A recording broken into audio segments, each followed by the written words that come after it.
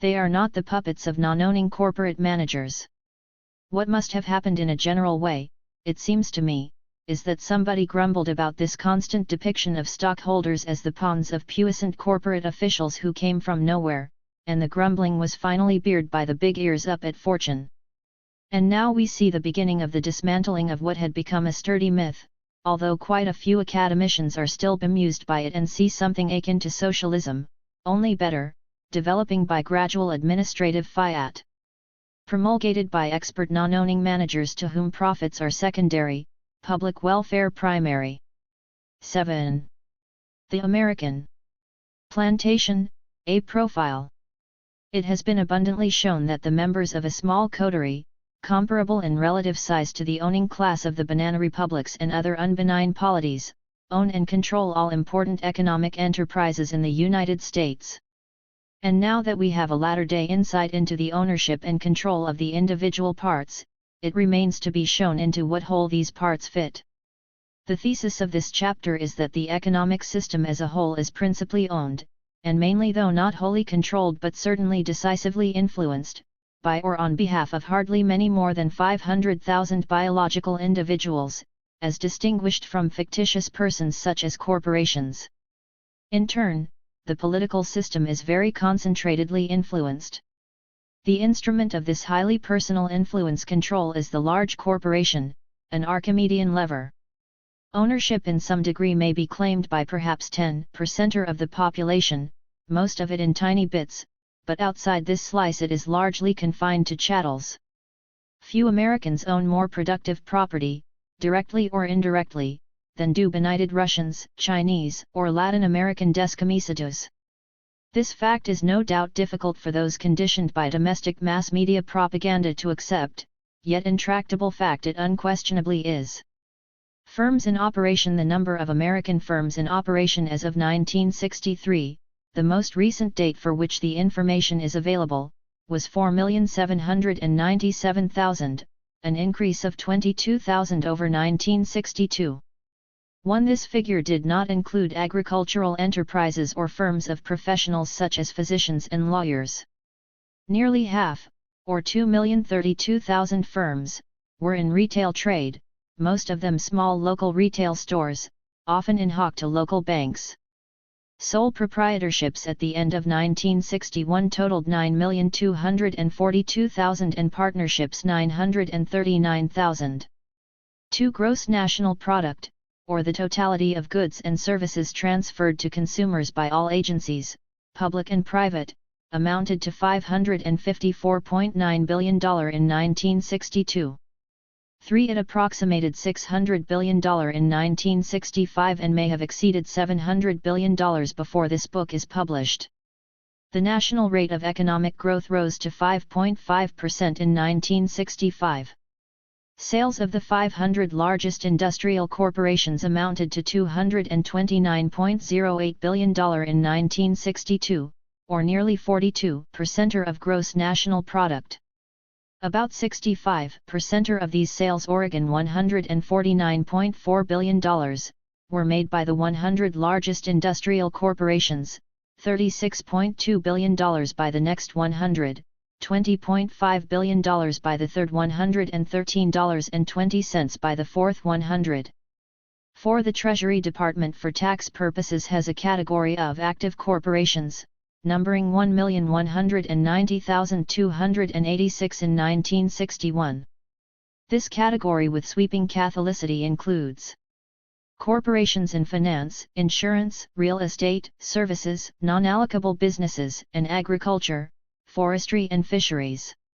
Excluding all such and retaining only the mining, construction, manufacturing, transportation, communication, electric, gas and wholesale as well as retail trade industries in order to obtain a category comparable with that of the big industrial enterprises we have been considering, we have 675,074 active industrial enterprises. 5. The total assets of all these 675,074 active industrial and trading enterprises were $561.778 billion in 1961-6 compared with total assets in the same year of $186.769 billion for the 500 largest industrial companies, $125.734 billion for the 100 largest. 7. In 1962 the assets of the 500 had risen by more than $10 billion. More than 30% of the industrial assets of the country, then, was confined to 500 of the largest companies. Actually, in 1961 companies with assets of $50 million and more among all active corporations, industrial and non-industrial, well above the range of small business, held the bulk of assets and most of the net income. The number of such companies was 2,632 or 0.2% out of the 1,190,286. The $50 million asset plus companies held $812.396 billion out of total corporate assets of $1,289.516 billion, or nearly 65%. Their net income was $30,027 billion out of $45,894 billion, or 66% of all corporate net income.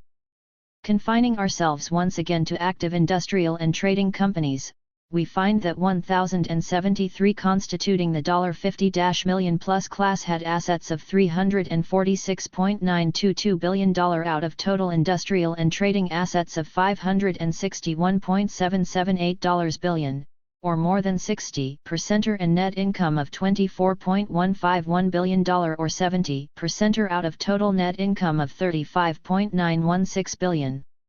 8. Again, one central corporation often owns many other large ones. The big corporations are not always detached entities. Summarizing, 2,632 active corporations or slightly more than 0.2% of all active corporations, almost always dominantly owned and controlled by less than 0.1% of their stockholders, held nearly 65% of all corporate assets for 1961 and got 66% of net corporate income. These 2,632 corporations were those with individual assets of $50 million or more. In the industrial trading category alone, less than 0.2%, 1,073 out of 684,075, of corporations, with assets of $50 million or more, held more than 60% of assets and derived 70% of net income. The vast number of enterprises below the $50 million asset class, and almost 60% of them had assets of less than $100,000, perform only a shrinking marginal amount of the business of the country. We can therefore with the utmost caution say that most of the productive activity of the United States is in the hands of a tiny number of very large corporations largely owned and completely dominated by a small coterie, almost a junta. This fact is shown, too, in the figure of $302.536 billion for total sales of the 1,073 largest industrial and trading corporations for 1961, which was nearly 60% of gross national product. 9. What have been cited are official government figures and as such may be suspect to some persons who profess deep distrust of all government activity. Let us, then, turn to strictly business sources. The 7,126 U.S. companies with more than 100 or more employees, 2.5% of the nation's 286,817 manufacturing corporations, account for 90% of total manufacturing assets and 83% of sales, says a widely circulated business directory in referring to 1961. 10. The nation's top 13 employers, firms with 100,000 or more workers, have assets of $37.9 billion, 15.3% of total U.S. manufacturing assets, and sales of $47.1 billion, 13.6% of total sales. No matter which source one turns to, the same prospect unfolds: intense concentration. Slightly more than 7,000 managements, often interlocked, account for 83% of all sales. Whoever owns and/or controls the large corporations, then, obviously owns and/or controls the lion's share of the productive system. We have already shown how untenable is the idea that such ownership is widely diffused among millions of small shareholders. The small shareholder in the United States stands in the same relative position to the large shareholder as the rank-and-file communist in Russia stands to the party leadership. Useful, he nevertheless need not be seriously consulted. He carries no more weight than the rank-and-file employee. Corporatively speaking, he is a non-entity, an unperson. The cannibalistic merger movement, the smaller enterprises, moreover, are being steadily squeezed out of business or absorbed by the giants, most of which became giants by the cannibalistic process. There have been 3 periods in this century marked by waves of American mergers: 1900 to 10, the 1920s and the years since World War II. From 1920 through 1929 there were 6,818 mergers, from 1930 through 1939 there were 2,264, from 1940 through 1949 there were 2,411, from 1950 through 1959 there were 4,089, and from 1960 through 1963 there were 1,978. In most cases larger companies absorbed smaller ones, in some cases many small companies were suddenly combined into large ones. 11. The word merger in actual practice almost invariably indicates that large companies are involved. It is rare for really small enterprises to figure in mergers. Thus in the decade 1951 to 61, of 3,736 mergers involving the 500 largest industrial and 50 largest merchandising firms, almost all the mergers there were the largest 100 industrial companies absorbed 884 firms, the next largest 100 absorbed 1,059, the third largest 100 took in 577, the fourth largest 100 absorbed 453 and the fifth largest 100 absorbed 431 firms. Among the merchandising companies the largest 50 took in 332 other companies. 12. In the years 1948 to 60, 33.4% of assets acquired by merger went to companies with assets of $50 million or more, and 34.3% of acquired assets went to companies with assets of $10 to $50 million. Assets acquired by companies with less than $1 million of assets amounted to only 1.6%. The same trend continued into the 1960s up through 1962, the latest date available. 13. Since then, the merger movement has taken a new spurt. The small enterprise, at least rhetorically beloved by many small-town congressmen, has also been steadily driven out of business by failure, a traditional hazard of genuine businessmen as distinct from corporate manipulators. In the period 1921 through 1935 there was a yearly average of more than 20,000 failures, excluding railroad bankruptcy proceedings, with aggregate liabilities averaging more than $500 million and average individual liabilities between $21,000 and $27,000. From 1936 through 1940 the yearly average was 12,064 and in the 1940s it was a little more than 5,000. But in the 1950s the figure started burgeoning again, from 8,058 in 1951 to 14,053 by 1959. In the 1960s it is exceeding 15,000 annually. Most of these failures are of very small firms. Only in 1961 did aggregate annual liabilities cross $1 billion, where it remained thereafter through 1963, our latest date. In no year has the average individual liability exceeded $100,000. 14. The figures tell little of blasted hopes in the uneven race toward business success. It is almost a cardinal rule that only small businesses go out of existence through bankruptcy. The word is encountered only academically on the higher corporate circuit. One of the effects of the propaganda about business success, propaganda based on a meager number of instances, is to encourage each year thousands of illusion-ridden citizens to jump into the business whirlpool. Unskilled in logical analysis, they optimistically accept the lopsided findings of Time, Fortune, and the Wall Street Journal as representative fact. All they accomplish in most cases, sooner or later, is to enrich with their small bankrolls the coffers of suppliers of business equipment, which is later knocked down to the highest bidder at bankruptcy auction sales. There is a thriving business in the United States dealing, year in and year out, with bankruptcy itself. By every known sign, entering into business for oneself in the United States is now, and always has been, a highly risky affair. Many are called, few are chosen. And most who remain in business do so on the thinnest of survival margins, constantly financed by short-term bank loans, the constant prey to recessions, regional strikes, or even vagaries of the weather.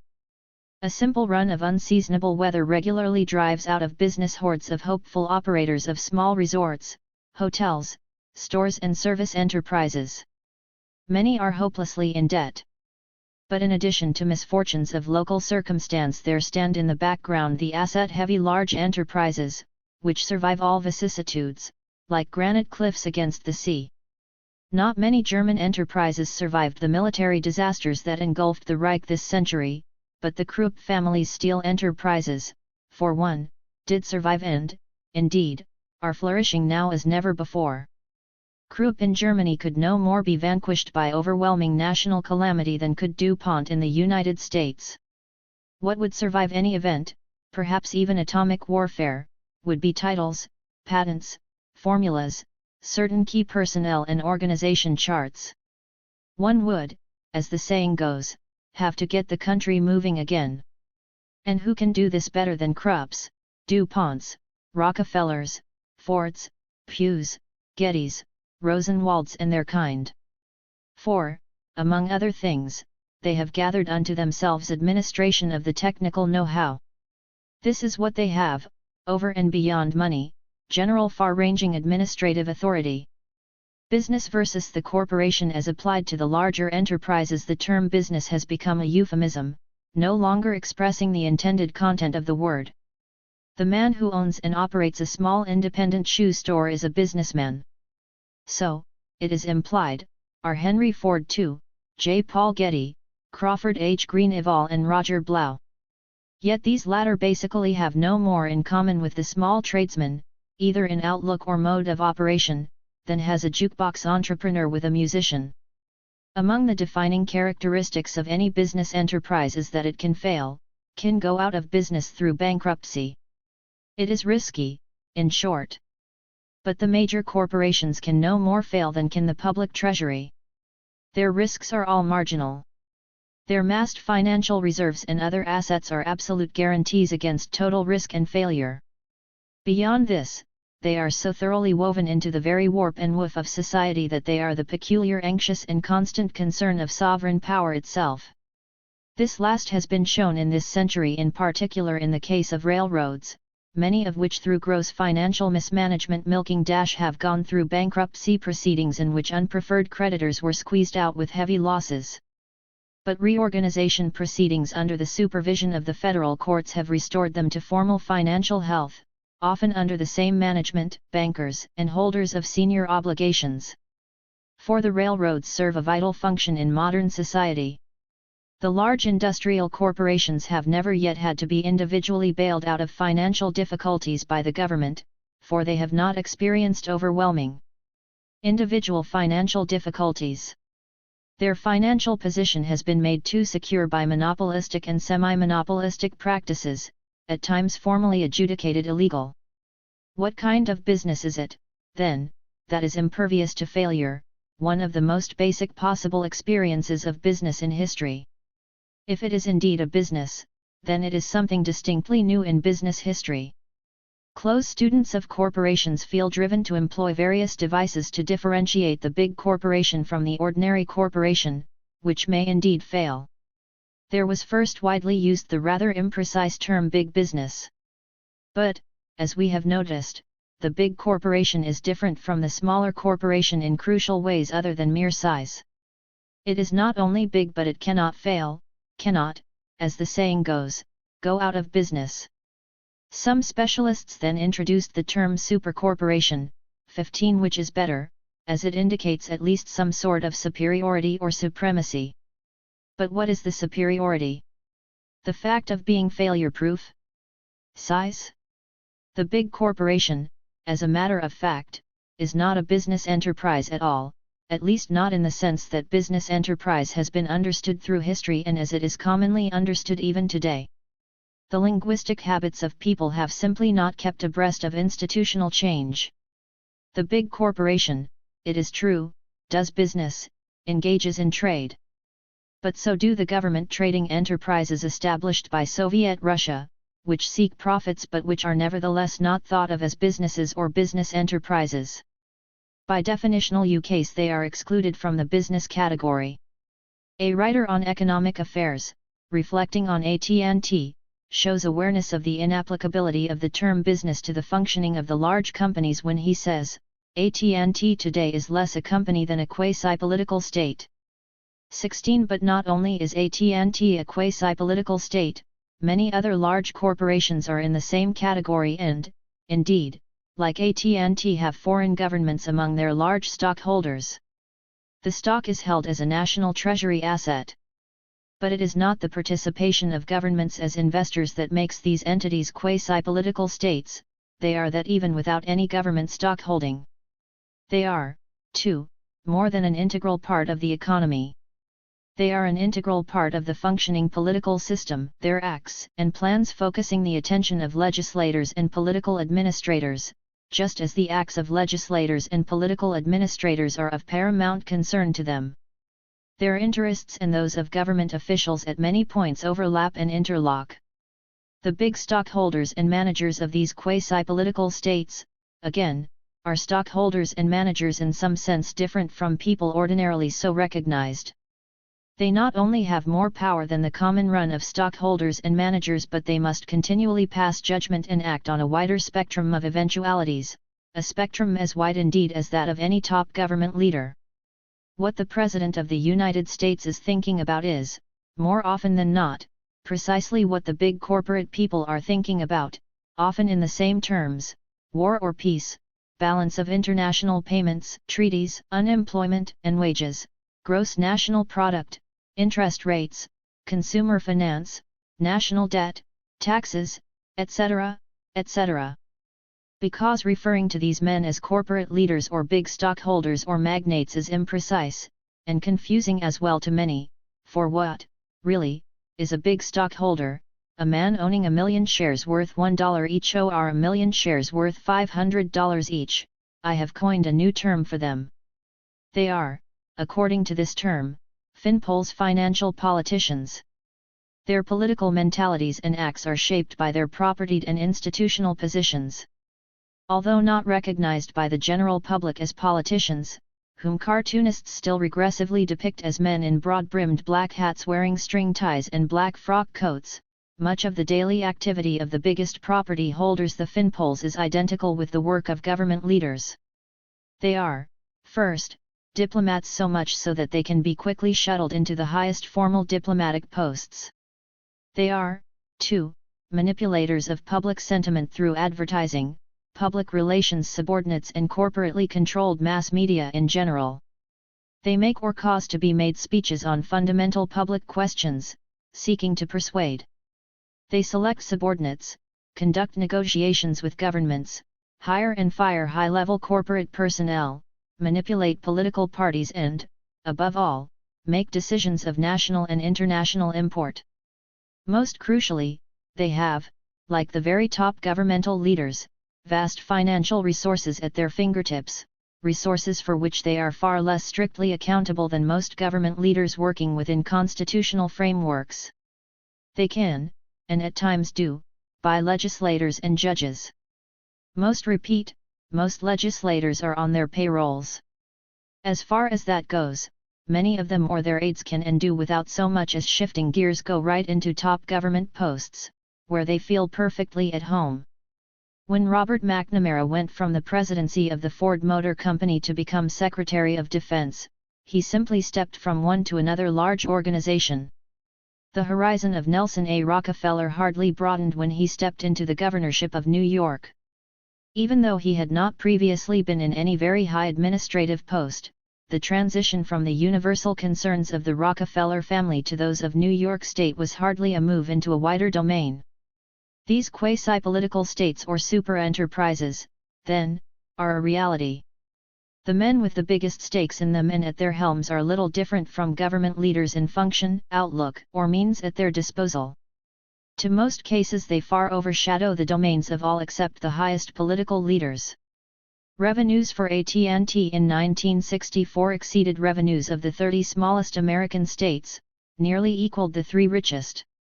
No governor of any American state presides over an enterprise nearly so vast, complicated or minutely far-reaching. No senator has in his jurisdiction any comparable domain. As Desmond Smith points out, the net income of AT&T's Bell Cistern, after taxes, is approximately equal to the national income of Sweden. Bring a few of the other large companies into a cluster and one sees how many other long-established nations they together exceed. France becomes a minor operation, comparatively. The big corporations account for most of the American gross national product itself, and most of the national income as well.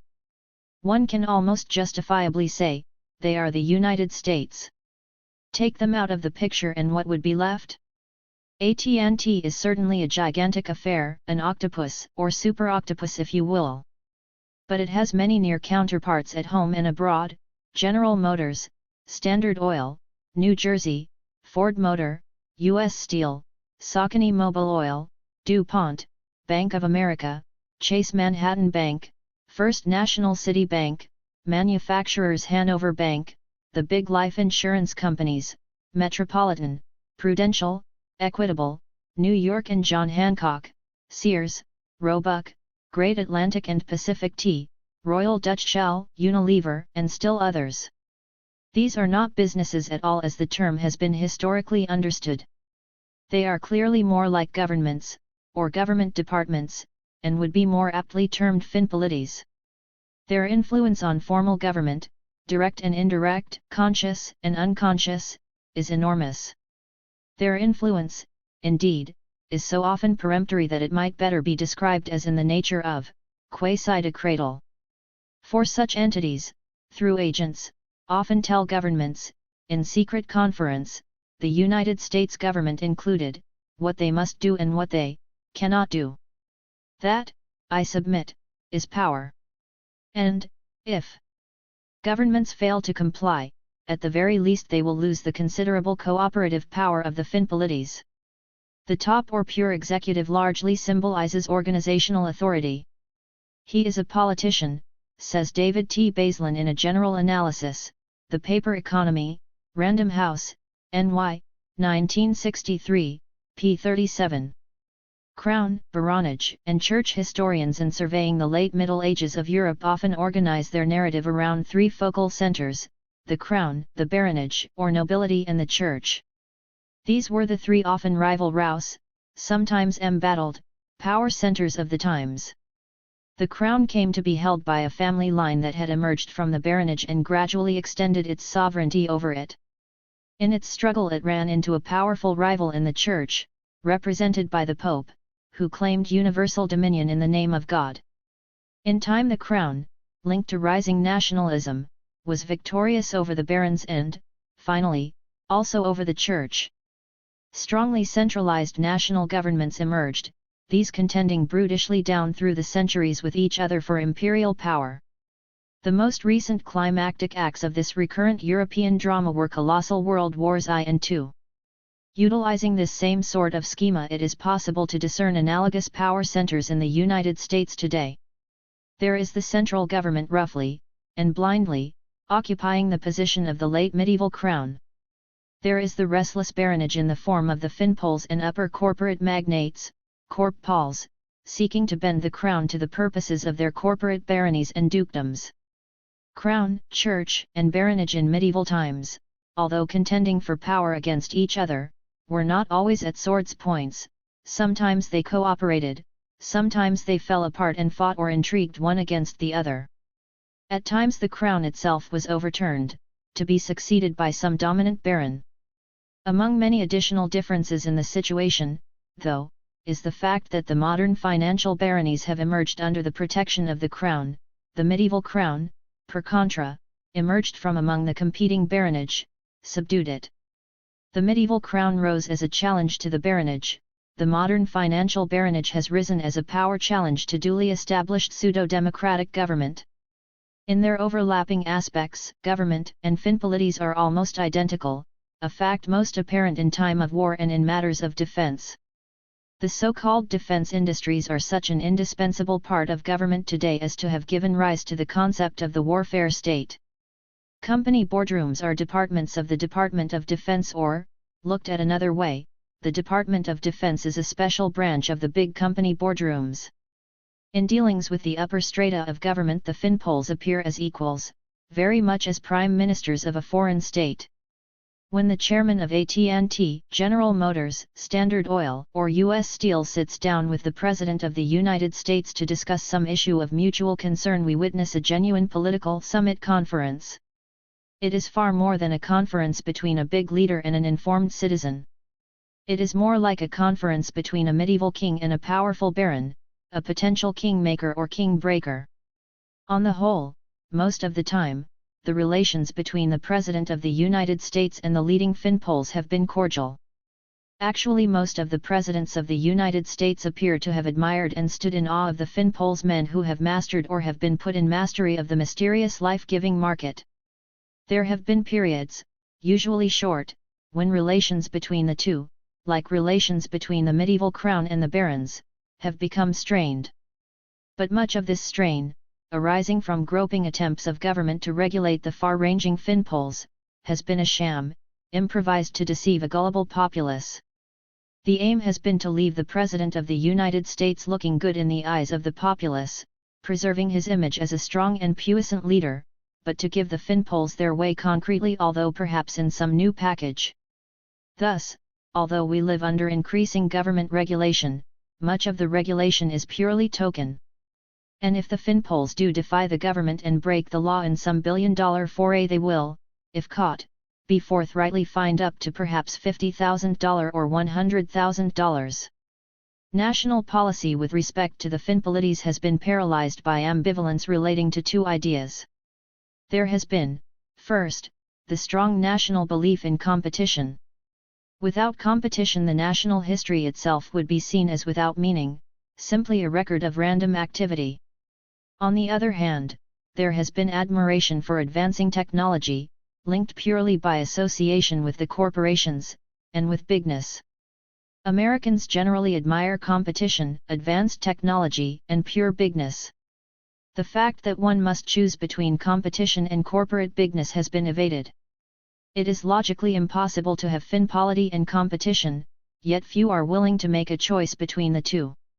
Bigness itself is no crime is a statement often made in classrooms and in writing by apologetic academicians with their eyes on the big corporations. And they are tautologically correct. Bigness cannot be a crime because it is a pure abstraction. But to be a big corporation, as we have seen, is almost always and invariably, as the fact happens to be an adjudicated criminal corporation. The proper reply to the professor who utters the empty truism is this: but bigness in a corporation always, as a factual matter, involves crime. Presidents McKinley, Theodore Roosevelt, Taft, Wilson, Harding, Coolidge, Hoover, and Eisenhower were deep in the confidence of the finpols and, despite harsh words at times purely for public consumption, got along very well with them. Theodore Roosevelt demagogically referred to them as malefactors of great wealth. But the finpols, always, despite harsh public language, managed to get their way, sooner or later. Corporate concentration, for example, continues apace despite the hullabaloo of antitrust. Where the desires of the finpols and the government became clearly divergent was in the 1930s, with the country beset by the deep crisis of unemployment initiated by the finpolities. The formula under which the finpols had prospered finally came apart, and government felt the need to improvise. There ensued a period of tension and genuine hostility between finpols and government, which was finally poulticed over by the advent of World War II, in which the finpols and finpolities were very much needed.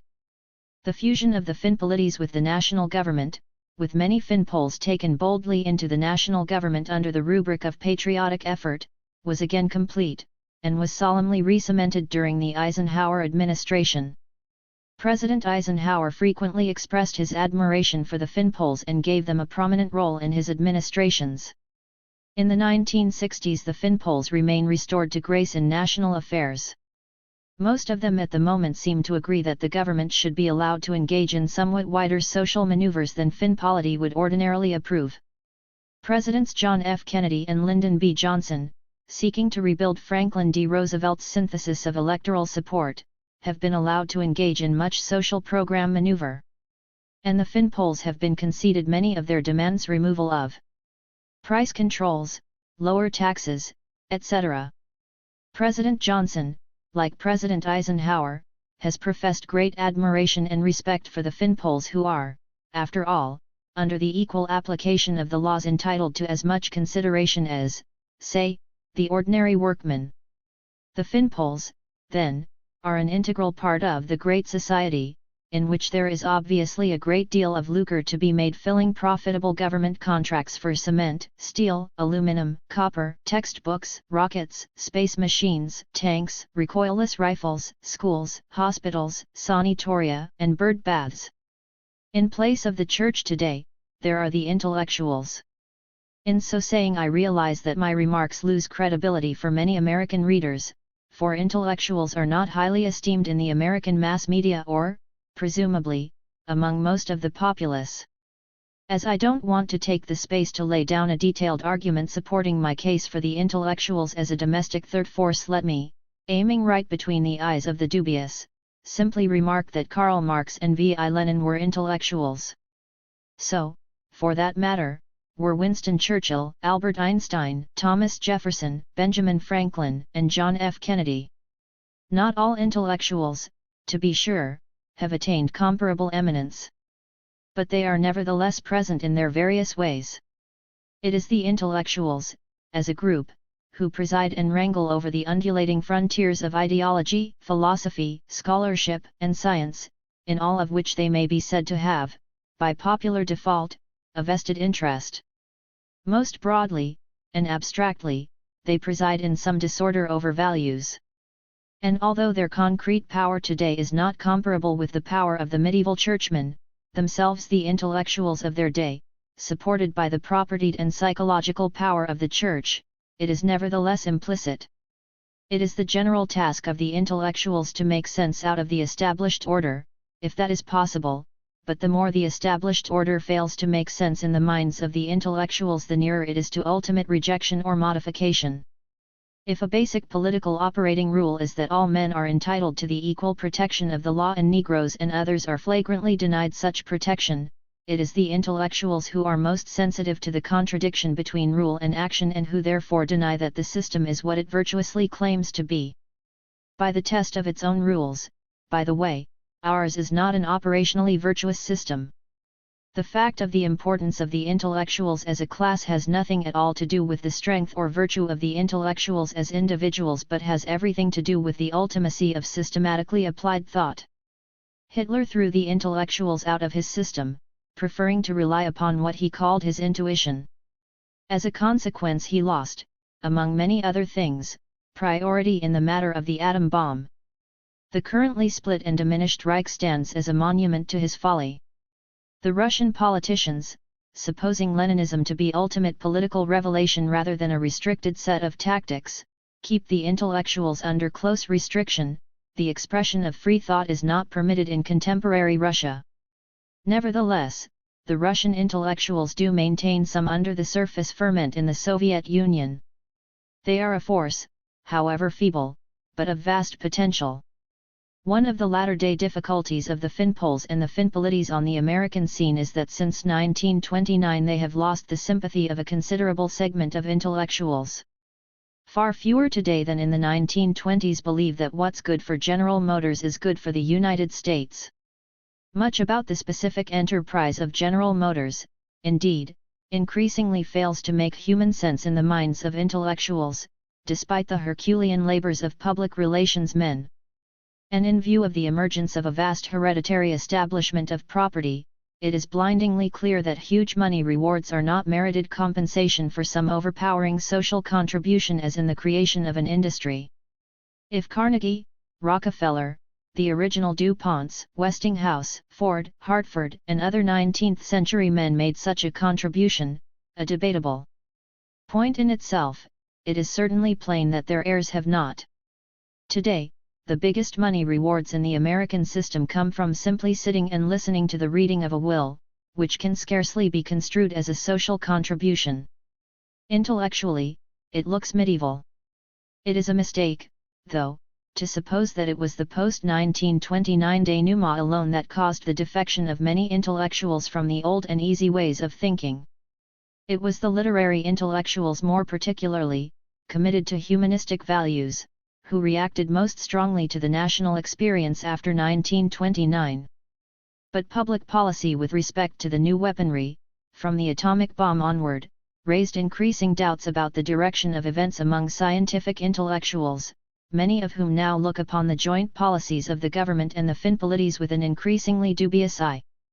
Yet it is the relations between the Finpoles and the Pubpoles or public politicians that occupy the foreground, with the intellectuals kept in enfeebled attendance under steady public disparagement as longhairs and impractical theorists rather than in forthright restriction as in Russia. Finpoles and Pubpoles are generally bedfellows, the latter probably the more ardent in the relationship, but increasingly there are signs of strain as the Pubpoles recognize, with some bewilderment, that in many ways their interests are incompatible. Can it be, they seem to ask themselves in dismay, that what is good for General Motors is not always good for the administration in Washington? What big business wants, in short, no longer always seems to harmonize with what the White House believes is required. The naive king, friend to all men, begins to feel that the barons are perhaps plotting against him. The divergence of interests, not wholly closed since it widened under Franklin D. Roosevelt in the 1930s, seems likely to grow wider in the course of world change. The Pubpoles, like the medieval kings, may be obliged to struggle against the baronage, a prospect few of them can relish in view of their not too secret admiration for them. But as interests diverge and strains grow greater, the central government, like the medieval crown, simply by reason of its wider responsibilities and inherent powers, seems bound to triumph, although by that time the central government may have been transformed into a more viable version of the corporate state than was ever seen in Italy and Germany prior to 1945. There is indeed a discernible swing towards such a corporate state, of which the Finpolites would be integral and guaranteed formal parts, with big ownership stakes assured under some saving, perhaps socialistic, formula, and most of the smart money would no doubt bet on its emergence. Yet, in the time remaining before its advent, will the intellectuals look upon its coming with favor? Informally, we are already well into the era of the corporate state, of which the warfare state is only a subdivision. Practically, it already exists as long as the Pubpoles find their interests running parallel with those of the Finpoles. A difficulty for the latter, though, is that the Pubpoles are sometimes obliged by the far-scattered facts confronting them to interpret the general situation differently, as President Kennedy did in the case of steel prices and as President Johnson did in the case of aluminum, copper, and steel prices. Although AT&T is a Finpolity, a vast dukedom little short of a full polity, the domain over which it presides is parochial in comparison with the relatively universal domain of the United States government. AT&T is, comparatively, narrowly specialized in its interests. And it is the narrow specialization of profit interests of all the Finpolites that, at times, makes their acts and policies inharmonious with those of the government of the United States, whose necessary task is to harmonize, at least roughly, a wide variety of foreign and domestic problems and interests. The government, often to its distaste, must deal with a far more complicated situation than any Finpolity deals with. Such being the case, there is always the potentiality of a clash, perhaps a serious clash between the central polity and all or some of the Finpolites. There can be no doubt which way the hand would go if all the chips were ever down. A question that arises at this point, unanswerable yet, is this: will the intellectuals be able to come forward with some solution or set of solutions more attractive than the looming and gradually emerging corporate state or ultimate Finpolity? Although the medieval crown won out in its struggle with the barons and the intellectuals of the day, when it attained its final victory it was by no means the same crown. It had been modified and battered in the struggle. For the intellectuals in the course of time caused it to be changed almost beyond recognition, most dramatically in the French Revolution. While much remains the same today, as the effort to re-establish something like the Holy Roman Empire in the guise of a united Europe, the content, the outlook, and the methods of the European governments are all different, largely owing to the efforts of the now secularized intellectuals. The slogan liberty, equality, and fraternity, which exploded the emotions of men, did not come from king, nobleman, soldier, peasant, or businessman. It, like modern science as a whole, came from the intellectuals. No suggestion is intended here that some sort of established script or historical cycle is being followed or even that the same sort of structure confronts us that confronted medieval Europe. It is only that the interactive, usually muted, tug-of-war among government, the big corporations and the intellectuals stirs memories and seems to be at least a dim replica of an earlier internal struggle. My own view is that although the big corporations and their dominant owners and managers, the Finpolites and the Finpoles, are still unquestionably powerful, they are in a long-term slipping position as far as ultimate general dominance is concerned. Too many counter-forces are emerging on the world scene.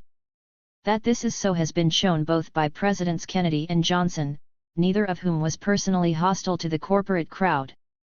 President Johnson has appeared to admire it as intensely as President Eisenhower and maintains close relations with it. Yet situations arose which showed that, when the chips were down, a president who knows his own mind and interests can and must quickly bring the Finpolites to heel. It has been demonstrated, in brief, that a political leader with a firm knowledge of the mechanics of government and the balance of forces in society can successfully assert the priority of the general interest over the special interests. Franklin D. Roosevelt did it most spectacularly, able as he was to act in the name of an unquestioned emergency.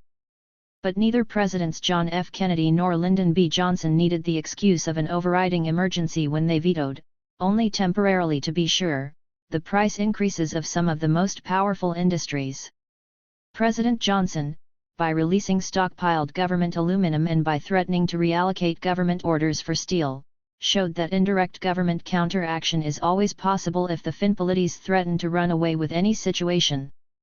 This fact was probably always known to dominant Republicans, for which reason they have shown such marked partiality for a long line of mediocre and subservient presidents from Grant to Hoover and Eisenhower. Not a single Republican president since Lincoln, nor most of the Democratic, causes the pulse of a reader of American history to quicken even slightly. When honest, they were dull and inactive. When energetic, like Theodore Roosevelt, they were fakers, and when stupid they were calamities. No historian of any standing among his peers would deny it. In a certain sense every big corporation is a hostage to presidential and even congressional ire, which alone explains the Republican partiality for figurehead presidents and congressmen of the worm's eye view like Dirksen, Halleck, Hickenlooper, Curtis, Mont, and Ruska. Any corporation can be investigated and, in fact, the entire community of wealth can be inquired into via officially mobilized scholarship as was shown in the temporary National Economic Committee's investigation. And all investigations disclose some state of affairs hitherto unsuspected and deplored by the more intelligent segment of the populace, leading to cries for change. Trend toward multi-Finpolity. The Finpolites, in any event, are much more than merely large corporations. Indeed, even in their purely functional aspects they are not simply what the public thinks them to be. AT&T, the man in the street supposes, is devoted to telephony, General Motors to making automobiles, Sears, Roebuck to merchandising, Great Atlantic and Pacific Tea to distributing groceries. All true. But these companies, and others, do much more, and the trend of each corporation now is to become a general enterprise engaging in any and every sort of activity that is profitable, related, or not to its original line. Let us examine a few of these multifaceted corporations, or multi-Finpolites, from among the largest corporations, taking as our model one from real life. What happens, let us first ask, if a big corporation loses its customers, its raison d'être, as the old-time wagon-making companies lost their customers with the advent of the automobile? Does it then go out of business? As many cases attest, the answer is no. As a huge financial reservoir, it merely enters into one or many other businesses, provided they seem potentially profitable. They do this, too, if their original business enters upon a prolonged downtrend. The big corporations, in short, are protean. As good an example among many is International Telephone and Telegraph Corporation, the world's 10th biggest industrial employer with 195,000 workers in 55 countries, and the 35th largest American company asset-wise. Its name suggests it to be devoted to international telegraphy and telephony, but such is not at all the case. For as the Wall Street Journal justly remarked, it sometimes seems no more than a scavenger-like monster, madly grabbing up everything in sight, always ready to strike again. 17. It is difficult to tell precisely what business IT&T is really in aside from the business of making money. In this respect it is like a bank, and all the big corporations are, bank-like, large pools of capital. What they produce, aside from profits, is secondary. And if what they produce does not bring in profits, they simply switch to producing something else. Nearly all are holding companies, not operating companies as commonly supposed.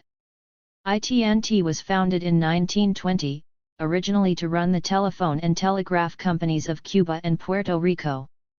It expanded into other countries, Spain, Belgium, Romania, Australia, Latin America, the Philippines, etc. It also built up a manufacturing arm second in its field only to Western Electric. But international political upheavals and wars deprived it of much of its operating territory. IT&T was quite literally forced out of business in many places. After World War II it took a new lease on life and became a general holding company for all manner of enterprises. As its president told the Wall Street Journal, its criteria for buying a company are only two: the company should be growing faster than ITT. And it should have plenty of room to grow as the industry it is in grows.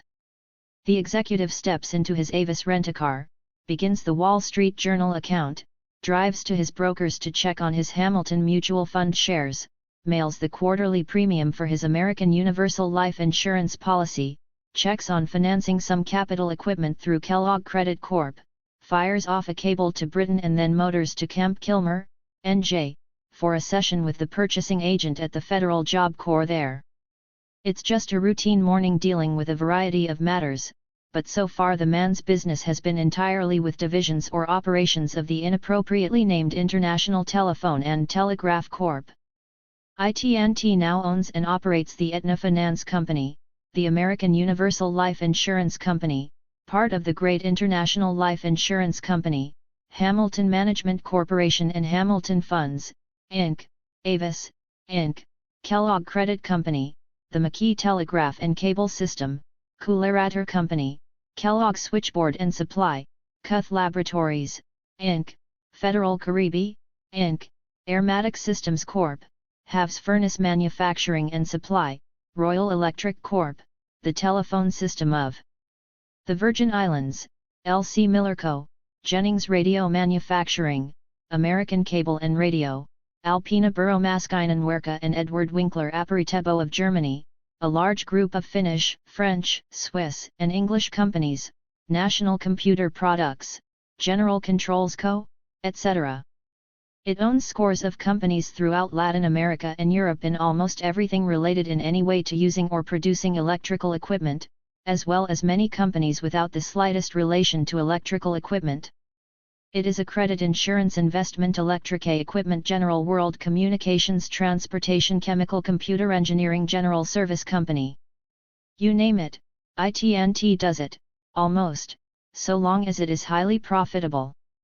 An extreme case, it will be said, but far less extreme than one might suppose. IT&T is more like a standard model of the emerging protean fin polity. AT&T itself is not radically different. General Motors makes automobiles at home and abroad.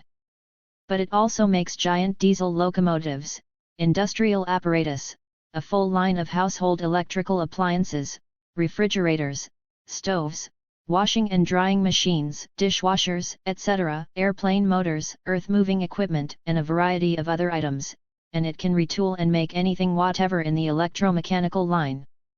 As easily as not, it could make airplanes, intercontinental missiles, submarines, or spaceships. Whatever it does not make because it doesn't want to. Thus far its automobile line is its main source of profit. Ford Motor is similarly in the household appliance field and heavily committed to electronics, including TV sets. Both own an assortment of underlying material supplying companies. Both are really multifaceted states, and with their credit companies and dealership franchise arms are not very different from IT&T. The diversified mixture of products of each was achieved by combining many different existing companies, as IT&T has done in a broader spectrum. In the case of some companies the product mixture has come about gradually. In the case of others the decision to diversify has come suddenly, as though recognizing an opportunity that others stumbled upon earlier. Companies suddenly and radically shift their operating emphases, always in quest of maximum return on capital. Thus, W.R. Grace & Company, 85th in corporate size, originally operated ships to Latin America, the Grace Line, but more recently has diversified its activities so that it is now a big chemical and fertilizer producer, banker, Latin American manufacturer, exporter-importer, and oil company. This former ship operator and banker now derives 65% of its sales and 66% of its pre-tax earnings from its chemical division. As in the case of IT&T, we may ask of W.R. Grace, what, really, is its business?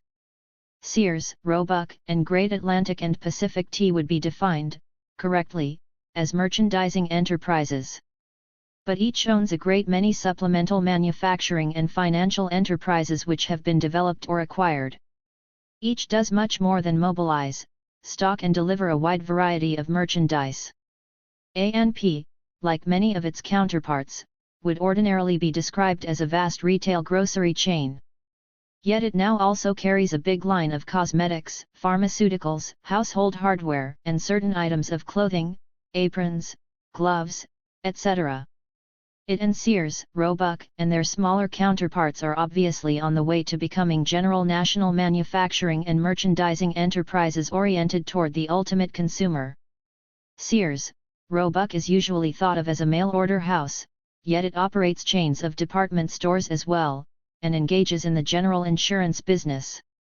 In many phases it is a manufacturer. Both are giant transport companies. What is DuPont? A big chemical combine, it will be said. But it is also a big manufacturer of synthetic textiles, paints, and explosives. It can build, and has built, nuclear energy plants. It could just as easily build cities.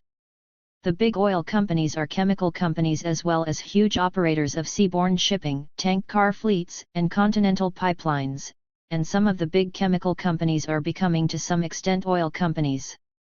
What is Tennessee Gas Transmission? A transmitter of natural gas, of course, but it is also a huge chemical, petroleum, and fertilizer enterprise as well as other things. The trend among all the big companies is increasingly toward non-specialization and to the merging of seemingly incompatible enterprises, as when Columbia Broadcasting acquires the New York Yankees baseball club and IT&T acquires American Broadcasting. Radio Corporation and other electronic firms acquire big book publishers with a view to gaining literary and educational properties. Many big newspaper enterprises also publish books, magazines, and operate TV and radio stations, pulp and paper mills, deep water ships, etc. AT&T itself, publicly looked upon as the telephone company, operating about 85% of the nation's telephones, long owned 99.8% of Western Electric, manufacturer of telephones, switchboards and a wide array of electrical apparatus. AT&T is also heavily committed to research and holds patents relating to the whole electronic field, including computers. It is deep in the satellite enterprise. What all the expansion reflects is, investment of earnings not paid out.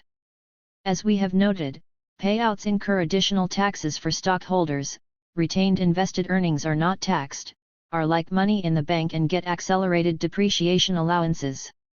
As there are not sufficient opportunities at home, the companies are now acquiring foreign enterprises at a great rate in France, Germany, Belgium, Switzerland, Japan, everywhere, and since World War II have invested abroad about $40 billion. Ownership is preferred over income. The cases cited are not at all untypical. One could go on for a long time detailing odd combinations of corporate activity. Thus, Hunt Foods and Industries, Inc., originally the Ohio Match Company, in addition to making and marketing a broad line of food products, operates companies in lumber, glass, aluminum, real estate, chemicals, glass and metal containers, gin, paints, varnishes, wallpaper, floor coverings and so on. It has a line of big corporate investments that is every bit as odd as the IT&T labyrinth. It is, first, the largest stockholder in Wheeling Steel, with 8.8%. It owns 22.7% of Canada Dry and 35.8% of the McCall Corporation, publisher of McCall's Magazine, Red Book, Blue Book, and the Saturday Review. It has a 4.5% interest in ABC Paramount, giving it a foothold in filmmaking, radio and television broadcasting. Let us take a more sober-seeming company, the Mississippi River Fuel Corporation, originally formed to transport natural gas by pipeline from Louisiana to St. Louis. There was first formed the Mississippi River Corporation to exchange stock with it, and this company now owns 94.2% of the Mississippi Transmission Corporation, 100% of several cement companies and 58% of the Class A stock of the Big Missouri Pacific Railroad. As the change in its name suggests, it is apparently going to concern itself with everything in the Mississippi Valley, perhaps the valley as a whole. The Illinois Central Railroad may become its rival, might even merge with it. For the railroad has caused to be formed Illinois Central Industries, Inc., with which it exchanged 95% of its stock, and Illinois Central Industries has already acquired a big electrical equipment maker. As its name suggests, it is ready to operate anything along its right-of-way from Chicago to Florida and the Gulf of Mexico. Operating companies become holding companies, and some of the holding companies become general investment companies such as Adams Express Company, until 1918 a leading express and money order house that sold out its business to American Express and transformed itself into a closed-end investment trust. The chief difference between a standard investment trust and a heterogeneous holding company is that the latter holds a dominant to 100% interest in companies Indiana which it plays a directorial role. The investment trust has only a fractional position in each company and is not involved in the management. The investment trust is a pure rentier. The time, then, is near at hand when a company's name will give no clue at all to its line of business apart from the business of making money. Studying the reasons for the crazy quilt expansion, the Federal Trade Commission in 1955 noted them as follows: building new capacity adds to existing capacity and intensifies competition, but by buying, a manufacturer acquires additional capacity without adding to total capacity and may also reduce some external competition. These competitive considerations are especially important if he is diversifying into products new to him, but in the production of which others are well established.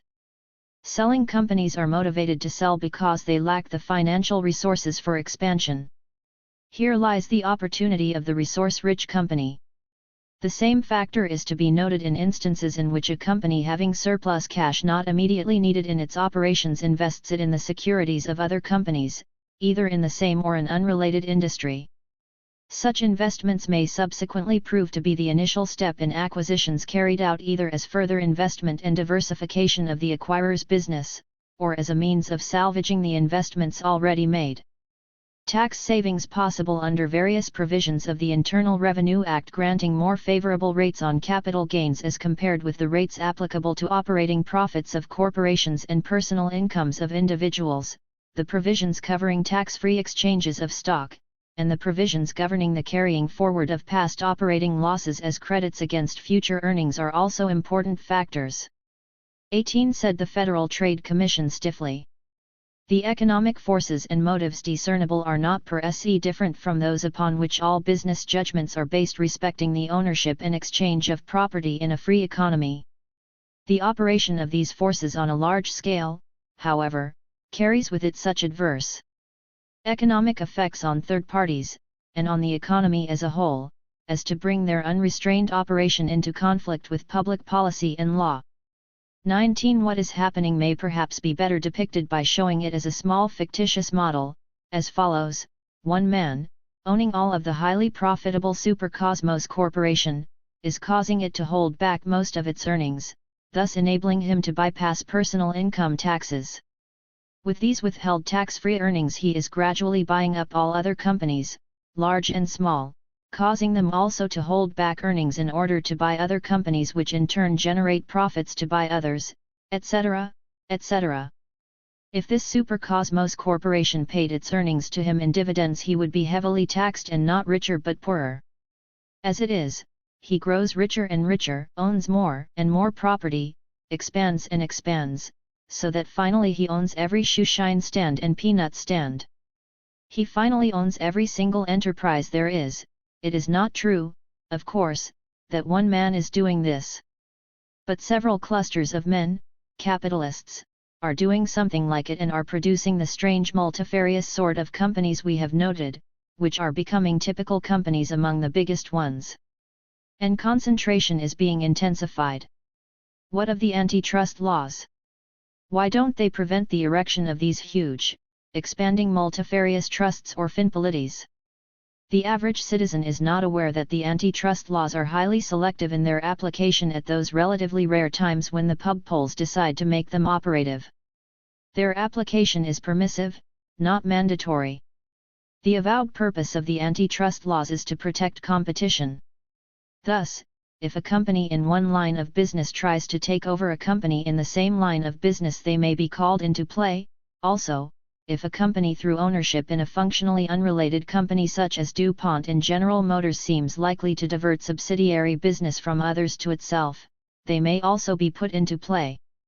As it is said, the antitrust laws forbid only horizontal mergers or horizontal restraint of trade. Under those laws General Motors could not acquire Ford Motor or vice versa. But other kinds of mergers are not forbidden. There are possible, for example, vertical mergers. Here a manufacturing company may acquire suppliers, all the way back to the mine or field, or may acquire distributors to the retail market. This does not appear to be illegal unless competition is directly affected with someone in the same line of endeavor. Actually, the company that engages in vertical mergers, far from ending competition, is externally intensifying it, forcing others to do likewise or to fall behind in the blind race for dominion. There are, too, circular mergers, in which a company acquires a good many companies, neither in exactly the same line of business, but the whole tending to come back into a closed circle so that all these companies only or largely do business with and for each other, excluding others from the magic circle. Such a combination might well come under fire of the antitrust laws, particularly if the White House occupant decided to parade his muscle. There are, finally, these latter-day heterogeneous mergers and acquisitions we have discussed and in which the large companies now so largely figure. The antitrust laws do not apply against them because the various acquisitions are not in directly competing lines. A ship company that acquires chemical companies, an automobile company that acquires a household appliance maker or a telegraph company that acquires insurance companies does not appear to have acquired any of its competitors. But in a very real sense basic competition is diminished.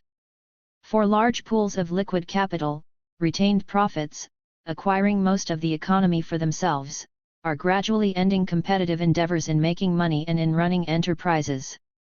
As far as economic creativity is concerned, competition has been stifled at its very roots. Most of the population is in the process reduced to the passive status of the Russian and Chinese populations, but by different means. The antitrust laws, as Justice Oliver Wendell Holmes noted, are a joke.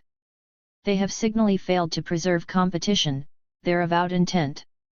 While the economists go about vainly seeking perfect monopoly, a single company in a single industry making a single item, and debate among themselves the semantic differences of oligopoly, monopoly, and price leadership, we see around us a rising and all-embracing financial monopoly, quasi-monopoly or semi-oligopoly.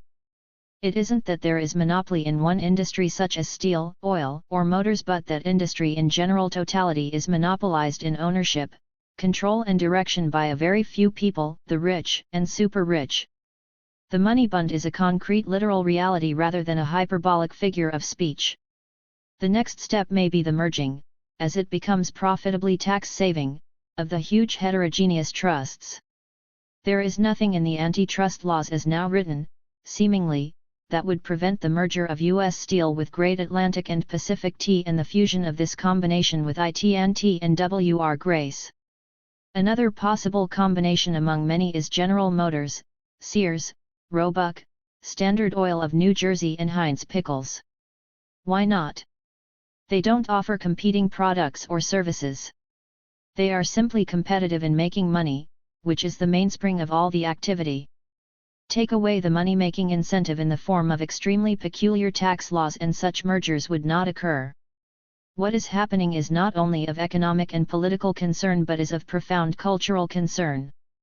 Under the system of many competing enterprises, each independent of the other, independent and candid voices were encouraged.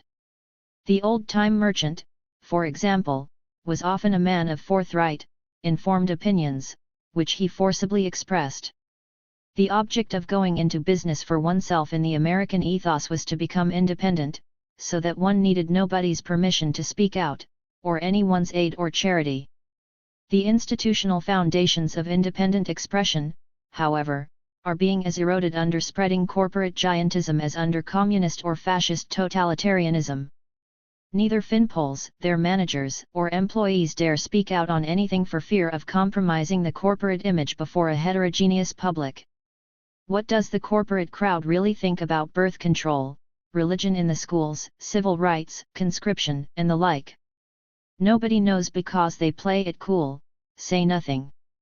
The mass media under their control are similarly non-communicative, carrying water on both shoulders, reflecting the world as an entertaining circus of clowns, idiots, heroes, villains and random events. The growing corporate philistinism spreads slowly over the seats of learning. To what extent can an employee of any one of the multiple parts of the corporate octopi commit himself on public questions? As a middle-range executive of the Supercosmos Corporation, to what extent can he express himself on, say, traditional versus progressive education? If he manages to make himself effectively heard on either side, he is sure to make a large emotion-ridden crowd angry. Indeed, the more effectively he speaks on any aspect of a topic, the angrier they get. They send letters to the management of the company, threatening to raise a boycott against its many branches, subsidiaries, affiliates, and coordinates. But rarely do matters go this far. If they do, the offending middle-range executive is told to lay off, forget about different approaches to education, stick to business. As nearly everybody works for one or the other of these finpolities, nearly everybody is reduced to mouthing mild banalities if called upon to speak at all. Everybody toes the approved corporate line, designed to avoid making anybody angry about anything. Don't be a troublemaker, is the operational motto. Meanwhile, the world itself poses more and more difficulties. As for politics, leave that to the pub poles and their minions. As General Motors goes, so goes the nation.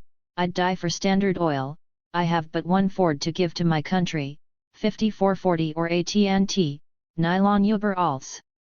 Independent merchants and lawyers, once noted for their forthright views on public affairs, spoke out as the occasion seemed to require.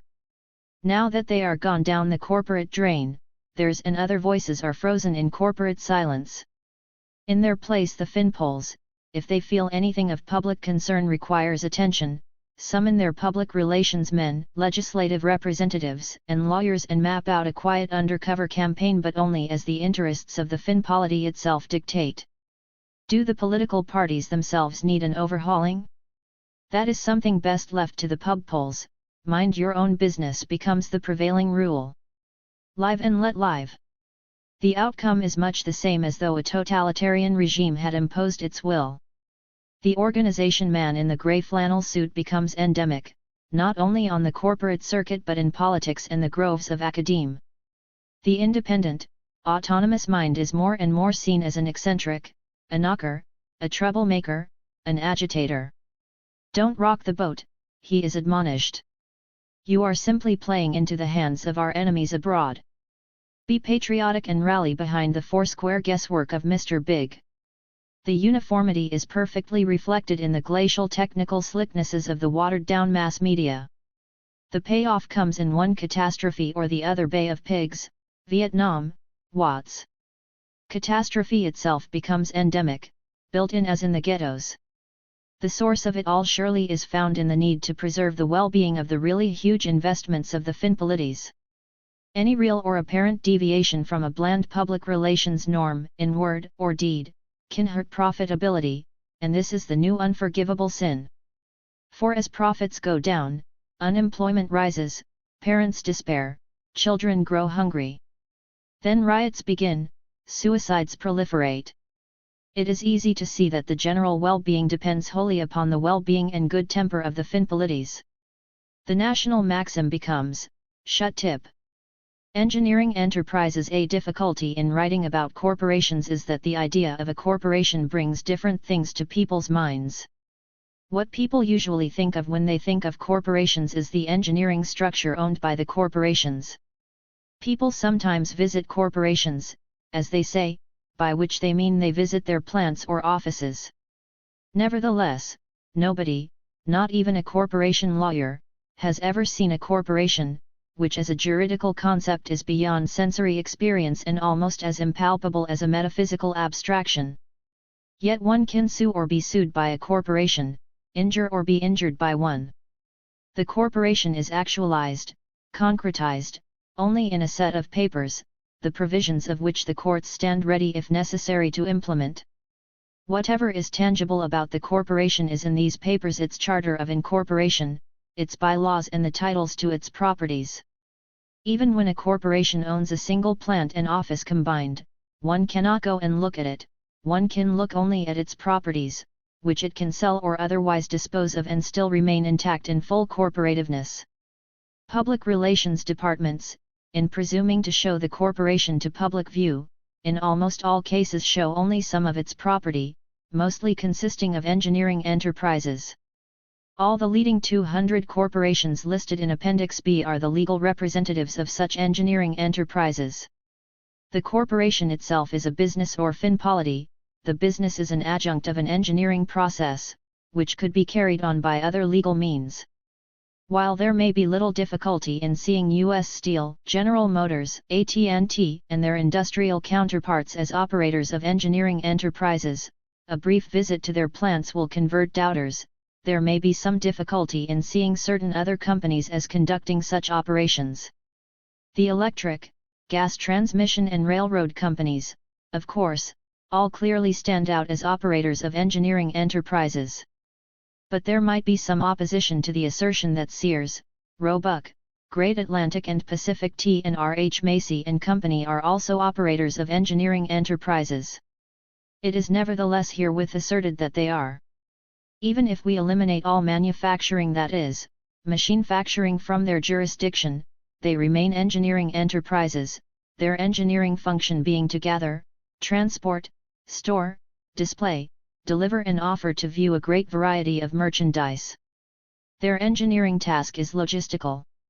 Of course, if anybody wishes to deny that R.H. Macy and Company is engaged in engineering, we need not worry, one either sees the point or not. But it cannot be rationally denied that all the so-called industrial and public utility companies are engaged in pure engineering as well as in trade for profit.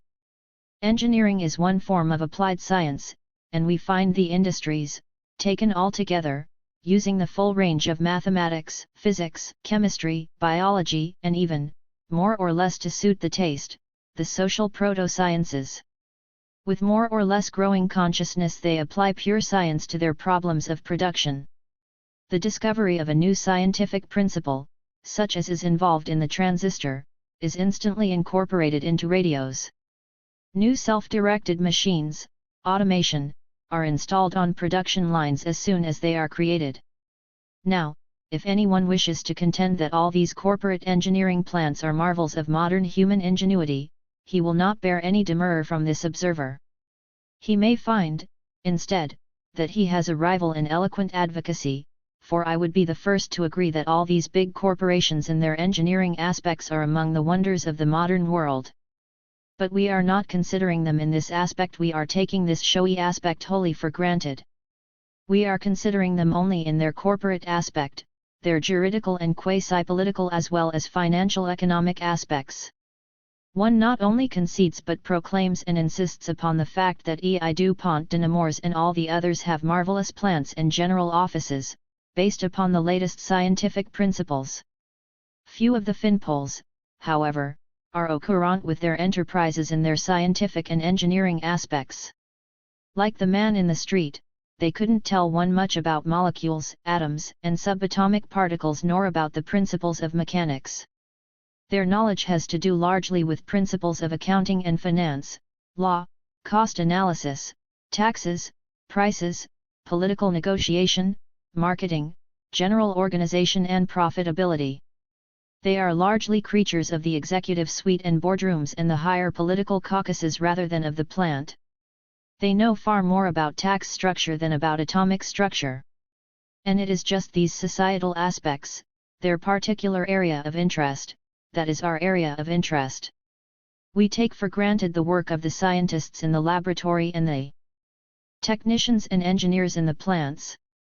They have those, too, in Soviet Russia and Communist China where, however, they do not have finpoles. Portent of good or evil, depending upon one's point of view, it is nevertheless a differentiating descriptive fact. What most basically confronts us is not only different legal systems but different types of legal systems. The finpoles and finpolities have come into historic view, chiefly with the aid of modern technology which they neither invented nor developed. In our sort of political system they constitute our problem, if problem they are, and this problem is in the truest sense political rather than economic or technical.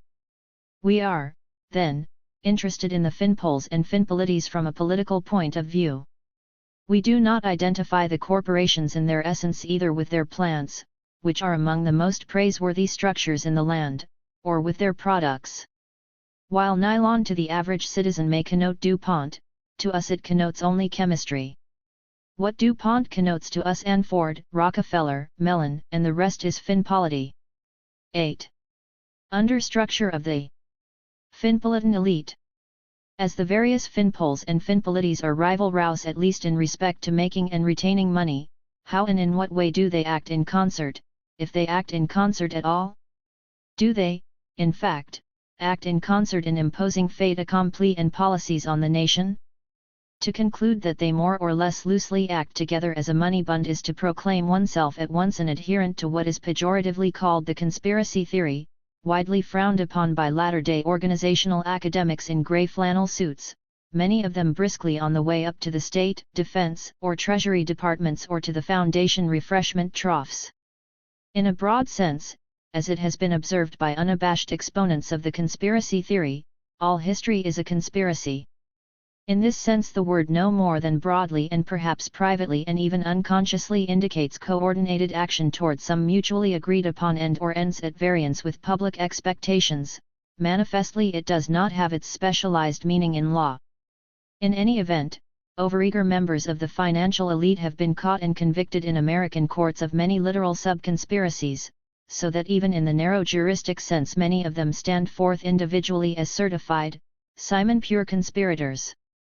Consequently, even if there is not a single all-embracing conspiracy in juristic terms, it is a fact that there are and have been hundreds of adjudicated single conspiracies.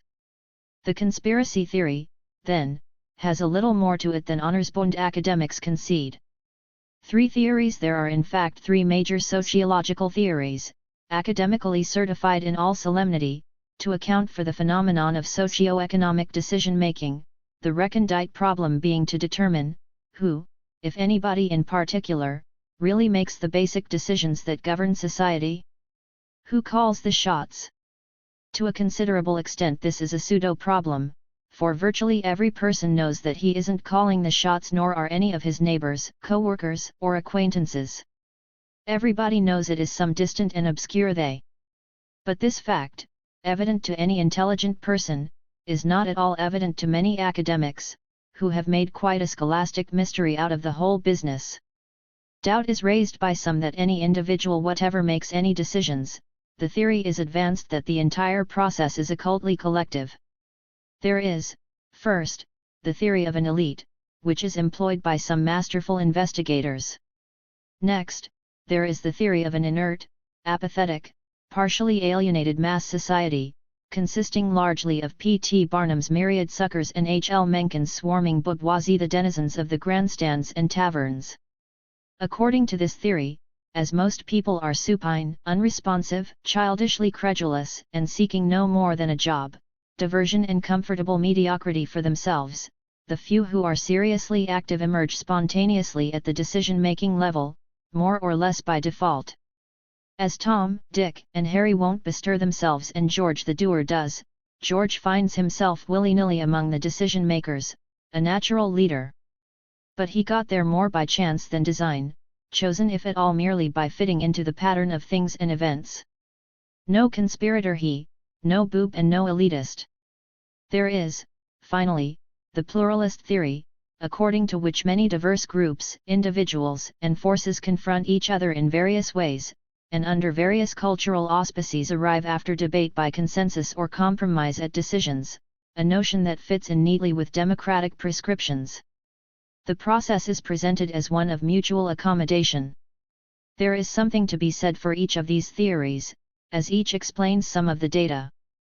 Obviously a single synthesizing theory would be preferable.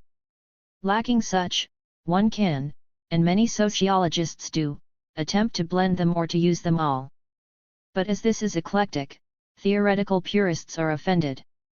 The world, however, even the small world of society, is more complex than any all-embracing theory about it.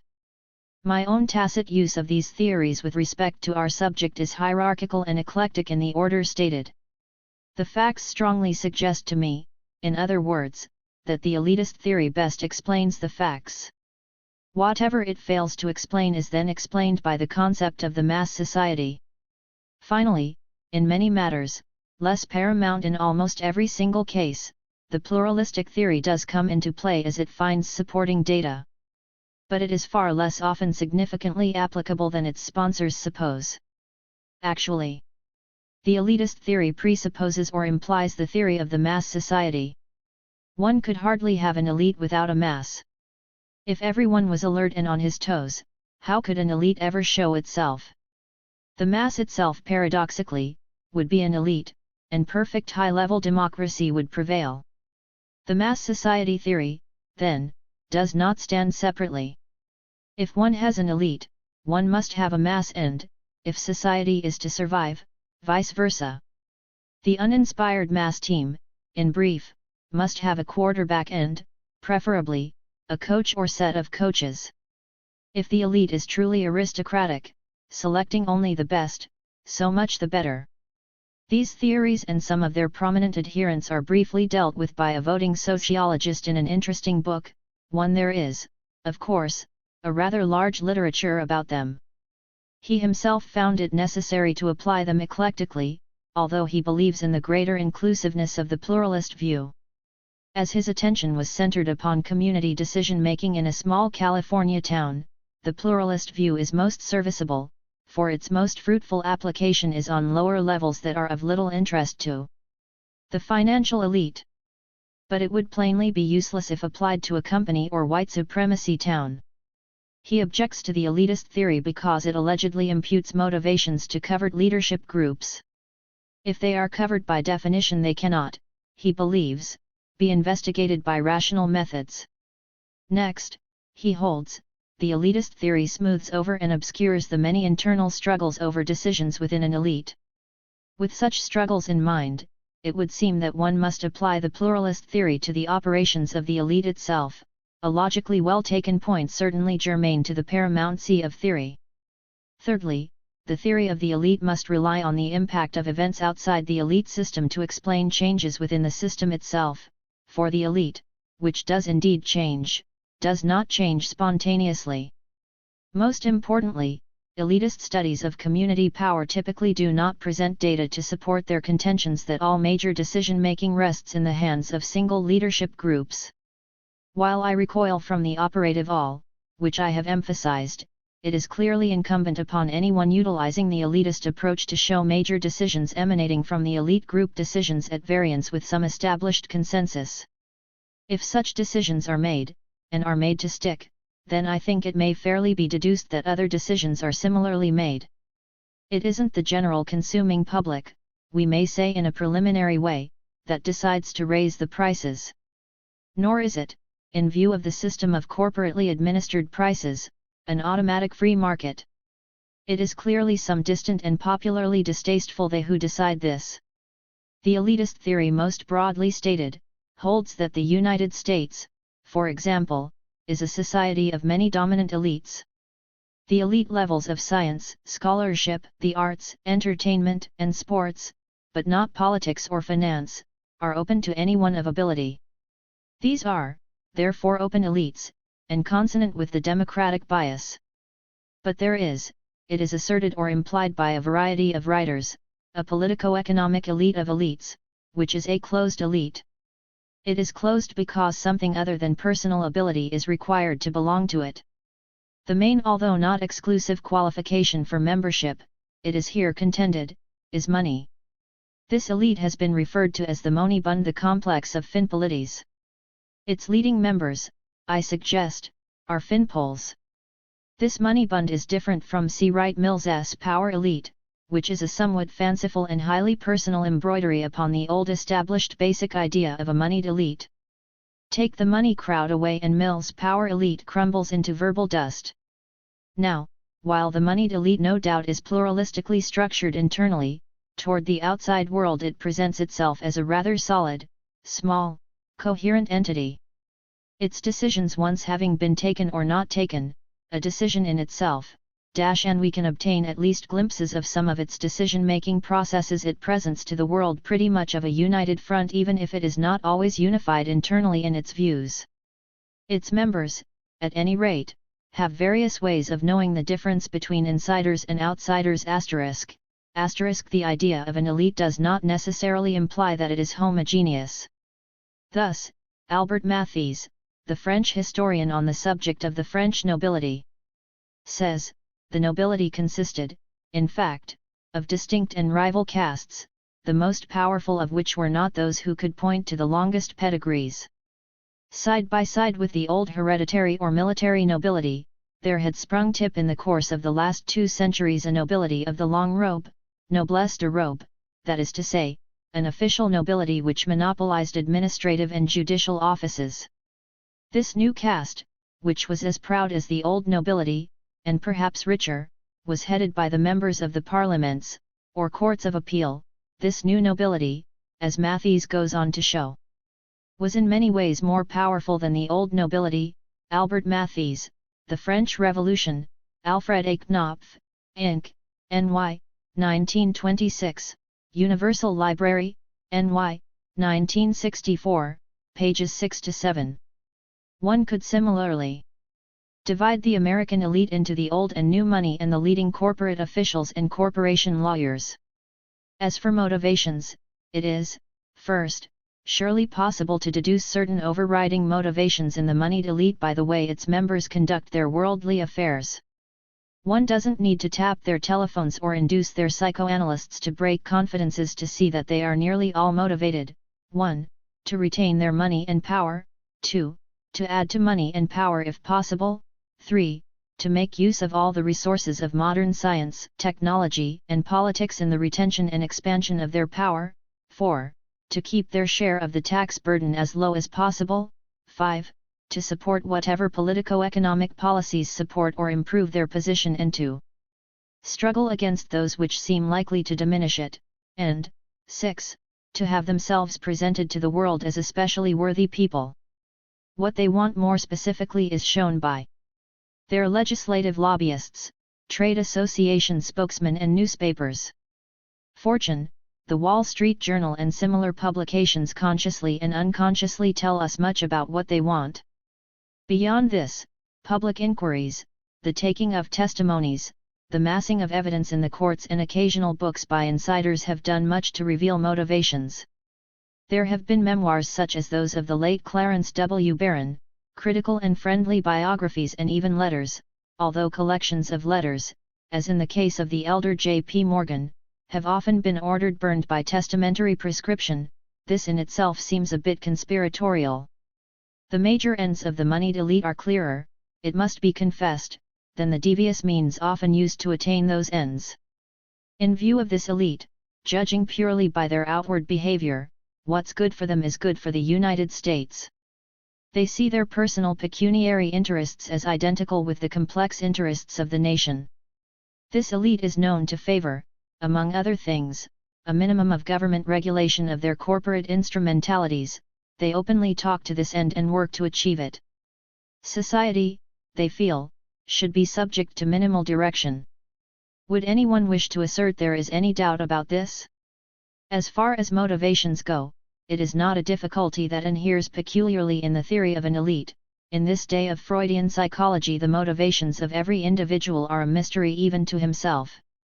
What are the motivations of participants in a pluralist decision-making process? If it is said, how can we know what the elite is up to and why?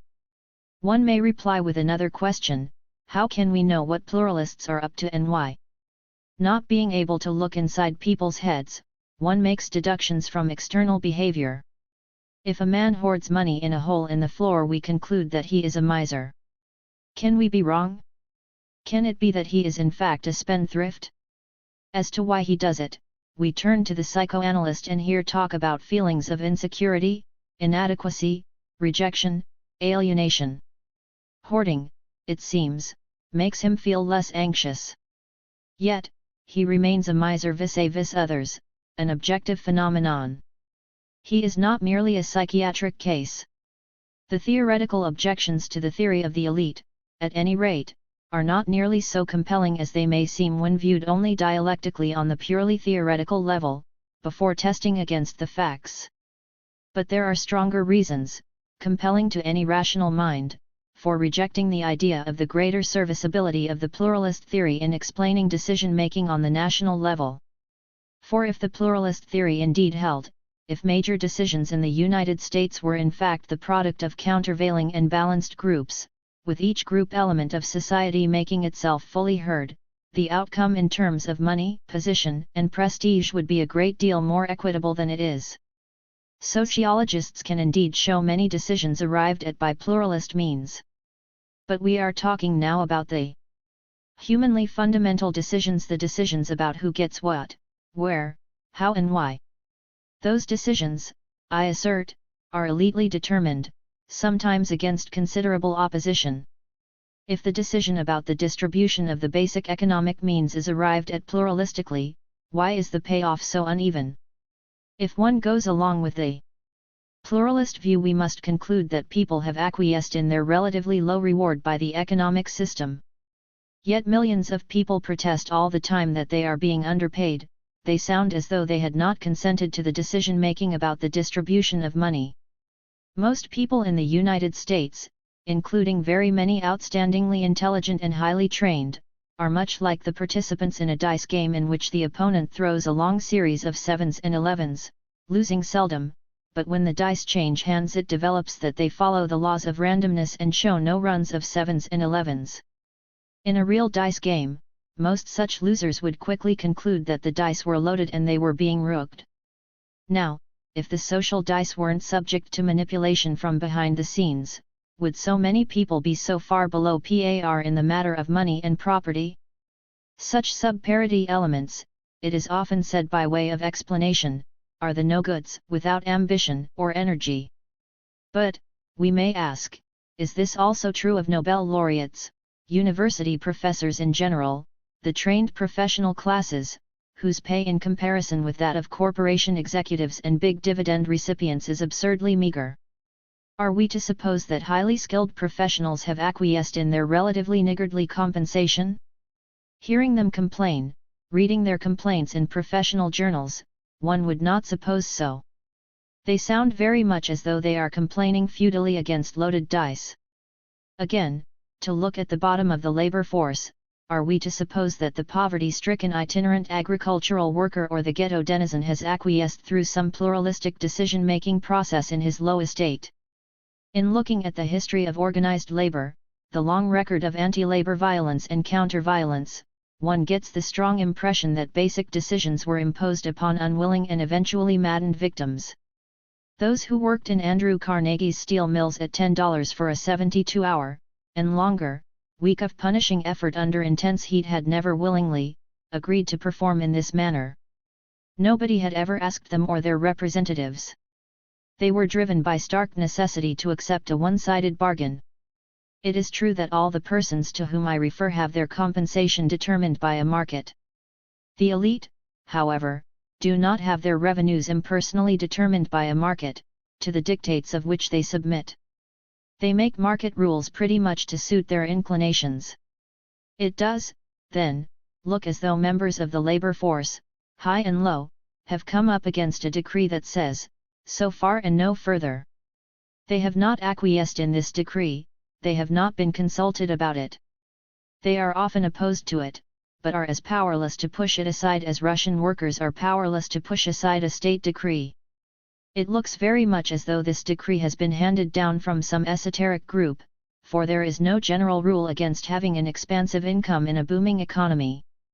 In any play against the socio-economic elite of Finpoles with a view to participating in its inner decisions, few indeed, none of the members of the various open elites find they can make it.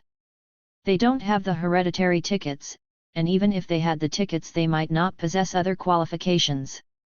What, precisely, is the understructure of the top elite of Finpolity? Intermarriage of the elite largely headquartered in the East.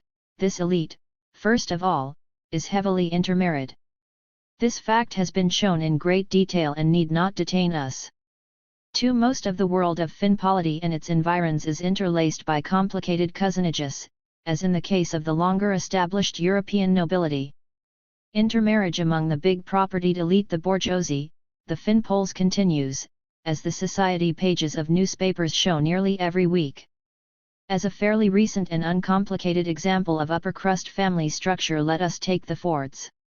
Edsel, the only child of grassroots Henry, had 4 children. Henry Ford II, one of Edsel's 3 sons, married Anne MacDonald, a Catholic socialite by whom he had 3 children. His daughter Charlotte, 24, in 1965 married the off-the-beach Greek shipping magnate Stavros Spiros Niarchos, 56, reputed to be worth a minimal $260 million.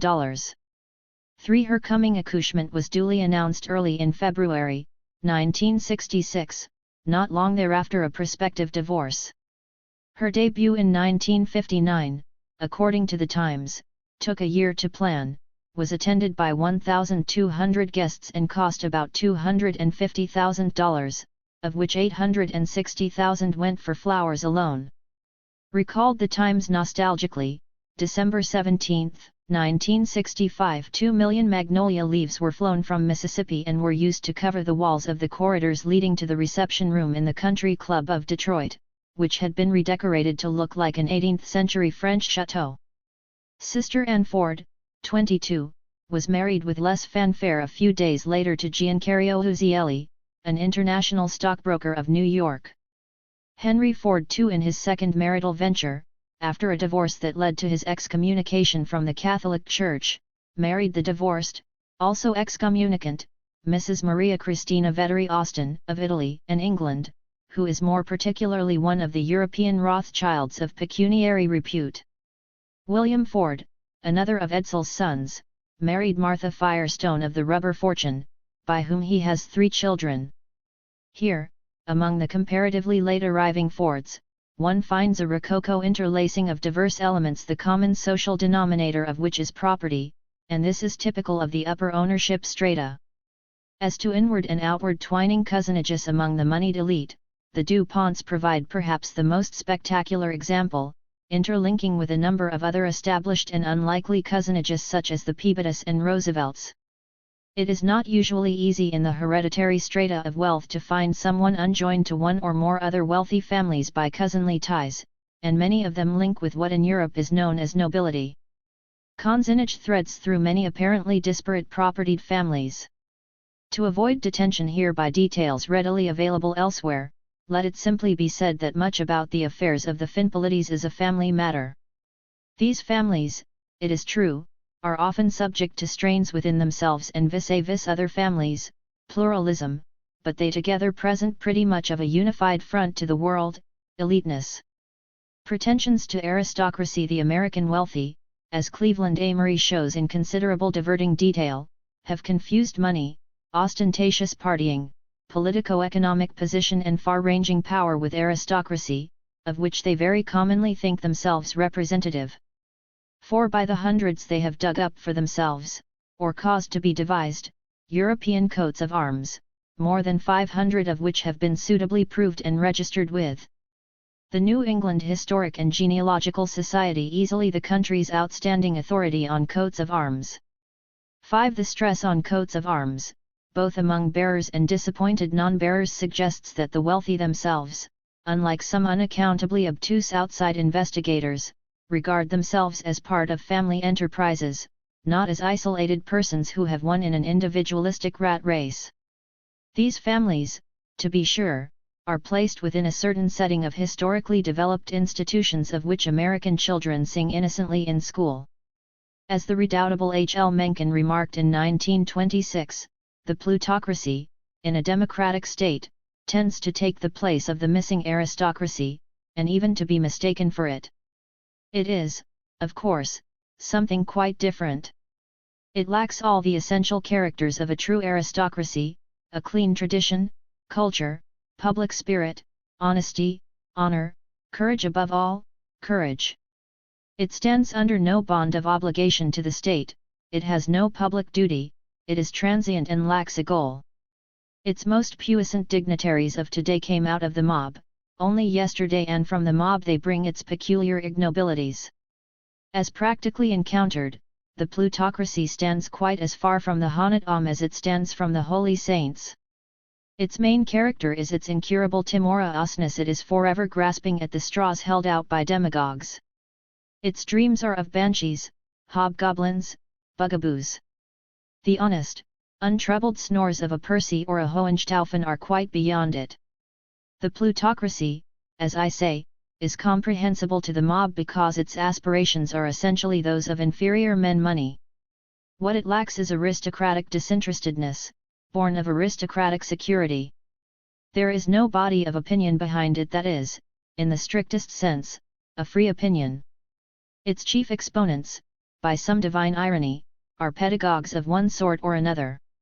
Whatever the label on the parties, or the war cries issuing from the demagogues who lead them, the practical choice is between the plutocracy on the one side and a rabble of preposterous impossibilists on the other. What democracy needs most of all is a party that will separate the good that is in it theoretically from the evils that beset it practically, and then try to erect that good into workable system. Notes on Democracy, Alfred A. Knopf, N.Y., pages 203-6.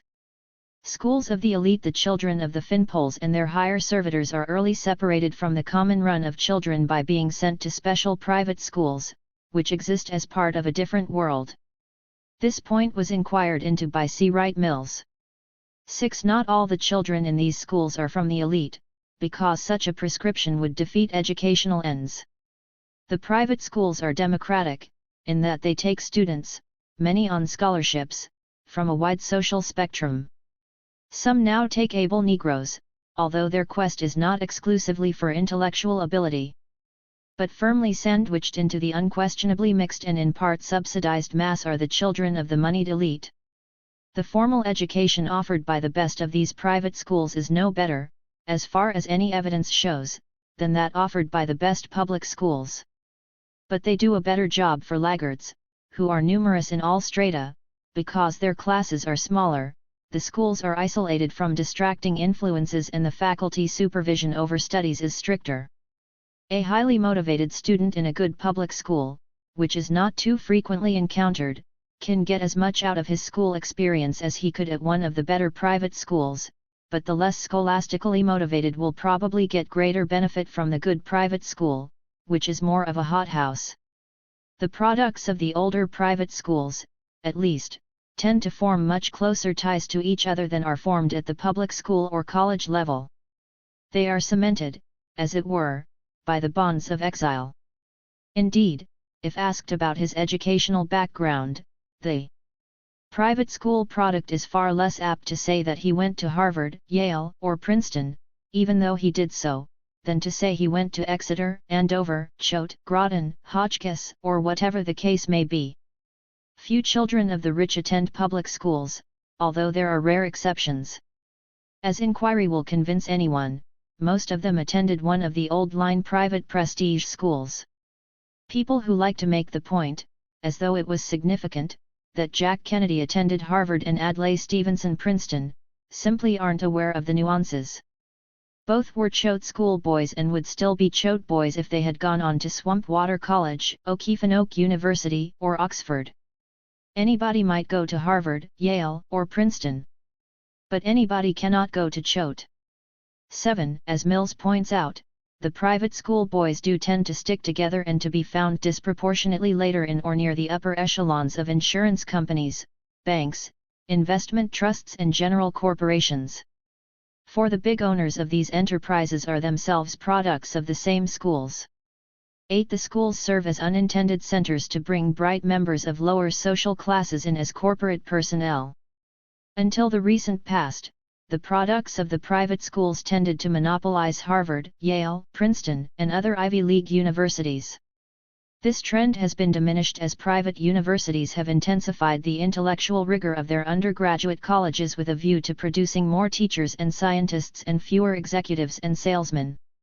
The big rich, then, are more and more closely intermarried and generally send their children to a relatively small number of private schools. Some send them abroad to Switzerland or England. Upon graduation from college, the children of the rich find themselves entering a world wherein many of their relatives are big owners of property and perhaps ensconced in important corporate or near-corporate positions. They move largely in a world which in England, whence the pattern came, would be familiarly described as the world of upper-class families, hunt clubs, and the old school tie. The chances are high that they are going to marry someone whose family, like their own, is at least in the social register. They are on the estate and trust fund circuit. If they do not marry someone of the world of established property, if they marry instead a Romanian chauffeur or the daughter of a Lithuanian iron puddler, they become the subject of excited newspaper accounts.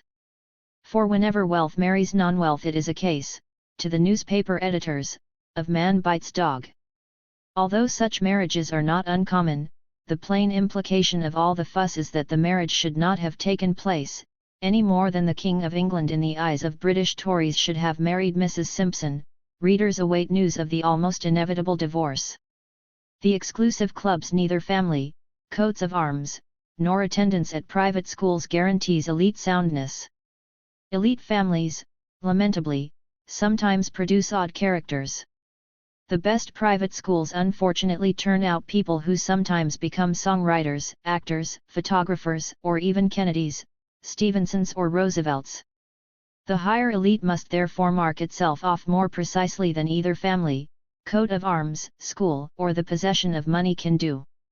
It does mark itself off through the system of private clubs, which in the East are so exclusive that neither the Pope nor most presidents of the United States could qualify for membership. The private clubs are the most in thing about the finpol and corppol elite. These clubs constitute the societal control centers of the elite. There is at least one central club of the wealthy in every large city: the Chicago Club, the Cleveland Club, the Houston Petroleum Club, the Duquesne Club of Pittsburgh, etc. These are all imitations or outgrowths of earlier Boston, New York, Philadelphia, and Baltimore clubs, which were imitations of English clubs. But the New York clubs are now the most important because the big money is centered in New York, and the leading New York clubs include the wealthiest of the out-of-towners and many foreigners. Which of the New York clubs is most exclusive, or most important, is a matter of opinion. The Knickerbocker Club requires that its members be either born New Yorkers, of New York descent, or at least occasional New York residents. But the Lynx, formed in 1921 ostensibly to promote the game of golf, seems to represent heavier money on the whole. Distinctions among the leading clubs are obscure to outsiders. At the Metropolitan or the Union League or the University, Cleveland Amory quotes a clubman, "You might do a $10,000 deal, but you'd use the Knickerbocker or the Union or the racket for $100,000 and then, for $1 million you move on to the Brook or the Lynx. 9 Some big wheels, to be safe, belong to them all." My own rating of the New York clubs in order of Finpolitan weight is as follows: 1. The Lynx. 2. The Knickerbocker Club. 3. The Metropolitan Club. 4. Racket and Tennis Club. 5. The Brook. 6. The Union. 7. The Union League. These are, except perhaps the last two, the exclusive, highly restricted inner circle clubs. The University Club, in addition to claiming a larger membership, also includes professionals, administrators, and below-the-top executives, that is, not only chairmen, presidents, and executive vice presidents of corporations. Although it includes unquestionably elite elements like Alan P. Kirby, Cleveland E. Dodge, the Golets, and others, it is more like a transmission connection between the elite clubs and the world of general management. The Union and the Union League also have much of this transmission character in the club hierarchy. An even broader transmission link or meeting ground between the higher club strata and the world of public affairs is the Century Association, the membership of which is heavily composed of approved artists, musicians, columnists, writers, lawyers, editors, and book-reading executives, a rare and special breed. A very few of the members of the top elite clubs mingle with the comparatively bohemian and always literate element of the Century. A careful review of the 1965 list of members showing names like Dean Rusk, Isaac Stern, Eric Sevareid, Walter Lippmann, Yehudi Menuhin, James Reston, and Arnold Toynbee, along with 3 Rockefellers and other indomitable men of the supracorporate spaces, suggests that few would be inclined to question the essential rightness and goodness of the Finpolitan world. Many of its members are its eloquent spokesmen and apologists, some express mild and at times melancholy dubiety. None flatly challenges the essential beneficence of the Finpolitan course. But the brains and wit of the big New York clubs are unquestionably concentrated most conspicuously in the Century, a few of whose members at least seem capable of arriving at independent judgments. The membership list has never wandered far enough to the left to take in people like Norman Thomas, Scott Nearing, C. Wright Mills, Thorstein Veblen, or even John R. Commons, all keen discussants. It did, however, include Franklin D. Roosevelt and Herbert Hoover, which about fixes its political poles. Investigators and questioners of the social frontiers are conspicuously lacking among its scholars. An examination of its membership list up to 1965 fails to disclose the names of able organizational Negroes like Thurgood Marshall, Whitney Young, Martin Luther King, Roy Wilkins, or Robert C. Weaver. Walter White never belonged. The precise scope of the Century, founded in 1847, can perhaps best be shown by citing the names of some others who never belonged. These were H. L. Mencken, but Andrew Mellon did, Mark Twain, but Cornelius Vanderbilt did, Lincoln Steffens, Joseph Pulitzer, Charles Beard, Edmund Wilson, Sinclair Lewis, G. Stanley Hall, Eugene O'Neill, Herbert Bayard Swope, Theodore Dreiser, Henry David Thoreau, Herman Melville, but J. Pierpont Morgan I and II did, Morris Raphael Cohen, Cleveland Amory, Bennett Cerf, William James of Harvard, and so on. But John Dewey, Oliver Lafarge, Oswald Garrison Villard, and Charles Pierce did belong.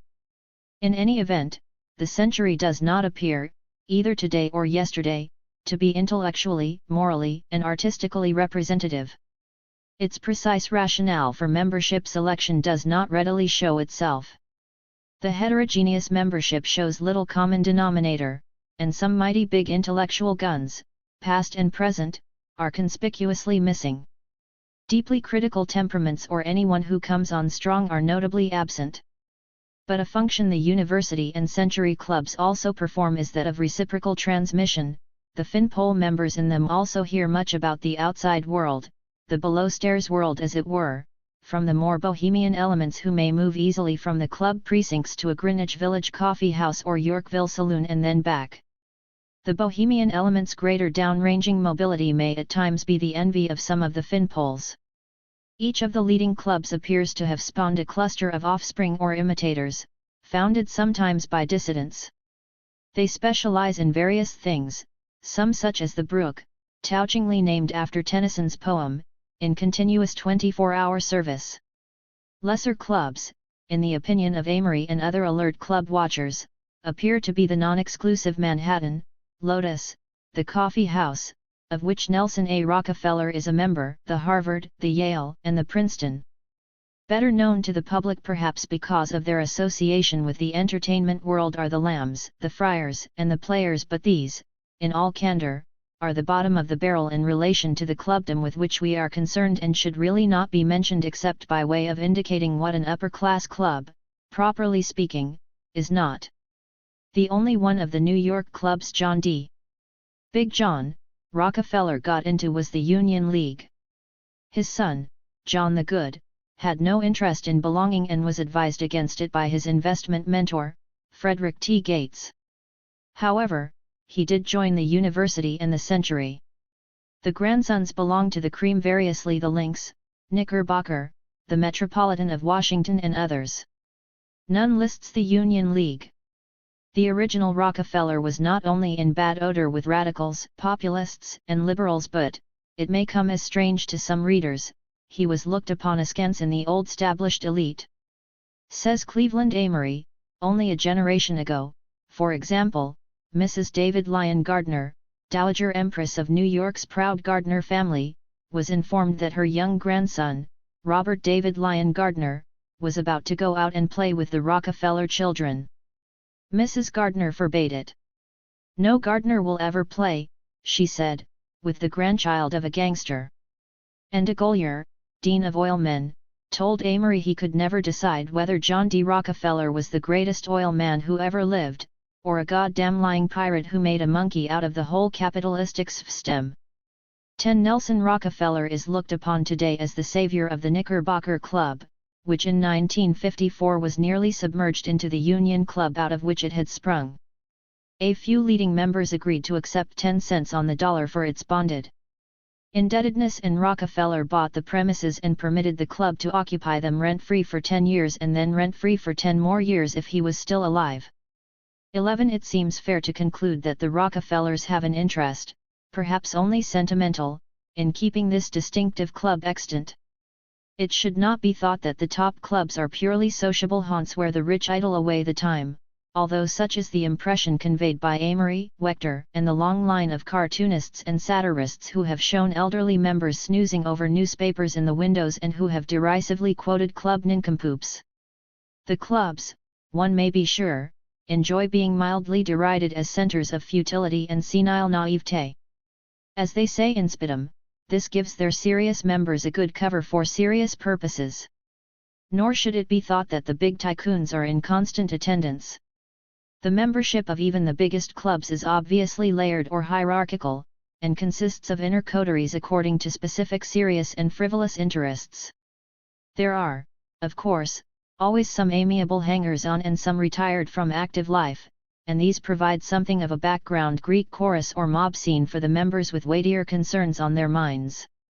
The clubs, in point of fact, have underlying deeply serious systemic functions behind their facades, as follows: 1. Their membership hierarchies from the leading to the minor clubs show in general who is A-OK by degrees in what is now variously referred to as the national power structure, the establishment, in imitation of English jargon, the power elite, after Mills, and so on. Newer designations for the phenomena will no doubt turn up and, as the reader will recall, I seem to find the situation best summarized in the term finpolity. If one wants to know who really matters behind the scenes of national affairs, in the order that they matter, one can hardly do better than to line up the memberships of the New York clubs in the order given. Now add each of the central non-New York clubs: Boston, Philadelphia, Chicago, Pittsburgh, Washington, Cleveland, etc., in about that order. Strike out duplications as they appear. Here one gets, with few exceptions, the entire power structure. Everybody on the list will be A-OK, rarely voicing anything except what John Kenneth Galbraith calls conventional wisdom, that is, trite and shallow commonplaces. 2. The clubs are the scene, at least in the preliminary stages, of some of the biggest deals in the capitalist world. It is not denied that such deals are also broached on golf courses, yachts, and perhaps even in exclusive executive washrooms and Turkish baths. It is only asserted that a very heavy documentation could be supplied showing that some of the biggest deals, consortiums, syndicates, rates and campaigns were first proposed in one of the clubs. 3. The clubs are to the general corporate world of finpolity what the boardrooms are to individual corporations and what Congress is to the American populace. They are the places where attitudes are shaped toward proposed national policies. Once a consensus has been reached, the clubs serve to hand down a general party line of finpolity to members, who carry it to the world in their various functional capacities. For with the big proprietors sit the big executives, many big, usually Republican, political figures and leading owners of the biggest enterprises in mass media. In saying that a party line is handed down, I do not suggest that members must accept the verdict of an always free and informal running discussion. Some members do object to and refuse to implement conclusions in whole or in part. Nobody is formally bound by any preponderant opinion, but everybody appears to be influenced by tendencies. How, for example, should a particular president of the United States be presented in the mass media? Should the verdict be favorable, on the fence, or unfavorable? Club talk will determine something of this. And if the drift is toward accepting him as favorable or unfavorable, some member or members may interpose a cogent objection that reverses or halts some emerging conclusion. One will get the verdict, whatever it is, in one's favorite newspaper or periodical. Of one thing all club participants may always be sure: views are invariably expressed in the light of some propertied interest. The discussions are never cluttered with extraneous and, by definition, ridiculous considerations that might occur to single taxers, pacifists, social reformers, social workers, socialists, communists, populists, trade unionists, anti-vivisectionists, idealists, civil libertarians, utopians, New Dealers, unconventional ideologists, uplifters, or even detached on the target scholars. The ideological center of all the discussion is, odd though it may seem, freedom, pointed simply to freedom of these elements to preserve and expand their propertied interests. These clubs are the most intense partisans of freedom, their freedom in the world today. While considerable imagination and ingenuity often enter into club discussions, to judge by leaked reports from occasional defectors, one element is invariably lacking: sympathy or concern for the rabble in the outer world. In an earlier work I pointed out that often a uniform attitude comes suddenly to be expressed in the press from coast to coast on some topic, as though a hidden Politburo had come to a decision. Never a dissent, never a deviation appears, as though one were reading the Russian press. The source or sources of such uniformity, as in the 85% press opposition to Roosevelt, is the deliberations of the tycoons and tycoonlets in their clubs. Unlike Congress, whose members must go home now and then to get re-elected, the clubs are always in session, unimpeded by parliamentary procedures, and the members need not fear being deposed from their positions. Congressmen and presidents come and go. The club members continue until death or disability does part them from the club discussions. Discussions through the entire hierarchy of clubs, New York and provincial, are an important part of the informal process of government in the United States, far more important, say, than the political conventions, which often merely ratify what has been antecedently decided in the clubs. For these are the places where citizens of weight, of property, lawfully assemble and freely air their views and criticize the views of their peers. These are the democratic debating grounds of the first citizens, the people with the means and instrumentalities for making their views effective in the world. There are thousands of lesser clubs and associations throughout the United States, but a difference between them and the metropolitan clubs is that the formal resolutions of the lesser clubs, as contrasted with the purely informal resolutions of the metropolitan clubs, are usually ineffective. Nothing much, if anything, happens nationally after the passage of the solemn formal resolutions. To control or influence public policy, one is better placed if one has a strong voice in the clubs than if one has a strong voice in the Senate of the United States, yet the clubs draw little attention from the sociologists or political scientists, a serious oversight.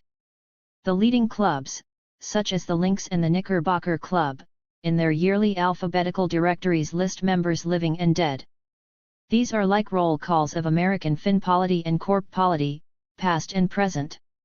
Among the dead are many extensive family groups still with living members. Included among these, of course, is the coat of arms and inner private school crowd. The Lynx directory for 1964 includes such significant names as Winthrop Aldrich, former chairman of the Chase National Bank, Lester Armour of Chicago, Stephen D. Bechtel, Jr. and Sr., of San Francisco, Charles H. Bell of Minneapolis, August Belmont, George R. Brown of Houston, Nicholas F. and James C. Brady, Paul C. Cabot of Boston, Lamont DuPont Copeland of Wilmington, C. Douglas Dillon, William H. Doheny, John T. Dorrance, Jr., William Hinks Duke, Pierre S. DuPont III, Benson Ford, Henry Ford II, G. Peabody Gardner of Boston, Robert Gollett, Joseph P. Grace, Jr., Crawford H. Green Evall of Wilmington, E. Roland Harriman, John A. Hill, W. E. Hutton, Amory Houghton, Jr. and Sr., B. Brewster Jennings, Robert E. McCormick, William G. McKnight, Jr., Paul and Richard K. Mellon of Upperville and Pittsburgh, respectively, Jeremiah Milbank, Henry S. Morgan, John M. and Spencer T. Olin of East Alton, Howard Phipps, Jr. and Sr., John S. Pillsbury of Minneapolis, Frank C. and William B. Rand, David, James S. Lawrence S. Avery, Jr., William and Winthrop Rockefeller, Charles P. Stetson, Oliver de Grey Vanderbilt III, John Hay Whitney, publisher of the now-defunct New York Herald Tribune, Robert E. Wilson of Chicago, and others. The foregoing list culls the names of a few of the big proprietors.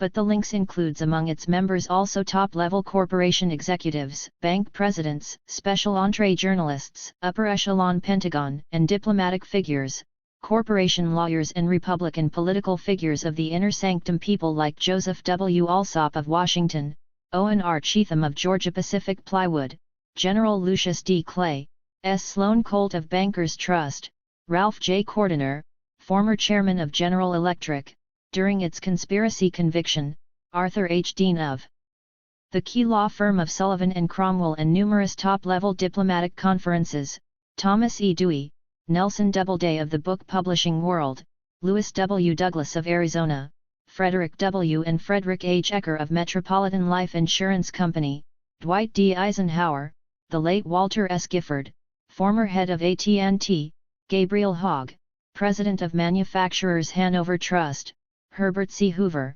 George M. Humphrey of Cleveland and the U.S. Treasury, Grayson Kirk, president of Columbia University, the late Henry R. Luce of Time Life Fortune, Air Force General Lauris Norstad, and, to arbitrarily end a list replete with many other gilt-edged rag paper names, Jean Monnet of Paris, architect of the European Common Market. Financially and corporately speaking, there is little or no deadwood in the Lynx roster. If its membership does not exactly run the country, it has much to say about its course. Here are what the Russian and Chinese press morosely refer to as American ruling circles. A similar and sometimes overlapping cross-section of the upper elite is displayed by the 1965 list of the Knickerbocker Club. Here we obtain many other history-evoking names, past and current, such as Prince Ammon Maga Khan, Giovanni Agnelli, Italian industrialist, Winthrop W. Aldrich, John D. Archbold, Count Alessandro da Asartagiccioli, John Astor, Count Bertil Bernadotte of Sweden, Oliver C. Biddle, Francis H. Henry B. Jr. and Powell Cabot, Lord Camoes, Rear Admiral Grayson B. Carter, Anthony Drexel Cassatt, Rear Admiral Hubert Winthrop Chandler, Charles W. Chatfield, Joseph H. Choate, Grenville Clark, Jr. Henry Cluse, Count Charles Louis de Cossey Brissac, William D. Crane, Seymour L. Cromwell, Lieutenant Colonel Charles C. Crossfield III, USMC, Major Robert Dickey III, USMC, C. Douglas Dillon, Colonel Joy Dow, John R. Drexel III, Henry Francis DuPont, Dwight D. Eisenhower, Thomas K. Finletter, Hamilton Fish, Jr., Peter O. Forrestal, Caspar C. de Gersdorf, Francis, John, and Robert Gollett, George and Michael Gould, Charles B. and William Grosvenor, Ogden H. Jr. and William C. Hammond, Henry Upham Harris, Abram S. Hewitt, James T. Nathaniel P. and Patrick Hill, Arthur A. Houghton, Jr., R.E.K. Hutton, Vice Admiral Stuart H. Ingersoll, Ernest and O'Donnell Iselin, Commander John Dandridge Henley Kane, Hamilton Fish Keene, Moorhead C. Kennedy, Jr. and Sr., Count Jean de Lagarde, Brigadier Charles L. Lindemann, DSO, Count Mark de Laugeries, Townsend M. McAlpin, Charles E. Mather III, Paul Mellon, Edmund C. Monell, Yvonne Obolensky, Count Ogier d'Ivry, Cecil C. Olmsted, Thomas I. Parkinson, Jr., George B. Post, Sir Alec Randall, David, Lawrence S. and Nelson A. Rockefeller, Kermit Roosevelt, Elihu Root, Jr., Prince Sa'd-ud-Din Aga Khan, Ellery Sedgwick, Jr., Jean de Sieyes, Mortimer M. Singer, Alfred P. Sloan, Jr., Chauncey D. Stillman, Count Anthony Saperi, Marchese Filippo Theodoli, Brigadier General Clarence P. Townsley, Count Mario de Valmarana, Harold S. and William H. Vanderbilt, F. Skiddy von Stade, Count Leonardo Vitetti, George D. Widener, William Wood Prince, Lieutenant Commander Cameron M. C. R. Winslow, Admiral Gerald Wright, and Sophocles Enzulas. This partial list, through which shine sections of Debret and the Almanach de Gotha, also reads in part like a diplomatic and military roll call of the upper echelons. The list of deceased members is even more impressive. It reads like the index of names to a complete financial and industrial history of the United States. Through the memberships of the Lynx and the Knickerbocker Club one could obviously obtain instant entree to any financial political circle in the world. These are the very penthouses of finpolity. Where does the harried staff of a new President of the United States look for candidates for cabinet and other high-level posts? The membership lists of the leading clubs serve at least as aides memoirs. Not all the members, admittedly, are of sufficient personal caliber, but it is a fact that many names, previously little known to the public, have appeared on these club rosters long before they emerged in Washington and on the world scene. Interspersed with the playboys and club hangers-on are names that recognizably belong only on the upper circuits of finpolitan affairs, the fellows who in the shadow of the heavy weaponry finally get down to talking very cold turkey with de Gaulle, Gromyko, Nasser, the oil sheiks, Zhou Enlai, Earhart and Ho Chi Minh about who takes over what lush terrain and who gets the dirty end of the international stick, which one fears is pretty much the general myth-befuddled populace all over. The leading clubs, though, are decidedly Republican in statistical orientation. This fact does not, of course, prevent Democratic administrations from making use of valuable members such as Douglas Dillon. Nearly everybody in high appointive office, indeed, can be traced to one of the clubs, either the high or the lesser ones. As Amory observes, the leading freedom of the top clubs is the freedom to be anti-democratic and, self-deludedly, pro-aristocratic. In an earlier day they would have been federalist, although now one hears in them lamentation about lost states' rights that would have astonished the Founding Fathers. 12 Truman was merely disliked by most of the New York clubmen, Amory notes, but Franklin D. Roosevelt was apoplectically feared and consequently hated. Opinion about FDR even at the relatively cosmopolitan Harvard Club was sharply divided and feelings were intense. FDR, who did more to save their rickety world than any other man, was the bête noire of the clubmen. Many of the upper club members look back nostalgically to the good old days under Harding, Coolidge, and Hoover and do not show much enthusiasm over Eisenhower, much less over Kennedy. But as of well into 1967, the clubs were reported to feel rather enthusiastic about Lyndon B. Johnson, a big depletion allowance man, who could, if he continues to deal his cards right, become a club member himself. After all, Eisenhower, born in Abilene, made the links. Tap day could well come for the statesman of the Pedernales River Valley who is committed to the proposition that a bomb is mightier than any valid syllogism or statement of fact. Decision-making by the elite. We have been setting the stage for an answer to the question that opened this chapter: how and in what way do the Finpolitan elite act in concert, if they do act in concert? Any elite, in order to be an elite, must possess considerable autonomy within its special jurisdiction. This is true of all elites, of lawyers, artists, scientists, entertainers, philosophers, or whatever. If the conditions are correctly stated here, they must also hold for a politico-economic elite. One would hardly have an elite if it had to be bound by ordinary rules or by some hard and fast tradition if it had no area of privileged action. The freedom to improvise as it sees its own interests must belong to any elite. If it doesn't have this freedom, then it is just part of the mass. Physicists and mathematicians, for example, don't submit their differences to popular polls. The closed American politico-economic elite, like any elite, does make its own rules, and it enforces its rulings in those areas where it believes its vital interests are involved, other areas it ignores. The task, now, is to show such elite rulings, and to show that they stick even against the opposition of Congresses, Supreme Courts, presidents and popular opinion.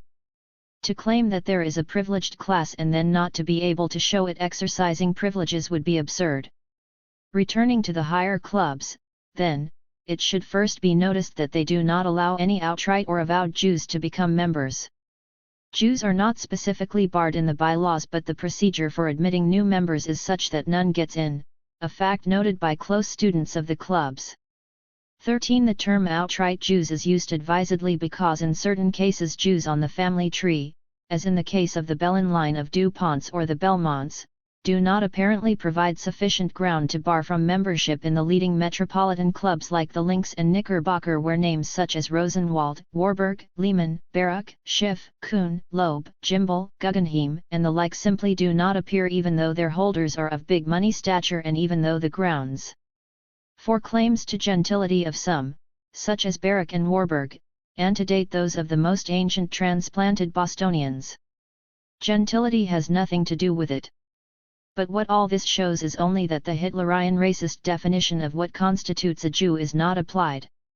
What Professor Baltzell calls gentlemanly anti-Semitism is not, in fact, racist or religious. It relates to property and position.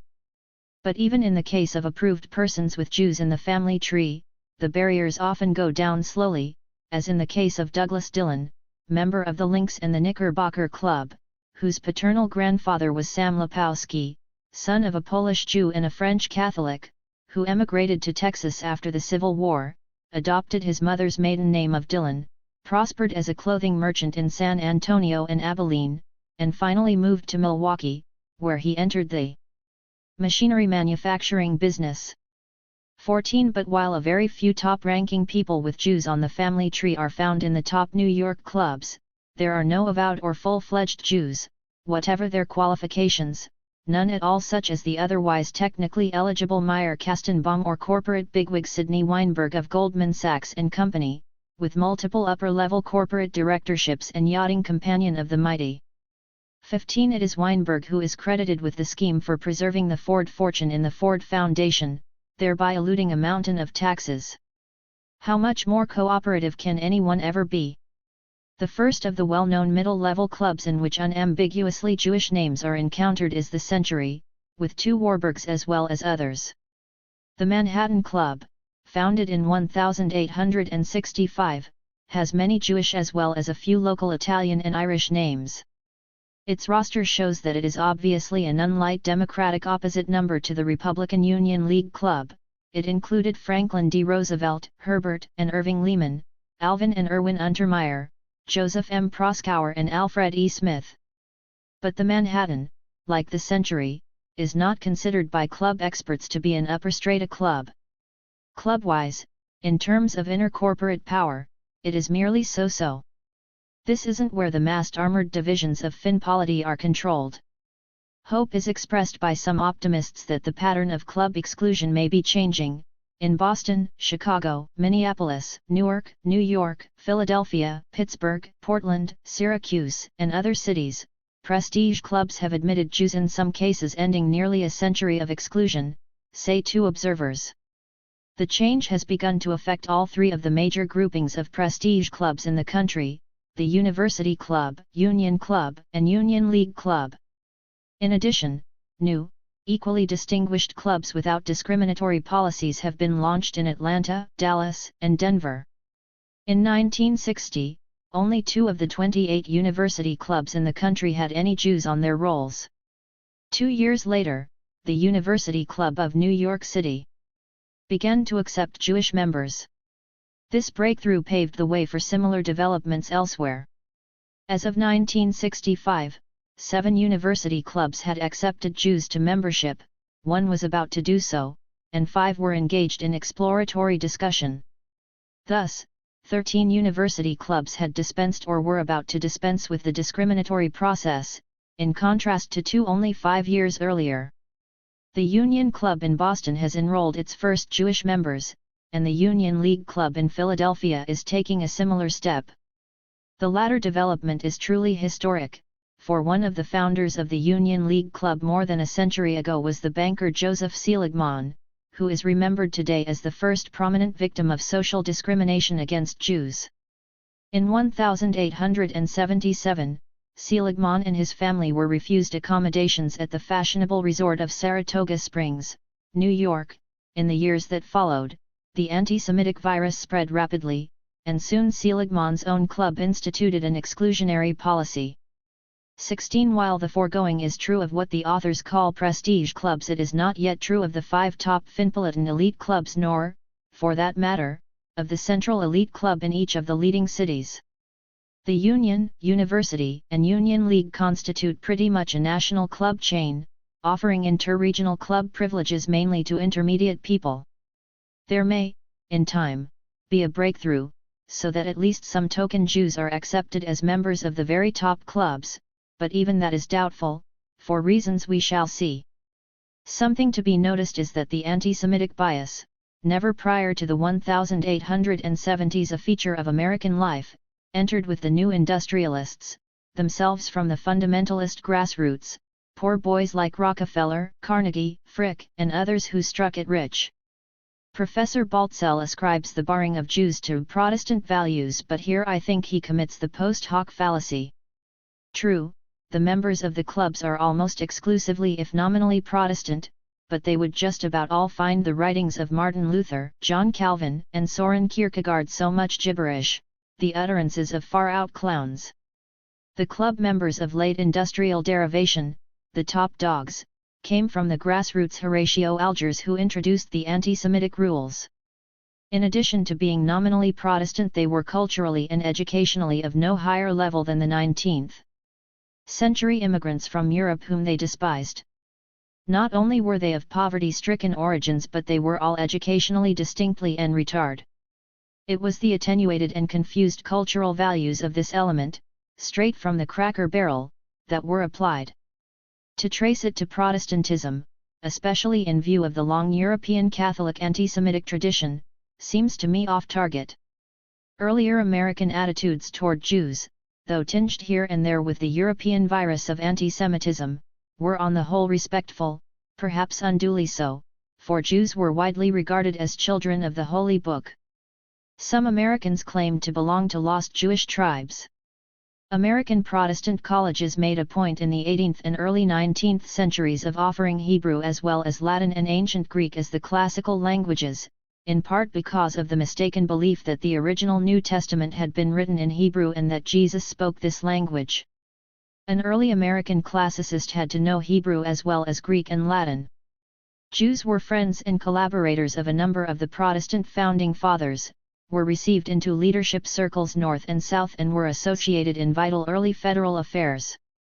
The idea of treating Jews as pariahs would have been deemed aberrant. The exclusionary treatment of Jews in American life stemmed from a decision by the new financial elite, which elbowed to one side persons of the earlier aristocratic temper. Money became king, not Protestantism. The stock ticker became the dominant symbol, not the flag or the cross. The exclusion of Jews from the inner metropolitan clubs is also imitatively enforced in elite and non-light country clubs and in the old-line college fraternities. Actually, the Jewish exclusion serves to confer the special cachet of distinction on such clubs, most of the members of which are tedious babbits. A club or fraternity that does not exclude Jews is by this token advertising itself as an undistinguished affair, which it really is on the ground that its members are almost invariably persons of no intellectual or moral distinction. That the country club and fraternity crowd consists in large part of simple animals, not always fully housebroken, one can ascertain by reading the novels of F. Scott Fitzgerald, John O'Hara, and others who specialize in doings on the country club circuit. Catholics, although few and far between because most important Catholic money is concentrated in the hands of the church hierarchy and because Catholics until very recently have been something of a self-segregated caste in American society, are not barred from the metropolitan clubs, and one sees Nicholas F. Brady, Consolidated Edison tycoon, for example, as a member of the Lynx. There are others, such as Henry Ford too, but not many. John F. Kennedy became a member of the Brook. It is doubtful if any Negro has ever been so much as proposed for membership. It would be erroneous to say Negroes are barred. They are simply not noticed. Negroes fall under the latter-day integrationist rule. They are not discriminated against as Negroes, but it so happens they are found to be unqualified because of a tragic history over which the latter-day keepers of the keys have no retroactive control. The point is only, they couldn't get accepted even if they could fly to the moon and back in a kite. Beyond this, as far as the clubs are concerned, Negroes not only lack titles to property, as quite a few Jews do not, but no one of them seems to be within 250 years of ever having them in any significant proportions. Who would a Negro be likely to inherit from? As large property holdings are now mainly inherited and hard even for an occasional white non-proprietor to come by, it would seem that Negroes are forever circumstantially barred from becoming considerable American property owners. This is not to deny that some Negro, someday, may in some fluky situation run a small stake up into a big corporate nest egg and then turn out to be one of the larger swindling wheeler dealers. One can see two roads opening up to a very few Negroes, even though not to an entire stratum of wealthy Negroes. One of these roads might be the entertainment or sports world, where a successful Negro might use his earned stake to become an impresario, then perhaps an owner of chain hotels, eventually the Empire State Building, and perhaps a 5% cut of one of the big banks. Another road would be through politics and the participation in its many slushy inside contracts of the kind that have lifted many shadowy political figures from hamburgers to affluence. Early in 1966, a New York State investigation of large-scale housing developments in Harlem with public money indicated that a Negro political leader who had put up $2,000 stood to make $250,000, not a bad or unusual prelude to larger operations. For great family oaks from such little acorns have grown all over the American scene since the Civil War, but that this sort of thing is going to happen to many Negroes and that they or their increasingly light-skinned progeny are going to be taken readily into the cast-iron clubs seems improbable. We find, then, that at least 15% of the population, Jews, Puerto Ricans, and Negroes, is effectively barred from the clubs on intrinsic grounds. The remainder of the population is barred on extrinsic grounds. It has neither large properties nor high functional positions.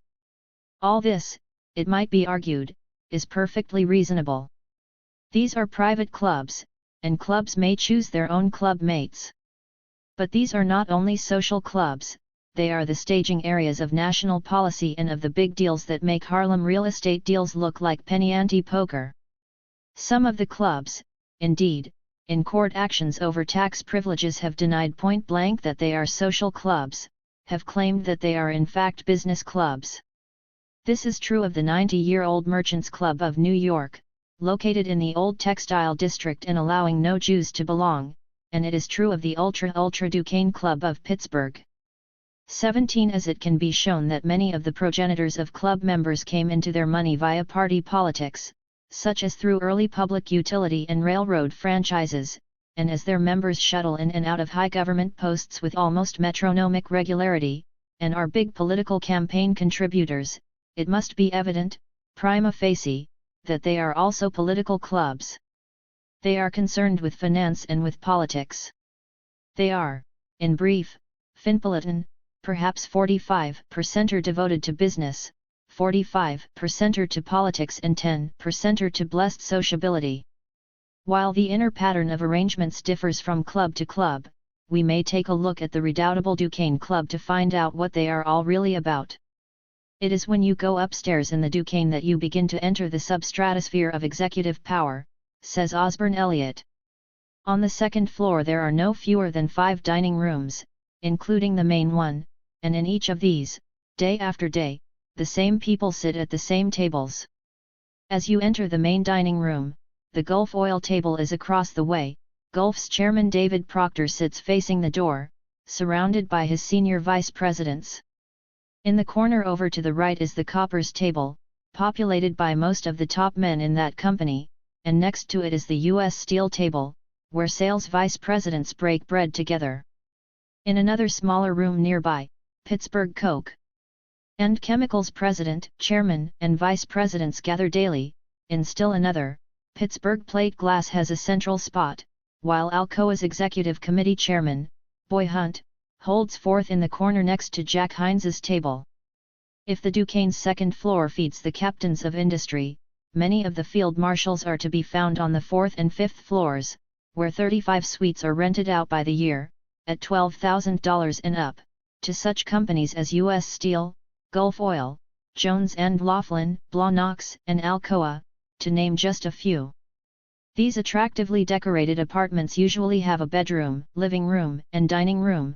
They are used by the company's topmost brass for meetings and lunch almost every day, and for dinners perhaps 2 or 3 times a week, particularly when a visiting fireman, or rather fire chief, comes to town.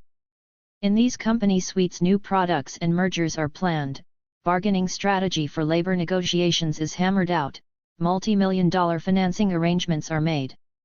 Here, and in the public dining rooms below, the professionals of production get together and exchange ideas, day by day. There is a daily exposure of people to people who are all of the same mold or forced into the same mold. This tends, no doubt, to channel their interests and energies toward the mono-purpose goal of production, and it may well be, as has been said, that Pittsburgh would not be the production marvel it is without the exchange of information, techniques, and ideas that take place every noontime at the Duquesne. 18. This continuous performance center is obviously a caucus room and continuous seminar of finpolity. Jews, of course, and anyone without big money or high position, are barred.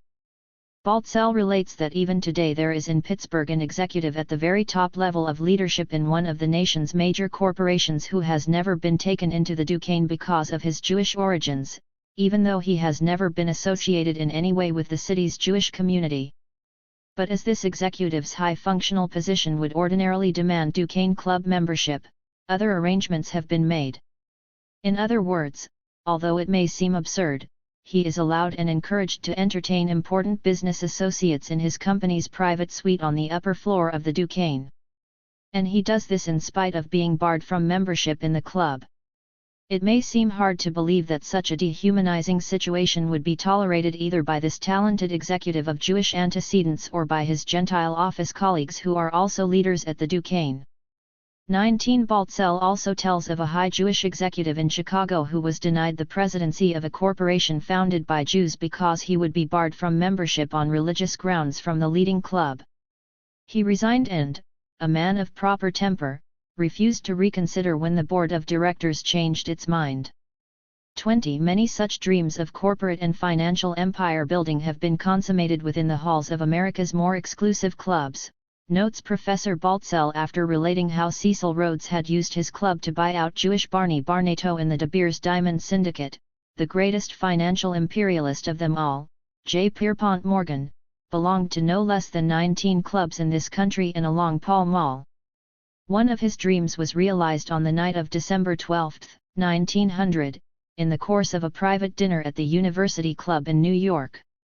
Carnegie's man, Charles M. Schwab, was the guest of honor and the Steel Trust was planned that night. 21. Not only are the big deals arranged in the comfortable privacy of the interlocking clubs, where nosy journalists, repelled by the claim of privacy, are not about watching the comings and goings of the sociable principles but, as already indicated, general policy governing the interlocking corporate world, as distinct from the specific policy of each company, is there determined. Even big tycoons must eat, and they eat together in their clubs. As it happens, during the meals, arrangements are made for organizing the world after their heart's desires. The corporate rule, Gentiles only, the club rule against Jews, not at all strangely, turns out also to be the corporate rule. Some writers deplore, directly or by implication, the non-admittance of Jews, and Negroes, to the clubs, but even if they were admitted matters would be little different. What significant alteration of the world for the better would follow if Sidney Weinberg, Meyer Kastenbaum, or Thurgood Marshall were made members of the Lynx or the Knickerbocker Club? Could they, even if they wanted to, change the Finpolitan outlook? For the clubs make sure, in advance, that anyone taken in agrees broadly with their Weltanschauung. If Jews were suddenly admitted to the clubs and upper corporate positions, would it be a gain for liberalism? In view of Baltzell it would, and he is probably right in this, result in a strengthening of the ruling class, in making it more competent, less mindlessly caste-like. It would make the ruling class more effective, would make it, as far as sheer merit is concerned, more aristocratic.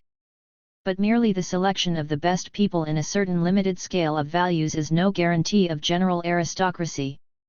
The best gangster, although he may be an aristocrat among gangsters, can hardly be taken as an aristocrat.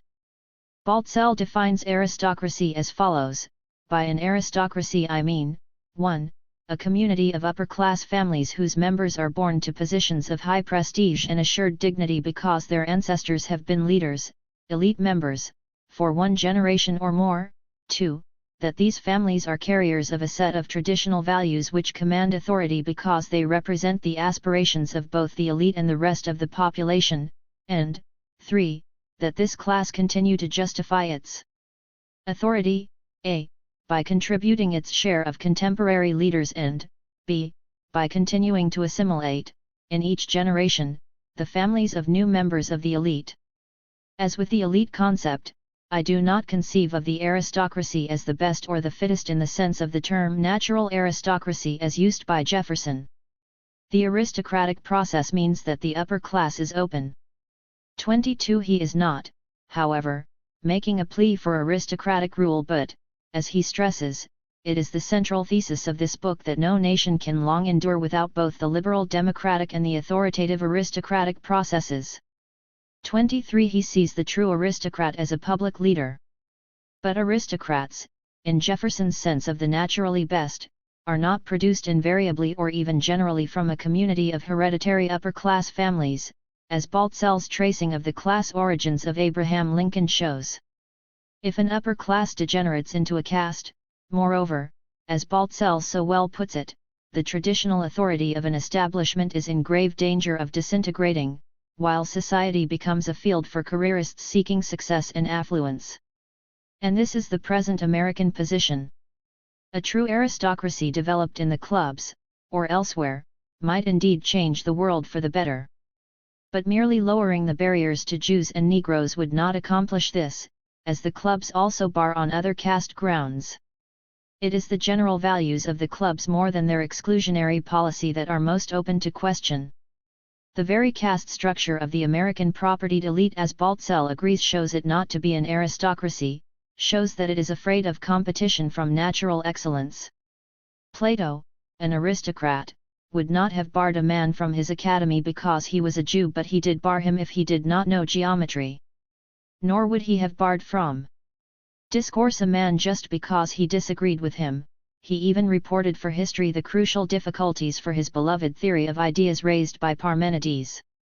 The non-admittance of Jews, and Negroes, to the upper ruling clubs is cited here not to reiterate the truism that the Finpoles are illiberal and narrow-minded or to imply that Jews and Negroes should in the name of democracy or aristocracy be admitted to their circle. My observations, unlike those of Baltzell and others, are made only descriptively, to establish a tracer, as is done when physicians inject radioactive isotopes in order to make some determination about an organism. The non-admittance of Jews to the central clubs enables us to make a vital determination, that decisions made in the clubs hold with rigor out in the corporate world and in society. If Jews and Negroes should now suddenly be admitted, the determination here made would still stand, for all time. It would signal only that the Finpoles had changed their minds. The acceptance of Jews and Negroes in the clubs and corporations would still show they had determining power. Whatever they do in this matter, pro or con, it is still their decision before history. Jews, we may remind ourselves, are and have been members of the United States Supreme Court, the Cabinet, and both houses of Congress. They have been high in the armed forces, often charged with the most vital matters of national defense, as in the case of Admiral Hyman Rickover. They have been governors of leading states such as New York and Connecticut, have been deep in the construction of delicate national policy in war and in peace. They are neither formally excluded by American public institutions nor informally excluded by the popular political process. The instrumentality of their entrance into political life has been, largely, the post-Civil War Democratic Party, and in this sense the latter-day urban Democratic Party has been more democratic, as well as more Republican, than the Republican Party. Jews like Jacob Javits, Louis Lefkowitz, and even Barry Goldwater in the Republican Party are distinct odd numbers.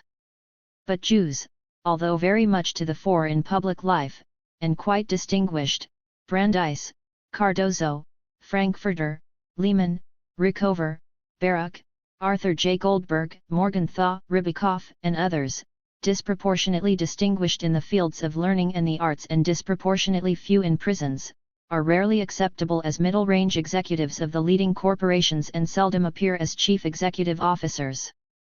Now, it may be purely coincidental that we have before us these two parallel facts: exclusion of Jews from the leading clubs and from the corporate ranks. But this seems extremely doubtful. For the clubs have as their members virtually every leading stockholder, higher executive and key corporation lawyer. The policy vis-a-vis Jews which they collectively enforce in the clubs in the name of personal selection of associates is the same policy they separately enforce in the quasi-public corporations. Considering the wide acceptance of Jews in public life and in the elites of science, scholarship, professions, the arts, entertainment, and organized sports and their simultaneous non-admittance to the entirely private metropolitan clubs and quasi-public corporations, we are forced to conclude that elitist decisions have been made, pro in some quarters, contra in others. It might be argued in the light of the evidence thus far that Jews are not admitted to the clubs because they are not admitted to the corporations, that the corporations control the club people rather than the club people the corporations. But as this is a uniform policy and the corporations have no unified meeting ground of their own, it seems evidentially preferable to conclude that the unified ruling must come from the locus of unified membership, the clubs. In any event, we know on the basis of very careful direct research that the club is primary to the corporation. For if one is not admitted to one of the clubs first in New York, the leading clubs that have been mentioned, or in one of the provincial cities to the central club, such as the Duquesne in Pittsburgh, one will never move into the upper corporate executive echelons. Admission to one of the prime clubs of, say, a vice president or general manager, is the general signal that one is regarded as a coming man, that one is either at or very near the top. Shades of deference the man was never before accorded now become his due. Not being admitted usually signals that a man has reached the end of his climb. This general fact is precisely established by E. Digby Baltzell. 24 The evidence, says Professor Baltzell, shows that the club is the tail that wags the corporate dog.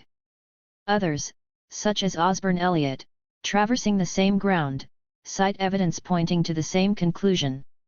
25 As a purely mechanical matter, it would be difficult for a ruling by the corporations to be transmitted to the clubs, but it is easy for a consensus ruling to go from the clubs to the corporations. The leading stockholders and corporate officers all meet and mingle in the clubs. They do not meet and mingle in the corporations, where they are limited to one or a few companies each. Unified policy comes, then, from the clubs, not from the corporations. The clubs are the centers of Finpolitan eliteness. For the purposes of this presentation, it makes no difference where the discrimination begins, the clubs or the corporations.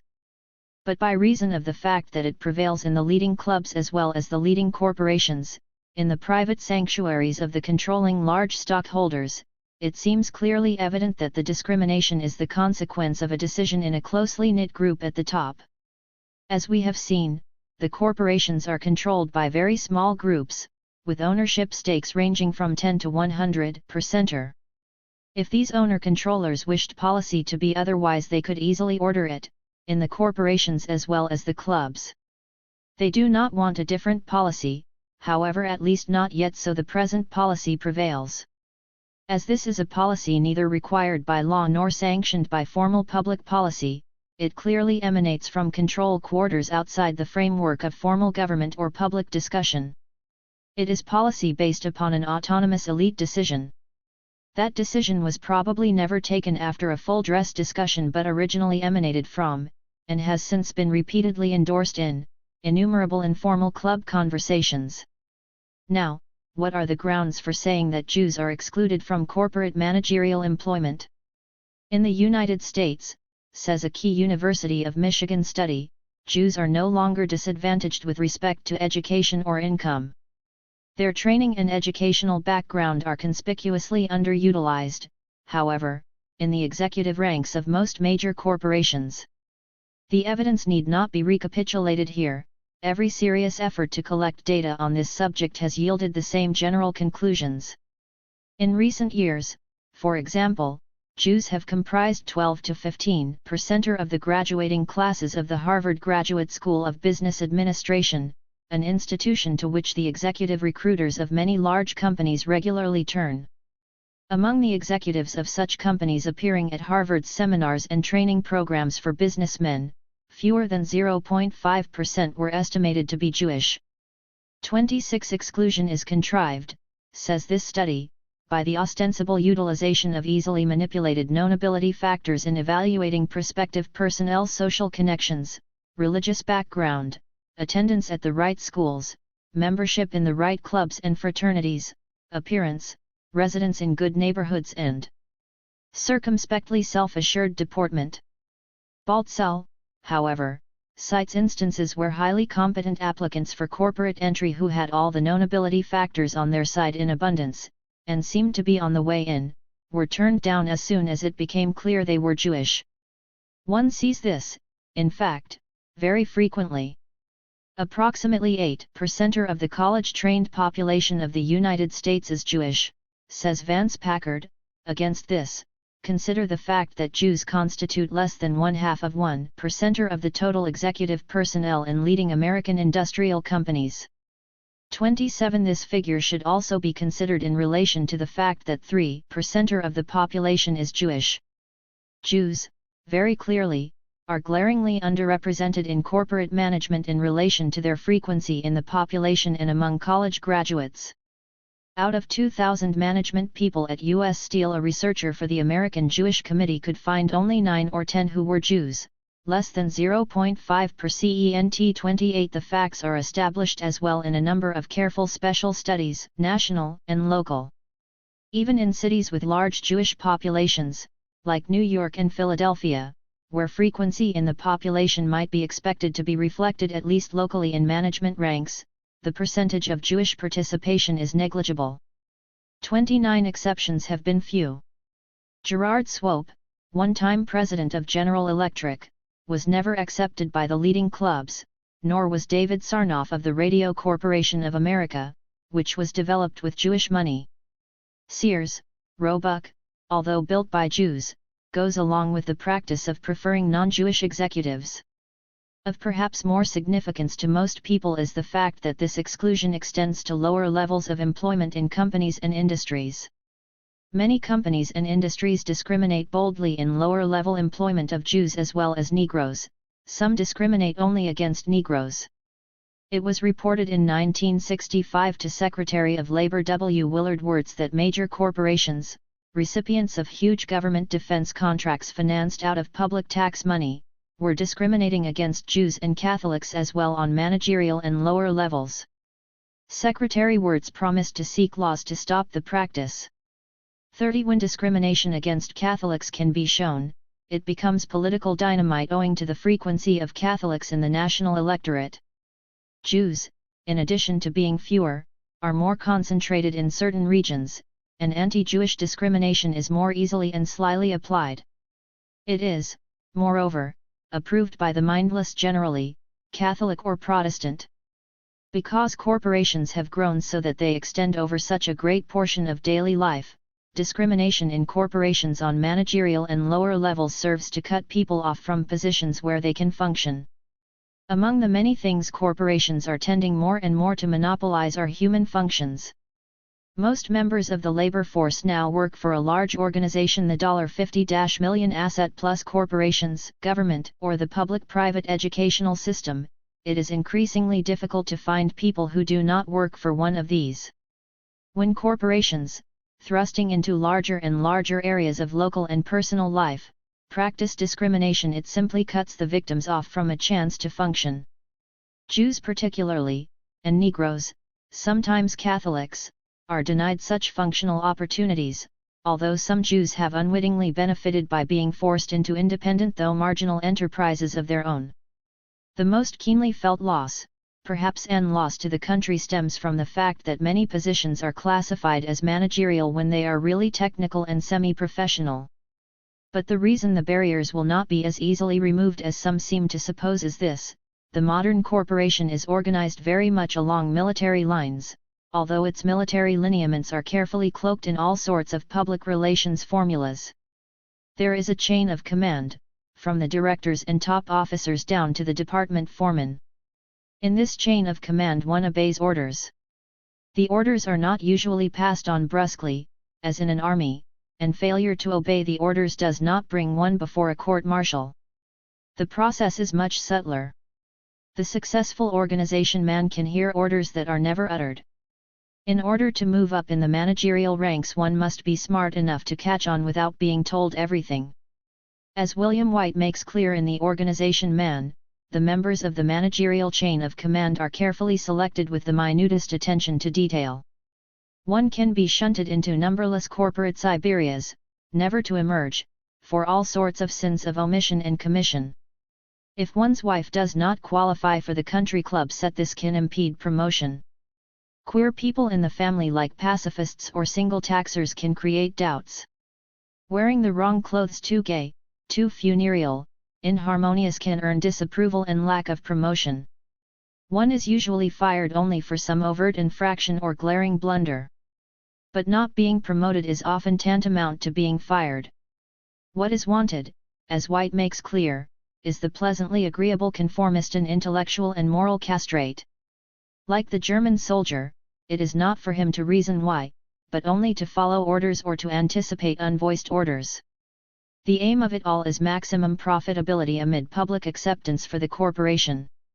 The basic rule of the corporation is that which Theodore Roosevelt said was the ultimate criterion of his social class: does it pay?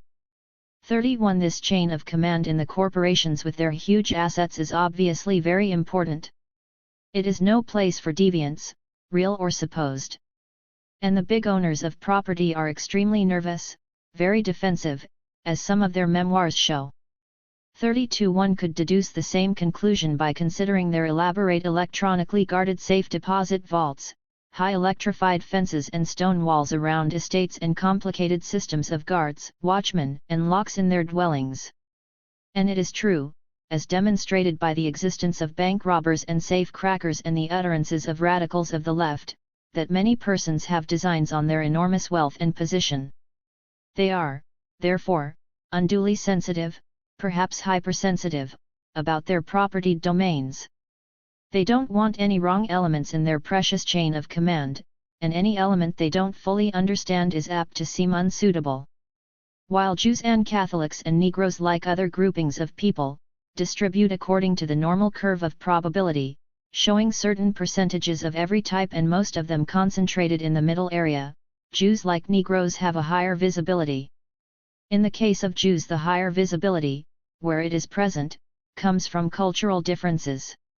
Again, a number of prominent Jews appear to have taken seriously, too seriously, the formal documents of the American legal system, the Declaration of Independence, the Constitution, and perhaps Lincoln's Gettysburg Address. Such were, obviously, Joseph Pulitzer and Louis D. Brandeis, who did not see the emerging corporation as an unalloyed boon. These were public men rather than finpoles. How many other Jews, the finpoles no doubt ask themselves, are like these? Within the corporations, as the recent electrical industry scandal shows, many things go on that are bound to be viewed askance by the public. When the milk is watered, it is necessary to have a line of loyal managers, to have nobody present who is apt to blow the whistle and call in the police. To ensure this, one needs carefully screened people. People who are excluded are, then, not basically excluded on racial or religious grounds, for the corporate men have no more interest in ideology than has a giraffe, but on grounds of reliability, real or supposed. Anyone about whom there is doubt that his primary loyalty will be to the corporation must be left out, and this goes for Jew, Catholic, deeply committed Protestant, or any overt moralist, unorthodox ideologist, or detached scholar. In objecting to the exclusion of Jews, it is overlooked that corporations exclude on other grounds as well. They wouldn't knowingly hire a David Thoreau, for example. They aren't partial to liberals, and Jews are associated historically with liberalism. The exclusion of Jews, then, even by some corporate people who marry Jews, traces back today to the general fear of any disturbing influence along the chain of command. It is not that the corporations want passive people. They want aggressive, ambitious people, but aggressiveness and ambition must be channelized toward one goal: making money. Any other interest is disturbing. While it is no doubt galling for any people, especially people within a supposedly democratic society, to be stigmatized in advance of performance, this whole prospect is not as bleak as it at first seems.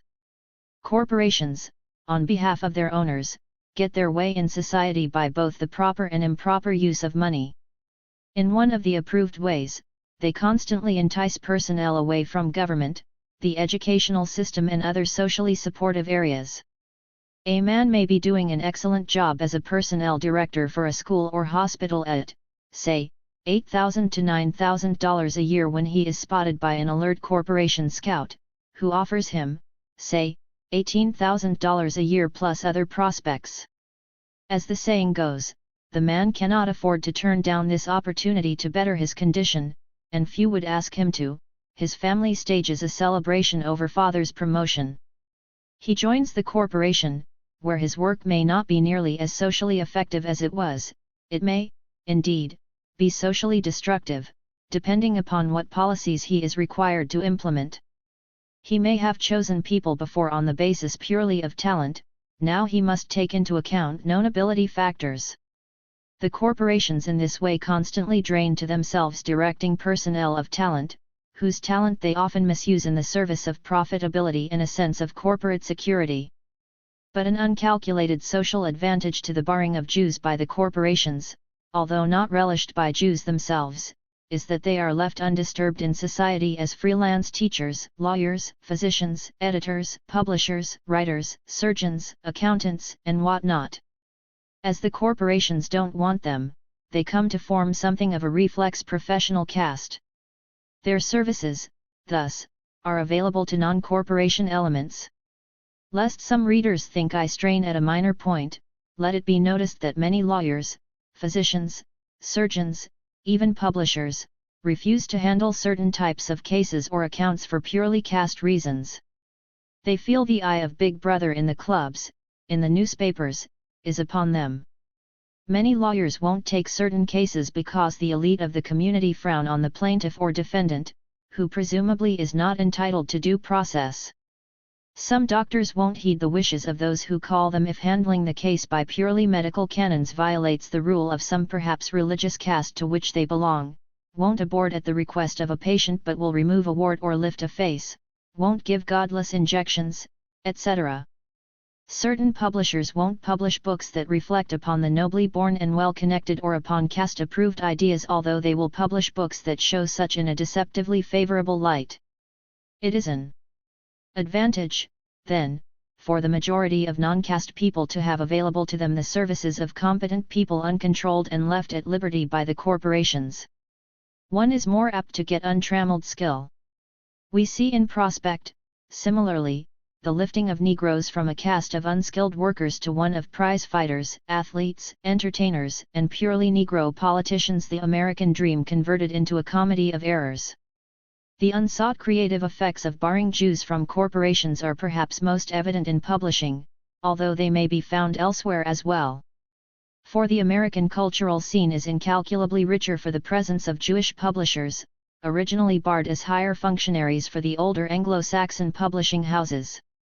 Jewish publishers have been willing to publish all sorts of books that caste-minded Anglo-Saxon publishers were afraid to publish. Thus Simon & Schuster published Bertrand Russell, an Anglo-Saxon, and Alfred Knopf published the books of the very Saxon H. L. Mencken.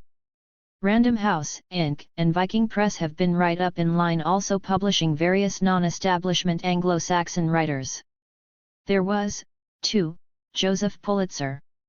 Now, if the Jews who founded these and other publishing houses had been initially taken into the older houses, they would have been absorbed into the Anglo-Saxon nest, their best ideas blunted in the name of organizational Gemütlichkeit.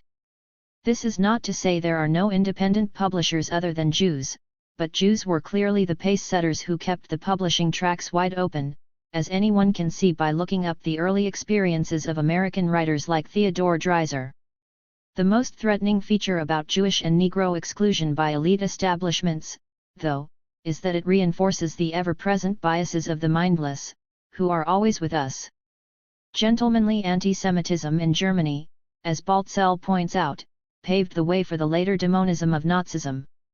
Gentlemanly anti-Semitism, in other words, is a charge of unfused dynamite lying about, waiting for the circumstance and the paranoid personality to supply the fuse. Baltzell, citing memoirs and biographies, tells of a number of instances in which rejection of Jews in the financial world by the clubs induced much anguish of spirit. But just how sympathetic one ought to feel about someone Jew, Gentile, or Negro being denied acceptance in the inner Finpolitan world I wouldn't know, because I feel that being barred by the links is about on a par, from a purely human point of view, with being barred by the Elks. The clubs, in other words, are not centers of excellence. Baltzell relates that Bernard Baruch, an admirer of clubman J. P. Morgan, felt hurt at being excluded from the inner club circles of Finpolity. Doesn't it seem as though his admiration was misplaced? Moneyed Jews, instead of feeling personally affronted at what would pass for insulting behavior in the world of ordinary men, surely ought to be able to see that Finpolity precedes ordinary civility. What matter the opinions of curbstone moralists and liberals when billions are felt to be at stake? What this pattern of discrimination imposed by the elite clubs on the corporate world, the country clubs and the college fraternities shows, leaving aside the alleged good or bad effects or the reasons for it all, is that 1. An elite decision has been effectively imposed on the country without leave of the government or any pluralist plebiscite, and 2. That it is possible to impose effectively such elite decisions. If it is possible to impose such decisions in corporations, college fraternities, and suburban residential areas, it is equally possible to impose them with respect to any individual or to any types ethnic, political, intellectual. The prejudices of the upper clubs, in other words, have the force of effective law throughout the land. It is not unusual in history for the prejudices of a ruling class to prevail over a society as law, but it is the general supposition that the United States is sharply divorced from such a state of affairs. The supposition, however, is mistaken. Operatively, the United States is not so new a model in the world as commonly thought. The question now is, are other such elite decisions made and imposed? Other Finpolitan elite decisions. A casuist might counter what has been shown with this response: it is true that an effective decision has been made by the financial elite against Jews, Negroes, and sometimes Catholics, but this does not prove that similar decisions of sweeping effect are imposed. All that has been shown is that it is possible to impose such decisions and that one has indeed been imposed. It is necessary, then, to show that the same sort of decision-making takes place in various momentous areas whenever the Finpolitans feel their vital interests are concerned. It is not denied that other people make decisions, that there is a formal governmental structure for decision-making, as when President Truman decided in person to drop atomic bombs on Japan, or President Johnson decided after consultation only with the Joint Chiefs of Staff to involve the United States in futile large-scale warfare in Vietnam. What is asserted is that often, in contravention or supplementation of formal government, effective, informal and momentous decisions are made by the financial elite without consulting anyone else. These decisions pragmatically have the force of law. They enable certain things to happen, prevent other things from happening. Furthermore, these decisions relate to fundamental dollars and cents areas in the life of the American people. Our next area for consideration will be that of regulation of the corporations, long a vexing subject. Many laws have been placed on the books for the ostensible purpose of regulating corporations, and they do regulate the corporations in those respects in which the corporations resign themselves to being regulated. Among these laws are the Sherman Antitrust Act as amended, the Clayton Act, and various others that can be read about in a wide literature devoted to describing, analyzing, and criticizing the antitrust laws. The proclaimed purpose of these laws is to preserve competition. Supplementing the work of the courts in applying these laws is the Federal Trade Commission and other quasi-judicial regulatory bodies. Yet, despite token prosecutions under these laws and repeated investigations and disclosures by Congress and the regulatory agencies, competition dwindles steadily in American economic life. Fewer and fewer companies, as we have seen, control wider and wider areas of economic activity, more and more jobs.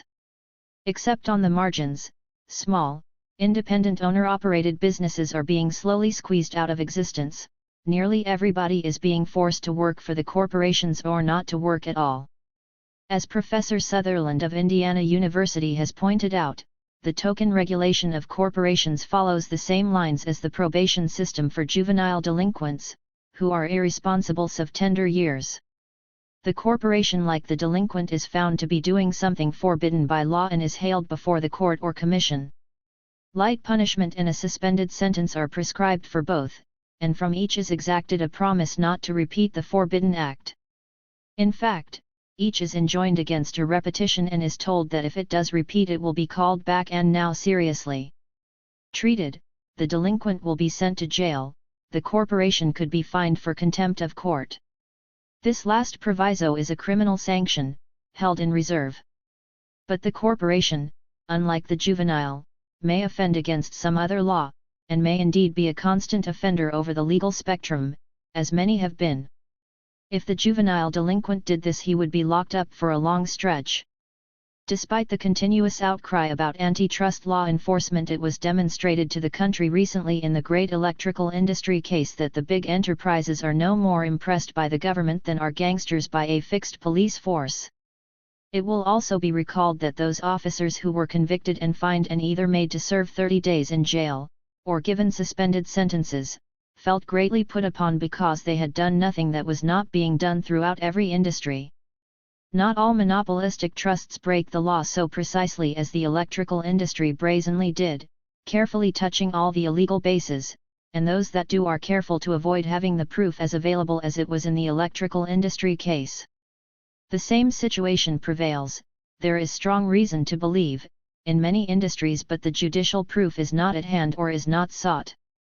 The laws usually, except in the case of vague charges like obscenity and blasphemy, state precisely what series of acts constitute the offense and under what conditions. Evidence must show that these acts and conditions were plainly present. In the case of something so complicated as a conspiracy to restrain trade, it is often difficult to muster the requisite evidence.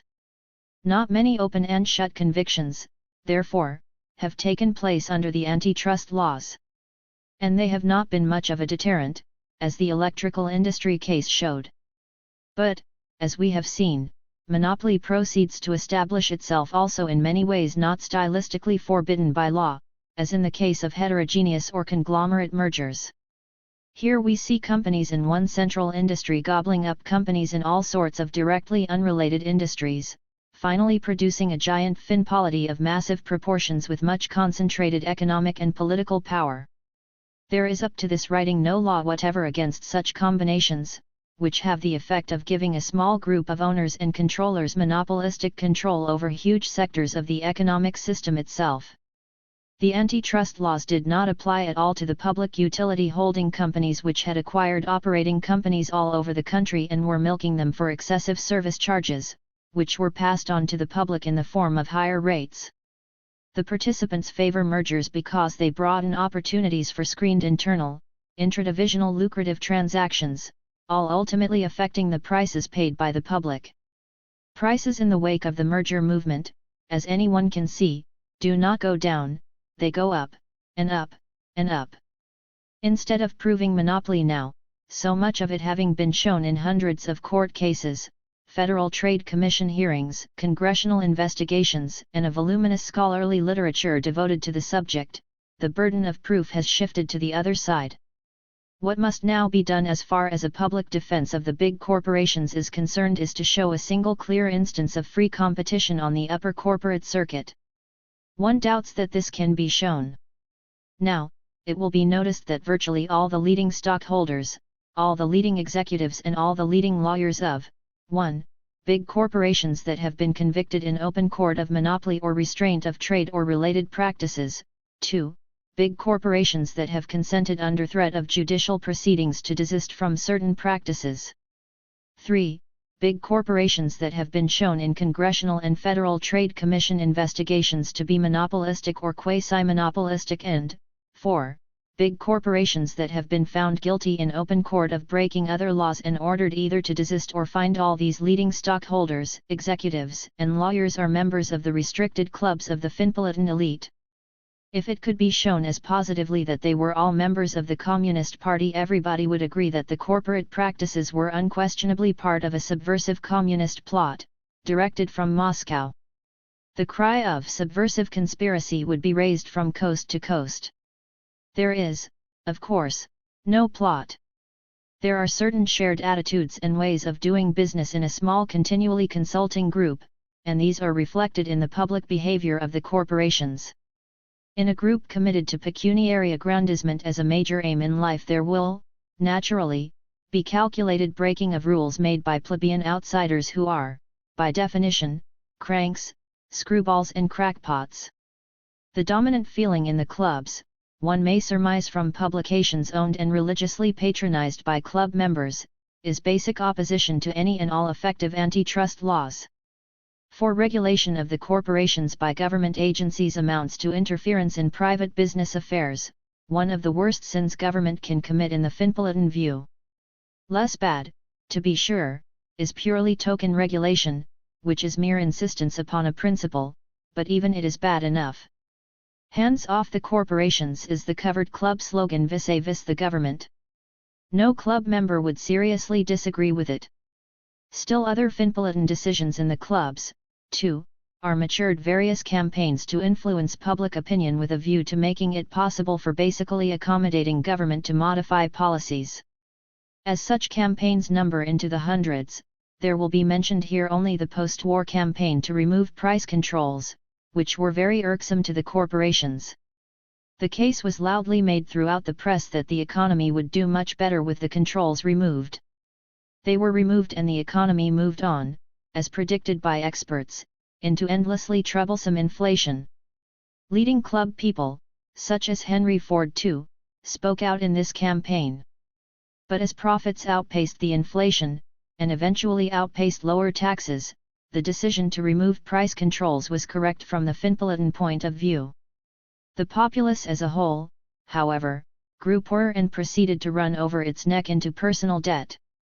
Here we may ask, did the populace want higher prices? Does it ever? Another type of case is this: it is shown by the government that some huge consolidation is clearly illegal and the Department of Justice calls for its termination under the threat of submitting the issue to the courts, whose ruling is a foregone conclusion. The offending party thereupon sets its agents to work on Congress with a view to getting the law changed so as to permit the particular consolidation, and succeeds in its efforts.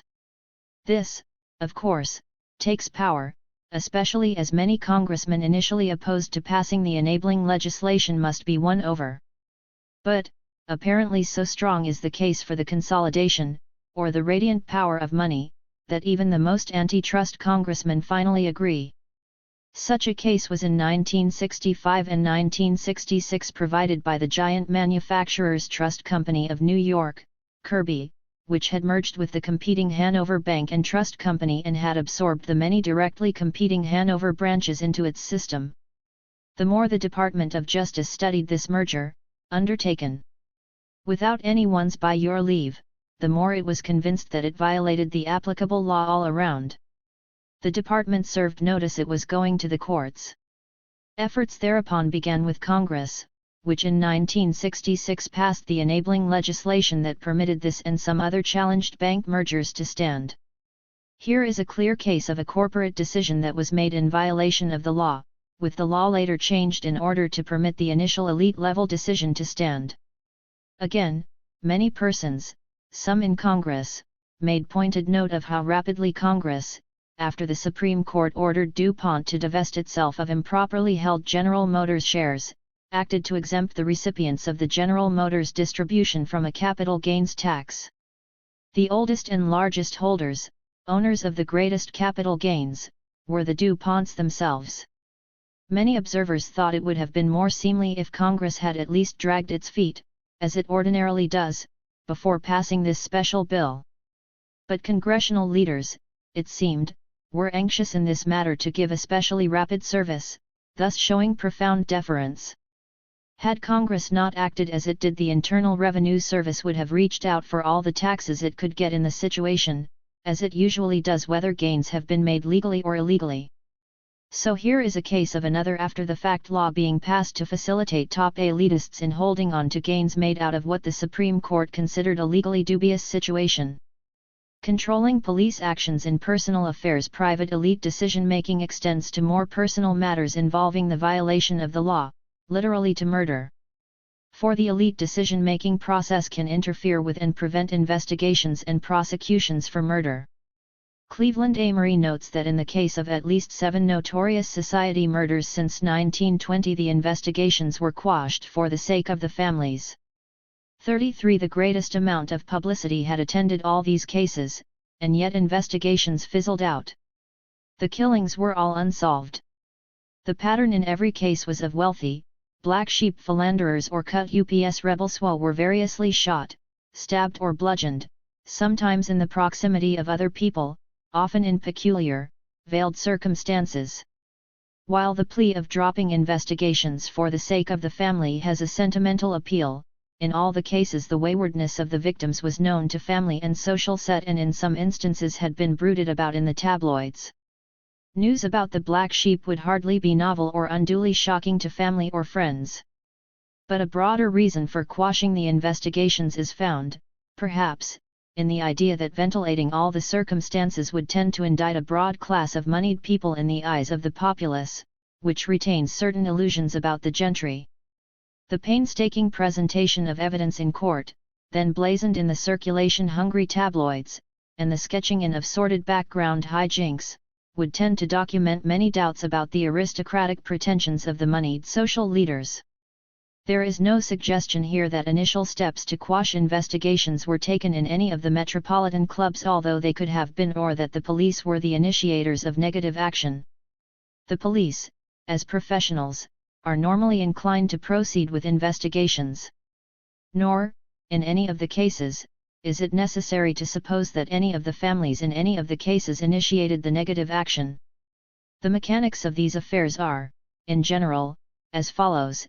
After the crime, with the police beginning to set up their lines of investigation, prominent individuals in the same social set, with at least the consent of the family, which could rightfully insist upon full investigation, get in touch with the leading politician or politicians upon whom the police are dependent for their jobs. The right politician, responsive to the halo of money, tells the chief of police, "Drop this investigation, for the sake of the grief-stricken family. The guy got what he deserved anyhow and the family knows it." Here the police instincts are satisfied on two counts: first, on sentimental grounds, and most police are basically conventionally sentimental, and, second, on retributional grounds. Lost in the shuffle is the fact that someone, no doubt of high social position, has committed murder and is about to get away with it, law or no law. Now, in the case of most murders, the victim has a family, and in many cases the family is as sick of the victim as any society family of its black sheep. But this does not deter police from delving into every aspect of his career that might point to his murderer. Even if it is thought the victim got precisely what he deserved, the police probe in every direction, and family now be damned. For the family involved is not an important family. Whatever one thinks of all this, one must agree that the police in such quashed cases act in response to an elite decision. Congressional endorsement of elite decisions. Elite decisions are most often, perhaps, implemented by legislative bodies, Congress, or the state legislatures. It would take hundreds of pages to show all of these in detail. Here I shall take space only to mention two conclusive examples, leaving Congress for scrutiny until later. In the early 1960s there were before Congress two proposals, one to terminate tax-free expense account privileges of corporation executives and another to enforce by law greater truth in advertising.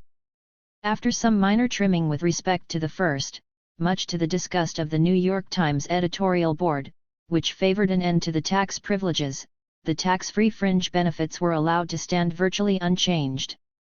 In the second instance, with newspapers and magazines taking a hand behind the inspiriting slogan of freedom of the press, the call for more stringent policing of misleading advertising claims was defeated. Similarly, the cigarette industry succeeded in having watered down the anti-cancer warning proposed for cigarette packages. Even though the outcome was determined in Congress, it can hardly be doubted the decisions were made on high, for special interests, and were simply validated in congressional horse trading.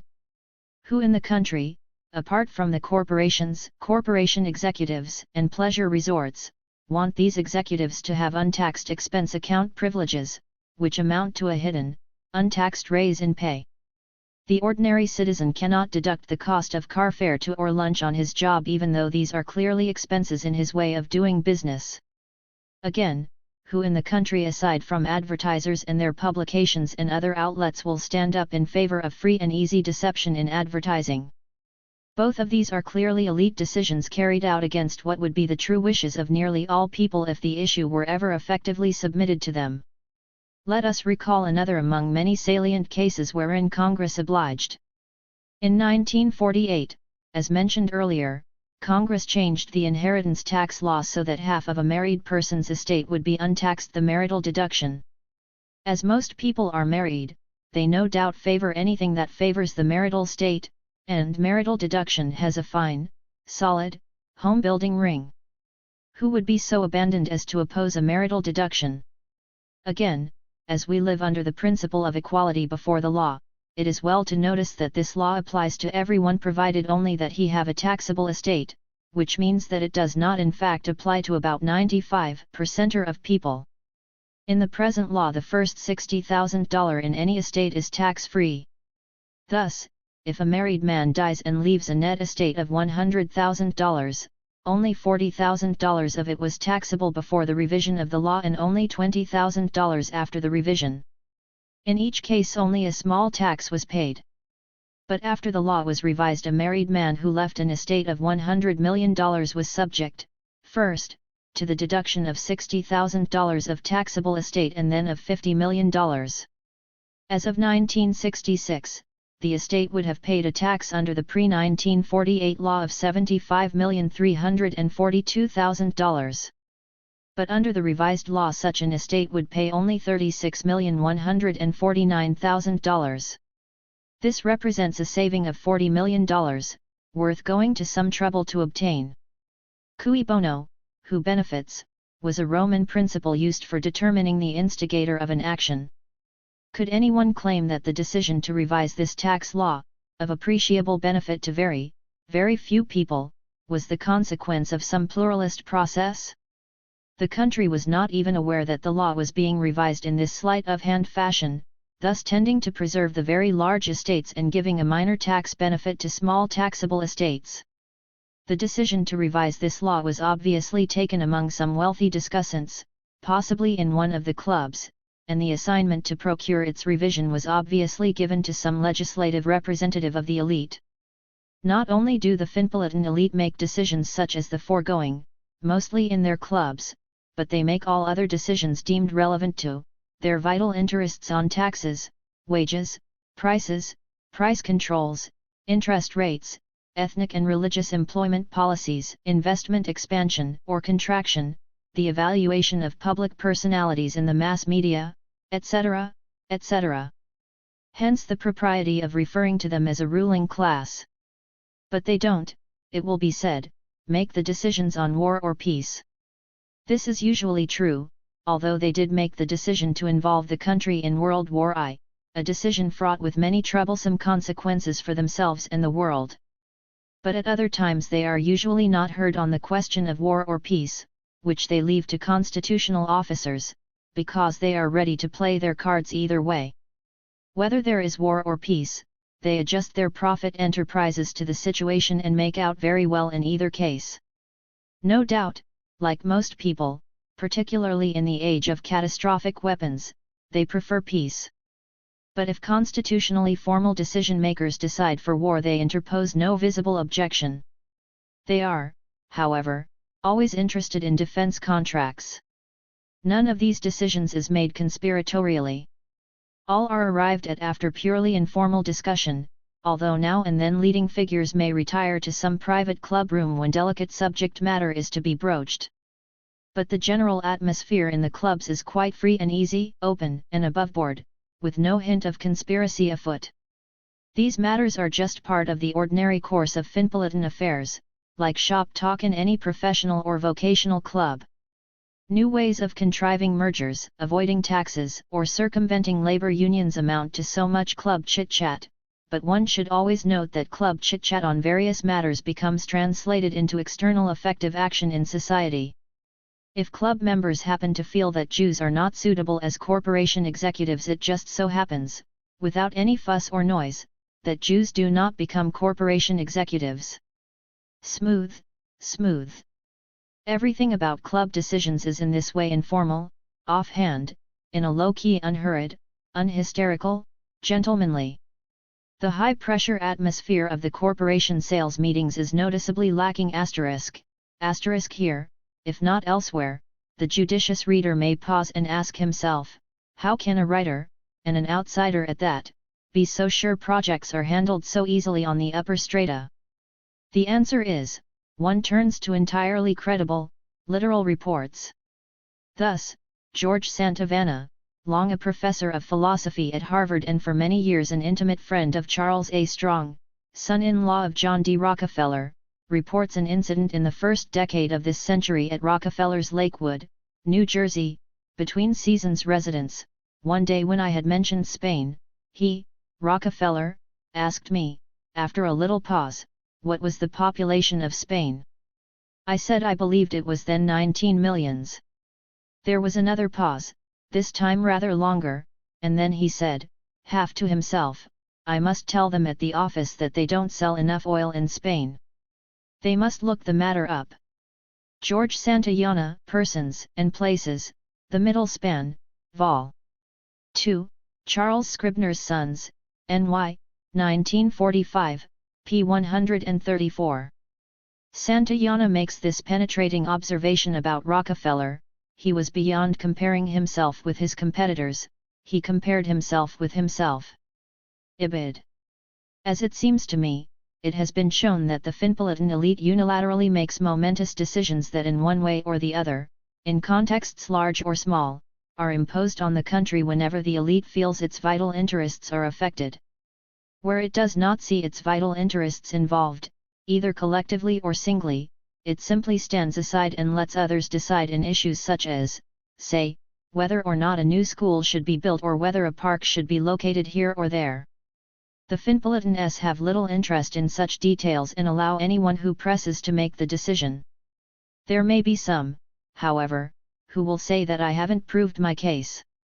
Although many other supporting instances could be mentioned in this chapter, it should be evident that for those determined not to accept the clearly warranted conclusion there would be no admission that the case was proved if instance were piled on instance in detailed profusion for hundreds of pages. One either intelligently sees the force of the proof offered or goes on muttering idiotically forever, no matter how much evidence is adduced, not proven, not proven. Toward a domestic Kremlinology since World War II and the upthrust of Russia there have emerged Russian institutes in various of the universities, devoted to studying all things Russian. Some of the scholars focus directly on the ruling group in the Kremlin, attempting at a distance, amid considerable difficulty, to deduce what is going on at the top. They pore over Russian newspapers, study the order of precedence of names of officials, examine budgets, make note of who appears and who does not appear at diplomatic receptions, analyze Russian jokes, and subject every conceivable aspect of Kremlin affairs to minute scrutiny.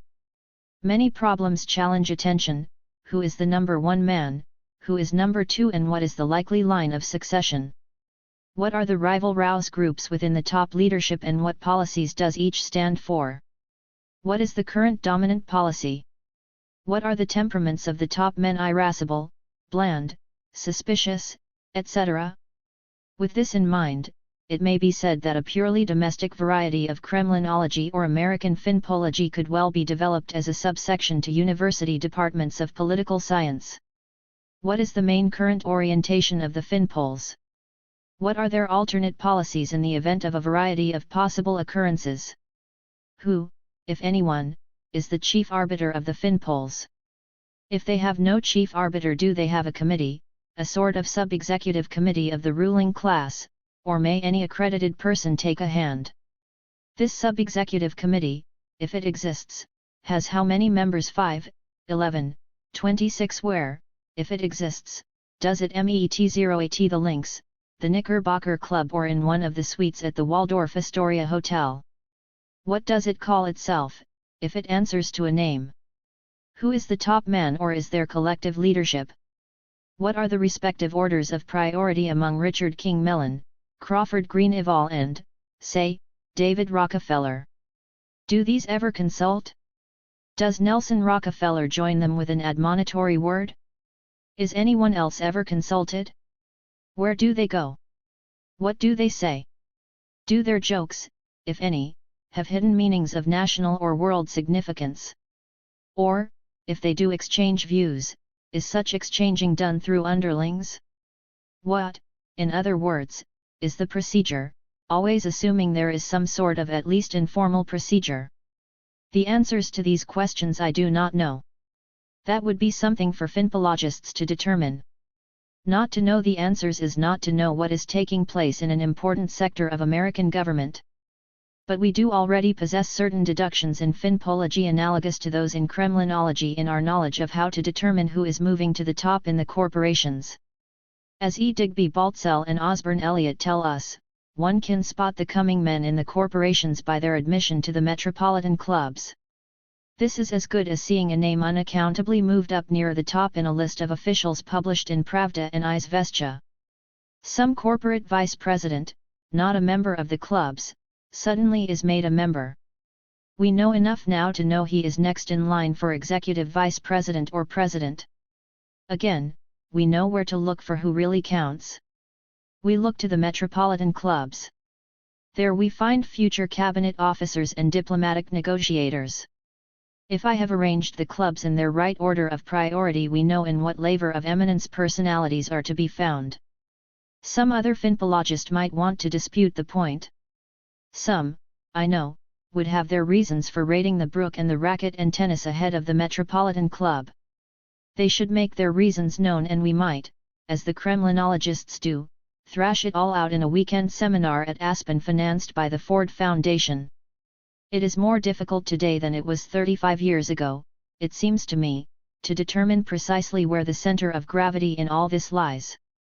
Perhaps there is now no center of gravity, and perhaps the issue of dominance in Finpolity is being left in abeyance or quietly fought out behind the scenes. Is there, as in the Kremlin, a behind-the-scenes struggle for power?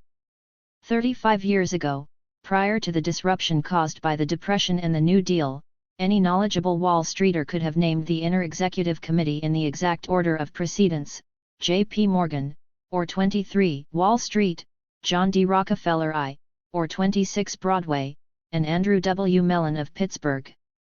Anything these three agreed on happened as they said it would, including sometimes, as in 1916 to 1917, the decision to enter the war. One thing they agreed upon basically: not to meddle in each other's respective domains. None wished to tangle at close quarters with either of the others. But 23 Wall Street, without downrating the others, made its words felt over the most varied domain. That was where newsmen went for tips on what was likely to happen in Washington, in London, in Paris, at the Federal Reserve. If no tips were available there, the pickings were apt to become slim, although sometimes Winthrop Aldrich at the Rockefellers' Chase Bank, only figuratively at 26 Broadway, might be able to give some special insight. But when Aldrich spoke, newsmen understood that although the words were his, the dramatic line was surely approved by Big John, doddering along the golf course at Ormond Beach and manically handing out shiny dimes to everyone who came near. J.P. Morgan too rarely spoke. In his place spoke Thomas W. Lamont, the eminence grise of the firm, whose mind perceived so many aspects to any simple question that he could, if he had wished, which he rarely did, have discoursed with visitors for hours about them. Mellon, except when he was Secretary of the Treasury, rarely bothered to cue any outsider into his thinking. But Morgan's 23 Wall Street was the center of the action, a fact often alleged but rarely shown. For example, A.P. Giannini, the self-erected San Francisco banking tycoon, in 1928 bought control of the 116-year-old Bank of America, of New York, from Ralph Jonas and Associates, paying $510 a share for 35,000 of 65,000 outstanding shares. He then absorbed the Bowery East River National Bank and the Commercial Exchange National Bank and formed the Bank America Corporation as a securities underwriting affiliate. But before he bought the Bank of America, Giannini needed the consent of J.P. Morgan and Company. "I don't want it unless I have the consent of the corner," Giannini told his agent. "I can get that consent," the agent said. A meeting was arranged between Giannini and Morgan. "I'll see Seward Prosser and the Federal Reserve officials at once," the New York tycoon told him. "You will certainly be welcomed into the banking picture here." 34 said Seward Prosser, chairman of the New York Clearing House and president of the Bankers Trust Company, to Giannini. "We don't favor ownership of banks by holding corporations. However, we'll be glad to welcome you to the street if you will agree to do away with all but 20% of your holdings of this consolidated bank." 35 Giannini agreed reluctantly. While he was distributing this stock, says his biographer, he was informed that an official of the commercial bank-controlled Federal Reserve Bank of New York, speaking for the chairman, had said the Reserve Bank would not transmit to the Federal Reserve Board in Washington the application for trust powers unless Bank Italy Corporation of San Francisco agreed to divest itself of every share it owned of Bank of America in New York. Giannini immediately went to Washington, where he was told by Roy Young, governor of the Reserve Board, that the board had no legal right to take over the trust department. Whereupon Giannini refused to distribute the remainder of the stock and went into the market to buy back what he had sold. "If you don't conform to our wishes here," said Francis D. Bartow, a Morgan partner, to Giannini back in New York, "we must ask you to take your various accounts out of J.P. Morgan and Company. Right or wrong, you do as you're told down here." "The hell I will," retorted Giannini. "If you boys want a fight, I'll see that you get it." 36 The next day, reports Julian Dana, a meeting was arranged with Jackson Reynolds, head of the First National Bank, a Morgan satellite. Reynolds, always an admirer of Giannini, had a word of caution for his ear. "You have made such a tremendous success that I'm not trying to give you advice on what you should do, AP," said Reynolds frankly. You know your own business better than I do. You may have been badly treated, have all the law on your side. But if I were you, I'd take my orders and say nothing. If you don't well, they'll knock you down and walk all over you. They can't do that to a red-blooded California boy, said AP coolly. If they try it, they'll have the biggest damn scrap on their hands they ever tackled. 37 Several years later, Giannini, by rallying his stockholders, fought back a complicated attempt by Morgan Associates to take over his giant Transamerica Corporation from the inside. The story is told in detail by Giannini's biographer. 38 Morgan dominance, so thorough that no outsider could enter Wall Street without Morgan consent, gained at a price, was broken by a host of New Deal banking laws that shifted control over many key financial matters to Washington, to the Federal Reserve Board, which had previously been informally circumvented by the Federal Reserve Bank of New York, to the Securities and Exchange Commission and other agencies. Morgan power thereafter declined. In its day it was great. This is the way it was, at any rate, up to the date that AP Giannini successfully challenged it and until the Depression and New Deal laws undermined it. The Morgan word in Wall Street and far beyond, without the consent of Congress or any president, was law. Morgan's ran Wall Street, not in the sense that it initiated whatever went on down there, but in the sense that it could veto anything it didn't like. Mellon and Rockefeller stayed out of its way. Only AP Giannini was foolish and lucky enough to put the Morgan power to the final test, when Morgan's was under other pressures. Says Elliot V. Bell, a one-time member of the staff of the New York Times, writing in 1938, and more recently chairman of the executive committee of McGraw-Hill Publishing Company and a director of the Chase Manhattan Bank, the New York Life Insurance Company, the New York Telephone Company, the Tri-Continental Corporation and other stratospheric entities. The position of the House of Morgan is unique, and in those days prior to the New Deal its right to leadership was undisputed. The basis of the Morgan power is not easy to explain. It is not a large bank, as Wall Street banks go. A dozen other institutions have much larger resources. True, the firm exercises a strong influence over a number of these larger banks, the so-called Morgan banks, but it has never been established to what extent that influence is based on financial control. The sheer money power of the corner is, of course, great, but my own belief is that this is a minor factor in the firm's leadership. What really counts is not so much its money as its reputation and brains. But to get back to the corner. It is not a mere bank, it is an institution.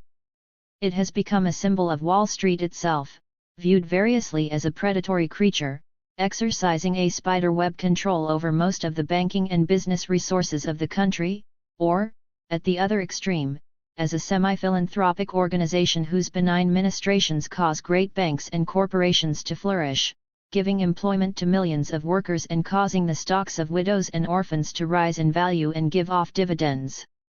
There was a time, still within the memory of many in Wall Street, when financial titans booted the stock market about to satisfy their own feuds or ambitions, a time when the elder J.P. Morgan could call a handful of bankers into his awe-inspiring presence and bark out orders that would stop a panic.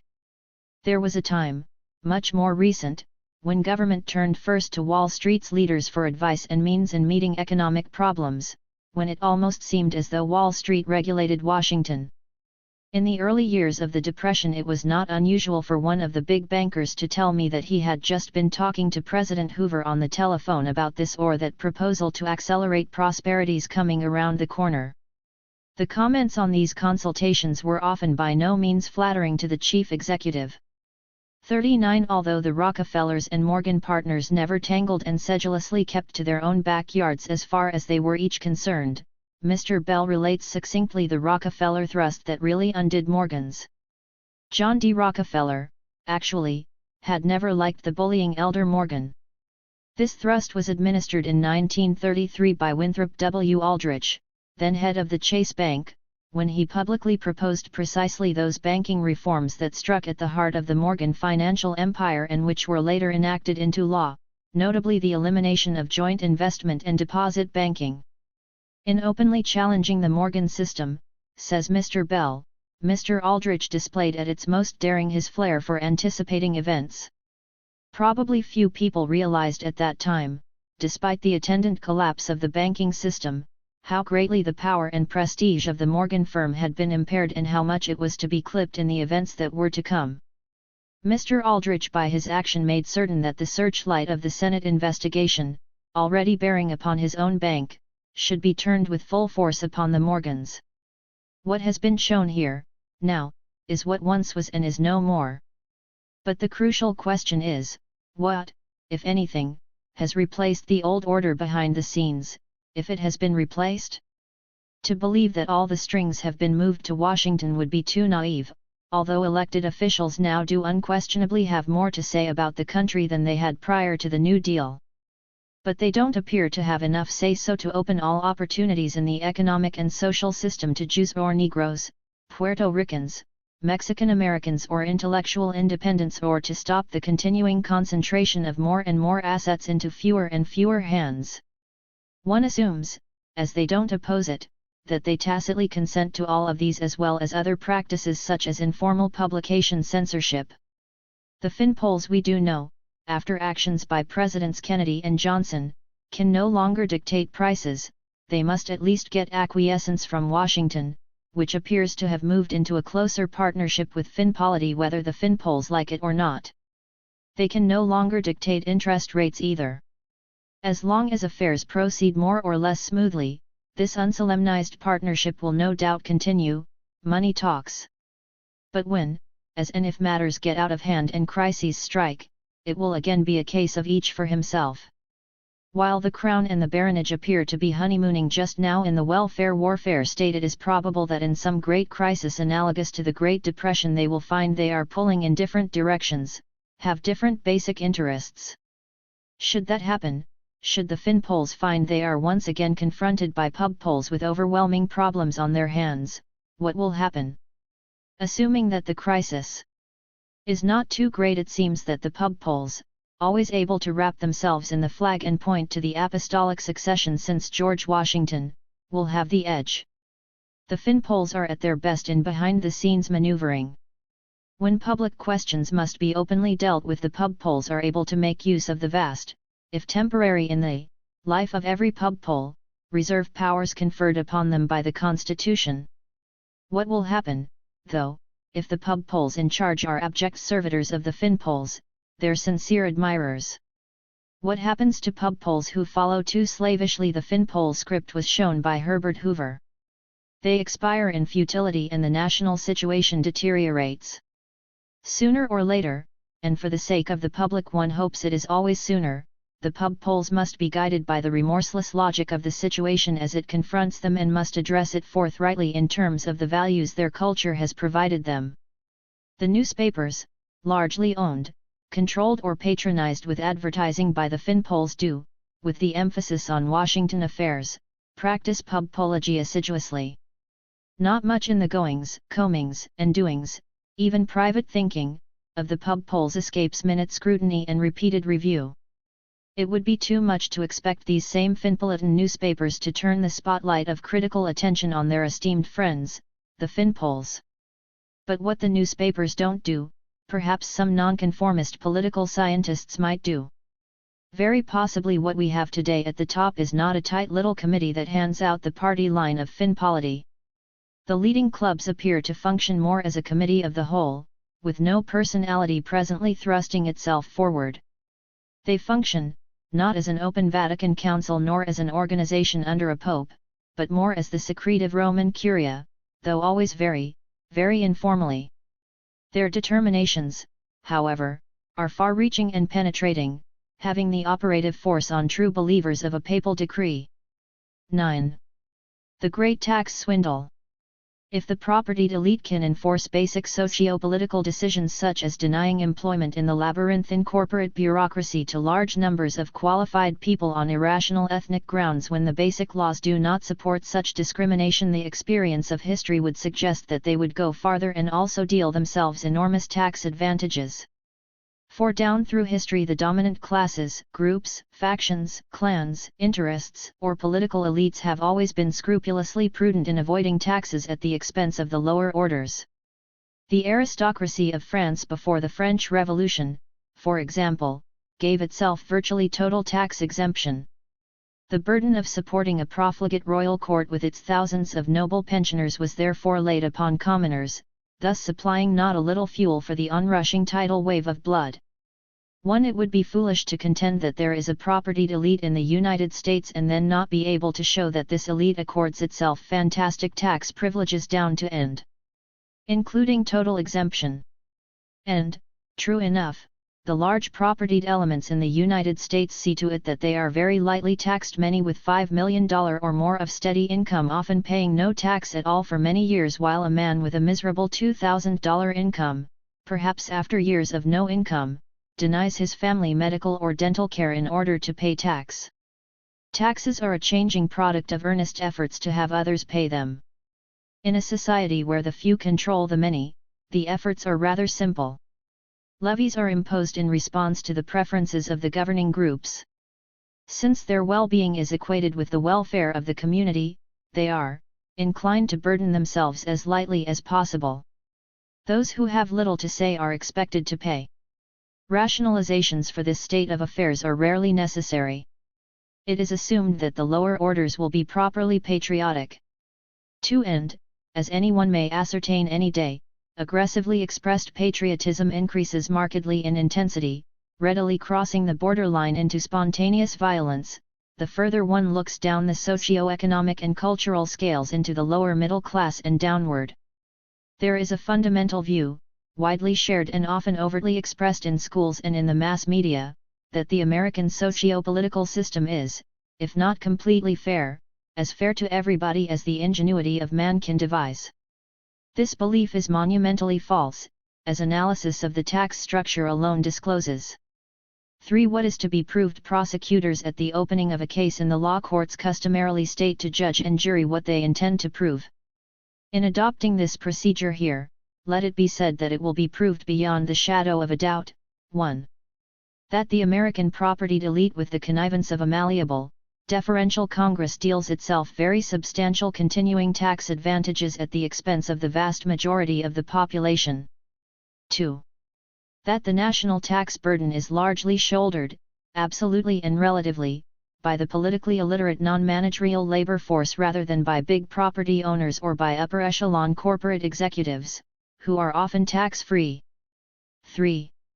That the resultant tax structure is such that it intensifies the abject and growing poverty of some 25 to 35% of the populace, about whom latter-day pub polls theatrically wring their hands, and grossly cheats more than 95% in all. Quite an order, the judicious reader will no doubt say to himself. But let such a reader armor himself in skepticism and let us consider the proof.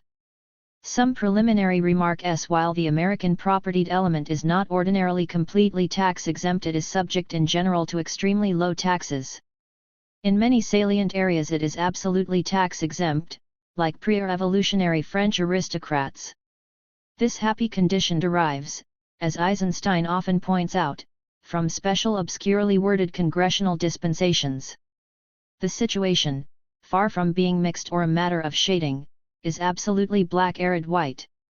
The United States is widely supposed to have a graduated tax system, based on ability to pay, but there is very little actual graduation in the system, and what graduation there is turns out to be against the impecunious asterisk.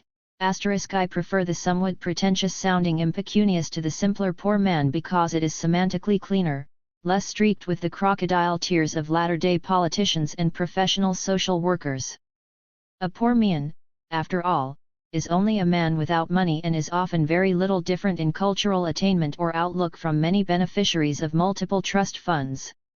He does not wear a halo, worse, he is never likely to. The recreations of a bayou Negro are little different from those of many denizens of Fifth and Park Avenues. Each hunts, fishes, copulates, eats, sleeps, swims and boats, and neither is much of a reader, thinker, or patron. The main social difference between them is money and its lack. The defensive idea of some sociologists that there is a poverty culture, ensuring the continued poverty through generations of its participants even though they were given trust funds, must be rejected as untenable. What is called the poverty culture is merely the reactive creation of impecunious people rejected for one reason or the other, often arbitrary, from the labor force as unsuitable. But if they were given an ample regular income without the performance of any labor, like members of the trust fund cult, they would quickly emerge from this culture, perhaps to comport themselves like Beverly Hillbillies or socialites. It is not being urged that the results to be shown were obtained through some centralized secret plot of bloated capitalists and paunchy cigar-smoking politicians. For it would indeed take a confidently jocund group of autocrats to deliberately plan the existing tax structure, what conservative tax expert Representative Wilbur Mills, Democrat of Arkansas, in a bit of judicious understatement has called a house of horrors. The late Senator Walter George of Georgia, never regarded as a friend of the common man, called the present scale of exemptions a very cruel method by which the tax upon the people in the low-income brackets has been constantly increased. For Senator Barry Goldwater of Arizona, no liberal, radical, or star-eyed reformer, said the whole tax structure is filled with loopholes. Senator Douglas of Illinois, a liberal and a professional economist, asserted that the loopholes have become truck holes. 5. Referring to the fantastic depletion allowance, conservative Senator Frank Lask of Ohio, no extremist or reformer of any kind, said, "It is a fraud, it is a swindle, and it ought to be stopped." 6. One is, therefore, in fairly sedate baby-kissing company if one says, perhaps overcautiously, that the tax structure is a pullulating excrescence negating common sense, a parody of the gruesomely ludicrous, a surrealist zigzag pagoda of pestilent greed, a perverse thing that makes the pre-revolutionary French system seem entirely rational. One takes it that Congressman Mills had something like this in mind with his House of Horrors. Representative Mills, in further explication of his House of Horrors characterization, said the tax laws are a mess and a jip, with some taxpayers treated as coddled pets and others as patsies. But the tax laws would have been no surprise or cause for consternation to someone like Karl Marx with his doctrine that government is inherently the executive committee of a ruling class. Indeed, they document that dictum if not to the hilt then a good distance up the blade. One can apply to the present American system the exact words of French Finance Minister Calonne in 1787 on the soon-to-be-destroyed French system: "One cannot take a step in this vast kingdom without coming upon different laws, contradictory customs, privileges, exemptions, immunities from taxation, and every variety of rights and claims, and this general lack of harmony complicates administration, disturbs its course, impedes its machinery, and increases expense and disorganization on all sides." 7. To refer to this system, then, as another but bigger banana republic is not merely a bit of misplaced literary hyperbole. The American tax system is the consequence of diligent labors by diversified parties of major property interest working down through the years to gain their ends. 2 congressional committees of seemingly over-easy virtue have been their target. A public demoralized by a variety of thoughtfully provided distractions, and liberally supplied with Barnum's suckers and Mencken's boobs, would not know what takes place even if it were fully attentive, because it could not understand the purposely opaque syntax of the tax code, the inner arithmetic or the mandarinic rhetoric of the tax ideologists. Has the result been spontaneously achieved in hit or miss fashion, or is it intentional? As there are always those observers who want to interpret all human actions blandly, and who decry any suggestions of conniving or underhandedness, let it be said that on every hand in the tax laws there is clearly revealed: 1. Intent to deceive, and 2. Self-awareness of intent to deceive. First, those laws are demagogically sugar-coated in various ways with entirely illusory and deceptive rates up to 70 or 91%, or with a variety of homespun-seeming concessions to ordinary people, and with numerous items of sentimental bait such as apparent, but only apparent, concern for the handicapped. Next, many seeming concessions to weakness, such as age, are actually supports for financial strength. The opacity of the language, often putting skilled lawyers at odds, alone testifies to intentional deceptiveness. Also, the couching of special bills of benefit to only one person or corporation in general terms, without naming the unique beneficiary, testifies to the same intent. A comparison of the verbiage of the tax laws with the language of the Constitution shows entirely different mentalities at work, devious in the first instance, straightforward and to the point in the second. The deviousness does not, as some profess to believe, reflect modern complexity of conditions. It is the deviousness that induces much of the complexity.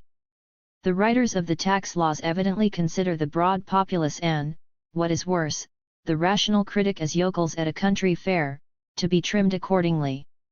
In referring to the broad public, it may seem that I have suddenly enlarged the scope of this inquest from a very small to a very large group. But we are confronted here with something of a puzzle. How could nearly 99% of a large population be put into such a wringer by some 1% or less American Samoa, though the 99% were the victims of a particularly brutal military conquest? How could such an apparently free population be reduced to the financial status of peasant slaves? A variety of factors has conspired to this end, but the populace has been handled by a smooth governing technique. In a process that has unfolded partly by sincere stealth, partly by sincere subterfuge, partly by convenient self-deception and partly by barefaced sincere chicanery, the people have been led to accept the tax laws by being offered many apparent advantages over each other in pseudo-exemptions and pseudo-deductions. But the bitter mixture to which the electorate has step by step acquiesced, under the plea partly of necessity and partly of undue advantage, it has finally been forced to swallow with the compliments of Congress a lesson in adroit political manipulation as well as practical morality. The tax laws, as drawn, appear to be a loaded gun pointed at the rich and affluent. But this is a tricky gun. As the ordinary man pulls the trigger in high glee, he shoots himself. For the true muzzle of the weapon, as in a fantastic spy film, points backward. As Congress now may appear to be cast as the villain of this opus, which is really without a villain, it should be conceded that there are many excellent public servitors in that body, functioning far beyond any reasonable call of duty. But Congress collectively is very different from congressmen and senators individually. Congress tends to function according to the least common denominator, the worst element in it. Congress, indeed, torn between different factions as it settles toward the least common denominator, becomes very much like a crazy king who doesn't know his own mind. The will of this king is reflected in the laws. Tax-free fortune building until the passage of the Income Tax Amendment to the Constitution in 1913, and the subsequent estate tax, the big industrial proprietors were virtually tax-free, subject after the Civil War mainly to minor local real estate taxes. The biggest fortunes among them, DuPont, Mellon, Rockefeller, were all largely amassed in the tax-exempt era. Corporation lawyers, such as Rockefeller's Joseph H. Choate, fought with every legal and political means at their disposal against the imposition of even a token income tax, which they correctly sensed might be the opening wedge to heavier taxes.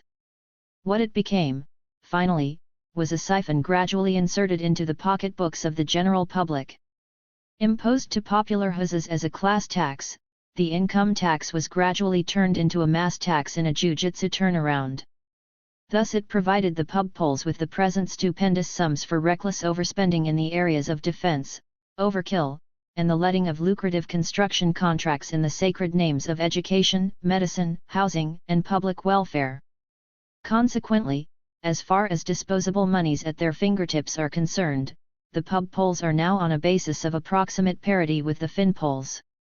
Whereas in 1939 only 4 million people paid income taxes, and in 1915 only 2 million did, today more than 46 million do so, truly a case of turning the tax tables on the lowly. Nearly all of the revenue, moreover 86% of it, comes from the lower brackets, from the initial rate that all must pay, which is the lion's share of the $41 billion taken from individual incomes in 1960. The so-called progressive rates leading into the high brackets contribute only 14% or 8%. The politicians will never willingly give up this Golconda. Differently put, the less than 1% of the individuals who own upward of 70% of productive property throw only 14% into the tax cauldron American Samoa, their distinctive, differentiated contribution, while their own publications metronomically salute them as pillars of society. It is truly a piece of sleight of hand that would have been the envy of the French Bourbons. In the United States, as it has been said, if you steal you will be hailed as a great man, provided you steal everything in sight. To get this one-sided tax burden off the backs of the common people will, one suspects, require a political upheaval of first-class dimensions. Nothing less would do it. For the pub polls, with the constant self-sustaining threat of defensive warfare on the one hand, neither Vietnam, Lebanon, Guatemala, Cuba, nor the Dominican Republic attacked the United States, and the convenient excuse of profitable open-ended welfare on the other, the Great Society, can now work an oscillating double-pronged assault on the patriotic low-income man. It should always be remembered that the higher incomes pay for little of all this. They merely increase. In general, the higher the income in the $10,000 and upward class of income receivers, comprising no more than 10% of all taxpayers, the more lucrative tax privileges and absolute exemptions are progressively enjoyed. As one moves into the top 1% of income receivers, the $25,000 plus class, the exemptions become still greater until in the top 2/10 ths of 1%, the $50,000 plus class, the exemptions and disparities become boldly and, in a presumably enlightened age, ludicrously profligate. The greater the income, the greater the legal tax exemption up to 100%. Conversely, the smaller the income the greater the proportion of taxes it pays, mainly through tax-loaded prices of goods and services among very small incomes. Taxation is a complex subject and will be dealt with here in as compressed and clear a fashion as possible. 4 types of tax system. The United States, broadly, has 4 separate tax systems: federal, state, county and municipal. Including the counties and municipalities, there are thousands of separate tax jurisdictions. While all of them together gather in much money for local uses and abuses, separately they are of small importance and are mentioned here only as a means of dismissing them. The federal per capita tax collection in 1962, for example, was close to $450, whereas all state and local taxes were about $230, so that about 2/3 of all taxes collected are federal. 10. The biggest non-federal tax is on local real estate and personal property, to which everybody contributes something either as occupant owner or as residential business tenant. Depending on the region, the realty tax varies, although wherever it is low, local services are attenuated. A tax growing in use in states and municipalities and almost as productive of revenue is the sales tax, which levies up to 5% on most retail purchases and, obviously, hits the poorest man hardest. This tax will, no doubt, be increasingly relied upon to squeeze money from the patriots. Some states and municipalities also, aping the federal government, have income, excise, and special purpose or use taxes. Excise and most special purpose taxes: gasoline, liquor, cigarette, business, documentary, etc. are like the sales tax in that they hit the rank-and-file buyer directly. But, as we have seen, the biggest tax-gathering jurisdiction, singly and collectively taken, is the federal, which imposes income, estate, excise, and customs taxes. The latter two are percentage taxes on retail purchases and, except when placed on luxury goods, hit the common man hardest.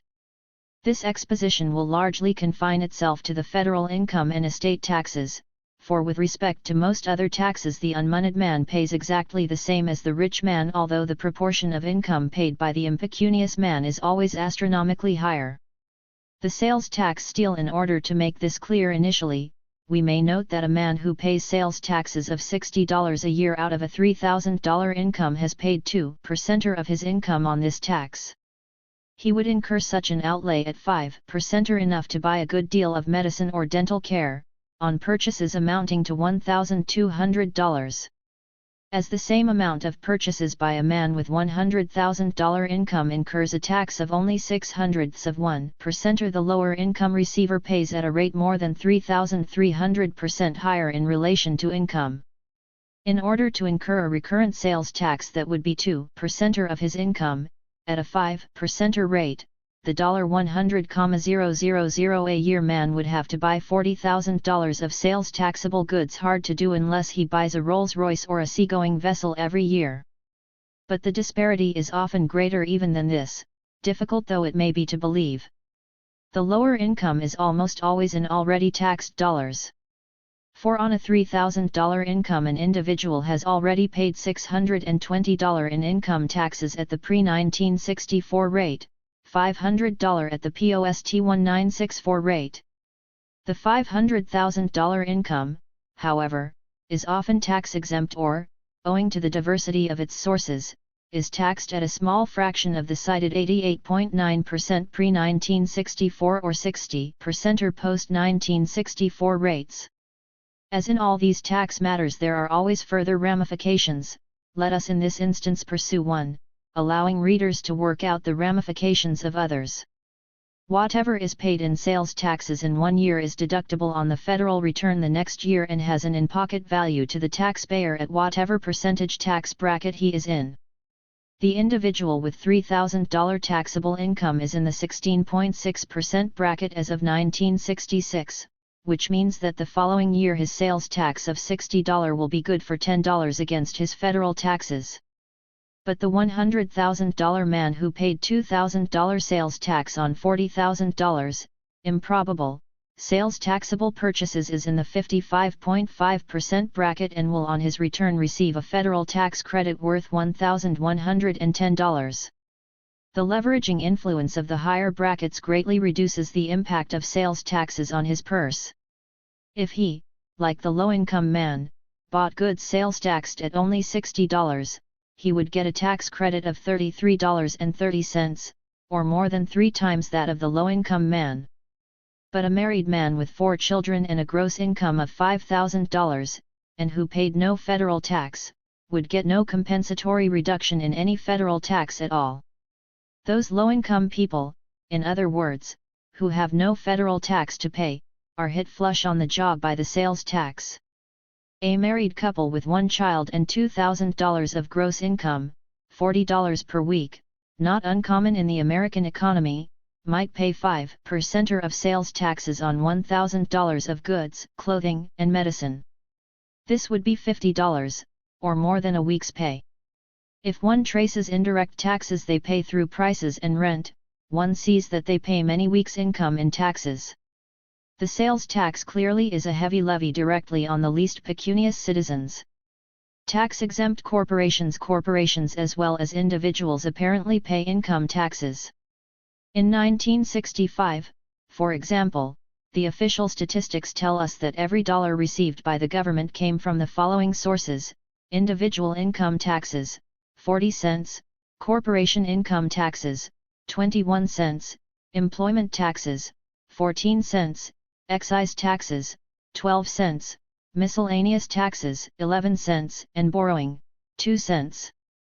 Corporations on the face of it appeared to contribute 21% of federal revenues, and individual income taxpayers 40% of these collections, 44 cents went for national defense. But corporations do not really pay any taxes at all, or very, very rarely, surely a novel and, to most people, no doubt a thoroughly wrong-headed, erroneous, and even stupid assertion. For are there not daily allusions to corporation taxes, and don't official statistics list corporation taxes? Corporations, however, are no more taxed than were the aristocratic pre-revolutionary French estates. The evidence is plain, in open view. There is nothing recondite about the situation. All taxes supposedly paid by corporations are passed on in price of goods or services to the ultimate buyer, the well-known man in the street. This is not only true of federal and state taxes, where levied, but it is also true of local real estate and property taxes paid in the name of corporations. The corporations, in nearly all cases, merely act as collection agents for the government. The scant exceptions to this rule are those corporations, none of the large ones and very few of any, that are losing money or that make a considerably below average rate of return on invested capital. The money losers pay no income tax at all, and may be forced to absorb local property taxes. Those making a below average return may be required to pay some taxes, the payment of which does indeed contribute to the low return. A glance at the income account of any large corporation shows that before share earnings are computed, every outlay has been deducted from total sales. The General Motors income account for 1964, for example, shows that the foreign and domestic income taxes are computed on the basis of income after deduction of all costs, salaries, wages, charges, depreciation, obsolescence, interest on debt and managerial expense accounts and bonuses. Now, after the deduction of federal income taxes, there remained the net income available for preferred and common dividends and for reinvestment. This was the net return or profit, more than 20% on invested capital. The money for every cent of it, close to $17 billion, came from sales of products. All this money, obviously, had to be absorbed in prices apportioned among millions of sales units, mainly cars. The car buyers obviously paid the income tax as well as a federal excise tax. In many cases, they paid local sales taxes as well. But, the ever-present casuist will object, if the company did not have to pay income taxes at 48, 50, or 52%, it would have had this much more available for dividends. The argument is that prices would remain the same, tax or no tax. Instead of refuting such a contention by citing long and involved economic analyses, one may simply consider the figures on rate of return on invested capital either for one corporation or for all corporations over a period of decades. This rate of return does vary in response to a complex multiplicity of factors, but, pari passu and mutatis mutandi, it remains fairly fixed within certain maximal-minimal secular limits. It averages out. Rates vary from industry to industry and company to company, and the average, median, or mode for all companies does no more than tell the general story, which is that the average rate of return on invested capital is not significantly affected by taxes. The taxes are largely absorbed in price as an item of cost, and prices rise as corporate taxes are imposed. That prices don't instantly fall when taxes are reduced derives from the fact that corporations are slow in passing on tax benefits. But removal of the taxes would in time bring prices down, rates of return would remain about the same. No heretical or offbeat argument is offered here. For it is commonly recognized by knowledgeable persons that corporations pay no taxes. The Wall Street Journal, for example, trenchantly observes that the corporation income tax is treated by corporations as merely another cost which they can pass on to their customers. Tax or no tax, the customers pay for everything, including a fairly stabilized average rate of return on invested capital. In further support of the point, the late Representative Daniel Reed, sponsor of the Eisenhower dividend credit, held that inordinately high consumer prices prevailed partly because all products are increased in price in the exact proportion of taxation, and the former Republican Speaker of the House, Representative Joseph Martin of Massachusetts, reminded listeners that any graduate economist can tell us that corporations compute profits after taxes, and not before, and their price scales are adjusted accordingly. 13. There are some economists who contend that not all corporations are able to pack taxes into prices but instead force workers to absorb some of them in unduly low wages. Here the workers partly subsidize the customers. But the corporation, if it can help it, does not allow any tax to come out of its resources or its return on capital. The so-called corporation tax, then, is a misnomer and a deception on a gullible public, which itself pays all corporation taxes. The corporation tax is a disguised sales tax. Indeed, at least 2/3 of American corporations even add payroll taxes to their prices. 14. These consist largely of their legally designated proportion of Social Security taxes, which they are theoretically supposed to pay out of their own pockets. These taxes, in greater part, are paid half by the employee individually and directly, and the balance by consumers, who are themselves mainly employees. It would hardly be erroneous, then, to say that employees pay nearly all of Social Security. The only way to make employers pay for them is to deduct from dividend checks or retained profits.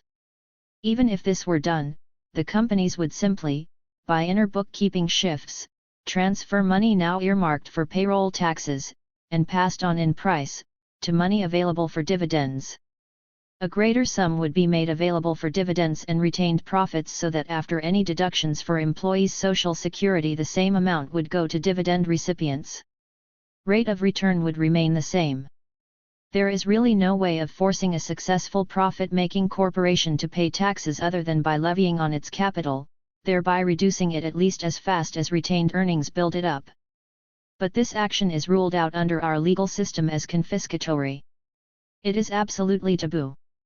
So it is clear that the existent legal system forever protects the going corporation from taxation, like a nobleman's estate. But this system could be altered by a simple constitutional amendment. Capital may be taxed directly.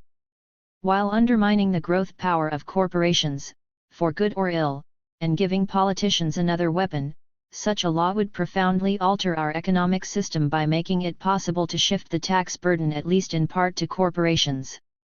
This would no doubt induce many tax ideologists to protest that thrift and virtue were being taxed, for thrift is the ideological code word for inherited corporate wealth, virtue the code word for wealthy man. Would that one could be as thrifty as third-generation inheritors. While the power of the finpoles would no doubt be curtailed by such taxation, that of the pubpoles would be relatively enhanced. Whether this would be all to the good is questionable. One might be willing to take one's chances with a Franklin Roosevelt, Adlai Stevenson, or John F. Kennedy, but be doubtful about taking them with a Lyndon B. Johnson, Barry Goldwater, or Richard Nixon. For statesmen are few, practical politicians are many, in the world of pub polity. The dim feeling that this kind of out-of-pocket tax is now paid by corporations is part of what makes the average man feel fairly complacent about the tax situation.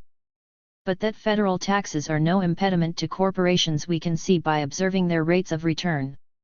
General Motors in 1964, for example, enjoyed a rate of return of 22.8% on invested capital. Although some rates of big companies exceeded that of General Motors, ranging up to 38.2%, industry medians ranged from 8.6% in textiles to 16.3% in pharmaceuticals, the highest. SmithKline and French laboratories had a rate of return of 31%. Various annual series on rates of return by industries are available and should be consulted with a view to ascertaining that income tax rates do not significantly affect rate of return. 16. What is not realized by most people is that nearly all investment down through the years consists of corporate reinvestments in varying proportions of their post-tax profits. According to one estimate, from 1919 to 1947, of gross capital formation in the amount of $770 billion in the United States, only 2% was contributed by individual savings invested in common stocks. 17. But aren't corporate people always decrying corporate taxes? If the corporations don't pay taxes, why should they object? Their objections are made on grounds other than that they pay the taxes, although they claim this is the issue. Taxes packed into the price of goods and services obviously reduce the purchasing power of individual buyers and place much purchasing power into the hands of government officials who, 1. have in mind the purchase of other kinds of goods and, 2. can, if they wish, have purchases handled by sophisticated, hard-to-please purchasing agents. The government cannot be gold unless it wants to be gold or unless it has faithless employees. Again, the government may buy mountains of cement and heavy equipment, but it cannot be induced to buy chewing gum, fashions and millions of automobiles.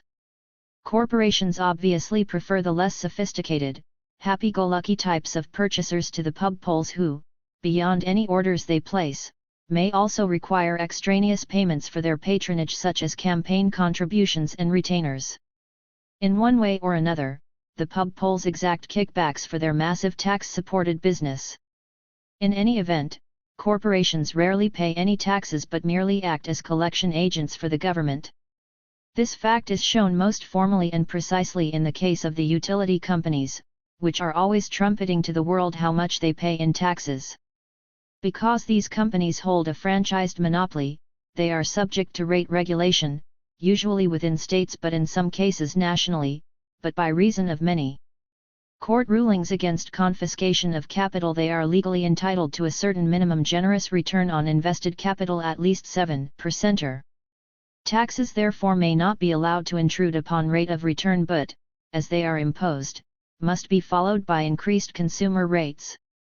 Thus the users, the customers, pay all federal income and other taxes of the utility companies.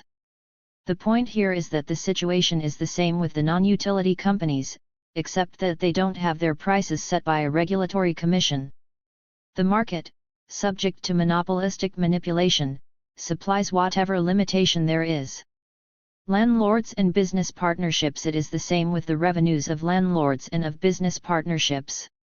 Unless they happen to be running at a loss or doing less well than average, all their taxes, local, state and federal like other costs, are packed into the price of goods or services they sell.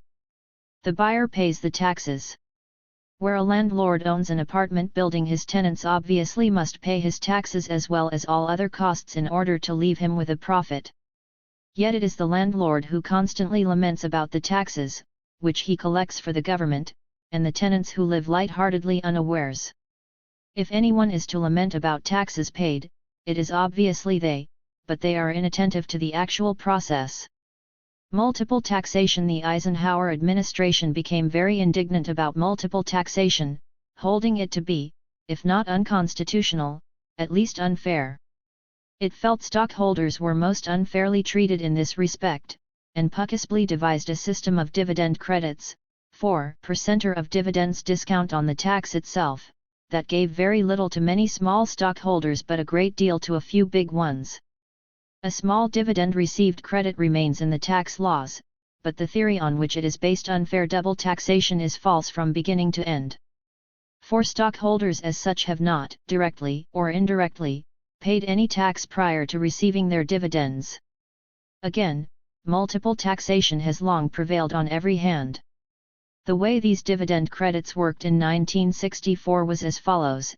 Any person receiving dividends could deduct up to $100 of dividends received, $200 for a married couple.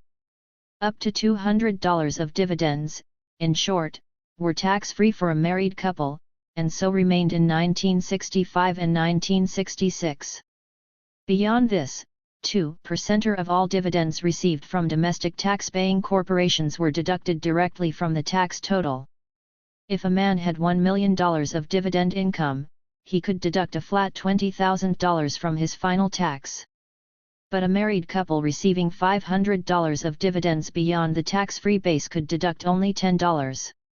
The dividend credit, in other language, was of significant value only to very wealthy people. Before the Eisenhower Law was revised, it had twice the value of 1964. Expressing his indignation, in the 1952 presidential campaign, Eisenhower complained that there were more than 100 different taxes on every single egg sold, and he was probably correct. 18 But this serves only to point up the fact that it is the rank-and-file consumer who pays most taxes. When, for example, one buys a loaf of bread, one pays fractional multiple taxes: the farmer's original land tax, the farmer's income tax, if any, the railroad's real estate, franchise and income taxes, storage warehouse taxes for the ingredients, income and realty, the bakery's income and realty taxes, the retailer's income and realty taxes, and, possibly, a climactic local sales tax. If all these and many more taxes did not come out of the price of the bread, there would be no gain for anyone along the line of production. So it is the buyer of the bread as of other articles and services who pays the taxes. How to get rich by not paying taxes. By way of introducing an always sharp exposition, Philip M. Stern points out that in 1959 5 persons with incomes of more than $5 million each, when the public supposed such incomes paid 90% tax, paid no federal tax at all. One with an income of $20 million paid no tax. Another with an annual income of nearly $82 million had paid no tax at all since 1949. In 1961, 17 persons with incomes of $1 million or more and 35 others with incomes of $500,000 or more paid no taxes whatever. In 1960, a New York real estate corporation with $5 million of income paid no taxes but showed, instead, a bookkeeping loss of $1,750,000.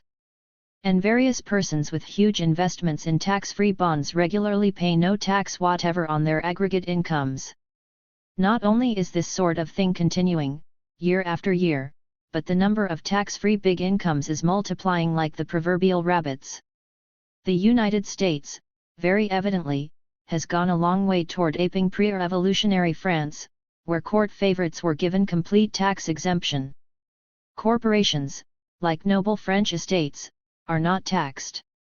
Techniques of government. In order to bring about these results, politicians have drawn lessons from history and developed techniques for treating their demoralized constituents more as adversaries, to be manipulated, than as a consenting public.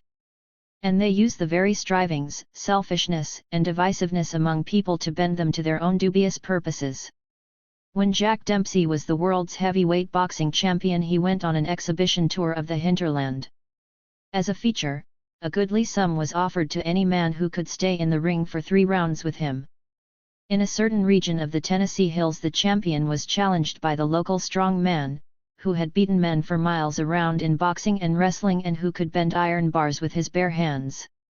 A large local crowd turned out at the arena to see the outside smart aleck get a dose of real country medicine. "Look out for this fellow, Jack. He's awfully strong and could hurt you," said one of his handlers to the champion as they watched the strong man jump into the ring. "Watch him walk into my right," said the champion coolly, according to newspaper men who reported the event. Need one continue? As they squared off, the champion flat-footed, the strong man suddenly rushed. The champion's left glove flicked stingingly into his face and was instantly followed by a powerful right cross to the jaw. The strong man, without ever having landed a blow, sank unconscious to the floor. The audience sat bewildered. They had just seen a champion against a novice. Dempsey figures in this story as the politician, the controlling element, and the strong man symbolizes the people. The governmental method used by Dempsey was that of letting them come to you and then belting them. This method alone does not work with large groups. With them it is necessary to play either on their inherent divisiveness or to divide them arbitrarily in order to rule. This Napoleonic method is well exemplified in the tax laws, which divide and subdivide the populace into many bits and shreds. It is Napoleonic because the general strategy of the little Corsican was to strike successively each section of divided forces with his full, massed force. Government uses these methods, it should be noticed, when the public is reluctant or unwilling. Apart from taxation, it is used to good effect in conscription. Let us briefly examine it there in order better to understand the tax outcome, which otherwise, in the absence of a hostile conquering force, is inexplicable. Most men are instinctively reluctant to serve in the armed forces, where one may be killed or maimed. We know this because, if they were not, all they would have to do is to join at any of the many recruiting stations scattered around. Most of them must be ordered to serve. If, as in World War II, the government wants some 13 million men, it is obviously difficult to order them forward all at once, risking the political ire of such a multitude. Again, government at no time possesses the manpower to force 13 million to obey. The FBI, resourceful though it is, could hardly cope with this situation. The government here brings into play 2 tactics: Dempsey's lethal punch and the doctrine of divide and rule. First, the government divides the manpower into classes by ages and by marital and parental status. It then summons first those who are politically and psychologically weakest, the single youths aged 18 to 21 who don't even have the vote. Excepting the few true blue patriots and excitement hunters who rush to the recruiting offices, all others, thankfully feeling they have been excused from danger, cheer in approval and tell the bewildered youngsters they are only doing their patriotic duty. Older men and women hurry off, like often criticized Germans, to better paying jobs in munitions plants. Next to be summoned are single men aged 21 to 25, while married men approvingly urge the victims on. For the government gets much assistance from that part of the populace it is not at the moment corralling. Any of those who have shown strong signs of not wishing to go are shouted down by their fellow men, shamed. Some who have watched and cheered the process meanwhile have rushed off to get married to the first unattached female they could find, for the government, it seems, has a soft spot in its heart for married men whom it is not calling. But now, with the considerable force in training under arms, the government has enough men to deal handily with any late-showing dawdlers. Moreover, the men under arms feel scant sympathy for those who have not been called. The conscript army would, in fact, relish an order to go and get them at bayonet point. As in a wrestling match, the weight has been shifted. Where at first the forward thrust of weight was with those not called, who chivied the tender youths into service, this weight has now shifted to the youths under arms who now regard others as slackers and are ready to kill on command. The slackers are summoned first, the battle-shy married men, and then those stalwarts with children up to a dozen and beyond. On the battle line, finally, one finds single men 18 to 45 and married men with a dozen or more children, men wearing glasses, with fallen arches, flat feet, no teeth, and leaky hearts. As the rule was finally explicated by the soldiers themselves in World War II, if you can walk, you're in. They are now all, as the soldiers themselves pronounced, dog faces, no bodies. They were that, too, in civilian life but didn't know it. Most of the populace initially acquiesced in this process because it seemed that somebody else was going to be soaked. On this basis they gave their full-hearted consent to the process that finally snared them. A similar technique is used with respect to the imposition of unfair taxes. For it always appears in reading the tax laws that somebody else is going to be soaked, or at least soaked more than the reader. Does it not clearly appear that some are going to be soaked? Up to perhaps 91%? On $1 million of income, that is $910,000, leaving the bloody no-good bastard only $90,000 or about 20 times too much. 3 cheers for Congress. The tax laws divide people into many more groups than the conscription laws. There are, first, the single, the married with children and the heads of households, next come minor students, adults, and persons over 65. Those over 65 retired and unretired, with and without income, blind or still with vision. But this is only the beginning. People are divided also according to sources of income. The basic division is between earned and unearned income, the latter of many varieties. But there is also taxable and non-taxable income, foreign and domestic income, etc. While to the general public the basic division appears to be between single and child-blessed married persons, the true basic division is between earned and unearned income. It is invariably true that earned income is taxed most heavily, unearned or property-derived income most lightly down to nothing at all. But the average taxpayer is quickly made to feel that he is getting away with something at someone else's expense, that he is, as Mr. Stern says, a tax deviate. The way the laws are drawn, most of us are forced into being tax deviates. The only persons who cannot qualify are single persons with earned incomes, some 7 million individuals. They are the low men on the tax totem pole. The government encourages everyone to feel he is getting away with something by advising all to be sure to take all the deductions exemptions they are entitled to on the labyrinthian tax form. And they are many. After correctly filling out this form, the average taxpayer has the delicious feeling that he has once again outwitted a grasping bureaucracy. But he has only succumbed to Jack Dempsey's strong right hand. He has, literally, walked into the punch. It is much like participating in a crooked card game in which, one is assured, everyone is cheating. So why not take what comes one's way? But where an ordinary player is allowed to get away with $200, favored players somehow get away with $200,000, $2 million, or even $20 million. The small players pay for this in the end. Thus, as Mr. Stern ably shows, the variations from the posted schedules in what is paid increase very steeply as one rises in the tax brackets. Whereas the income below $5,000, calling for 20.7% of tax, actually pays on the average 9%. What a steal! We may imagine the simple man saying to himself, the income of 81 million and more calling for a viciously punitive 90.1% on the schedule, if it is taxable at all, actually pays on the average only 32.3%, and the incomes over $5 million pay only 24.6%. The demagogic arrangement of the rates conceals this. Whereas the average under $5,000 income receiver, who probably had to work hard for his paltry dollars, saved $274 by his allowable deviation from the posted rate, the average multimillionaire taxpayer saved $5,990,181 below the apparent rate.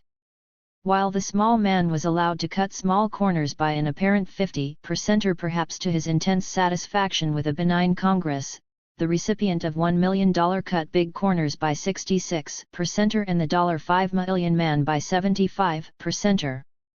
Put in other terms, how much trouble would a person go to in order to chisel $274 and how much to chop out $5,990,181? The con game pattern. What the many tax deviation opportunities provided by Congress for the small payer are is what is known in the underworld as the come on or bait. It is especially used in the con game, the essence of which consists of an approach to a formally respectable person with an offer of great gain to be made by engaging in an operation that is safe but frankly shady. In the end, the person being conned is tricked through his own illicit greed. The tax laws, with their many deductions and exemptions, are thus, cynically, set up in the precise pattern of the con game. One is invited to step in and chisel on the government by availing oneself of the many small opportunities strewn about for chiselers. One takes up the invitation or challenge like Dempsey's strong man. One walks very confidently right into the punch. Somewhat of an improvement over the con game, however, most of the victims do not even suspect that it is they who are being unmercifully fleeced in the big delayed thrust. 4 cases in point. Mr. Stern dramatically shows what happens to 4 men who each received $7,000 annual income. A steel worker paid $1,282 in federal taxes after all deductions, not considering all the indirect taxes he has already paid in the market through prices. A man who got all his income from dividends paid only $992.30. Another who sold shares at a profit of $7,000 paid only $526. A fourth who got his income from state and municipal government bonds paid no tax at all. The latter, incidentally, might have had the same tax-exempt status if he had invested in oil or mineral royalties. It hardly pays, as anyone can see, to work for wages. The tax laws thus grossly discriminate, at all times and in all directions, against salaried and wage workers. Grossly, grossly, grossly. The higher professionals are similarly brutally discriminated against, perhaps most brutally. Let us take a busy, highly skilled, unmarried brain surgeon, his fees his sole source of income. If his income was $100,000 after all expenses, then his tax prior to 1964 was $67,320, after 1964 was $55,490. Another man, who sold, possibly inherited, shares at a profit of $100,000 since acquisition, paid only $22,590. A third, who got his income from state and municipal government bonds or possibly from oil or mineral royalties, paid no tax at all. Indeed, in some cases of remote participation in profitable mineral or cattle operations, one may make a profit and have the government owing one money in tax credits. All higher professionals with ample earned incomes are subject to the full force of the graduated tax laws, with the exception of persons in the entertainment field who may incorporate themselves, sell themselves as it package and come under the low tax capital gains provisions. Again, 2 men may each make $300,000, one by laboriously writing a best-selling novel, the other by inventing a trivial machine, perhaps, as Mr. Stern says, a new kind of pretzel bender. The novelist must pay 3 times the tax of the machine maker. The question of tax exemption should there, first, be any absolute tax exemptions, as of the French nobility? In a national poll the majority answer to this question would probably be no. But what of religion? Ah, yes, most people would probably murmur, that surely ought to be exempt because it is a good thing. If one so agrees, the principle of total exemption is accepted, and can be applied elsewhere, as indeed it is. Actually, religion in any event could not be taxed by any government. What the so-called religious exemption boils down to in operation is the grant of tax-free status to beneficiaries of ecclesiastical investments. This is obviously something different from religion. While most of the more than 200 sects own very little property and rank-and-file clergy, even in wealthy churches certainly are paid little, the managers of the heavily propertied ecclesiastical establishments gain from this provision, which splits them from the rest of the populace as accessories before the fact. The high-living upper ecclesiastics of the tax-favored churches are usually thick and thin pro-government men, upholding the pub polls in whatever they do. Naturally, they tell their communicants they ought to be glad to pay one-sided taxes and walk into cannon fire. The leading property-holding church is the Catholic Church, although most Catholics are quite poor. An unusual feature of the Vietnam War, as widely noted, was the strong opposition to it of many American clergy. But, said the New York Times, the main exception to the general trend, of course, is the American hierarchy of the Roman Catholic Church, which has largely been silent or, in the case of several leaders such as Cardinal Spellman of New York, supported the war effort. The position of the American Catholic hierarchy, however, contrasts sharply with the peace efforts of Pope Paul XIX. Cardinal Spellman, indeed, on television declared "My country right or wrong" in a strengthened version of Stephen Decatur's "In her intercourse with foreign nations may my country always be in the right, but my country right or wrong." Spellman was, evidently, a church Pole. The Catholic Church similarly, in return for its retention of properties and privileges, was a strong supporter of the Hitler regime, even as tens of thousands of French, English, and American Catholics fought to the death against German and Italian Catholics to depose him. 20. It has supported the dictator Franco in Spain, supported Mussolini in Italy. It supports, indeed, any government that gives its large investments tax exemption. The pub polls of all nations, in short, get something in return: thick and thin support for the clerical tax exemption when it becomes substantial. And what the higher clergy doesn't pay, others must. But although churches under American tax laws may and do operate businesses tax-free, in competition with tax-collecting businesses, a university that does this is not tax-exempt. Very evidently, if a business does not have taxes levied on it, it is in a competitively favorable position price-wise. As the Catholic Church uniquely among churches does not issue financial statements, one does not really know how many investments and businesses it owns. In other cases the ownership is known. The tax base is constantly being narrowed by exemption of church property which, untaxed, is increasing. The principle of total exemption now being established as the pipe organs thunder their approval, it can be extended to whatever else is designated as especially worthy. After religion, what is most worthy? Obviously, it is education. Anything that is educational now becomes tax-exempt, and as education is a word very elastic in referential meaning, it is found, in practice, to cover political propaganda. Organizations and radio stations that emit rightist political propaganda, such as those of oilmen H. L. Hunt and Hugh Roy Cullen, now become tax-exempt. And so it goes. What else is worthy of substantial exemption? As a sagacious Congress has decreed, the powerful oil industry, like religion and education, deserves from 27.5% to 100% tax exemption. Meanwhile, for every exemption and deduction granted, in the low as well as high brackets, for every narrowing of the tax base, the tax squeeze must become more stringent elsewhere, for the government must get whatever money it says it needs. If the government granted complete tax exemption to everybody except one person, it is evident that this one person would have to supply the government with all the revenues it required.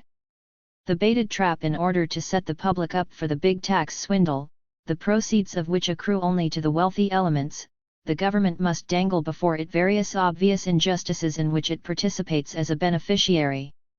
The public is, thus, conned into a baited trap. The first, as noted, is the religious exemption, which turns out to be of generalized service as well to propagandists, investors in local government bonds and oil men. But it sounds good to the rank and file, who see it as some kind of blow against vicious atheists and freethinkers, all, oddly, created by an all-powerful God. But, among those paying taxes, the next division takes place between single and married people. In con men's language this is known as sweetening the setup, and is only the beginning of the process. As married people constitute more than 60% of the adult populace, Congress obviously has a majority on its side in discriminating against the single. One should notice again the use of the principle of divide and rule. Tax-wise, the apparent remedy of the single is to get married, but as a practical matter everybody is married who feels able to be married. Those disabled from marriage for one reason or another are simply taxed more heavily.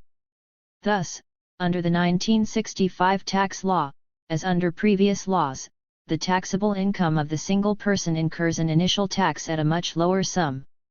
The tax of a single person using the tax tables begins at $900 of actual income, that of a married couple at $1,600.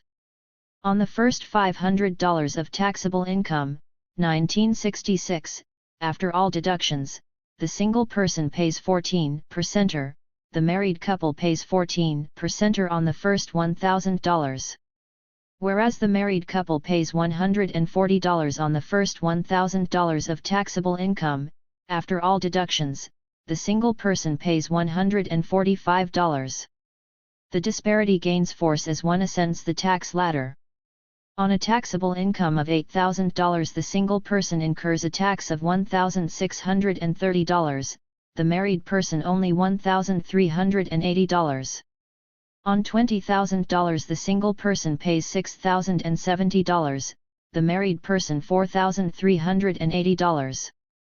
While what the average married person saves on the lower brackets compared with the single person is not enough to maintain a spouse, as one ascends the brackets one finds the tax saving alone can maintain one very well. Congress does not favor marriage through taxes by very much, as will appear, but it does favor marriages by rich people. Congressional tax favors wherever they fall, do not actually fall according to the stated category but invariably fall according to the category of greater wealth. This becomes apparent in the $50,000 bracket, where the single man pays $22,590 on taxable income, after all deductions, but the married man pays only $17,060, an advantage of $5,530, enough to support his wife. But at $100,000 of taxable income the wealthy man gets more than ample support for his wife, for he pays $45,180 while the single man pays $55,490. Even a girl with a healthy appetite can be maintained very well on the differential of $10,310. Before proceeding, the reader should be warned not to pay too much attention to the fact that $50,000 incomes pay $22,590 and $17,060 of taxes respectively for single and married persons. These seem like rather substantial rates. But this is on taxable income. We have yet to come to wholly non-taxable incomes. Mr. Stern argues that taxes ought to be the same for married and single persons. But married people and parents apparently feel there is something onerous about their condition, for which they require a tax concession. Congress lets on that it agrees, gives them a minor concession and then belts them down to the floor by fantastically widening the concession for wealthy people. Married people get a deduction not enjoyed by the single if they have children. Each child is good for a deduction of $600, which to many seems fair, as children are expensive. But the expense of maintaining children is not proportionately as great in the upper brackets, where the deduction broadens in value with the formal tax rate. The usual story. Valuable wives in the upper income stratosphere, wives or husbands for wealthy women, are extremely valuable, as Stern shows in detail. Here is the cash asset value of a spouse at different taxable income levels under PRE 1964 law.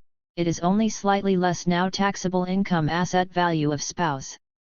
$10,000 $11,818.25 $25,000.00 $131,931.75 $75,000.00 $1,000,000 $100,000.00 $1,891,875.00 $445,777.785 $1,996,994.00 But at $1 million of income, the capital value of a spouse, oddly, begins to decline, as follows: taxable income asset value of spouse.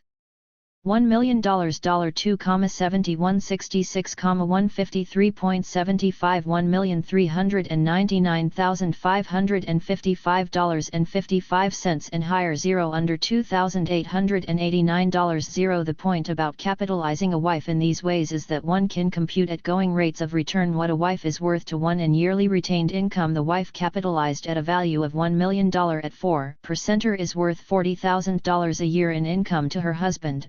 The $6,996,994 wife is good for $279,877.66.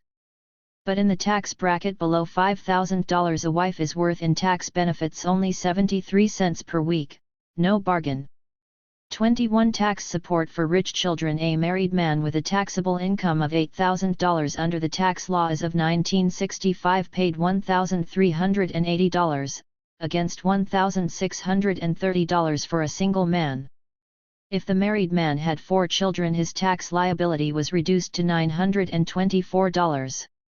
Under the law, 4 children have gained a married man $456 or $114 per child over the childless married man, but the married man in the $50,000 bracket, who without children paid $17,060 tax, with 4 children and the same income pays $15,860 tax, a gain for him of $1,200 or $300 per child. His children are worth in tax benefit about 3 times what the children of the $8,000 man were worth. Whose Congress writes this sort of a law? Is it a Congress that represents the $8,000 a year man or the $50,000 a year man? As I can't ask this question after showing each such disparity, let it be said here that as one crosses the income mark of about $15,000, the tax laws boldly and brazenly always progressively favor the richer and always absolutely favor unearned income over earned income.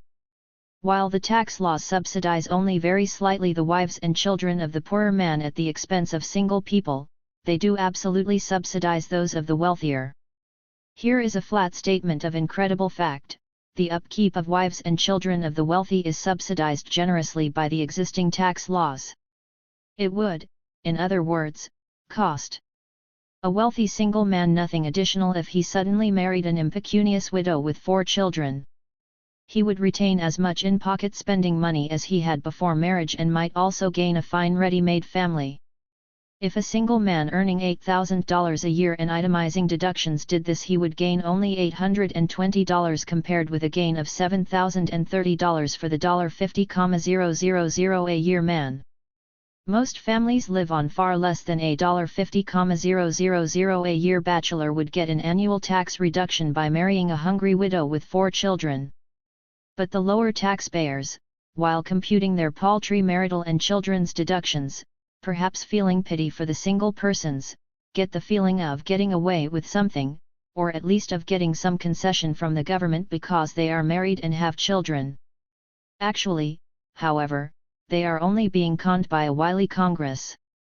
In any case, whatever encouragement the tax deduction gives to the birth rate is distinctly against the general interest at a time of obvious overpopulation and a seemingly intractable unemployment rate of 4%. By all present signs, at least 4% of children born, and perhaps more, will not be able to get jobs. There are many other ways of dividing the formidable army of taxpayers, throwing first this one and then that one a sop, always under a sentimental camouflage. A single person, incidentally, who is contributing less than half to the support of a disabled or aged relative gets no tax rebate. Unless a person is more than half dependent, which would exclude almost everybody, he cannot be deducted. Other ways of income splitting. The treatment of married people is known as income splitting, producing two incomes that are taxed at lower rates. One can, once the principle is established, carry out this process of income splitting further, producing 3, 4 or more smaller incomes, less taxed, instead of one that is large and subject to much tax. These ways are all practiced by the wealthy. While the tax laws basically divide the populace between the single and the married and between the childless and parents, its greatest discrimination is with respect to earned income as against unearned or property-derived income. This salient feature is carried forward in the extension of income splitting.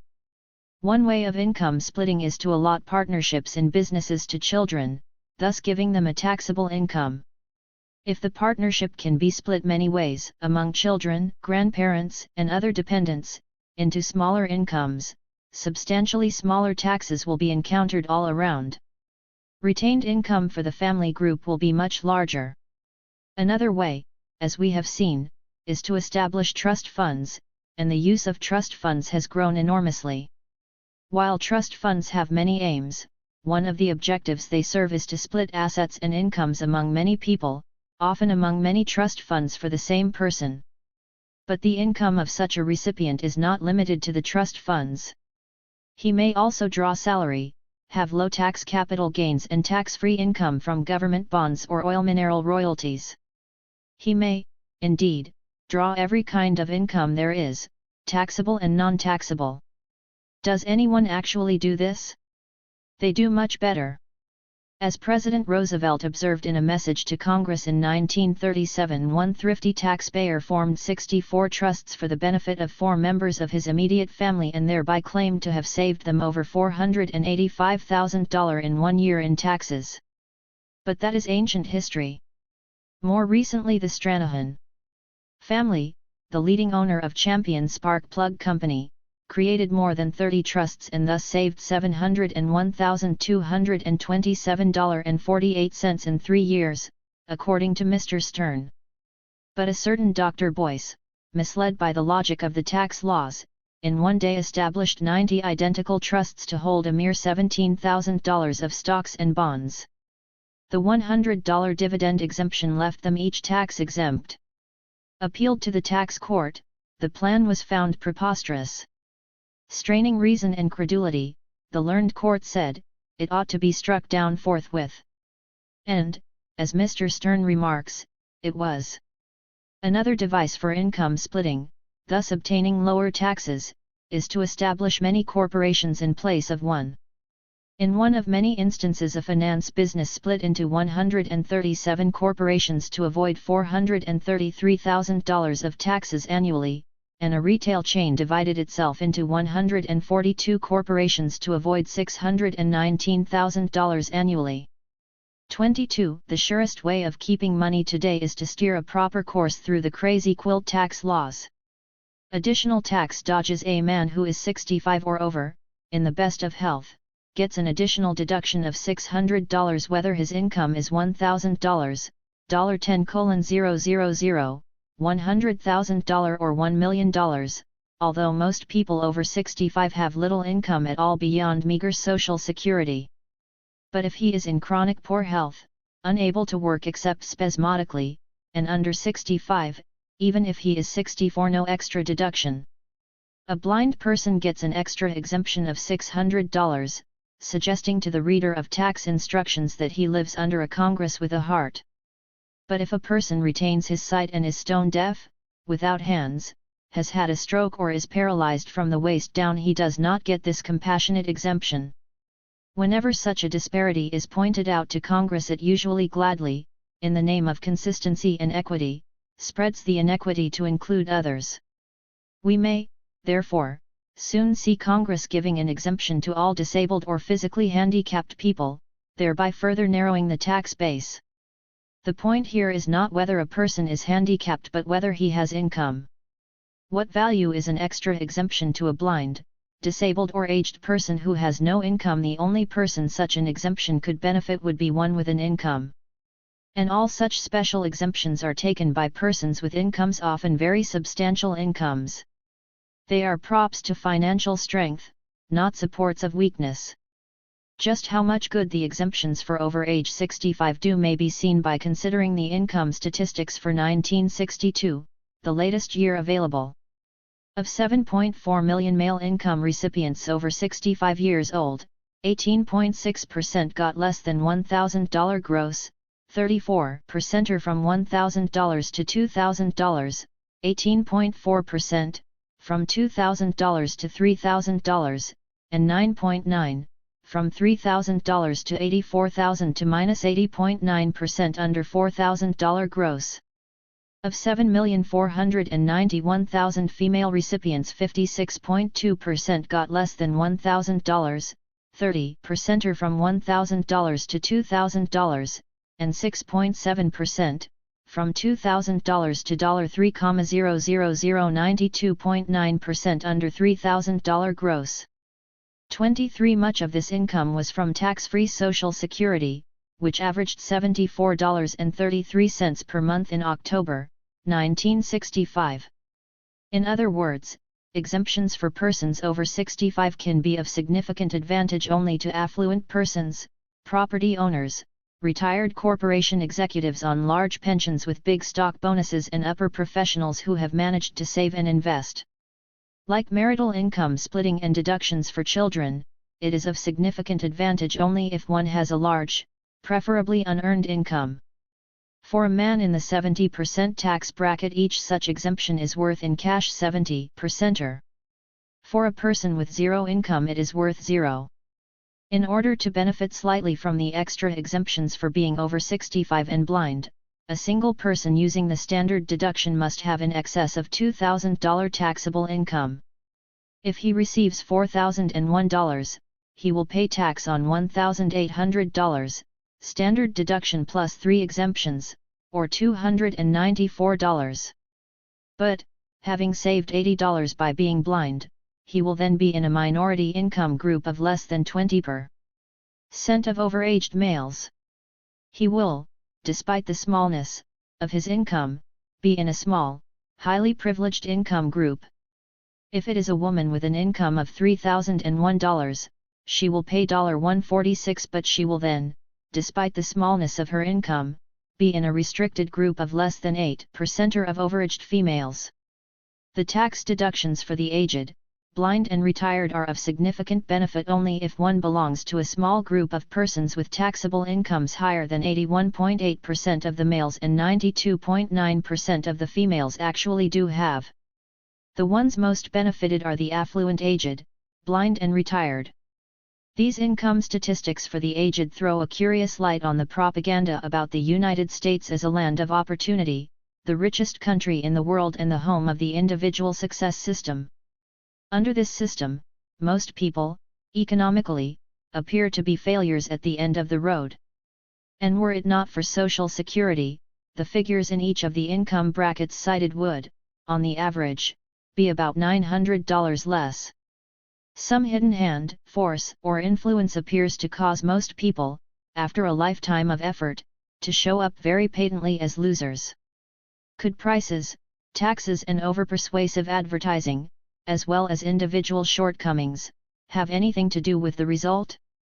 With only 19.1% of overage males having a gross income above $4,000 and 7.1% of retired females above $3,000, economic success does not appear to have crowned the efforts of most survivors in the most opulent land ever known to history. In drawing the tax laws, Congress is no more being sentimental than when it temporarily exempts the father of 12 from battle duty. Although individual congressmen no doubt have their personal points of view on all of this, collectively Congress in drawing the tax laws is absolutely indifferent to whether one is poor, married, has children or has personal disabilities. But it is not indifferent if one has property or a well-paid position. Then it is most enthusiastically on one's side. Congress, as we have noted, likes students. It likes them so much that if one is able to gain a scholarship or fellowship, he need pay no tax at all on it, an educational exemption, up to $300 a month for 36 months, and even if the scholarship adds considerably to family income. Scholarships are awarded by many endowed colleges and special bodies, but many corporations now earmark scholarship funds given, for example, to the National Merit Scholarship Fund. Some funds are not earmarked, but the earmarked funds are for the children of employees, usually executives, of the company. The granting of the scholarship has the hidden effect of giving the father an untaxed pay raise and the corporation a pre-tax deduction, paid by consumers and small taxpayers. The father will not now have to pay his own taxed money for tuition. And in known cases, students of lower standing in test examinations and lower academic standing have drawn earmarked scholarships while students of higher standing have drawn none, even as the public supposes the scholarships are awarded on the basis of strictly on-the-record merit. 4 non-ability factors are taken into consideration in this quarter, too, as in the hiring of people of negative ethnicity.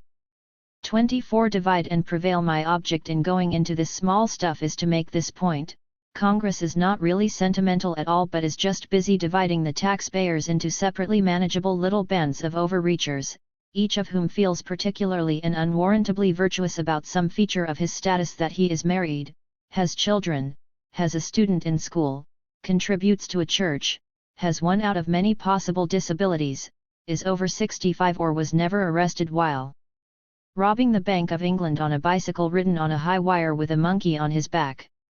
A congressman might deny this, might hold that the body is really sentimental, and point out that payments under Social Security and the Railroad Retirement Act are tax-exempt entirely.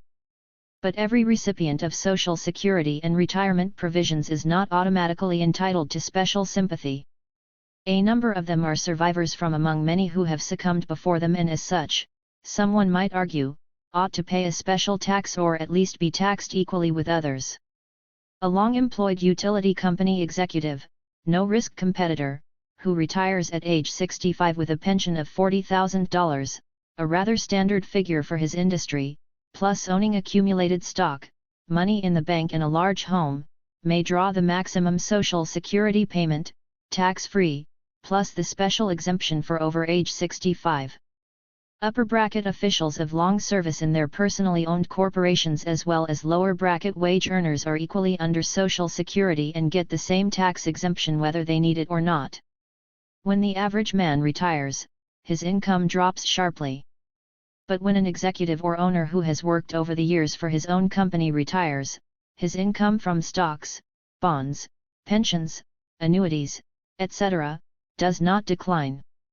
Yet he gets untaxed Social Security payments as well as the poorer man, showing again the equality of the law in all its majesty. Untaxed income while the average man, chuckling to himself, is stooping over picking up the sops a cynical Congress has laid out for him, his pocket is being emptied from behind. As he has elected to trade punches with the champion, let us see how he fares. 90% of people, more or less, own no stock and receive no dividends. But people who own stock receive the first $100 of dividends tax-free.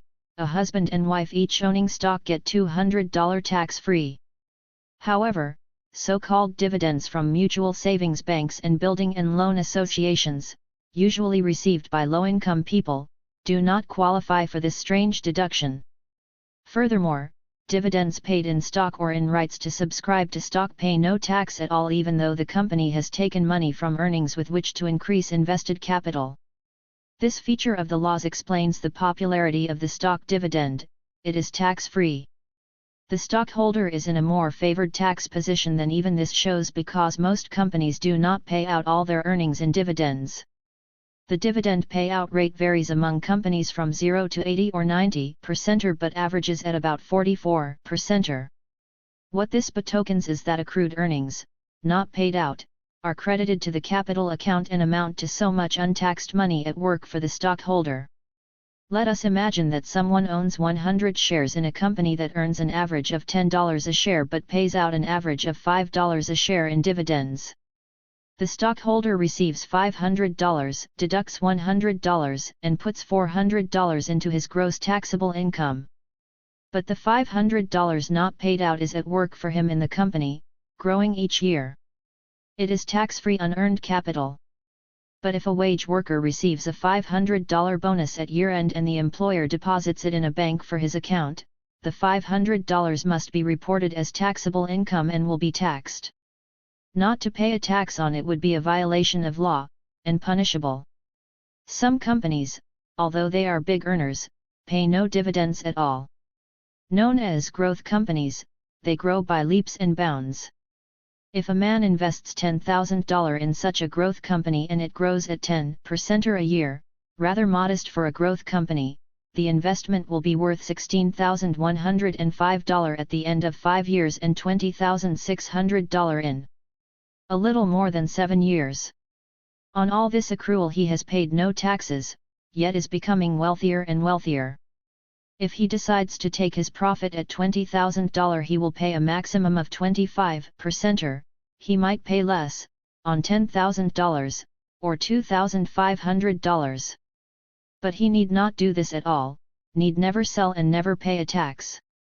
When he eventually dies, his heirs will not be liable at all for a capital gain tax even if the original investment of $10,000 has grown to $50 million.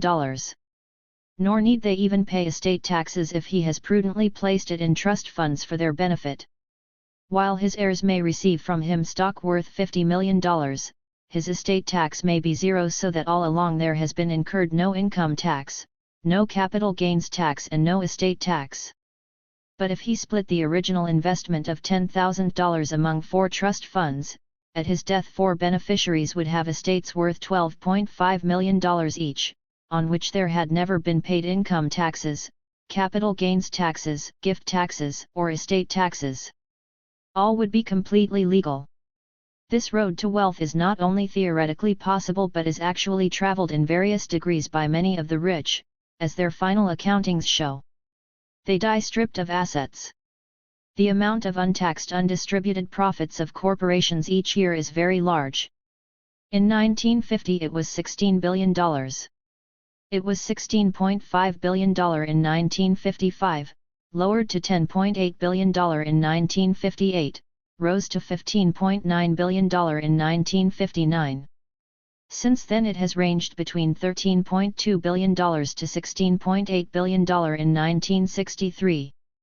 25 since 1946 it has always been each year more than $10 billion. Like money in the bank, the beneficiaries pay no tax on any of it. It is this feature that enables major stockholders to become constantly richer, tax-free. Retained corporate profits, mostly reinvested, have exceeded dividends since 1962 and in 1965 totaled $25.6 billion against $18.9 billion of dividends. They also exceeded dividends in every year from 1946 through 1959, with the exception of 1958, often by a very wide margin. In 1947 and 1948 they were more than double the dividend payout. 26 from 1945 through 1965 total corporate dividends paid out amounted to $226.9 billion compared with $296.2 billion of profits retained, as shown by the immediately preceding source. The actual payout rate has been a shade more than 44%. Retained profits and increased earnings on them have been among the more solid reasons for the increase in market value of stocks. Not to pay dividends is an accepted maxim of tax economists. In the words of one tax advice service, paying dividends is clearly a tax waste. 27 The retention and reinvestment of corporate profits is the royal road to tax avoidance and financial expansion, at home and abroad. Abroad it is the basis of what is known as American economic imperialism. It requires, of course, the maintenance of a vast defensive military establishment largely paid for by the less affluent lower taxpayers. The aggrandizing foreign investments, like the domestic investments, are largely made by corporations with tax-free money. Under the Eisenhower administration, as we have observed, the dividend tax credit passed in 1954 enabled big stockholders to make a killing while small stockholders gained very little, the usual pattern of the tax laws. With fewer than 1% of all families holding more than 70% of all stock by value, it is clear that very few could be advantaged by this law. As Mr. Stern shows, a man who had a tax bill of $2,020 and had received dividends of $500 would reduce his tax by $20 under the Eisenhower Law. But for 306 top taxpayers, with an average dividend income of nearly $1 million, we have noted the dividend credit meant an average $40,000 in cold cash for each. Quite a difference. 28. Tax-exempt medicine for the rich. As the wealthy person has more money available, he can always purchase more tax-deductible medical services than the average man. A married taxpayer is limited to a maximum $20,000 medical deduction, a great deal even for a rich man, and to the excess over 1% of taxable income for drugs and medicines. But if the taxpayer has an employer who pays his medical and hospital expenses, these are exempt from taxes, which is very handy for the company executives who often enjoy this fringe benefit. For the ordinary taxpayer, any wages paid as sick pay are exempt up to $100 a week after a waiting period, but not many figure in such arrangements. Those persons retained by companies that make this a practice obviously enjoy a differential tax advantage over most taxpayers. Corporation executives often enjoy free medical services, for themselves and their families, from full-time company medical departments. This amounts to so much tax-free medicine, which is charged to consumers in price and to general taxpayers. High public officials, it must be noted, also often come in for such free medical services at various of the up-to-date governmental military hospitals. Former high officials also participate through the courtesy of incumbents, whom they publicly back when controversy rises.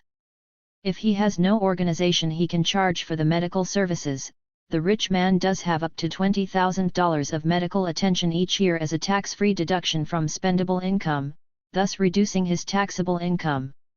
In the 70% bracket this is worth $14,000, cash. Most persons in the country never enjoy the services of a doctor until they are in extremis or a doctor must be called in to pronounce them dead. This is because they cannot afford a doctor and instead rely on the nearby pharmacist in all poorer neighborhoods referred to as document. Their prescriptions are whatever proprietary drugs he recommends. The pleasant-sounding medical deduction, then, is of no service to the many persons without money to spare for doctors and medicine. Lucrative charities one may deduct up to 30% of gross adjusted income for contributions to charities, and if contributions exceed 30% in any one year they may be spread over 5 years. As most taxpayers manifestly cannot make contributions on such a scale, the provision is obviously of service only to the wealthy. While the contributions may be made to existing bodies, most of the wealthy prudently decide to make them to their own charitable foundations, which are run as helpful adjuncts to their other affairs. Oddly enough, one's financial power in society increases as one gives money to a personally owned foundation, proving that it is more profitable to give than to receive. If a certain man has $1 million taxable income, he has made all deductions, he is liable for $660,980 in taxes under the 1965 or nearly 70% flat. But he can still make a charitable contribution for a deduction of $300,000. If he does, his tax will be only $450,980, a tax saving of $210,000.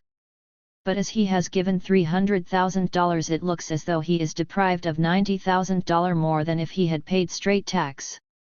But what he has given to his own foundation, and he can invest this money in stocks of his own companies and thereby maintain profitable control.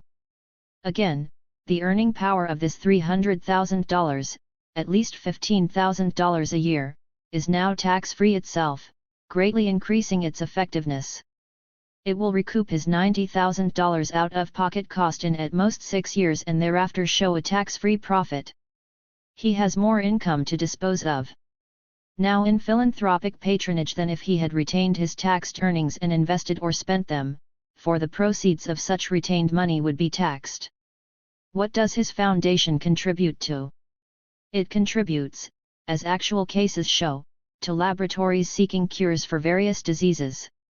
Surely this is entirely worthy, and so it is. But what do the corporations make that he controls? They may make medicines that are sold at a profit for the cure of various diseases, and any discoveries made by the laboratories to which his tax-free foundations give money will be utilized by his medicine-making corporations in making further profits. But few such discoveries will be available to impecunious people.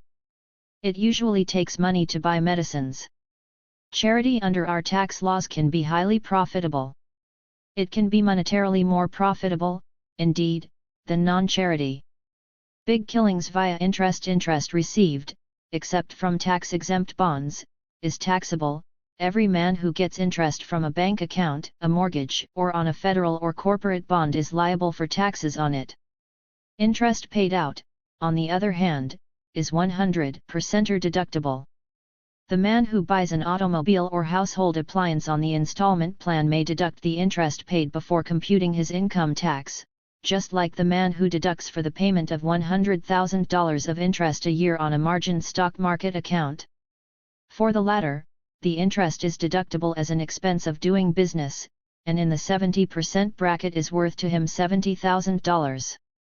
His true interest outlay is only 30% of the face amount.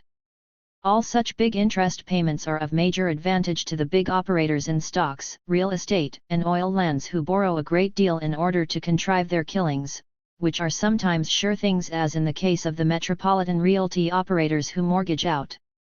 Where interest paid as a deduction most obviously divides the population, placing another large number in the role of sucker and an apparent large number among the advantaged, is in the matter of home ownership. While tenants, in the form of rent, pay all costs, including mortgage interest and taxes of the owner, the homeowner may deduct on his federal tax return interest he pays on his mortgage and his local real estate taxes. On a $30,000 house in which he has a $10,000 equity, the homeowner may pay 5% or perhaps on a $20,000 mortgage, or $1,000, his taxes may be $500, and he may reasonably figure 3 or 4% for depreciation, repairs, and maintenance, or $900 to $1,200. His rent, then, exclusive of heating, is minimally $2,400. But if he is married and has a $10,000 taxable income, he may first deduct the interest payment of $1,000 and then the real estate tax of $500. At the 22% rate for that bracket, the deduction is worth $330, bringing his actual rent down to $2,070 or $172.50 per month. A tenant would have to pay considerably more per month plus some entrepreneurial profit to the owner. He would probably have to pay from $225 to $275 per month, possibly more. While this seems to give homeowners a bit of an edge over tenants, I have omitted items like cost of insurance. Congress is not especially fond of homeowners either. It has much bigger game in mind. With homeowners sitting contentedly chewing their little tidbit, knowing they are slightly better off tax-wise than tenants, the interest deduction meanwhile has opened some large gaps in the tax laws through which profit-hungry elements churn like armored divisions through Stone Age club wielders. First, for the wealthy man with many houses and country estates, both the realty tax and interest deductions amount to windfalls. If $1 million of such residential property is mortgaged up to half at 5%, there is a total interest charge of $25,000. But in the 70% bracket, only $7,500 of this represents an out-of-pocket payment. Whatever the realty tax bill is, only 30% of it represents an out-of-pocket payment. The same situation applies with respect to personally owned cooperative luxury apartments.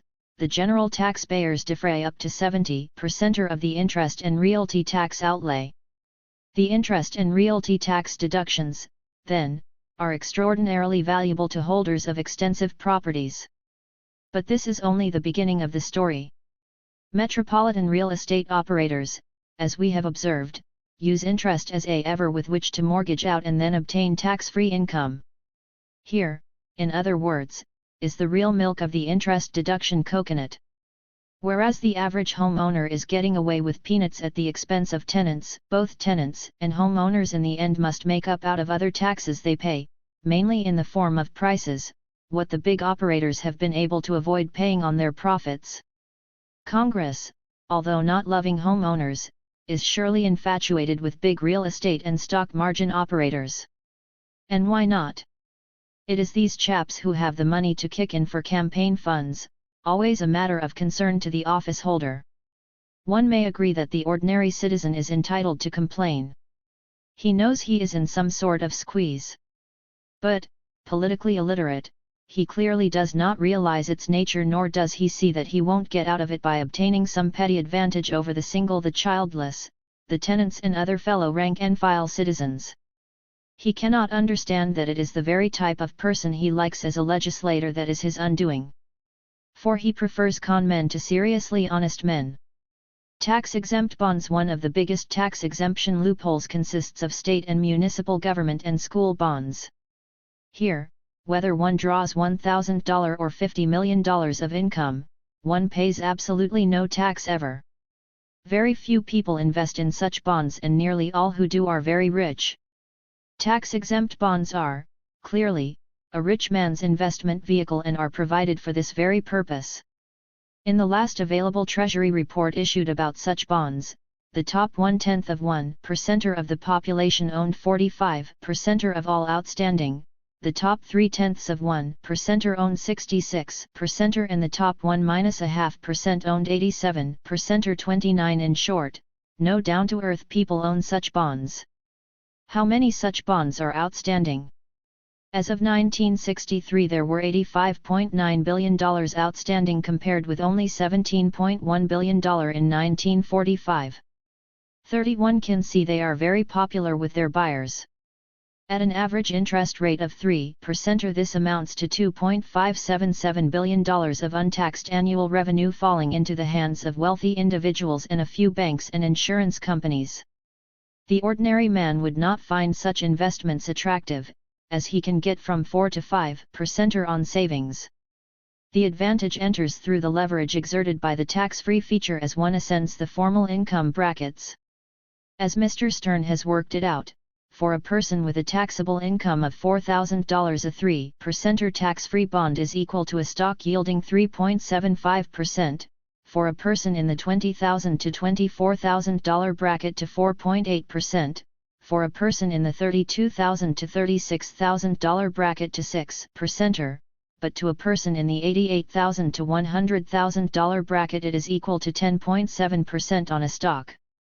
On $140,000 to $160,000 income it is equal to 15.8% on a stock, on $300,000 to $400,000 income to 30% on a stock, and on everything above $400,000 it is equal to a blessed, flat, cold 33% on a stock. Such a percentage return in a tax jungle is obviously worth reaching for. As these bonds are secured by a lien on all the real estate taxes in their respective jurisdictions, they are absolutely without risk as to capital or payment of interest. In order to make as much taxable money, a high-income person would obviously have to invest in very risky enterprises that paid dividends of at least 33% on invested capital. Not many established companies do this. While some persons, like Delphine Dodge, put all their holdings into such securities, the average wealthy man puts only part of his fortune in them, thus reducing his total tax bill.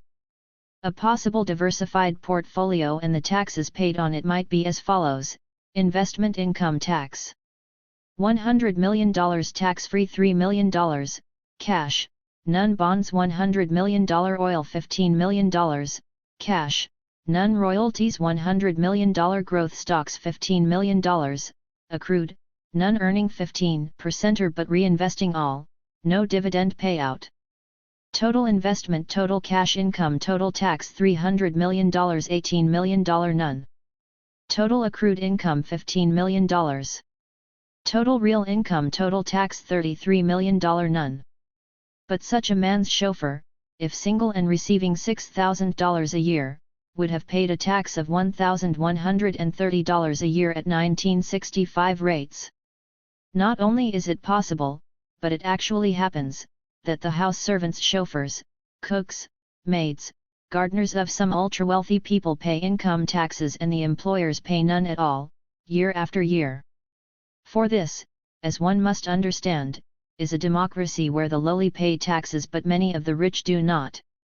In passing, very few Americans can afford to hire servants, and there are in fact few servants in the United States, which some naive souls take as proof of how democratic the country is. According to the 1960 census, there were only 159,679 private household workers living in the entire country. They had a median wage of $1,178, were of a median age of 51.6 years. Only 26.4% of them were non-white. As some large estates harbor huge staffs of servants, it is evident that this number distributes among a very small percentage of rich families. Private household workers living outnumbered at that time 1,600,125, had a median wage of $658, were of a median age of 44.2 years and were 57.3% non-white. This latter group obviously makes up the part-time help of some of the urban middle class. Even suburban families with 2 or 3 children in the $25,000 income bracket find they cannot pay for a servant after taxes, educational and medical costs, car operation, and ordinary running expenses. And even part-time servants in the United States are now a luxury confined to an extremely small group of people. The expense account steal. A corporation that rewards its top executives opulently, so that after personal deductions each has $500,000 of taxable income a year, is cognizant that each must pay, if married, an income tax of $320,980 or 60+%. According to one line of doctrine, this reduces incentive to work like crazy for the dear old company. Another doctrine feels it has little dampening effect on executive performance. 31. As the ascendant view, Congress concurring, is that incentives to make the United States überalls are reduced by high taxes on executive salaries.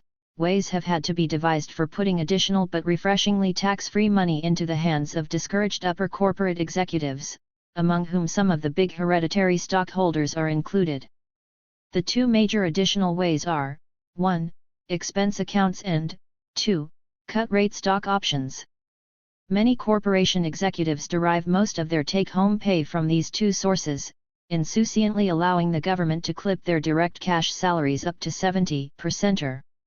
In conducting a business, as anyone can see, an executive naturally incurs non-personal expenses for travel, hotel rooms, meals, and tips away from home. If a good customer is casually present at mealtime, the custom has also been long established of inviting him for a meal and perhaps a convivial drink or two.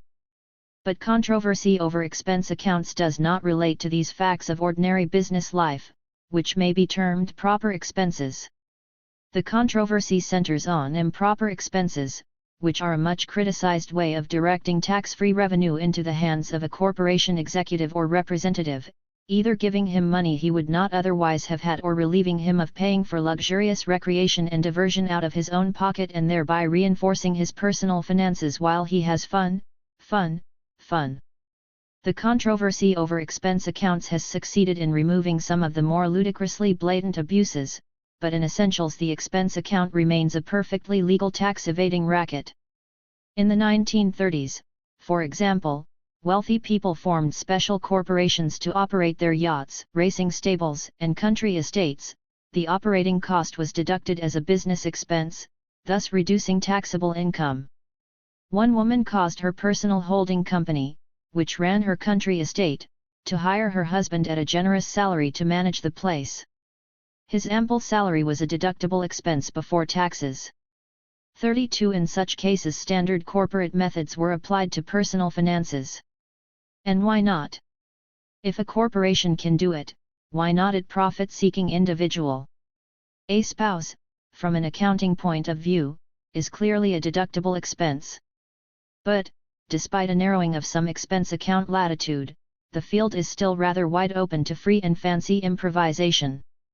Almost institutional now are the business convention and regional sales meeting for industry and company go-getters. Here the tab for the milling throng is picked tip by the company or companies as a deductible expense. Everything is on the house: meals, cigars, wine and liquor, music, entertainment, and fancy free girls. The amount of business transacted at such affairs would be hard to detect with an electron microscope. Anthropologists have compared them with primitive Saturnalia festivals, a lusty change of pace from the austere rigors of higher business life. At one such hilariously confused affair the comely profit-oriented wife of a conventioneer, having heard to her innocent astonishment from some of the call girls in the powder room about the high fees they were getting, got herself on the payroll as a part-time nymph without informing her husband. She was duly installed in a hotel room, and a blind date was arranged for a certain hour. As she melodiously called "come in" to the knock on the door at the appointed time, in walked her own husband. Those sheltered readers who may consider this story far-fetched and untrue are not aware of what has long been known to close observers of high society. Some socialite women function as professional prostitutes, a fact finally recognized by the New York Times, August 14, 1967, 24:1, in its allusion during a survey of contemporary prostitution to the socially prominent woman who grants her favors for up to $500 in a suite in one of New York's best hotels. From a pecuniary point of view, there are distinct advantages to plying this trade at this social level.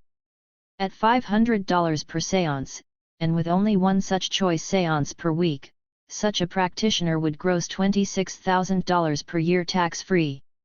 For the politicians have yet devised no way of levying a tax on this traffic or bringing it into the range of reportable income. The quest for tax-exempt income naturally turns the thoughts of some pecuniary-minded women in this direction. Proper business expenses would be those defrayed by a salesman in traveling about to call on customers, or an executive on a plant inspection tour.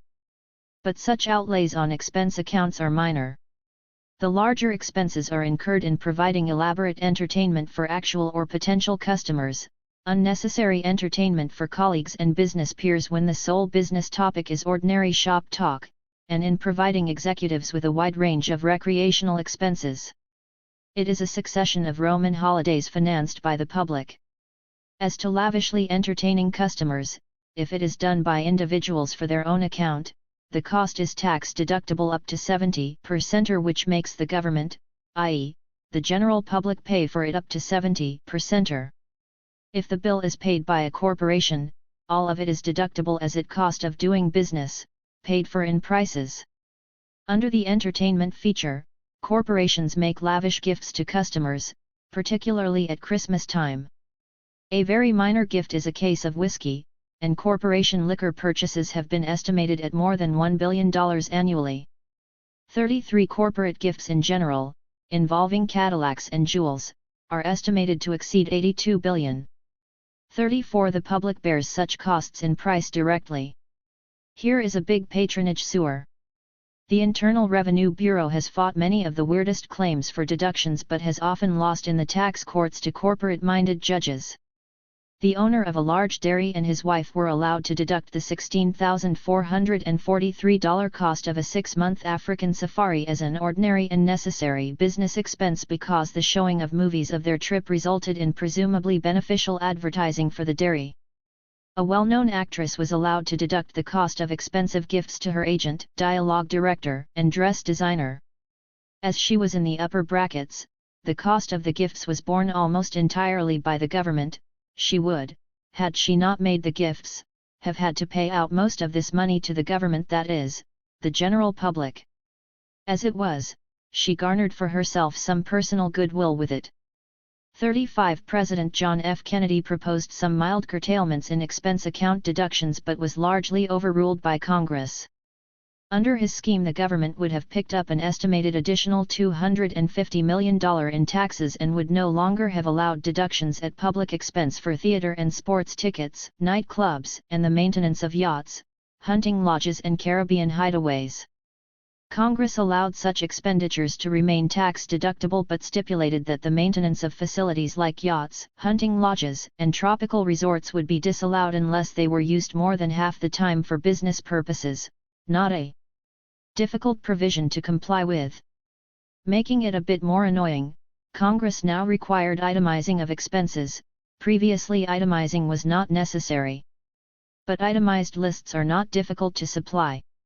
Furthermore, country club dues could continue to be deducted only if more than half of club use was for business purposes, not difficult to show as business associates and customers are about all the average business member knows. The heavy dues and expenses of membership in the big metropolitan clubs, when in showdowns claimed as business clubs, are all deductible. Under the new law, for business entertaining to be deductible, there must be some possibility of conducting business affairs and there may not be present substantial distractions. This appears to rule out theater parties, sports events, and nightclubs, though it does allow entertaining in luxury restaurants and at-home dinner parties. But there may be participation even in the presence of distracting events directly preceding or following a substantial and bona fide business discussion, which opens the door wide again to sports events, bullfights, theaters, nightclubs, and the like. As in the shell game, now you see it, now you don't. Some skeptics, says Stern, foresee this major exception resulting in the strategic scheduling of substantial and bona fide business discussions at such select times as the eve of the Rose Bowl game, or the Kentucky Derby, or even the heavyweight title fight.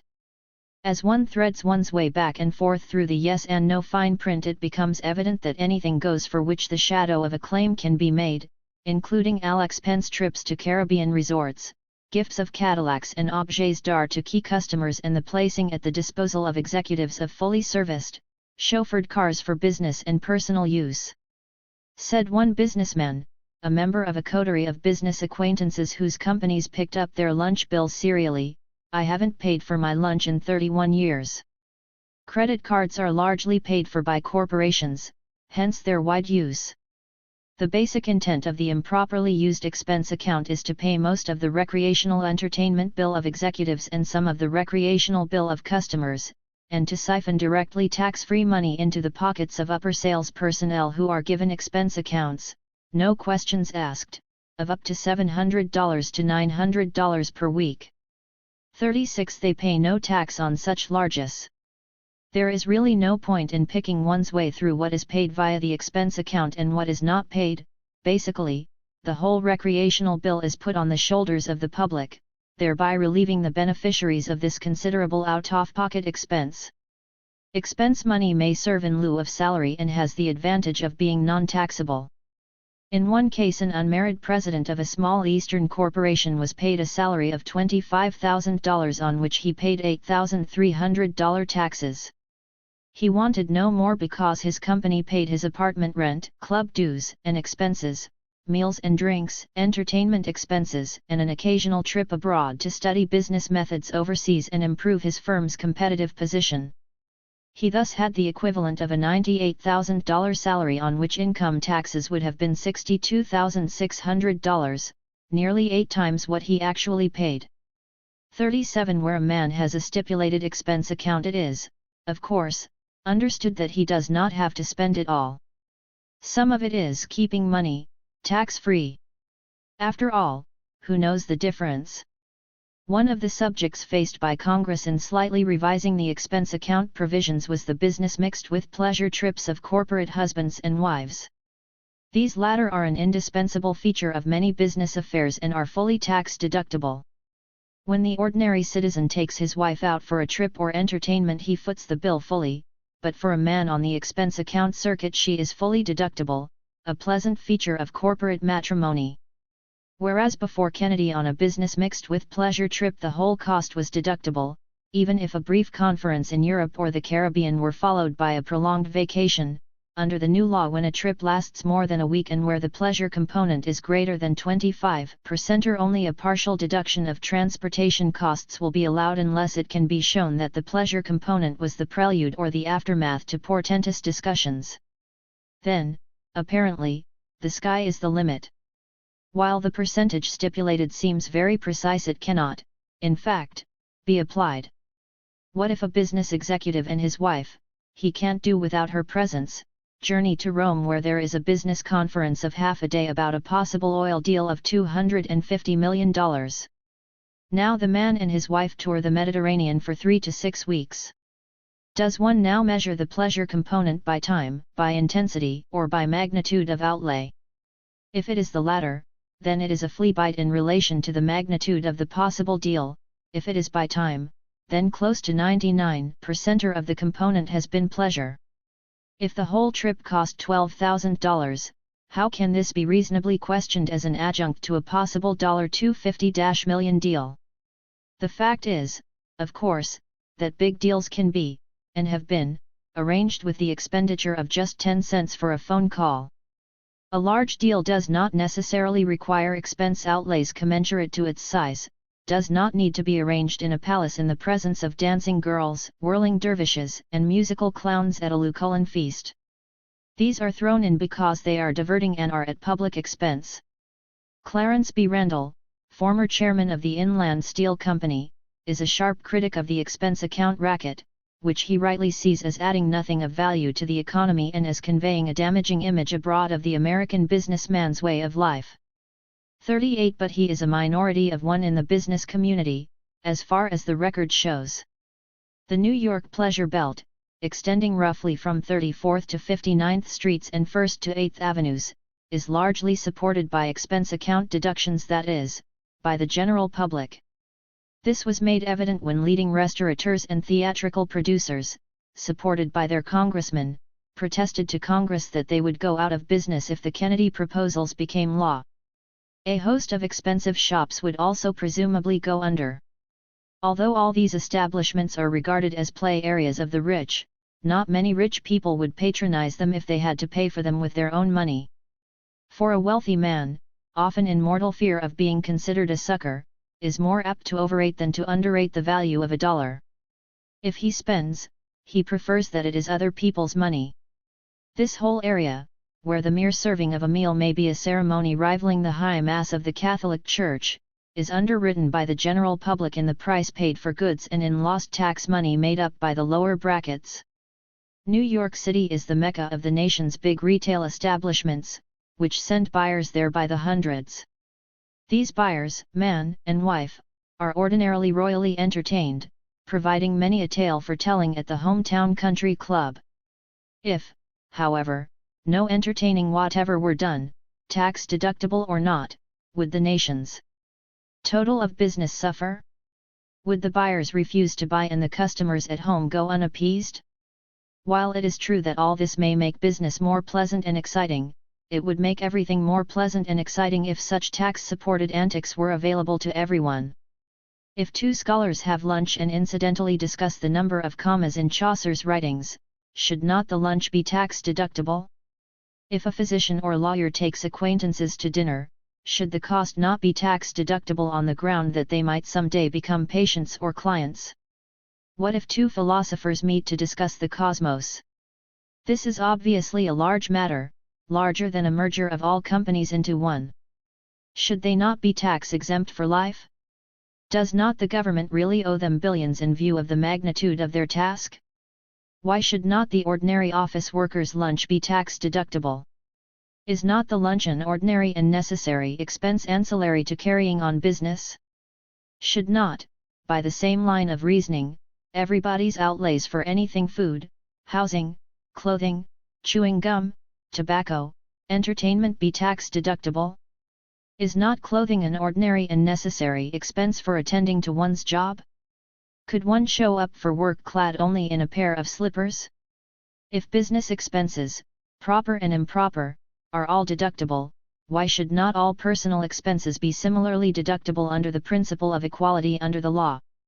The stock option racket. A far more lucrative way of deriving income and evading taxes is by means of executive stock options, which have become increasingly used since World War II. The essence of the stock option scheme is that it allows its designated beneficiaries, few in number, to purchase stock at steeply reduced rates. Some price is arbitrarily set at which a favored group of executives, often including large hereditary owners, may buy stock after a certain date. The benefiting executives are supposed to scheme harder in order to enhance the underlying value of the company, thus giving themselves profits. Naturally, if the economy were sinking, no matter how hard they schemed, the value of the company would not increase. It increases only as the company participates in an expanding economy, which has nothing to do with the efforts of the executives, with some exceptions. The way it works is as follows: certain high-salaried executives are told that they may within 3 years buy a block of stock in the company, if they wish, at $5.00 a share. It is now selling at $45. After 3 years, let us say, the stock has risen to $125. As they each decide to buy the allotted number of shares, usually running into many thousands, they pay $50 for a stock worth in the market $125, or $75 per share instant profit. If they now sell this stock, they pay a maximum 25% tax on the gain. Oregon, they may retain the stock and pay no tax at all. But what if the stock fails to advance or declines? This is too bad, and in that case the options, with nothing lost, are not exercised and expire. But in many cases of record, when this has happened, the board of directors simply voted that the option price be reduced, from perhaps $45 to $20. This made it possible to buy the stock at a discount of $25, and the purchase of sufficient additional shares might be allowed to permit as great a profit as if the stock had advanced to $125 under the original option. The option plan clearly allows its preferred beneficiaries to buy stock at a discount and hold on to it, paying no tax, or to sell it and pay a relatively low tax on the increment. An executive need not, indeed, put any of his own money into the deal at all, because most issues listed on the stock exchange are good for a bank loan at 50% of their market value at any time. If the option price is at least 50% of the market price, a bank will put up all of it, gladly, and the executive need then, after holding the shares a few months, simply sell them to lift off the low tax capital gain. Smooth, smooth, smooth. But stock options always dilute the equity of stockholders, large and small. In the case of large stockholders, these sometimes participate in the option plans themselves, thus experiencing no dilution of equity, but in some cases large stockholders concur without participating, apparently feeling it is worth it to them to get this tax-favored extra compensation into the hands of aggressive higher executives. If a group of executives elect to keep their stock, as did the leading executives of General Motors over the years, they may in time become independently wealthy. Alfred E. Sloan and others of the well-known executives in DuPont controlled General Motors from the 1920s to the 1950s were big stock option men. There is no risk involved in exercising these options. It is all as difficult as shooting fish in a barrel. And much of the gain involved stems from the reduced or non-existent tax. If these acquisitions of value were taxed at the same rate as the corporate salary, it would be virtually impossible for big corporation executives to become tycoons on their own account, as a few have become. It is the tax-exempt feature, paid for all the way by the public, that enables them to emerge as financial kingpins, without performance of any commensurate service. Specific cases under these general observations fully support everything that has been said. International Business Machines, IBM, in 1956 granted to Thomas J. Watson, Jr., the president, a 10-year option to buy 11,464 shares at $91.80. 5 years later, Mr. Watson exercised the right to buy 3,887 shares, when the market price was $576. Had he sold at this price, his instant profit would have been $1,882,085.40, taxable at 25%. If he was in the 75% bracket, his tax saving over direct income amounted to $950,000. The president of a manufacturing company was enabled to buy 30,000 shares at $19 while the stock sold at $52. An instant no-risk profit of $990,000. The president of an electric company bought 25,000 shares at $30, while the stock sold at $75, an instant no-risk profit of $1,125,000. The president of a drug company bought 27,318 shares at $7.72 while the stock sold at $50, an instant no-risk profit of $1,100,000.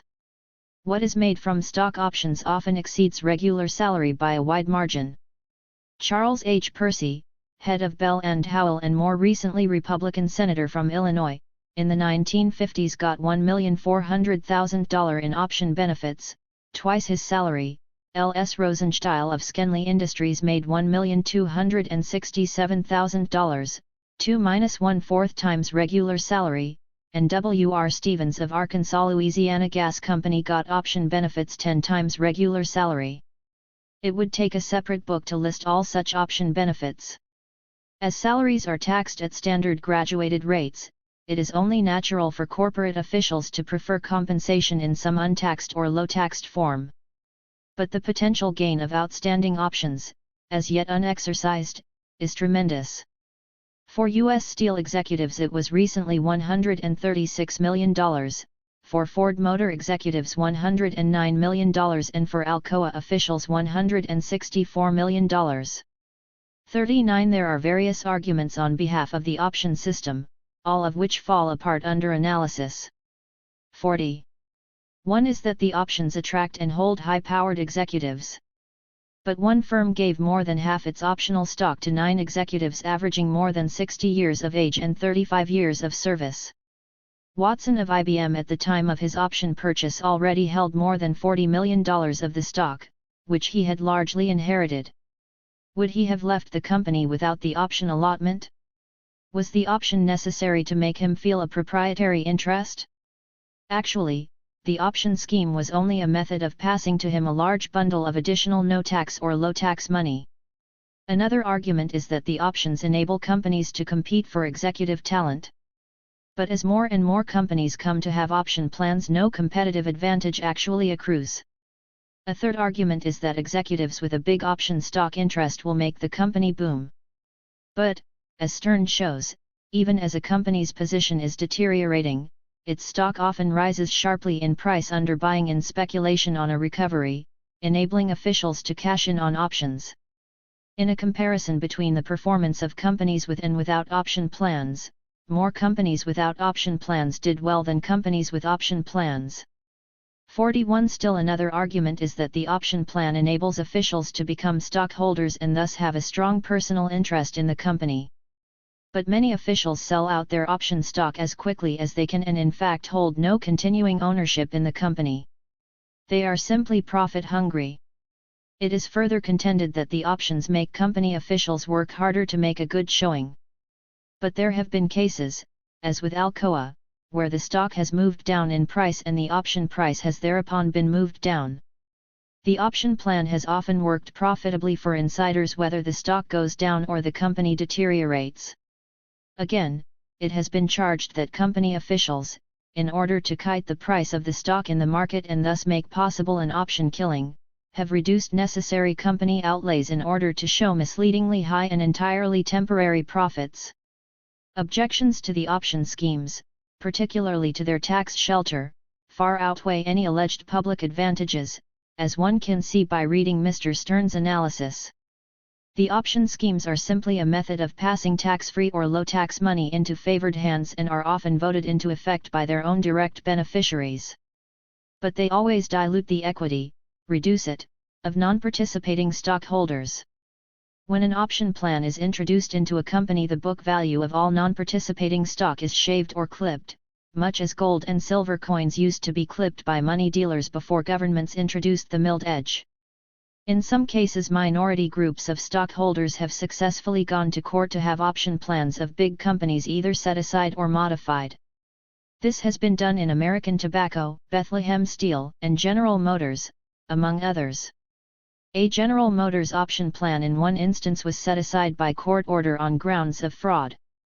42 But most small stockholders cannot afford to go to court, and many big stockholders go along with the option plan on the ground that if officials were not able to chisel in this way, they would find some other arcane and possibly more subversive way of nibbling into the property. As, in theory, a purely money-oriented person, a top big corporation official is by definition pretty much of a tiger. The stockholder wants him to be a fierce hunting tiger vis-a-vis the world in general, but a tame tiger toward his masters.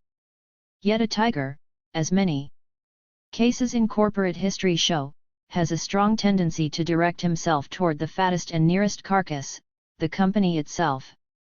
The option scheme partly deflects this purely theoretical tiger by giving him at least a piece now and then of this rich carcass which he is supposed to guard and enhance. Well paid, the top company official is supposed to be a faithful servant, dedicating himself to his master. But history knows of many cases of well-paid servants who for their own profit undercut their master's interest. Companies in the corporate jungle have been looted by psalm-singing, God-fearing paid officials. Options, among other things, are held to be cheaper for corporations, although not for stockholders, than straight bonuses. On this point one must disagree with Mr. Stern, who believes that the corporation pays some tax. Whatever a corporation pays out in cash bonus is so much paid out of net return or added on to price, it is not merely an additional cost of operation reducing a true taxable income. On a stock option the corporation has no out-of-pocket expense at all. But while not costly to the corporation, the stock option is costly over the long term to the non-participating stockholders. Something to notice about the stock option is that it is one of the valuable perquisites of company control. Earlier it was noted that control of a company may be exercised with from 5 to 100% ownership. Whatever the percentage of ownership, control is control. The bigger the ownership stake, of course, the more is the retention of control assured. But a 5% control is as effective American Samoa 100%. Among the advantages of controlling a company are these: 1. Dividend payout rates may be determined, and for large stockholders the smaller the payout rate and the larger the tax-free reinvestment rate the richer they become by evading taxes on dividends. 2. Cut-rate stock option plans may be adopted, with the controllers participating and, indeed, increasing their degree of control by diluting the equity of non-participants. 3. In making outside investments with company money, properties personally acquired for song can be unloaded on the big company at a high price, thereby making concentrated personal profit but spreading the inflated price among many other persons. 4. Personally beneficial expense account features can be arranged, such as renting a tax-deductible permanent luxury suite in some tropical hotel which, when not used for allowable business purposes, may be used for extracurricular pleasures. 5. Relatives to whose support one might be expected to contribute may be placed on the payroll, often at a substantial figure, thus allowing others and the public to pay for their support. And this is only the beginning. Control, of and by itself, is valuable because it is a means of directing tax-favored revenues toward oneself. Depletion and depreciation allowances. We have not yet touched upon some of the more spectacular congressionally sanctioned large-scale special tax dispensations. One of these is the oil depletion allowance. And at the outset it must be made clear that this depletion allowance applies to far more than oil. While it began with oil, it now includes all the products of the earth except, as Congress finally stipulated, soil, sod, dirt, turf, water, mosses, minerals from sea water, the air, or similar inexhaustible sources. But it does include farm crops, trees, grass, coal, sand and gravel, oyster shells and clam shells, clay and, in fact, every mineral and naturally occurring chemical or fiber on land.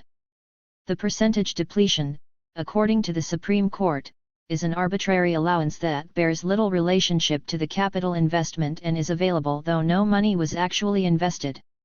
43. But as more than 80% of depletion benefits accrue to the oil and natural gas industries, the discussion can be confined to them. Dating back to 1919 but with many tax-evading embellishments added since then, the depletion scheme works as follows: 1. The original investment by a company or individual in drilling a well, and under modern discovery methods 3 out of 5 wells drilled are producers, is wholly written off as an expense, thereby reducing an individual's or corporation's tax on other operations toward zero. Investment in oil drilling, in other words, offsets other taxable income. If an ordinary man had this privilege, then every dollar he deposited in a savings account would be tax deductible. The law permits, in short, a lucrative long-term investment to be treated as a current business expense. 2. As this was an investment in the well, there is to be considered another outlay, or development cost, for the oil that is in the well. This cost is purely imaginary, as the only outlay was in drilling the well, but it is nevertheless fully deductible. 3. There remains a continuing, recurrent deduction, year after year, for making no additional investment at all. The way these steps are achieved is through a deduction of 27.5%. The figure was arrived at in 1926 as a compromise between a proposed arbitrary 25% and an equally arbitrary 30% of the gross income from the well, but not exceeding 50% of its net income. If after all expenses, real and imaginary, a well owned by a corporation has a net income of $1 million, the depletion allowance can have its ordinary liability to a corporation tax, and it may maintain prices as though a full tax was paid. Through controlled production of some wells as against others, the tax rate can be reduced still further so that leading oil companies can and have paid as little as 4.1% tax on their net earnings. 44. Some pay no tax at all although earnings are large. Oil prices are administered by the companies, they are non-competitive. As Eisenstein sets forth this triple deduction, for every $5 million deducted by the oil and gas industry in 1946 as percentage depletion, another $4 million was deducted as development costs. For every $3 million deducted as percentage depletion in 1947, another $2 million was deducted as develop merit costs. 45. The process continues, year after year, through the life of the well. Income often finally exceeds investment by many thousands of times. A widowed charwoman with a child, taking the standard deduction which leaves her with $1,500 of taxable income, pays taxes at a much higher rate, 14 to 16%, than do many big oil companies and oil multimillionaires in the great land of the free and the home of the brave. This depletion deduction continues as long as production continues, though they may have recovered their investment many times over. The larger the profit, the larger the deduction. 46. For an individual in the top bracket, the expenses may be written off at 91% while the income is taxable at 45.5%. For a corporation, the expenses may be written off at 52% while the income is taxable at 26%.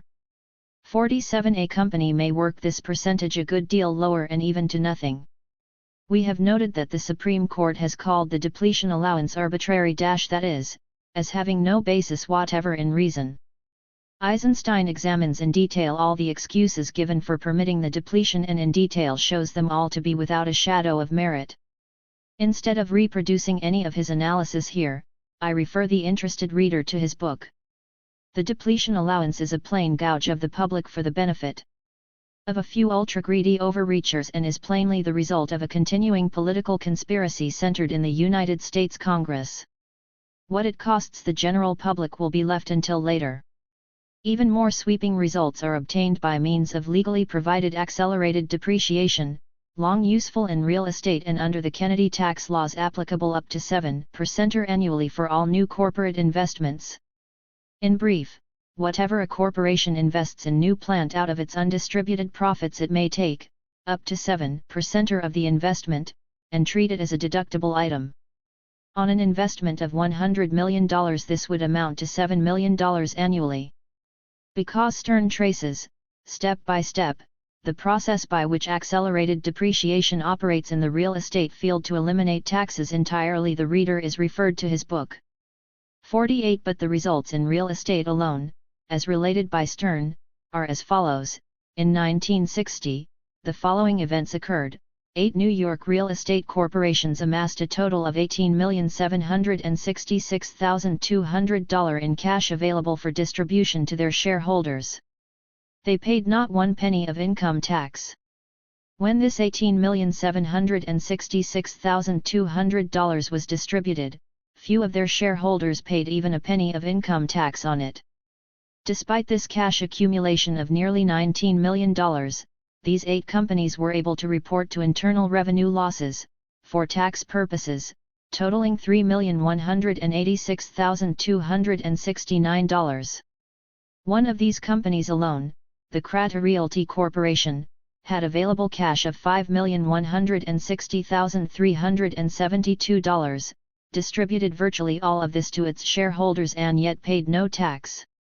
In fact, it reported a loss, for tax purposes, of $1,762,240. Few, if any of their shareholders paid any income tax on the more than $5 million distributed to them by the Crater Corporation. 49. All of this was perfectly legal, with the blessing of Congress. According to a survey by the Treasury Department, 11 new real estate corporations had net cash available for distribution in the amount of $26,672,804, of which only $936,425 or 3.5% was taxable. 50. The great game of capital gains. Capital gains are taxed, as we have noted, at a maximum of 25%, or although this rate is lowered corresponding to any lower actual tax bracket, but up to and including people in the highest tax brackets the rate is only 25%. Thus, capital gains are a tax-favored way of obtaining additional income by the small number of people in the upper tax brackets. Something to observe is that 69% of capital gains go to 8.7% of taxpayers in the income group of $10,000 and up, 35% go to the 0.2% of taxpayers in the income group of $50,000 and up.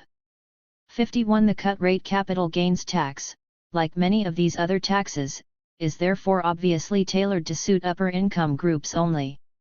The total of capital gains reported to Internal Revenue for 1961, for example, was $8.16 billion.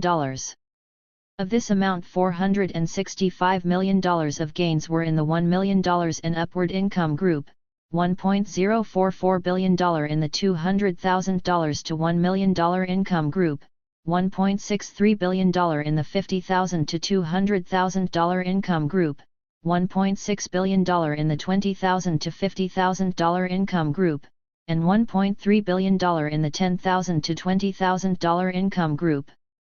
Only $2 billion was in the less than $10,000 income group. 52. It is, plainly, people in the upper income classes who most use this way of garnering extra money. What is involved in ordinary capital gains is capital assets, mainly stocks and real estate. The theory behind the low-tax capital gain is that risk money for developing the economy is put to work. If the capital gains tax were applied for a limited period, say, to new enterprises, giving new employment, the theory might be defensible. But, as it is, it applies to any kind of capital asset, to seasoned securities or to very old real estate. Most capital gain ventures start nothing new. There is some risk in buying any security, even AT&T. The risk here is that it may go down somewhat in price for a certain period, but there is absolutely no risk that the enterprise will go out of business. The theory on which the capital gains tax discount is based is that there is total risk, yet most capital gains are taken in connection with basically riskless properties. There would be some risk attached to buying the Empire State Building for $1, one might lose the dollar in the event a revolutionary government confiscated the property. But the amount of risk attached to paying a full going market price for the building is in practice only marginal. One might conceivably lose 10% of one's money if one sold at an inopportune time. But one would not risk being wiped out. In real estate, capital gains serve as the icing on a cake already rich with fictitious depreciation deductions. Depreciation is supposed to extend over the life of a property. Yet excessively depreciated properties continue to sell at much higher than original prices. When so much capital value is left after excessive depreciation has been taken, there must be something wrong with the depreciation schedule. What is wrong with it is that it is granted as an arbitrary and socially unwarranted tax gift to big operators. It is pure gravy. Depreciation for tax purposes in real estate is taken at a much more rapid rate than is allowed even by mortgage lending institutions. First, a certain arbitrary life is set for a building, say, 25 years. But a bank will usually issue a mortgage for a much longer term. On such a new building in the first year a double depreciation 8% may be taken, but on an old building with a new owner a depreciation rate of 1.5% may be taken in the first year. The depreciation taken in the first year and subsequently generally greatly exceeds the net income, leaving this taxless. The depreciation offsets income. For a person in high tax brackets it is, naturally, advantageous to have such tax-free income. In a case cited of a new $5 million building, the tax savings to an 81% bracket man amounted to nearly $1 million in 5 years. The book value of this building, by reason of accelerated depreciation deductions of nearly $1.7 million, was now $3.3 million. The owner was offered $5 million for the building, the original cost. He decided to accept this offer. The tax deductions he had already taken had saved him 81 cents on the dollar, and the tax rate he would get on his book profit would cost him only 25 cents on the dollar. The seller's net tax gain was $942,422.78. 53. The new owner of the building could resume the depreciation cycle again on the basis of the $5 million cost, and the old owner could go and start the process again with some other building. Real estate operators repeat this process endlessly. Many buildings in their lifetime have been depreciated many times their value. Best of all, the land remains. Depreciation charges, deducted from before-tax profits, are an increasingly important way of concealing true earnings, as the Wall Street Journal notes, August 29, 1967, 18:3-4. These funds don't show up as profits in corporate earnings reports, but are regarded by many investors as being nearly as good as profits. Such funds can be put into new facilities that eventually may bring bigger sales, earnings, and dividends for stockholders. At no time during the 1948 to 57 period did depreciation funds amount to more than 80 cents for each dollar of after-tax earnings, government records show, the journal said. In some of the earlier years, in fact, depreciation cash came to less than 40 cents per dollar of earnings. But in 1958, the year that the price-earnings ratio climbed so sharply, depreciation for the first time in the post-World War II era approximately equaled the after-tax earnings total. Through the 60s, depreciation funds remained relatively high, so that for every dollar of corporate earnings there was nearly another dollar of cash for expansion programs or other such programs. Depreciation, in brief, amounts to a second line of profit, not acknowledged as such and now approximately equaling the acknowledged profit. While this tax-deductible depreciation feature is not present with the purchase of stocks, the leverage of a loan at interest, as in the case of the real estate mortgage, is often present. For at least half the purchase price of the stock may be financed with a broker's loan at the standard rate of annual interest. The percentage of profit in relation to the input of investment becomes very great. If 1,000 shares of stock are purchased at $50 a share, with the bank supplying half the money, the investor's share is $25,000. The interest he pays on the $25,000 of bank money is itself deductible. If the stock in 6 months doubles in value and is sold, the price realized is $100,000. As the bank loan is paid off and the initial investment is recovered, there remains a profit of $50,000 or 200%. On this there will be paid a capital gains tax of $12,500, leaving the profit after taxes at 150%, or 300% at a yearly rate. It isn't usual that a stock doubles in value in 6 months, but many have done so. A post-tax profit of 150% in as much American Samoa 5 years will amount to 30% tax-free per year, which is not in itself a poor return. Compared with 5% from a bank or a high-grade bond, which is taxable, it is an excellent return, making chumps out of most ordinarily thrifty citizens. Whether the owner is using only his own money or is borrowing some, he is obtaining a tremendous tax advantage over the ordinary citizen. Individual tax bills. A completely different sort of tax privilege, far less widely known and not even suspected by most persons, is gained by having one's Congress pass a special bill giving one special tax exemptions. Many such special bills are enacted, all reading as though they applied in general. Actually, when they are incorporated after secret committee sessions into the tax laws, the experts in the Treasury Department have no inkling of what they may mean. In order to ascertain their meaning, they must wait until a certain return comes in, citing the relevant section of the law as authority for some unusual step being taken. Then it is seen, in a flash, that the return fits the law as neatly as a missing piece fits into a jigsaw puzzle. One such case among many described by both Eisenstein and Stern concerned Louis B. Mayer, the movie mogul. The experts in the Treasury Department were mystified upon first reading Section 1240 of the Internal Revenue Code of 1954, written in the customary opaque tax language. They had not the remotest idea of what it meant. What it said was, amounts received from the assignment or release by an employee, after more than 20 years' employment, of all his rights to receive, after termination of his employment and for a period of not less than 5 years, or for a period ending with his death, a percentage of future profits or receipts of his employer shall be considered an amount received from the sale or exchange of a capital asset held for more than 6 months if, 1. Such rights were included in the terms of the employment of such employee for not less than 12 years, 2. Such rights were included in the terms of the employment of such employee before the date of enactment of this title, and 3. The total of the amounts received for such assignment or release is received in one taxable year and after the termination of such employment. Stern supplies a translation into English of this paragraph in its generality. But what it meant specifically was the following: Louis B. Mayer, and only Louis B. Mayer, may receive all future profits in the company to which he will be entitled after retirement in one lump sum, and this lump sum will be taxed at 25% as a capital gain even if it is not in any sense a capital gain. Had Mr. Mayer received these profits after retirement as they were generated, he would have had to pay maximum taxes on them each year.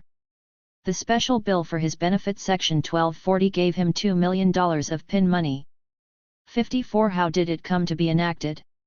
His attorney was Ellsworth C. Alvord, who appeared before the Senate Finance Committee not as Mr. Mayer's lawyer but as a spokesman for the United States Chamber of Commerce. And the section was so drawn as to be of no use to anyone else, although since then other measures have been passed that enable certain large lump sum settlements of pension or income rights to be treated as capital gains. A ludicrous sidelight of this and other tax sections is that the states sometimes copy the federal tax laws, as California copied the tax law of 1954. But much of what they copy has no possible applicability to any tax situation that may arise because some sections are specially tailored to a single situation. Subsection 2 of Section 1240, which reads, such rights were included in the terms of the employment of such employee before the date of enactment of this title, made it applicable only to Mr. Mayer, who alone had such particular terms before the passage of the bill. Unless one can show one had a contract containing such provisions before the passage of the bill, one cannot cite the section on one's tax return. It should never be thought that the leaders of Congress do not know what they are doing. Many such special sections exist in the tax laws. Of benefit only to a single individual or estate, one-shoters, or of continual benefit to certain industries, and Stern discusses a number of them. To obtain such special tax sections for oneself, one must, obviously, have a friend at court, somebody who has the king's ear. Many companies get such special tax laws, of benefit only to them, and otherwise illegal gains from mergers of various corporations or banks are covered either by one-shot or multiple-shot laws. Sometimes one company is able to squeeze itself into provisions especially tailored for another, but not often. 55. Low estate taxes. Not much will be said here about estate taxes other than to point out that entirely illusory rates are posted here as elsewhere. Many very rich men's estates pay little or no tax. The public supposition that the big estates are being dismantled by estate taxes, often repeated in newspapers, is entirely false. According to the rate schedule in the law, estates exceeding $60,000 are now taxed from 3% for the first $50,000 to 77% for amounts over $10 million. Offhand, one might suppose that a man who left $100 million net would pay a tax of $67,566,150. But no taxes like this are ever paid and, as we noted earlier, John D. Rockefeller Sr. and Jr. and Henry Ford I paid low estate taxes. Some persons, below the top levels of wealth, do indeed pay full estate taxes. But this is because they have either through personal peculiarity or unusual moral standards refused to seek and follow the advice of an experienced tax lawyer. Usually it is a personal peculiarity that leads them in this direction, according to what lawyers say. They are unable to understand the steps outlined for them to take or fear they are in danger of losing something. An anecdote of record about the late Somerset Maugham, the well-known and affluent writer, will illustrate the point. It was explained to Maugham that if he took certain steps to divest himself of nominal control over his assets for the benefit of his children, with whom he was not on good terms as such are generally understood, his estate under English law would almost entirely escape taxes. "I won't do it," Maugham said as the situation was explained, "because I am too aware of what happened to King Lear. It is mainly, among the law-cognizant, persons with a strong feeling of alienation who do not avail themselves of the many profitable loopholes in the estate tax law. Henry Ford, it appears, was one such, and only the last-minute recourse to the Ford Foundation saved control of the company for his family.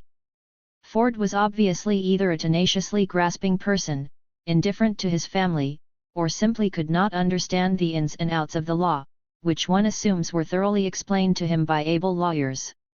We know he did not want the government to get his money. Ford, of course, did not have the advantage of the marital deduction, which was passed the year after his death. Had it been in existence, a half of about $1 billion would have been, right off, tax-free. As matters now stand, 1/2 of the taxable value of all estates where there is a surviving spouse is tax-exempt. A $100 million net estate, instead of paying $67,566,150 under the posted rates, therefore seemingly pays only $32,566,150.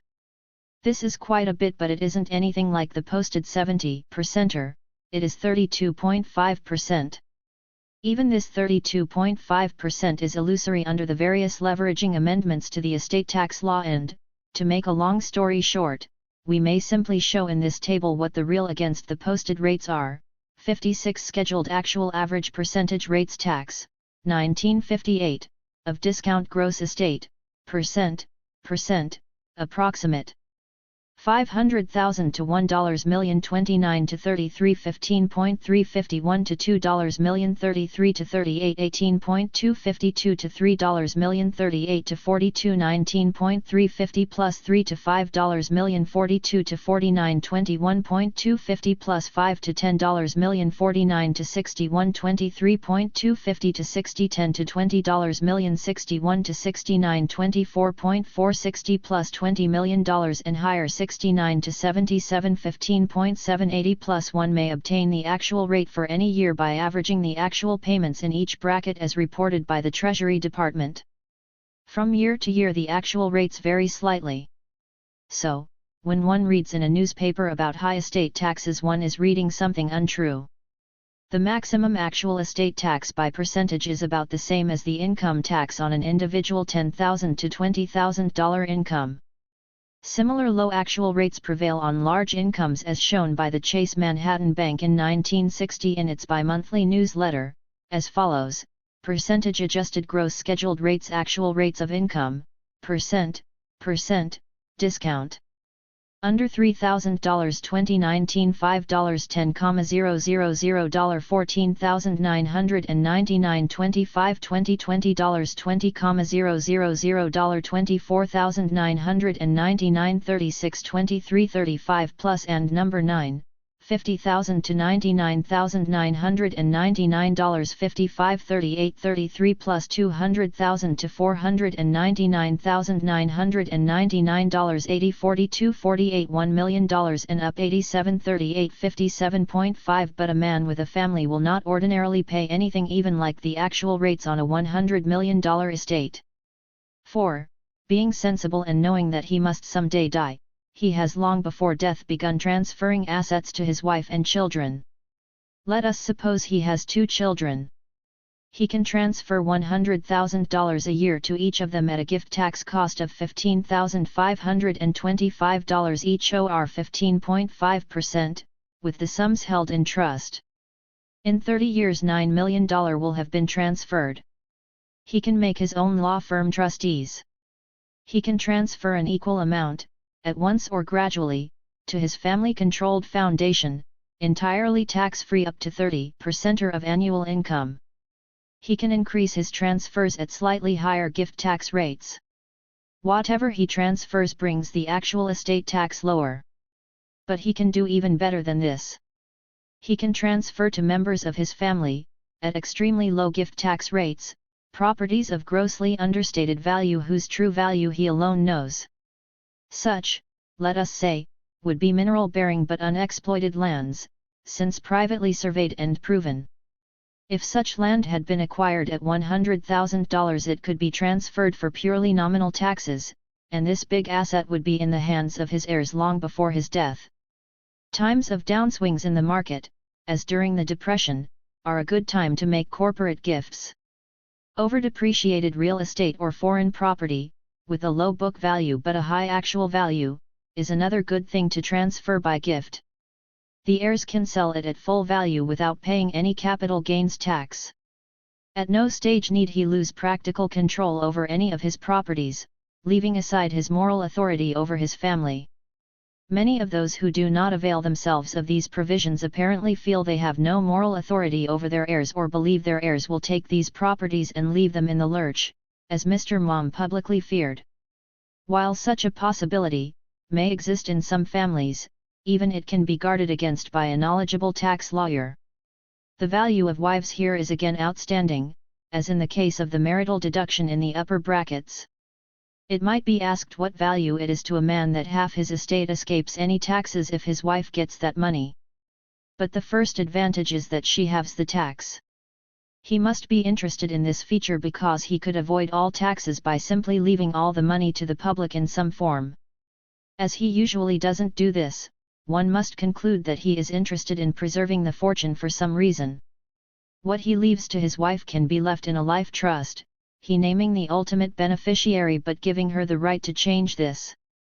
By doing this he has clearly reduced the taxable amount by 1/2. His children ultimately take from the mother's estate, so at least 2/3 of the fortune is preserved. But much better than this can be done by means of lifetime distributions in the form of trusts and by taking advantage of other provisions in the fine print of the law. And through the use of trusts, assets can be kept intact for at least 3 generations. The dead man can assert his will for at least 100 years. If the final recipients, having full control over the property, now replace it in trust according to family doctrine, the holdings can be preserved in trust for another 3 generations. If it is a series of multiple trusts that have been established, the tax rates can be very, very low. While the Constitution forbids the entailment of property as in England, it is nevertheless practically possible to practice serial entailment, as Cleveland Amory reports many of the old Boston families have done. Serial entailment is achieved if the 3rd-generation recipient, loyal to family teaching, replaces the property in trusts. Estates, in fact, are not broken up by the tax laws, they grow larger through the generations, assuring the presence of an hereditary propertied class. This fact has many implications, one of which is that latecomers in the game of grabbing property face a shrunken hunting ground.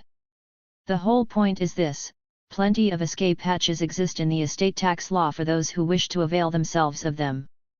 Some, like Henry Ford, do not, and prefer to clutch nearly every last dime they own until the undertaker forces open their hands. For the heirs of such, the tax outlook is rather bleak, although by no means so hopeless as often reported. There is always the foundation escape hatch, and the foundation, all else failing, can give remunerative employment to members of the family, who become philanthropos or, somewhat paradoxically, philanthropist politicians. In summary, it should be noticed that the rich, who contrary to Ernest Hemingway are different in other respects than that they simply have more money, live in a specially favored tax preserve which could not have taken form without considerable elitist prompting.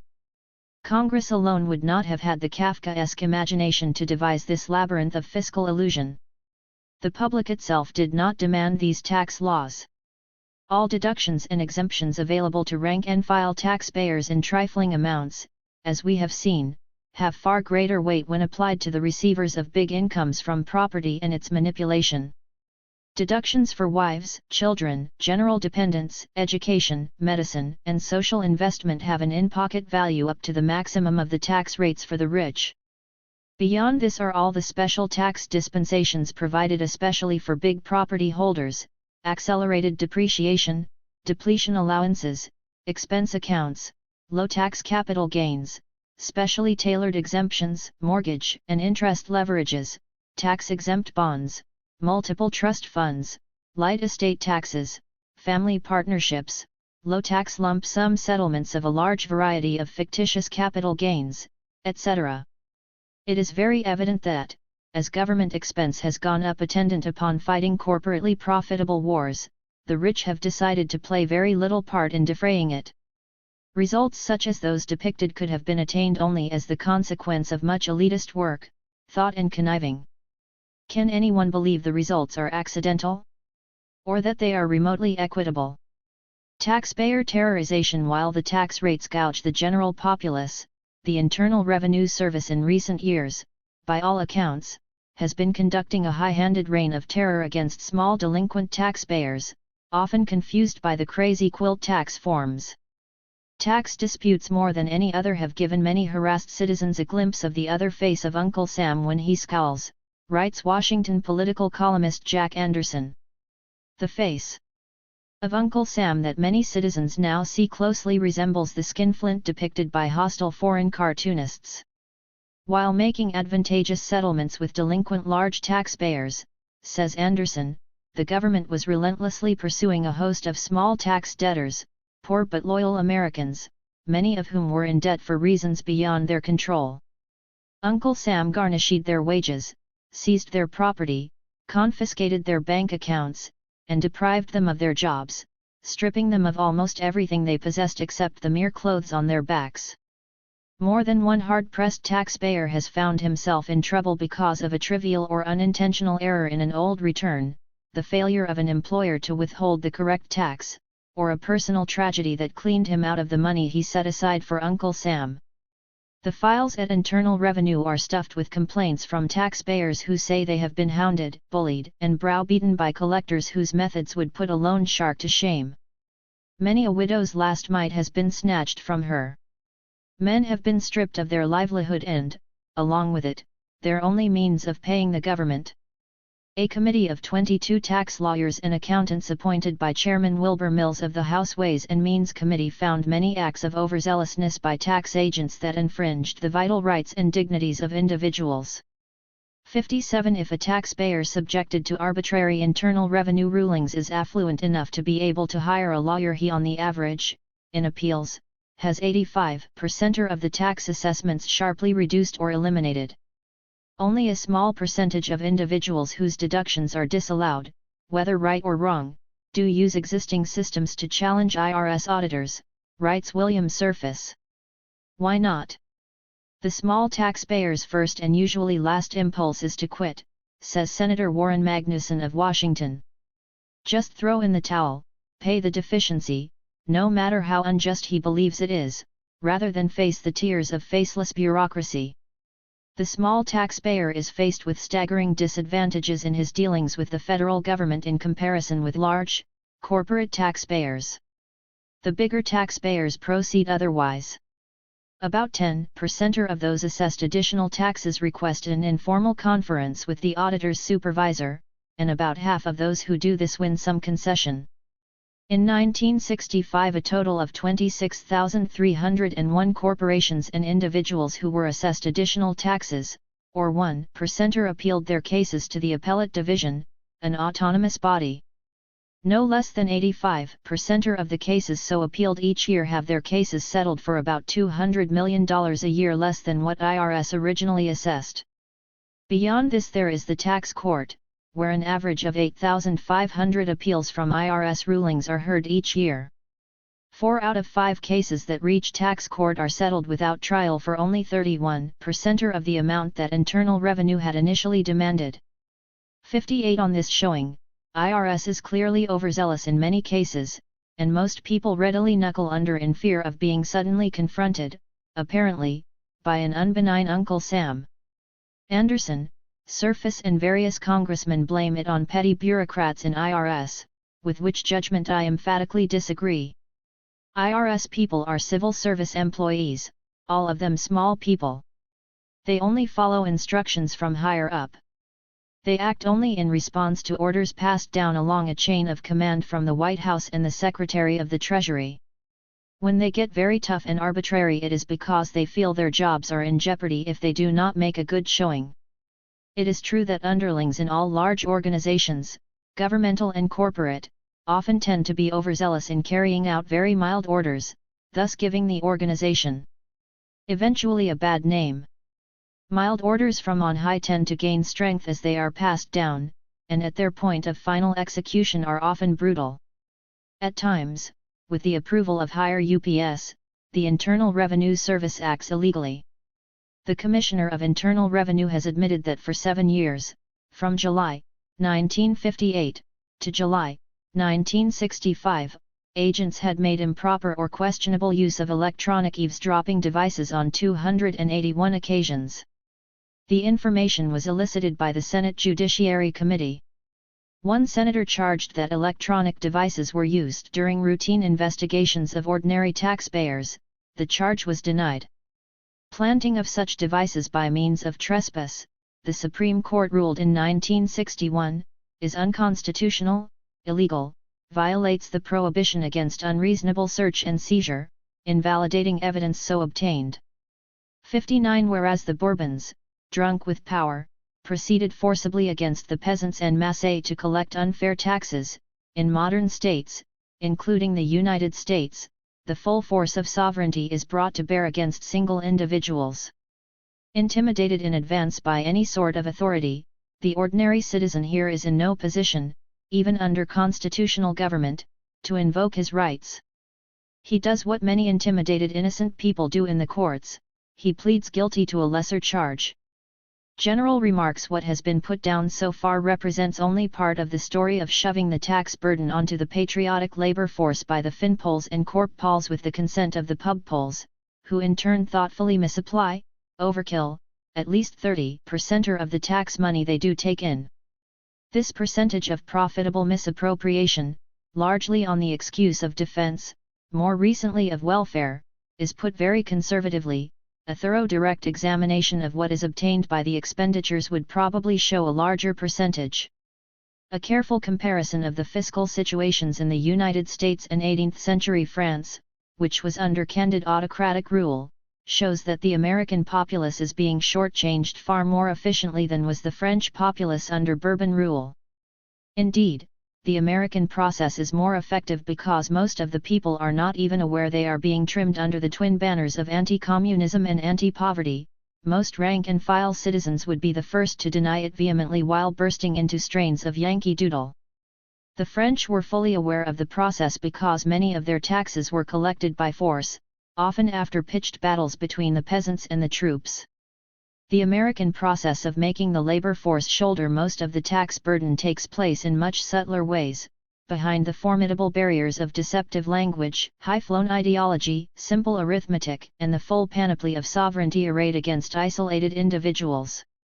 In this atmosphere, the withholding tax, levying on earned income before received, was nothing short of a public political inspiration.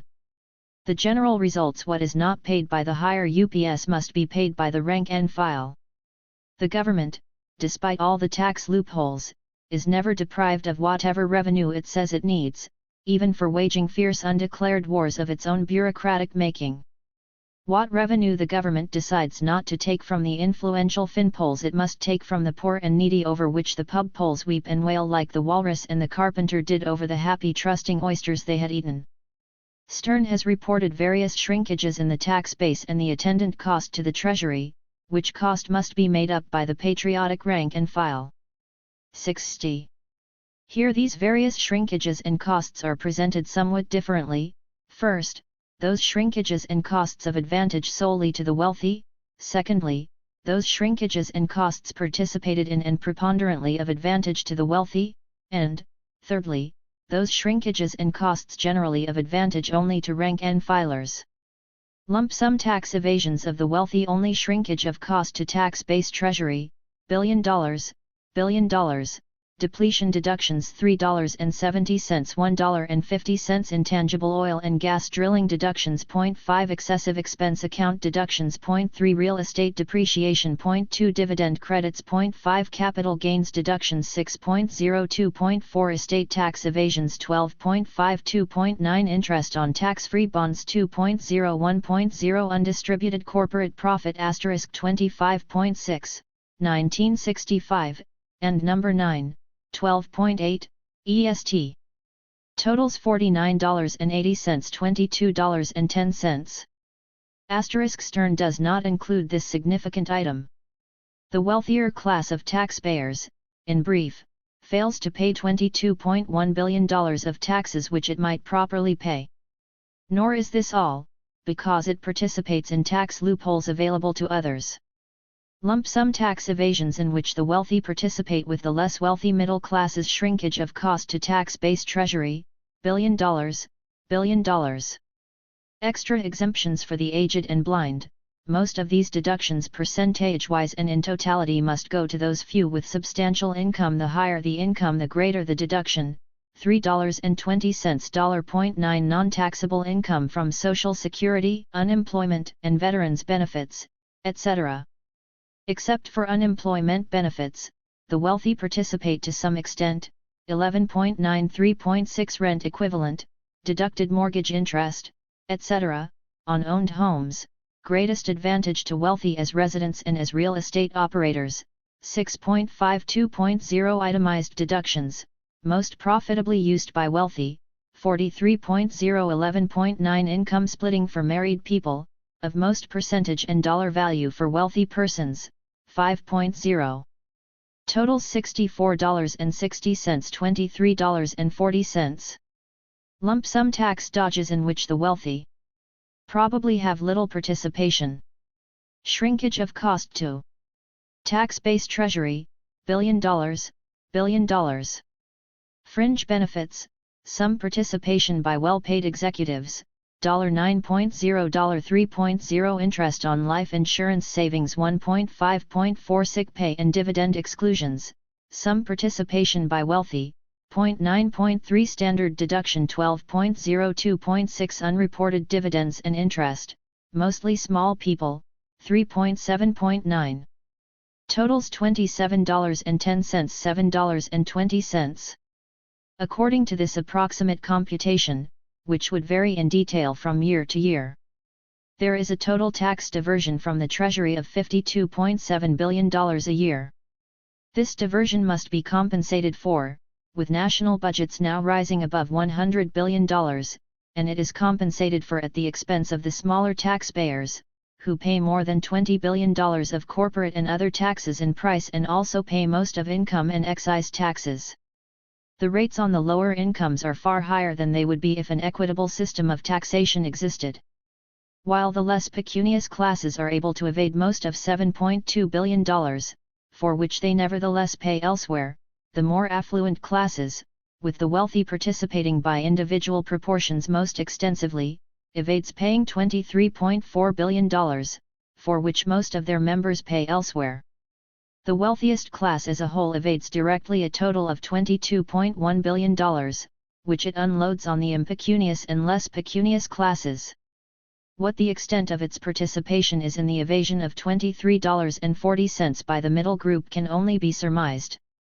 If we estimate the participation at only $5 billion, then we find the wealthiest have evaded $27.1 billion of taxes in addition to whatever they have merely generally pushed over on the lower orders. If anyone believes there is suggested here too high a figure of what is really owed in taxes by the wealthy, it should be recalled that the upper 10% of the population owns all of the nation's productive private property, while 1% of the population owns more than 70% of it. Such being the case, one would not reasonably expect that a single employed person who is paid $1,000 in a year, about $20 a week, would be obliged to pay a tax of $12. Nor would one expect that a married man with a salary of $4,000 would be obliged to pay a tax of $350, a month's pay. But so they had to do in 1966 if they took the standard deductions. To shift the scene a bit, it may be recalled that national elections now require the spending by the political parties of more than $100 million. This is without considering the many costly local elections in off years or parallel with the national elections. The rising figures, often cited, are considered stupendous. These campaign funds are supplied by the wealthy and the propertied who, it should be clear, get a many-fold return on what they pay for. As the political parties, in default of effective popular participation, are to all practical purposes theirs, they obtain preferential treatment from government. So it has been all down through history. The United States is not an exceptional case. It is a typical historical case, contrary to what the 4th of July orators would have one believe, except that the people have been subdued through their own ineptitude. People in the tax net. In 1940 there were filed 14,598,000 individual income tax returns. In 1961 61,068,000 were filed. The greatest increase took place in 1944 under the wartime tax laws. In 1945 the total stood at 49,751,000. 61 having brought this great additional throng into the tax net under the income tax, originally an upper-class tax, does anyone believe the pub polls will ever remove the net? By far most of these taxes are withheld from salaries and wages, earned income. In 1962 there was withheld $47.583 billion compared with $15.317 billion not withheld. In 1963 it was $51.839 billion against $15.205 billion.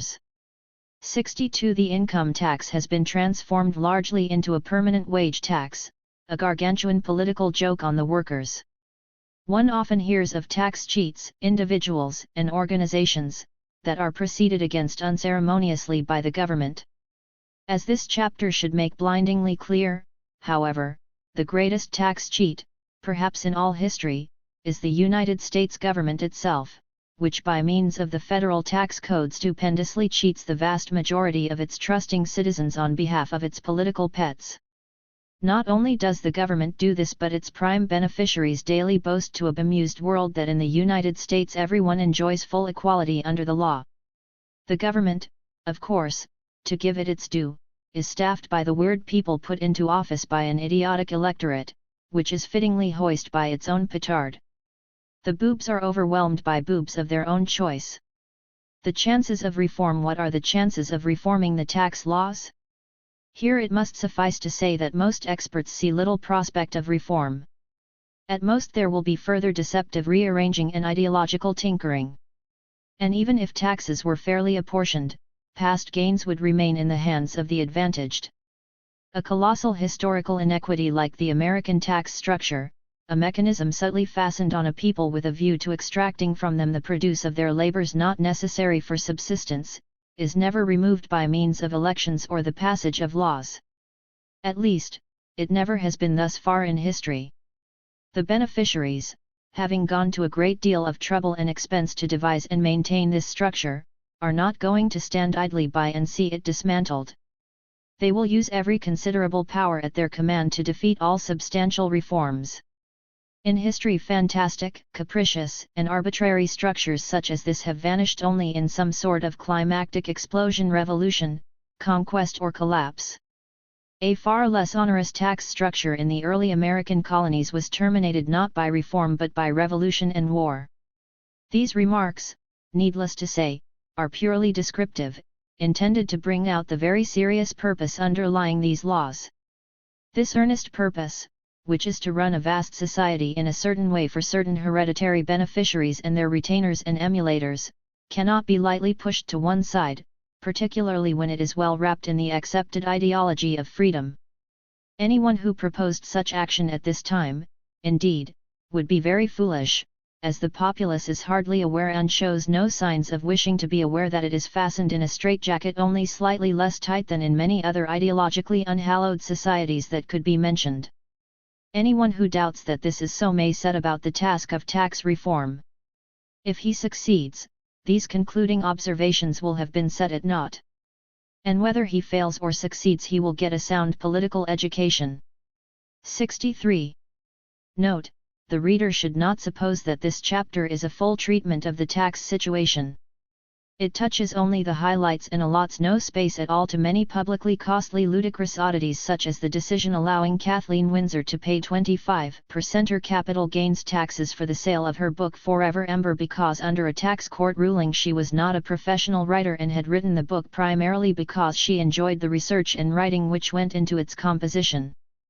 The interested reader should refer to sources cited and pick up enlarged bibliographies from them. He will soon see that everything in this chapter is written in a spirit of understatement.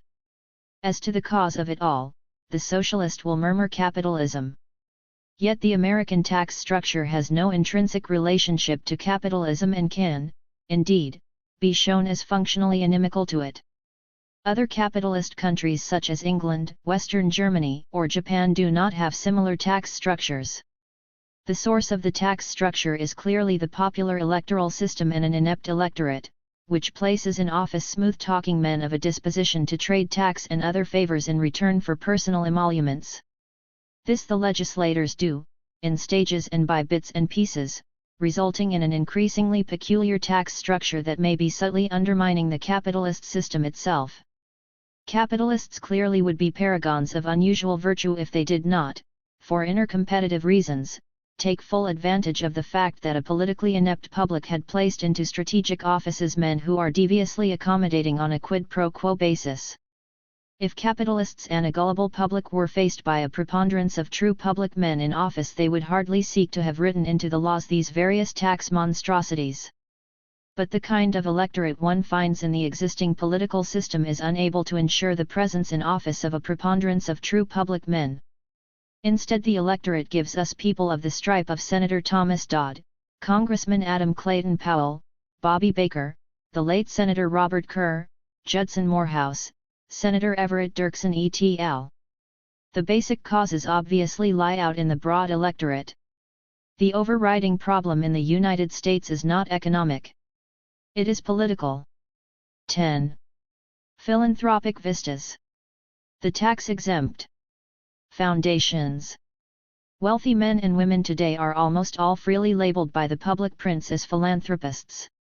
In such mindless parroting, the word has acquired the operationally extended meaning of wealthy person, and wealthy person means, reciprocally, philanthropist. As hardly anybody in society is more welcome than a philanthropist, it follows that nobody is more welcome in all his beneficence than a wealthy man. By American propagandic decree, the wealthy man thus has strangely been transmogrified into the quintessential cream of humanity. Simple people, the majority, accept him without reservation in this guise. It is, furthermore, extremely rare to find the public prince, particularly the corporate press, labeling anyone other than a wealthy person as a philanthropist. Journalists now appear to make a subtle distinction between philanthropists as merely rich persons and humanitarians as functional benefactors without money. Jane Addams, Lillian Wald, Jacob Riis, Clara Barton, Florence Nightingale. Oddly at variance with the common perspective of the wealthy person as an overreacher of others in competition for worldly goods and power, the prevalent one is quite in harmony with the Alice in Wonderland treatment of contemporary affairs in public prints.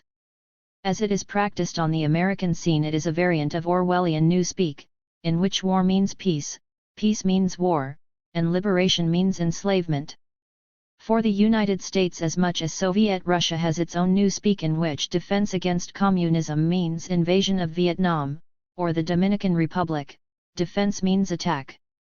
Patriotism means doing physical injury to someone. Inflation means prosperity. Bigness means greatness. And wealth means philanthropy. According to the public prince, all is not as one might simple-mindedly suppose in the realm of wealth. contrary to reasonable supposition and statistical fact, the wealthy are not endeavoring to increase their wealth but are feverishly endeavoring to give it away for good works. The basic misinformation sedulously conveyed is this: whatever the people's government is not taking away from the wealthy in huge tax bites is being given away to the lame, the halt, the blind, the needy, and the worthy with a lavish hand. Therefore, it seems, one should forget about the wealthy. They are not a serious factor of power in the social situation. Instead of the wealthy, who are measurable and palpable, we are assured by approved savants that what is really involved in the social situation is something elusively unmeasurable and impalpable, discernible only to rarely subtle minds, masters of arcane and delicate methodology. These minds, more and more of late, eschewing the troublesome concrete in favor of the pleasantly abstract, limn for us the power structure, the establishment, the power brokers, and the power elite who face, not the poor, the exploited or the unproperted, but the disadvantaged, the culturally deprived, the underprivileged, the unfortunate and the lower socio-economic strata. All these disadvantaged may escape their plight by climbing the golden staircase of upward mobility. Taboo entirely in the cleansed new social metaphysics are such coarse and unmannerly terms, worthy only of unwashed boors and churls, as class and caste, with their connotations of past and present turbulence. Very much favored is strata, a cool and cleanly word. People are people, it seems all pretty much the same according to democratic dogma, but found in different strata, some merely flying by choice or temperament at lower altitudes than others. And in the emerging new social metaphysics or rhetorical whitewash there are few unemployed. In their place we have the disemployed, even the involuntary leisured. There are, too, senior citizens in place of old people. Persons unable to detect the difference or obviously deficient in understanding cannot tell the difference between a war and a massive overseas police action. Class is a particularly troublesome word, for one can, unless one is very careful, slip and slide on into class warfare. But in the elegant variants of the aseptic new terminology one can hardly make the mistake of saying power structure warfare, power elite warfare, or lower socio-economic strata warfare. The fashionable new terminology protects against such deplorable gaucheries. Yet the basic phenomena remain in all their harshness. Puzzles of philanthropy. As we are not engaged here in an embroidery upon journalistic fantasies, we are confronted by a number of puzzles. To what extent are the wealthy giving their money away for good works, if they are giving it away at all? This is somewhat similar to the question faced in the last chapter: to what extent are the wealthy being taxed out of existence? And, if they are not giving wealth away, what is it that they are really doing with their numerous foundations? As many persons are involved in all this so-called philanthropy, one must not, heeding the caveats of methodological vigilantes of the establishment, impute motivations without warrant, although the very term philanthropy, to which the establishment methodologists oddly do not object, does already unwarrantably impute motivations. What the individual motivations are of those thousands who now transfer money to foundations one cannot say one really knows. But one can trace certain indubitable non-philanthropic effects of such activities. The first of these is the public relations effect. The founder may have been publicly disliked, like John D. Rockefeller I, or not very well liked, like Andrew Carnegie. But the forming of foundations had the effect of altering opinion in an unsophisticated population, turning the supposed bad guy into a supposed good guy. Just how far down in public esteem a wealthy man may sink can be seen from the following acerb vignette of John D. Rockefeller I by Ida Tarbell, writing in the widely circulated McClure's magazine in 1905. No candid study of his career can lead to other conclusion than that he is a victim of perhaps the ugliest of all passions, that for money as an end. It is not a pleasant picture. This money maniac secretly, patiently, eternally plotting how he may add to his wealth. Nor is the man himself pleasanter to look upon. Portraits show craftiness, cruelty, something indefinably repulsive. Hypocrite, intriguer, freak of nature, it is not for us to say. The great public does not deal in nice psychological distinctions. It says this man has for 40 years lent all the power of his great ability to perpetuating and elaborating a system of illegal and unjust discrimination by common carriers. He has done this in the face of moral sentiment, in the face of loudly expressed public opinion, in the face of the law, in the face of the havoc his operations caused. He has fought to prevent every attempt to regulate the wrong the system wrought, and turned his craft and skill to finding secret and devious ways of securing the privileges he desired. He has turned commerce from a peaceful pursuit to war, and honeycombed it with cruel and corrupt practice, turned competition from honorable emulation to cutthroat struggle. And the man who deliberately and presently does these things calls his great organization a benefaction, and points to his church-going and charities as proof of his righteousness. To the man of straightforward nature the two will not tally. This, he says, is supreme wrongdoing cloaked by religion. There is but one name for it: hypocrisy. To have blotted out of popular consciousness largely by foundational activity this once prevalent estimate has been a notable achievement in public relations engineering. Another effect is the tax-saving benefit. Nearly all of the American foundations have come into view since the enactment of the income tax and estate tax laws. The foundations are completely exempt not only with respect to income taxes but also capital gains taxes. One does not know in each case that the founder sought to escape taxes, but common reason would indicate it. Many standard tax advisory services explicitly point to these factors as attractive features of foundations. A third effect is the corporate control effect. Corporate control, which would otherwise be undermined by the tax laws, is preserved to perpetuity by many foundations, permitting the hereditary transmission, tax-free, of vast corporate power. A fourth effect is that the foundations extend the power of their founders very prominently into the cultural areas of education, and propaganda, science, the arts, and social relations. While much that is done in these areas under foundation auspices meets judicious critical approval, it is a fact that these dispensations inevitably take the form of patronage, bestowed on approved projects, withheld from disapproved projects. Recipients of the money must be ideologically acceptable to the donors. There is a positive record showing that by these means purely corporate elements are able to influence research and many university policies, particularly in selection of personnel. While the foundations are staunch supporters of the physical sciences, the findings of which have many profit-making applications in the corporate sphere, among the social disciplines their influence is to foster a prevailing scholastic formalism. By reason of the institutional controls that have been established, the social disciplines are largely empty or selfingly propagandistic, as careful analyses have disclosed. Whether or not these various effects were sought by the foundation creators, they are present, and the realistic observer must suppose they were what the realistic founders had in mind. We must be particularly impressed by the frank analyses of their tax advisors. Via the foundations they get more mileage out of their dollars and retain more dollars. The foundation panorama: there are now so many tax-exempt foundations in the country that the number cannot be precisely ascertained.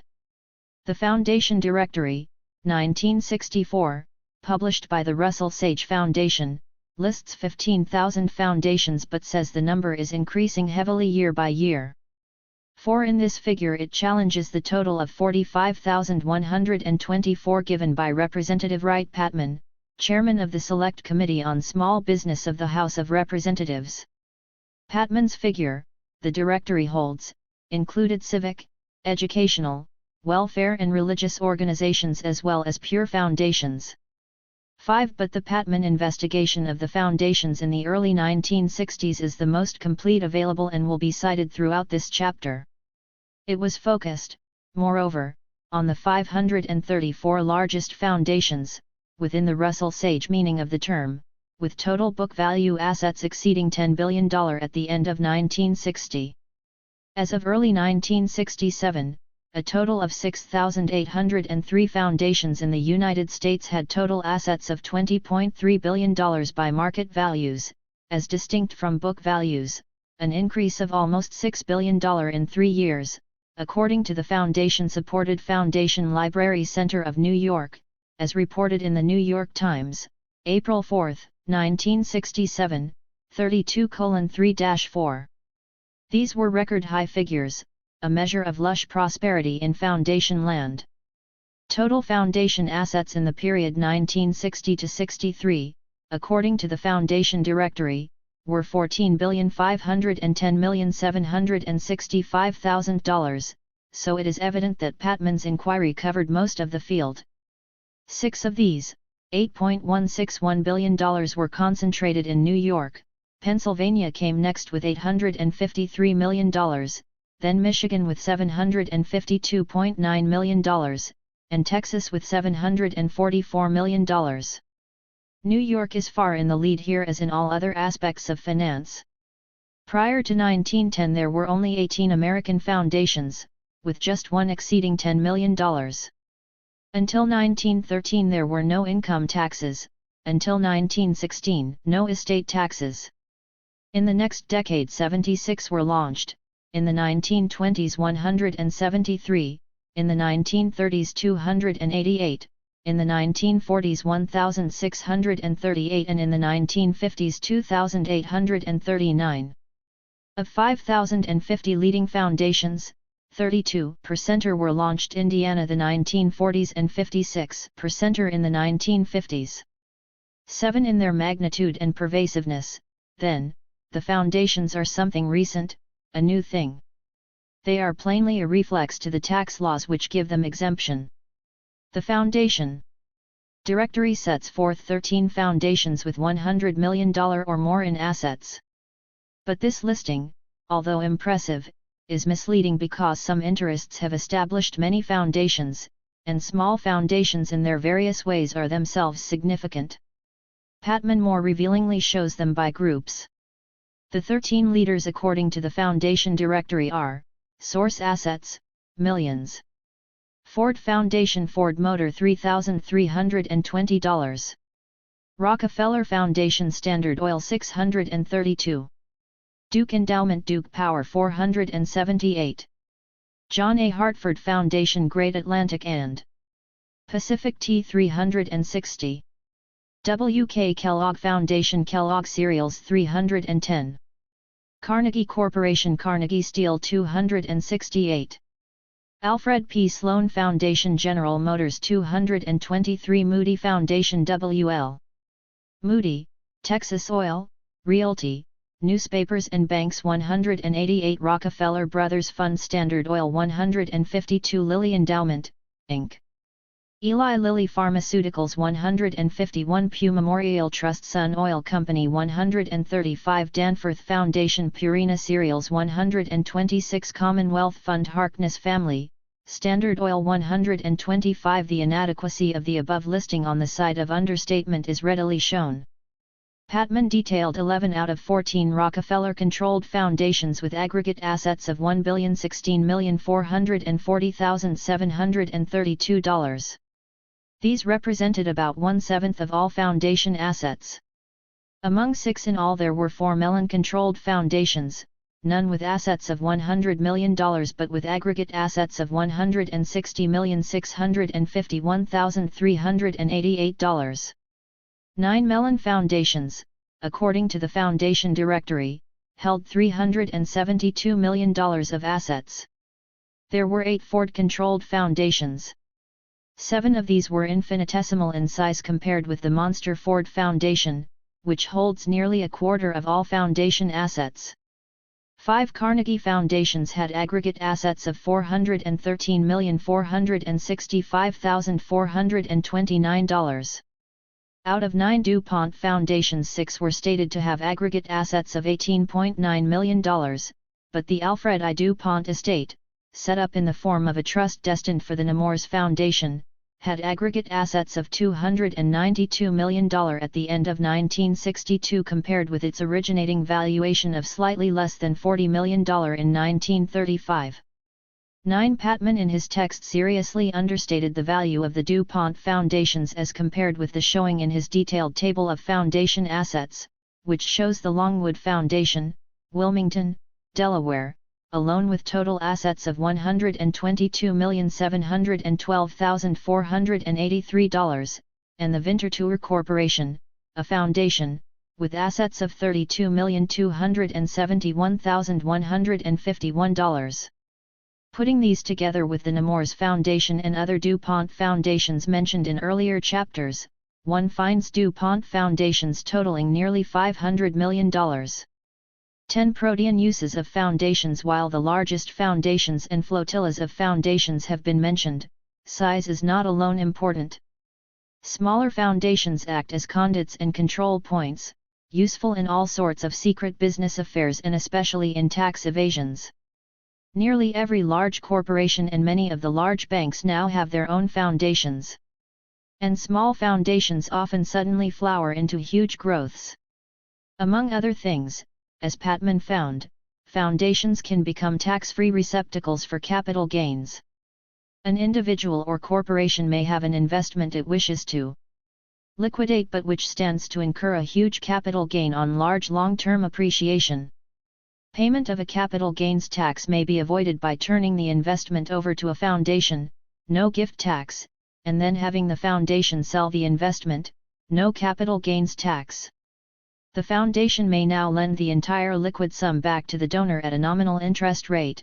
No law requires that the foundation seek maximum earnings, or it may with the untaxed money obtain a controlling block of stock in some company the original donor wishes to control.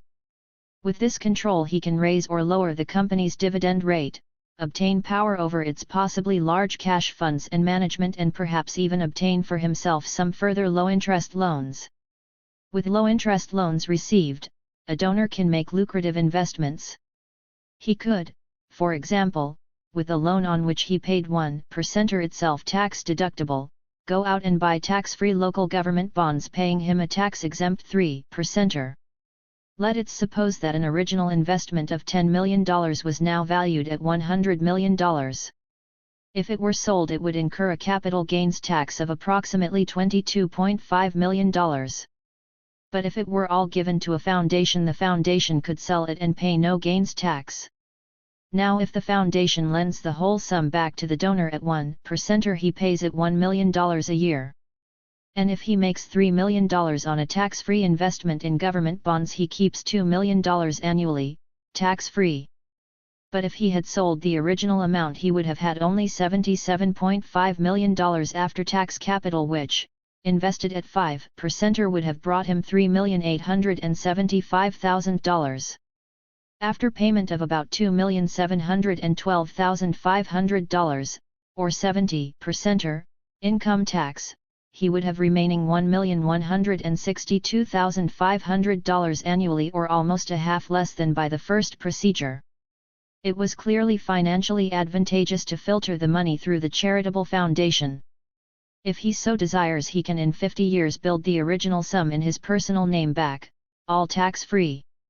After 50 years he or his family can possess, in fee simple, $100 million in free new assets and also control the disposition of the original $100 million in the foundation, which may satisfy legal requirements by using its small income to assist crippled newsboys or homeless dogs.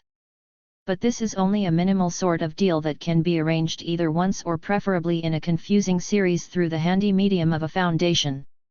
Patman showed that foundations can do anything that is financially possible, without any sort of public supervision or regulation. In the sphere of finance, name it and they can do it, tax-free. It is mainly because of the protean utility of the foundation, particularly in the evasion of taxes, that nearly everyone in the community of wealth has come now to share the original insight of only a few, such as the pioneering Carnegie and Rockefeller. Actually, the Rockefeller foundations appear to be the most efficiently run of the foundations, although their major function is definitely not the simple allocation of money to various vortby causes. Whether they were so intended or not, the Rockefeller foundations are instrumental in keeping in being and under family control the Standard Oil empire that the Supreme Court ordered dissolved in 1911. At the close of 1960, 7 Rockefeller-controlled foundations owned 7,891,567 shares of common stock of Standard Oil of New Jersey with a market value of $324,946,110. The same 7 foundations own 602,126 shares of the common stock of Saucony Mobile Oil Co. with a market value of $23,610,770. 2 Rockefeller Foundations own 306,013 shares of Continental Oil capital stock with a market value of $17,060,224. The Rockefeller Foundation itself held 300,000 of these shares with a market value of $16,725,000. 4 Rockefeller Foundations owned 468,135 shares of Ohio Oil common stock with a market value of $17,998,495. 5 Rockefeller Foundations owned 1,256,305 shares of the common stock of Standard Oil Co. of Indiana with a market value of $59,736,991, and the Rockefeller Foundation, itself, owned 100,000 shares of the capital stock of Union Tank Car Co. with a market value of $3,100,000. If Standard Oil Co. New Jersey, were to attain substantial ownership in its competitors, it would certainly tend to eliminate competition and again tend toward monopoly, and engage the Department of Justice in inquiry. The use of a subterfuge in the form of Rockefeller-controlled foundations in effect produces the same result as if Standard Oil Co. New Jersey, owned substantial stock interest in Continental Oil, Ohio Oil, Standard Oil Co. Indiana, ETAL 11. The Rockefellers also have stock holdings in these companies through personal trust funds, as shown by TNEC, monograph number 29, and perhaps directly. One is impeded from ascertaining precisely what the Rockefeller interest now is in each of the Standard Oil companies through the spreading around of stock ownership in foundations, personal trusts and personal accounts. Under the law establishing the Securities and Exchange Commission, as we have noted, any holding of a publicly offered stock by any individual or enterprise in excess of 10% of the issue must be reported. But, as I pointed out earlier, a man could secretly hold most of the stock in a company by having 9% in his name and 9% in each of various trusts. If he never changed his holdings, the fact would never be reported. He could hold more by adding foundations to the scheme, although the foundation holdings would be on the public record. Just what the percentage of Rockefeller ownership/control now is in any of the Standard Oil companies cannot be ascertained from the record because apparently no individual or trust owns as much as 10% of any issue. It is a well-known fact that the Rockefeller family controls Standard Oil Co. New Jersey, and the Rockefeller-controlled foundations own a substantial part of the corporation, Patman remarks in the same place. Only once has Rockefeller dominance ever been challenged. That was in 1929 when strong-willed Colonel Robert W. Stewart, chairman of the Standard Oil Company of Indiana, appealed to general stockholders over the heads of the Rockefellers for control of the company. In the showdown vote, all the Rockefeller foundations, funds, trusts, personal holdings and holdings of old Standard Oil families were massively counted against Stewart. Isle was ignominiously snowed under. Rockefeller family control of the giant Standard Oil flotilla is unchallenged and unchallengeable. Foundation-held stock helps ensure it to perpetuity. No possible combination of financial interests under existing law could dislodge that control. I am not suggesting that this control should be altered. I am simply stating a fact of financial political life. One may be entirely satisfied to see the Rockefellers rather than some other group in control. But control is what is at stake. One deduces this because this is the way it is. This, one must suppose, is the way it was planned by the wily master architect of Standard Oil. True, one could suppose that the major intent was philanthropic. It is not logically impossible that the outcome of control was unplanned. But John D. Rockefeller, whatever else he was a planner. I conclude, possibly erroneously and uncharitably, the situation is the consequence of a plan that visualized the retention of control as a goal. The Rockefeller foundations, as Patman found, are by no means unique as mechanisms for corporate control. Two DuPont foundations own 6,931 shares of Christiana Securities Company worth $83.8 million, and 358,105 shares of EI DuPont de Nemours worth $20.4 million. 6 Mellon foundations held 120,294 shares of Aluminum Company worth $8.2 million, 3,729,933 shares of Gulf Oil Corporation worth $124.5 million and 48,750 shares of First Boston Corporation worth $3.2 million. The Herbert H. and Grace A. Dow Foundation owns 645,238 shares of Dow Chemical Company worth $48.1 million. The Howard Heinz Endowment owned 314,104 shares of H. J. Heinz Company worth $42.5 million. The Timken Foundation owned 427,760 shares of Timken Roller Bearing Company worth $20.5 million. The Charles A. Dana Foundation held 500,000 shares of Dana Corporation worth $16 million. The Gulf Oil Foundation held all the stock of Pontiac Refining Corporation, worth $32 million. Foundations as untaxed holding companies. Foundations often serve as tax-free holding companies that maintain working control by means of 10 to 100% or ownership of many large corporations, the Patman inquiry made certain. But 73 foundations out of 534, including some large ones, did not report such ownership positions to the Treasury as required by law. 12 Some of the leading corporations in addition to the Standard Oil Group entirely or supplementarily controlled by foundations are as follows. 13. Asterisks mark those not reporting ownership as required by law. Controlled untaxed percentage corporation foundation of ownership. Kaiser Industries Henry J. Kaiser Family Foundation 15.4 Callaway Mills * Callaway Community Foundation 100.0 Coca-Cola Emily and Ernest Woodruff Foundation 15.21 George D. Roper Sears, Roebuck Foundation 11.77 Midwest Oil * Standard Oil Foundation, Inc. 18.34 Eli Lilly Endowment, Inc. 46.24 Common 10.40 Class B Kellogg W.K. Kellogg Foundation 58 Preferred W.K. Kellogg Foundation Trust 51 Common S.S. Kresge Foundation 34 United States Sugar Chas.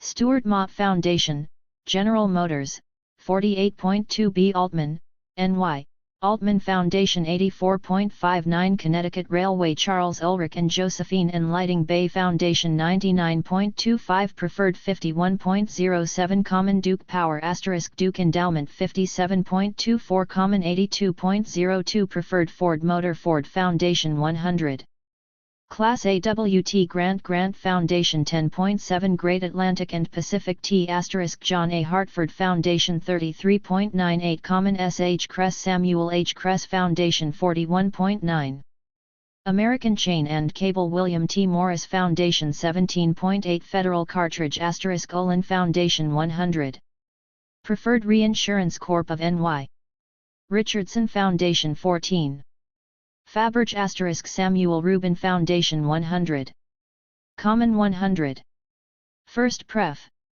72nd Pref Electrolux Wenner-Gren Foundation for Anthropological Research 24.2 Energetic Fred L. Emerson Foundation 100 Pittsburgh Steel Donner Foundation 10 A Preferred Sun Oil Pew Memorial Trust 21.29 National Bank of Commerce Houston Endowment 23.4 Allen Bradley * Allen Bradley Foundation 64.62 Preferred Miller Brewing Durance, Inc., Milwaukee 29 National Lead Co. of South America * National Lead Foundation 100 Preferred James S. Kemper * James S. Kemper Foundation 34.2 Preferred Weibalt Stores * Weibalt Foundation 90.6 Preferred Sahara Coal * Woods Charitable Fund 20.7 Preferred Tecumseh Products Herrick Foundation 23 Hormel Hormel Foundation 11.69 Ralston Purina Danforth Foundation 23.4 American National Insurance Moody Foundation 34.55 Bonet Rogeson Foundation 24.5 Jonathan Logan David Schwartz Foundation 15. Cudahy Patrick and Anna Cudahy Fund 86.66B Common Spring Mate of the West Springs Foundation 100. Some additional significant enterprises under Foundation control were the following: 14. Edgewater Beach Hotel. Chicago The Boston Foundation 100. First National Bank, Avalon Foundation. Ligonier, Pa. Mellon, 21.5. North American Accident Insurance Field Foundation 30. Field Enterprises Field Foundation 100. Preferred Reinsurance Corporation of NY. The Richardson Foundation 14. Cannon Mills Cannon Foundation 11.69. First Boston Sarah Mellon Scaife Foundation 43.33. In all, no fewer than 111 foundations were found to own more than 10% of one class of stock, usually the voting stock, in one or more of 263 different important corporations as of December 31, 1960. 15. This was a considerable number of corporations in which to exercise tax-free control, even though not all of them were of the commanding size of Great Atlantic and Pacific Tea, Kresge, Ford Motor, or Sun Oil.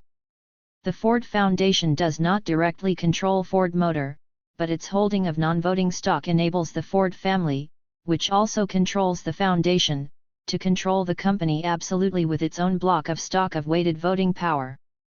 But at the end of 1960 all 534 foundations in the study held investments in the stock of more than 2,000 corporations, assuring considerable dispersion of voting influence. 16. The point about foundation control, full or partial, is that it is tax-free all the way, giving the foundational enterprise a big competitive edge over non-foundational businesses, a facet Representative Patman was especially interested in. He cited reports from various businessmen on how they were being undercut in the market by foundation-owned enterprises.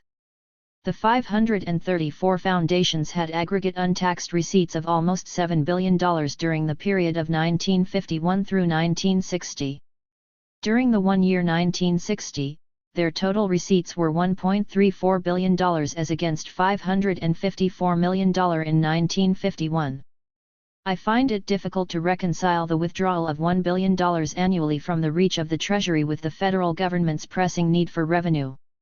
During the period of 1951 through 1960, the contributions, gifts, grants, scholarships, etc., paid out by the 534 foundations totaled $3,448,867,894. See Schedule 3A for details. Roughly 50% of their aggregate receipts of $6,981,180,819. They claimed expenses, including administrative and operating costs, of $721,199,586, almost 10% of the total receipts. 17. The foundations in the aggregate, it is readily seen, are as prudent as the corporations in what they pay out. They pay out only about half of income, plus 10% for administration, while the corporations pay out only 44%. The remainder, in both cases, is used for reinvestment and growth. The capital position of the foundations over the years is thus enlarged on the basis of their tax savings. What they don't pay in taxes, it must always be remembered, must be paid in other ways, mainly by the rank and file, flag-waving patriots.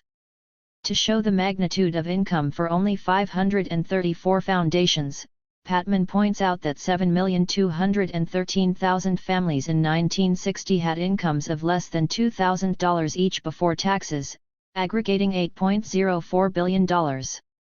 Foundation income the same year was 13% of this total.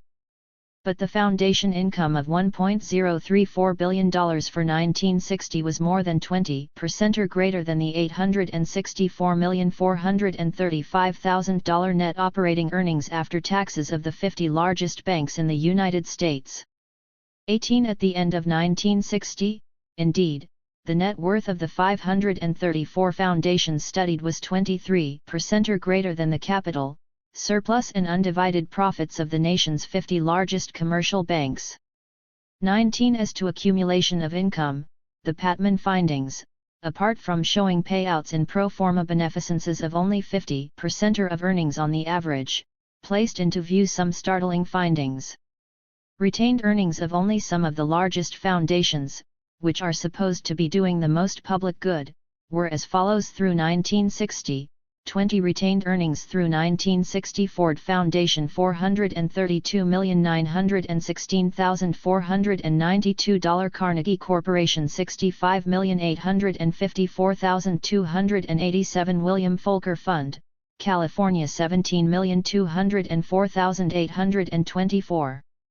Carnegie Institution of Washington $30,334,316, Callaway Community Foundation, Georgia $7,173,911, William H. Minor Foundation, Chicago $13,963,496, the Cranbrook Foundation, Michigan $8,187,872, W. K. Kellogg Foundation $7,524,832, T. B. Walker Foundation, Minneapolis $8,436,379, Danforth Foundation $15,799,676, Charles Hayden Foundation $16,064,615, John and Mary R. Markle Foundation $9,589,958, Milbank Memorial Fund $9,412,828, William T. Morris Foundation $8,831,544,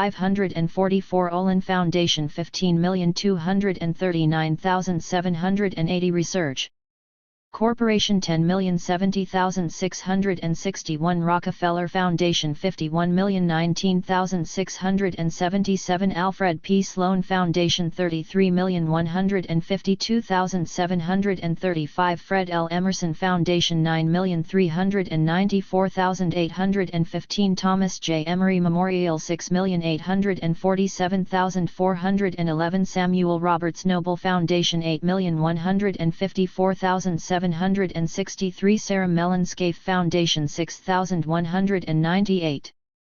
566, Houston Endowment $27,110,937. While such saving is excellent investment procedure, it does not represent giving away either income or principal.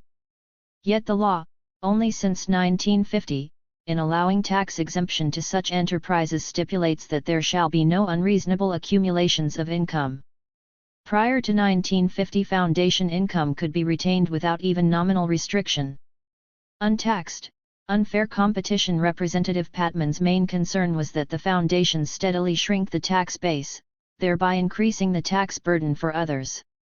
At the same time, they gain a competitive advantage by escaping corporation taxes of 48 to 52%, or which other business entities must load onto costs. This tax saving they use to build their capital position higher. They in fact literally, almost to the penny, capitalize their tax savings and grow. The wealthy churches do this, too. The general panorama revealed by Patman was that through the foundation device, this privileged part of the American capitalist structure had been able to move itself back into the earlier position of unregulated, uncontrolled, untaxed capitalism. Through the foundations, unless they are restrained by law or public criticism, the old unregulated capitalism may well be restored behind the screen of fitful and half-hearted public corporate regulation in the foreground.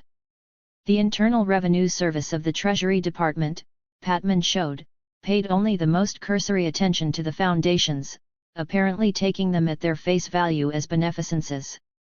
It rarely conducted field audits, kept very haphazard statistics, did not require proper reports, accepted any and all schemes of accounting, did not hold the foundations to existing regulations, did not hold them to the requirement in law forbidding unreasonable accumulations of income, gave tax exemptions for straight-out big profit big business deals, allowed the tax base to be eroded and, in general, after a few feeble token gestures, allowed anything called a foundation to do whatever it wanted to do.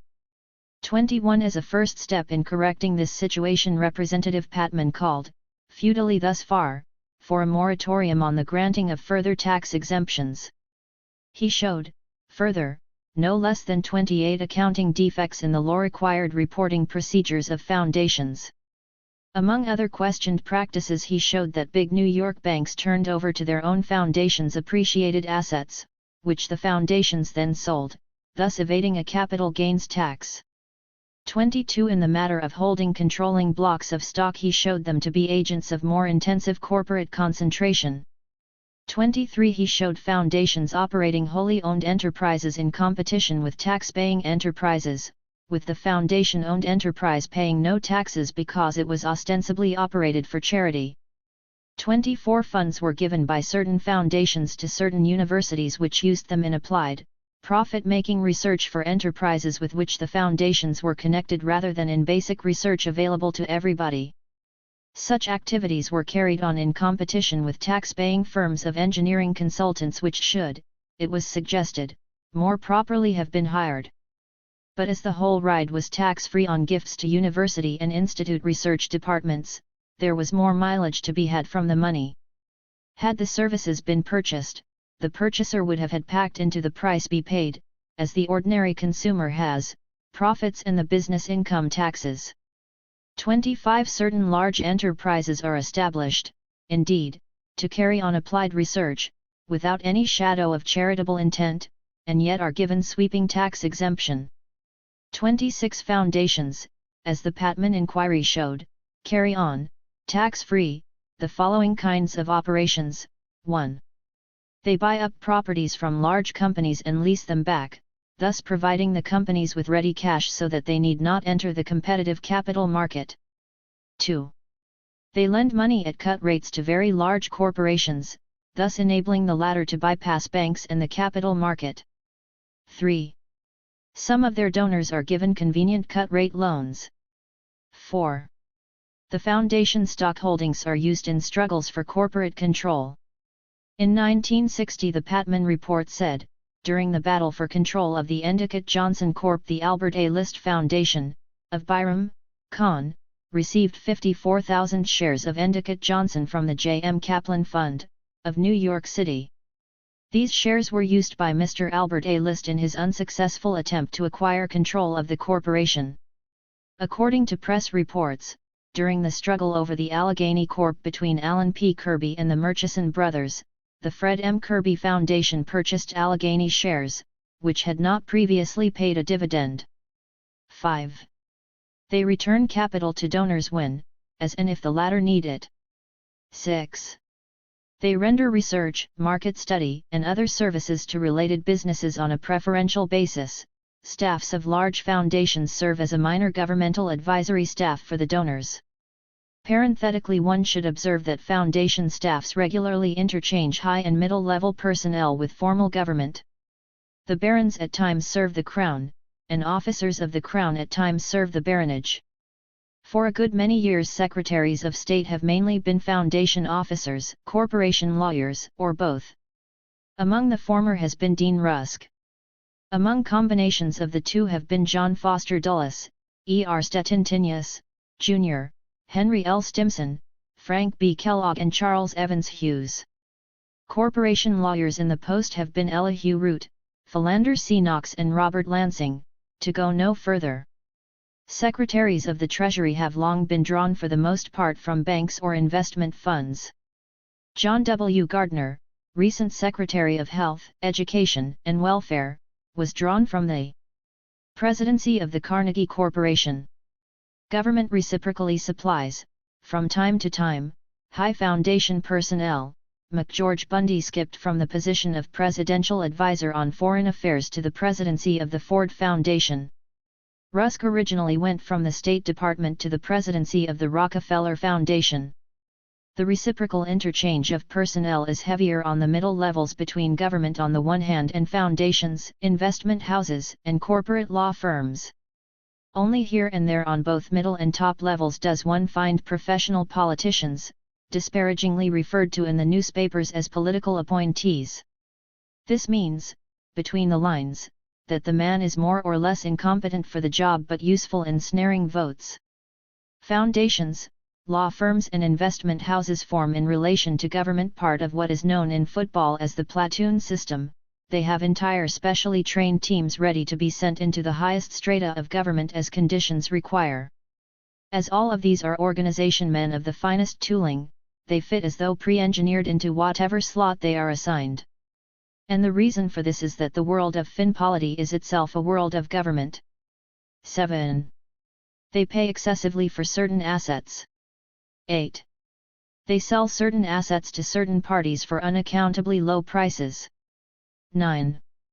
They accept contributions, kickbacks, from persons or organizations that supply goods and services to companies interlocked with the foundation. 2710. They also often grossly understate their assets, either in whole or in part. This includes the biggest among them such as the Ford Foundation, Samuel H. Kress Foundation, John A. Hartford Foundation, the Carnegie Corporation of New York and the Howard Hughes Medical Institute. Extraordinarily valuable properties are often carried on the books at $1. 28 Patman concluded all foundations understate asset values. It cannot be said surely that any of this is done with intent to deceive, one simply does not know what the intent is and must infer from results. Additionally, the foundations are big operators in the stock market, acquiring huge tax-free capital gains. 29 They do, in fact, whatever banks and investment trusts do except issue securities. They are like closely held private family banks and trusts, with virtually no limitation on their operations. Despite substantial payouts over the years from time of inception to the present, the retained assets of the leading foundations, thanks to their tax exemption and average half payout rate, have piled up astronomically. Much of the research and other contributions of the foundations pertain to areas of special high pecuniary interest to the donors. Some of the foundations, such as the Howard Hughes Medical Institute, are used in concert with large corporations such as the Hughes Tool Company and the Hughes Aircraft Company in achieving very large tax savings on assets shuffled back and forth. The Hughes Medical Institute started out by buying $75 million of commercial business assets and assuming liabilities of $56 million, at the same time becoming additionally and directly liable for $18 million on its own note. Said Representative Patman, "This sounds more like high finance to me than charity." 30 So increasingly scandalous did the Patman findings become in the course of the investigation that the state New York Times took to distinguishing in its reports between reputable and disreputable foundations, without listing either or laying down criteria for the distinction. By reputable it presumably referred to the largest foundations. And the Ford Foundation is presumably as reputable as any. But Patman in his very first report teed off on the Ford Foundation as well as other big ones and showed it to be as freewheeling as any. First, the Ford Foundation is engaged in large-scale money-lending activity in competition with tax-paying banks. It lends money to a large variety of leading corporations, the interest to them tax-deductible, such as Chris-Craft, the New Haven Railroad, the Chesapeake and Ohio Railway, Continental Airlines, Standard Oil of California, Shell Caribbean Petroleum Company, El Paso Natural Gas Company and many others. Stockholders in tax-paying lending enterprises such as banks are certainly undercut by such tax-free activity. Moreover, whenever it wishes it can lower its interest rate to preferential levels. Why, for example, Representative Patman asked, was the Duke Power Co. of Charlotte, NC, charged only 2.65% interest on a $3 million, 20-year loan, while other borrowers paid 6.5%. Duke Power, incidentally, is owned 57% by the Duke Endowment, another tax-exempt foundation. 31 Here is one foundation washing the hands of another. Even more fundamental questions were raised about Ford operations by Patman. I have already referred to the $33 million the foundation loaned overseas during the 1961 balance of payments crisis. This, in effect, amounted to a government subsidy being used, without government control, in operations in conflict with government policy. Treasury Secretary Dillon on May 17, 1962, warned that the mounting flood of European bond issues sold in the U.S. capital market is undermining our government's efforts to defend the dollar. Precisely such an outflow of dollars to industrial nations like France, Belgium, and Canada was involved in the Ford Foundation's loans, as shown on Schedule 4, pages 83 to 84. The Ford Foundation loans to foreign corporations and governments create a somewhat bewildering paradox. Our government brought home soldiers' families so as to save dollars overseas. Yet the Ford Foundation exported $33 million in the year 1961. Also, in 1960, the Ford Motor Colorado arranged to export $358 million to purchase minority stock holdings in British Ford which they already controlled. The result was that a substantial part of the dollars we saved by separating our soldiers from their families was sent back overseas by the Ford Foundation and the Ford Motor Co. And the irony is that the Ford Foundation operates on a subsidy from the taxpayers in the form of tax exemption. Moreover, we do not know the purpose of the Ford Foundation loans to the foreign corporations and governments. For example, if the loans are used by foreign businesses which are not bound by our antitrust statutes to help them gain entry to our market, those foreign firms have a great competitive advantage. Trade practices in the United States and the common market are quite different. In Europe, an industry cartel can cut up the U.S. market, assigning to certain members exclusive territorial rights in certain sections of the country. Our firms cannot do this without facing a violation of our antitrust laws. Hence, the Ford Foundation's loans could conceivably be helping our competitors who are not bound by the Sherman Act, the Robinson-Patman Act, etc. 32. But Mr. Patman appeared to be overzealous when he took the Ford Foundation and others to task for contributions to non-profit educational television stations, which appear to be entirely defensible activities. Only if Mr. Patman's unstated premise is valid, that all activities must be profit-making, can his argument here hold.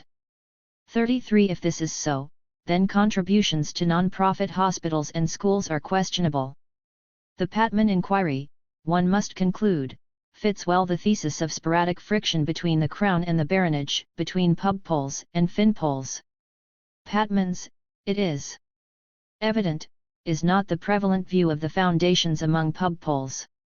But the pub poles in their various calls for regulation, supervision, revision, or reform of one or another aspect of the realm of finpolity, sometimes corporations, sometimes foundations, do appear to be playing some part of the role of the medieval crown vis-a-vis the restless baronage. This will no doubt continue until the day arrives, if it ever does, when they effect a transition either into the corporate state or into the collective corporation, one corporation under God, indivisible, with liberty and justice for all directors and major stockholders. 7 Wildcat Foundations. Thus far Patman dealt with the foundations in their generality. In the second and third parts of his report, which ran to 872 large pages, he concentrated on 7 foundations with a view to showing just how freely foundations could operate under existing laws and regulations. In the second part he dealt with the David, Josephine, and Winfield Baird Foundation, $10.2 million, the Winfield Baird Foundation, $17.4 million, and the Lansing Foundation, $779,546, all established by David G. Baird of Baird & Company, member of the New York Stock Exchange, the Jesse Smith Noyes Foundation, established by Charles F. Noyes, a New York real estate broker, the Lawrence A. Veen Foundation and the Harry B. Helmsley Foundation. The third part was devoted entirely to the Nemours Foundation and the originating Alfred I. DuPont estate of Jacksonville, Florida. As commentaries around the country showed, Mr. Patman at this stage had made a deep if fleeting impression. The report revealed that the Baird Foundations engaged in just about everything conceivable in the way of loose practice. They had trustees and directors who were employees of Baird & Company or relatives and friends of Mr. Baird, mere figureheads. All were subservient to him. The abuse of public privileges by the Baird Foundations recalled findings in 1948 about 3 trusts established by Textron, Inc., under Royal Little, which were held by the Senate Commerce Committee to exist for purposes of tax avoidance and providing risk capital to Textron, thereby giving Textron an unfair advantage over the orthodox manufacturer. One of the Baird Foundations was involved, as it happened, with Textron. Patman detailed a number of exact similarities between the Textron operation and the Baird Foundations. From very small beginnings in the 1930s and 1940s, both groups grew to large size.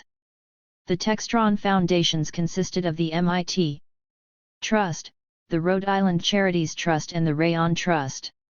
Said the Patman Report, 34 The MIT Trust, created in 1937 with assets of $500, had earned almost $1 million net by October 1948. Its beneficiary, the Massachusetts Institute of Technology, had not received any contributions. The Rhode Island Charities Trust, created in 1937 with assets of $500, earned $4.5 million by September 1948. The Providence Rhode Island Community Chest, the sole beneficiary, had received only $85,000 contributions. The bank handling the investments and the trustees, however, had received over $140,000 during the same period. The Rayon Foundation, created in 1944 with assets of $100, earned $750,000 by October 1948.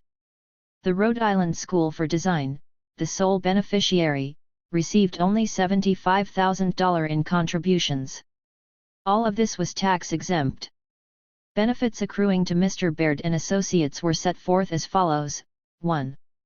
Substantial commissions for Baird & Company were generated by large and continuous securities transactions of the Baird Foundations. 2. The foundations received contributions from others which should have been treated, and taxed, as income to Mr. Baird for services he rendered to the donors, or at least as income of the foundations rather than as tax-free increments to their capital funds. 3. Loans were made to business associates of Mr. Baird for purposes of swinging deals. 4. The foundation funds were freely used to prop up a series of Baird-dominated companies, companies controlled by the Baird Foundations and companies in which Mr. Baird was a director or stockholder.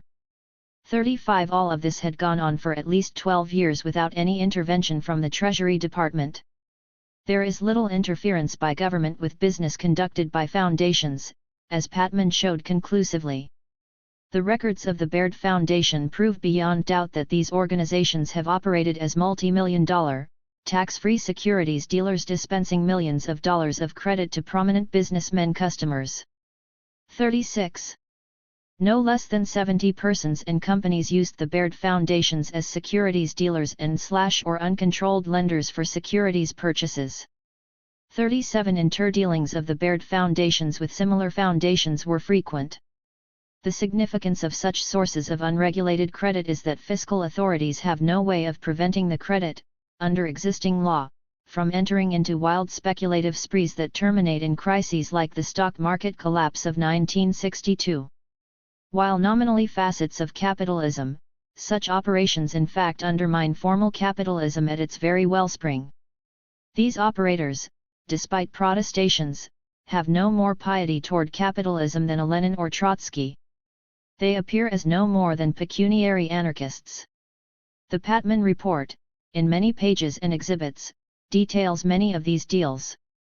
The records of the Baird Foundations have been kept in a state of total disarray, indicating a shocking disregard of the most elementary accounting principles. The Foundation's books have never been audited by independent accountants, and numerous discrepancies are evident in the accounts. 38 These foundations accumulated income at a great rate, failing to live up to charitable pretensions and, over a period of 10 years, carried on log-rolling of assets among each other and with foundations established by business associates.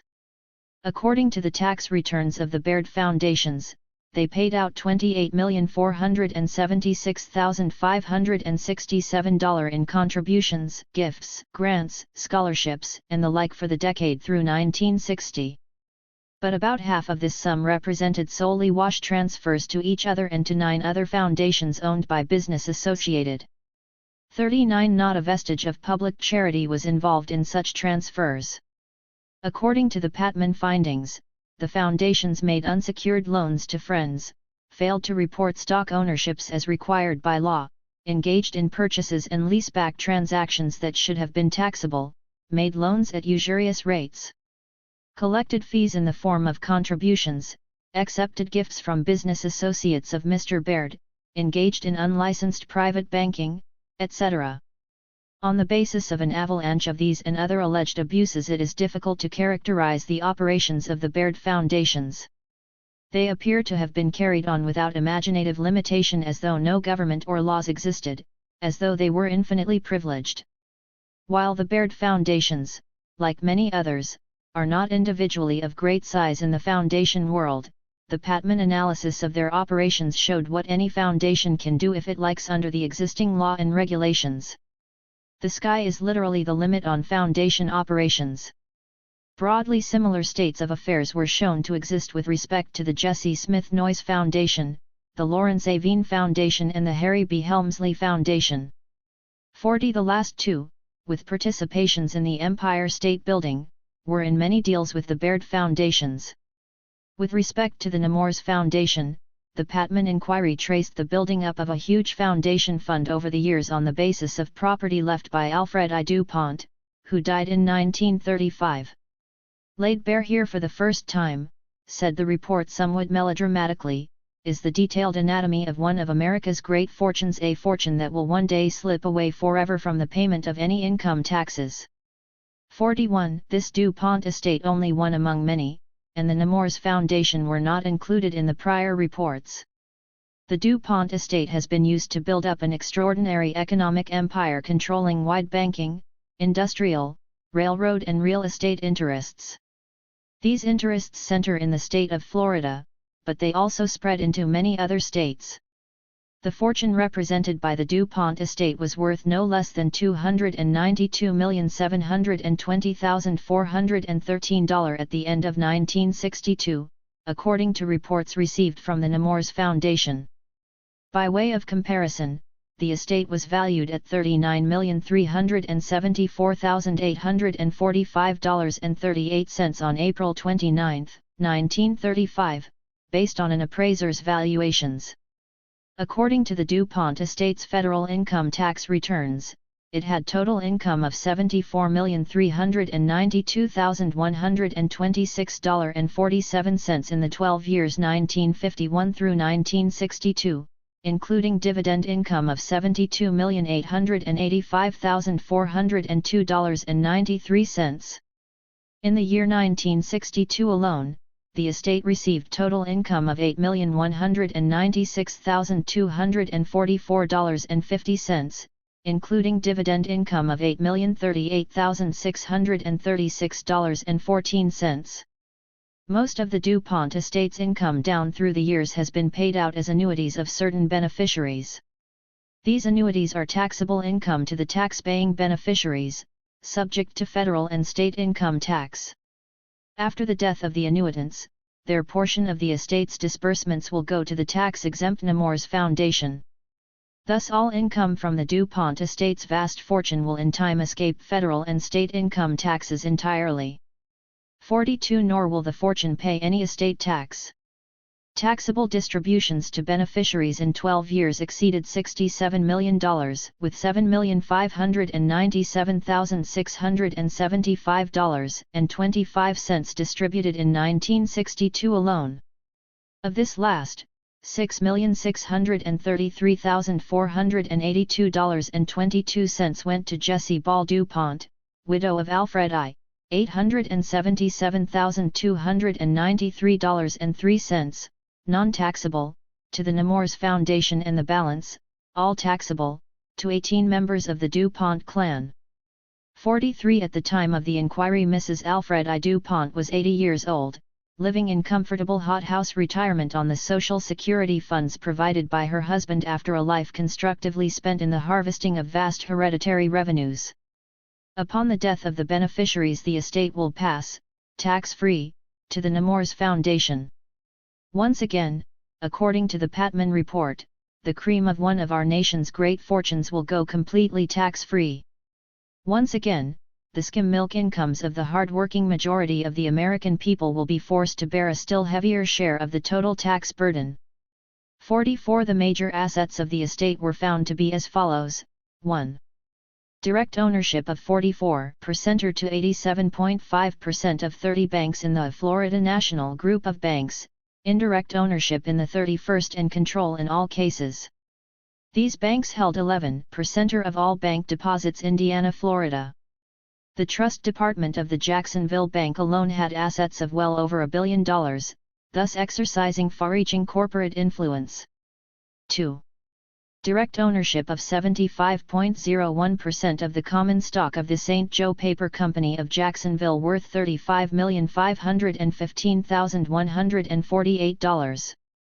This company in turn owned 1 million acres of woodlands, the Apalachicola Northern Railroad, the St. Joseph Telephone and Telegraph Company, and 52% of the common stock of the $90 million Florida East Coast Railway, as well as other securities of this enterprise. 3. Direct ownership of 764,280 shares of E.I. DuPont de Nemours & Company, worth $198 million on February 25, 1964. 4. Direct ownership of 444,618 shares of General Motors Common with a value on the same date of more than $35 million. 5. Direct ownership of numerous parcels of real estate, including the estate of Nemours in Newcastle County, Delaware. A Standard Guidebook to Delaware in the American Guide Series, 1955, Hastings House, NY, Publishers, describes it as follows. 45. On the 300-acre property there are the Chateau of Nemours itself, a Carillon Tower, and the several hospital buildings of Nemours Foundation. The residence of Nemours, built in 1908, is of formal French chateau style throughout, the exterior finished in Indiana limestone. The colonnade, grand basin, fountains and statuary, pool and water courses, urns and lawns, all suggest the Garden of Versailles. The front terrace is flanked by 2 white marble sphinxes formerly at the Château de Siaz, in France. Behind the sunken gardens, on an eminence, stands a classic Temple of Love. The 3 trustees are self-perpetuating. When one dies, the surviving trustees select a new one. The corporate trustee may be changed at any time by the individual trustees. What, now, is all this wealth destined to accomplish by way of beneficence? Quoting the will, the Patman report relates that it is first to maintain the out-of-the-way mansion at Nemours mainly for the purpose of providing a library and exhibiting to the public interesting and valuable literature, works of art and any articles of historic and artistic interest for the advancement of education, and to maintain the mansion, grounds and gardens of Nemours for the pleasure and benefit of the public. Next, on the grounds at a proper distance from the mansion house, a charitable institution is to be maintained for the care and treatment of crippled children, but not of incurables, or the care of old men or old women, and particularly old couples, with first consideration to residents of Delaware. Finally, any surplus income may from time to time be given to other worthy charitable institutions for the care of crippled children, old men, old women, old couples, with Delawareans preferred. The other 2 big DuPont foundations, Longwood and Winterthur, are similarly established primarily in order to enable the public to visit foundation-maintained former DuPont mansions and grounds, there to contemplate the splendor in which past DuPonts lived in the heyday of the Munitions Trust. The DuPonts themselves, as Fortune has observed, prefer to look upon themselves as armorers to the Republic, suppliers of the weapons, one concludes, with which the sturdy, God-fearing American yeomanry goes abroad and faces the myriad black-hearted rascals of the world to establish freedom, supermarkets, hamburger stands, filling stations and, presumably, 100% are American slums. Wells of patronage. Two main areas of interest to observers and critics of the foundations are evident. In addition to their corporate holdings and investment operations, neglected by most inquirers, the second area of interest is the disposition of the funds they disperse in grants, their patronage. Not all funds disbursed by all foundations, as we have seen, go into what would be called beneficence by any standard. Some are simply paid over to other foundations for the profit of donors. Let us attend now to what is claimed to be constructive outlay, at least by the formally reputable foundations. Here we find a somewhat larger literature, featured most recently by a briskly readable study of the Ford Foundation by Dwight MacDonald. 46. Although he presented a most perceptive guide to the fund dispensing activities and public relations tribulations of the Ford Foundation, Mr. MacDonald showed little or no interest in it as a financial control center. But for information about how it conducts itself in the matter of payouts, his book is indispensable, although now in need of supplementation on later history. On one of his generalizations about foundations, the weight of available evidence is strongly against the conclusion he sets forth. Commenting somewhat cavalierly on the late Dr. Edward C. Lindemann's Wealth and Culture, Harcourt Brace and Company, NY, 1936, MacDonald characterizes it as a muck-raking survey, from a conventional liberal point of view, that is now outdated as to many of its specific complaints, as, that philanthropists are arrogant and secretive, but which is still to the point in more general criticisms, as, that business types are overrepresented on foundations boards and intellectuals represented hardly at all. 47. On this disputed point Lindemann was clearly right and MacDonald wrong, as Patman's findings subsequently showed in monumental detail. As to arrogance, perhaps it was as MacDonald said about the philanthropoids, a term for the fund dispensing executives coined by one of them as distinct from my term of philanthropoles for the financiers who establish and supervise the investment portfolios. Philanthropoles are merely an ultra-sophisticated version of finpoles. But MacDonald studied only one foundation in detail, and he was obviously, as alert public relations would dictate, accorded the red carpet treatment suitable under such circumstances to a sharp and frank critic with a commission from a widely read magazine. Any display of arrogance under the circumstances would have been self-defeating. Concerning arrogance and secrecy on the part of foundations in general, Patman reports that he had difficulty getting information on almost every hand. Records provided by many foundations, when they were provided at all, were illegible, incomplete, lacking in required identifications of securities, personalities, and other details, did not distinguish between income and principal, meandered from one accounting system to another, and were generally obscure and misleading. 48. In many instances, repeated letters and subpoenas had to be issued to get required information. 49. The net effect of much foundation activity purporting to comply with requests for clarifying information was concealment. Obtaining the information from the foundations has been a struggle, said the Patman report. In many cases, it has taken 4 or 5 letters and a reminder of the committee's subpoena power to obtain the information needed for this study. Many foundations have taken from 30 to 60 days to reply to a letter. We have been compelled to issue subpoenas to 17 of them who failed to furnish information requested. These 17 foundations had been given ample opportunity to furnish the information voluntarily, in many instances, several months. In the case of the 5 members of the Ford family of Detroit, the Pew Memorial Trust of Philadelphia, and the Allen Bradley Foundation of Milwaukee, the committee first asked for the information in October 1961. When follow-up letters did not produce the documents and data, we issued subpoenas in February and March of 1962. The attitudes of far too many of the foundations under study suggest an unmatched arrogance and contempt for the Congress and the people whom we represent. They appear to have adopted the attitude that tax exemption is their birthright rather than a privilege granted to them by the people, through the Congress, for a public purpose. The reluctance to cooperate takes many forms. Some only furnished information under subpoena, demonstrating something less than a charitable attitude toward public knowledge and democratic processes. Others have sent us incomplete, or partially or wholly illegible, Documents. Frequently, principal officers seemed to be in Europe when our letters arrived, leaving no one in the office with access to the records. 50. Perhaps what looks like it to the observer is not really arrogance but a genuine misunderstanding by adverse parties of the nature of political reality. Mr. Patman, like many others, appears to believe that the United States government is a supreme entity. But many persons of wealth, on the basis of their entire life experience, have developed the notion that it is they who are supreme.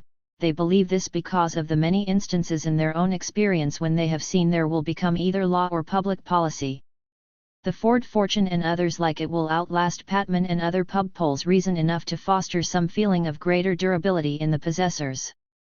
Patmans come and go, Rockefellers, Fords, DuPonts, Mellons and others roll on seemingly forever under the laws of inheritance and congressionally dispensed tax loopholes. Which is permanent and which transitory, which is substance and which shadow? When challenged by a man like Patman, the objects no doubt feel no more than the amused contempt of a French Grand Duke of the time of Louis XIV when accosted by a peasant or a minor official. Is the man mad? The challenge is something to be brushed aside, treated lightly, courteously ignored. But although the baronage is powerful, individually and collectively, it cannot win every encounter with the officers of the crown. And on rare full-dress showdowns, which the barons usually try to avoid, the crown will always win. This will be true whether the barons secretly control or influence the mercurial crown or not. The Fords, as relative latecomers to the realms of higher fin polity, apparently still need to learn the lesson long ago absorbed by the Rockefellers, DuPonts, Mellons, and a few others: no flexing of muscles in public, thus provoking invidious attention. Henry Ford too is much given to doing just this, issuing peremptory statements on public policy, usually opposing reforms, as though he were an elected official or an obscure citizen in a saloon. Although thus far he has aroused only desultory interest, he may someday find himself in hot water by touching some hidden public nerve. Not only did many foundations, including some of those belonging to the Fords, seem arrogant by seeming to attempt evasion of the Patman inquiries, but some, after field audits by the Treasury had disclosed irregularities, returned at once to the irregular practices. 51. In doing this they certainly showed overweening arrogance and contempt of government. And, in general, I believe they are justified in feeling contempt for the pub polls, a sorry crew. The unwilling objects of Patman's scrutiny in the upshot had this edge on him: the newspapers, even the New York Times, did not give him the opulent coverage his findings seemed to merit sociologically. A news editor could with good conscience play down and bury these reports as overly complicated for a culturally benighted readership. Again, the Patman reports were confusing to many simple-minded readers because, owing to the public relations image developed by the foundations over the years as whited sepulchres, the Patman reports no doubt seemed to many worthy souls like aspersions upon motherhood. For many readers the Patman conclusions about such entities as the Ford and Rockefeller foundations no doubt, somehow, connoted headlines like, "Motherhood Scored. Congressman recommends its abolition." Indeed, Patman later was written about, as in the loose publications, as a kooky, highly intelligent and informed, well-intentioned maverick in a china shop, perhaps not to be taken too seriously. One need not rely on Patman and Lindemann alone, with MacDonald dissenting, for a glimpse of secrecy in Foundation operations. The Foundation Directory reports difficulty in gathering data over the years from foundations, many of which in past years have failed to disclose their existence even to Russell Sage, their friend and associate. Thus the latest directory notes that the 1939 directory was able to list only 243 noteworthy foundations, whereas the 1960 directory, using data made available by the Treasury since 1950, shows that 600 noteworthy foundations had been in existence through 1939. As the Foundation Directory bleakly observes, the records before 1950 are grossly inadequate.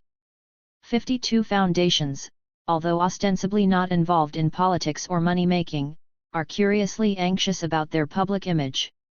We know this because some big ones have used their tax-exempt revenues, in which the government, that is, the general populace paid 91% of the bill, to hire public relations counselors. From 1952 through 1961, the Ford Foundation had the public relations firms of Numier Associates, Inc., and Carl Boyer and Associates, Inc., on the payroll for $172,583.80 in all.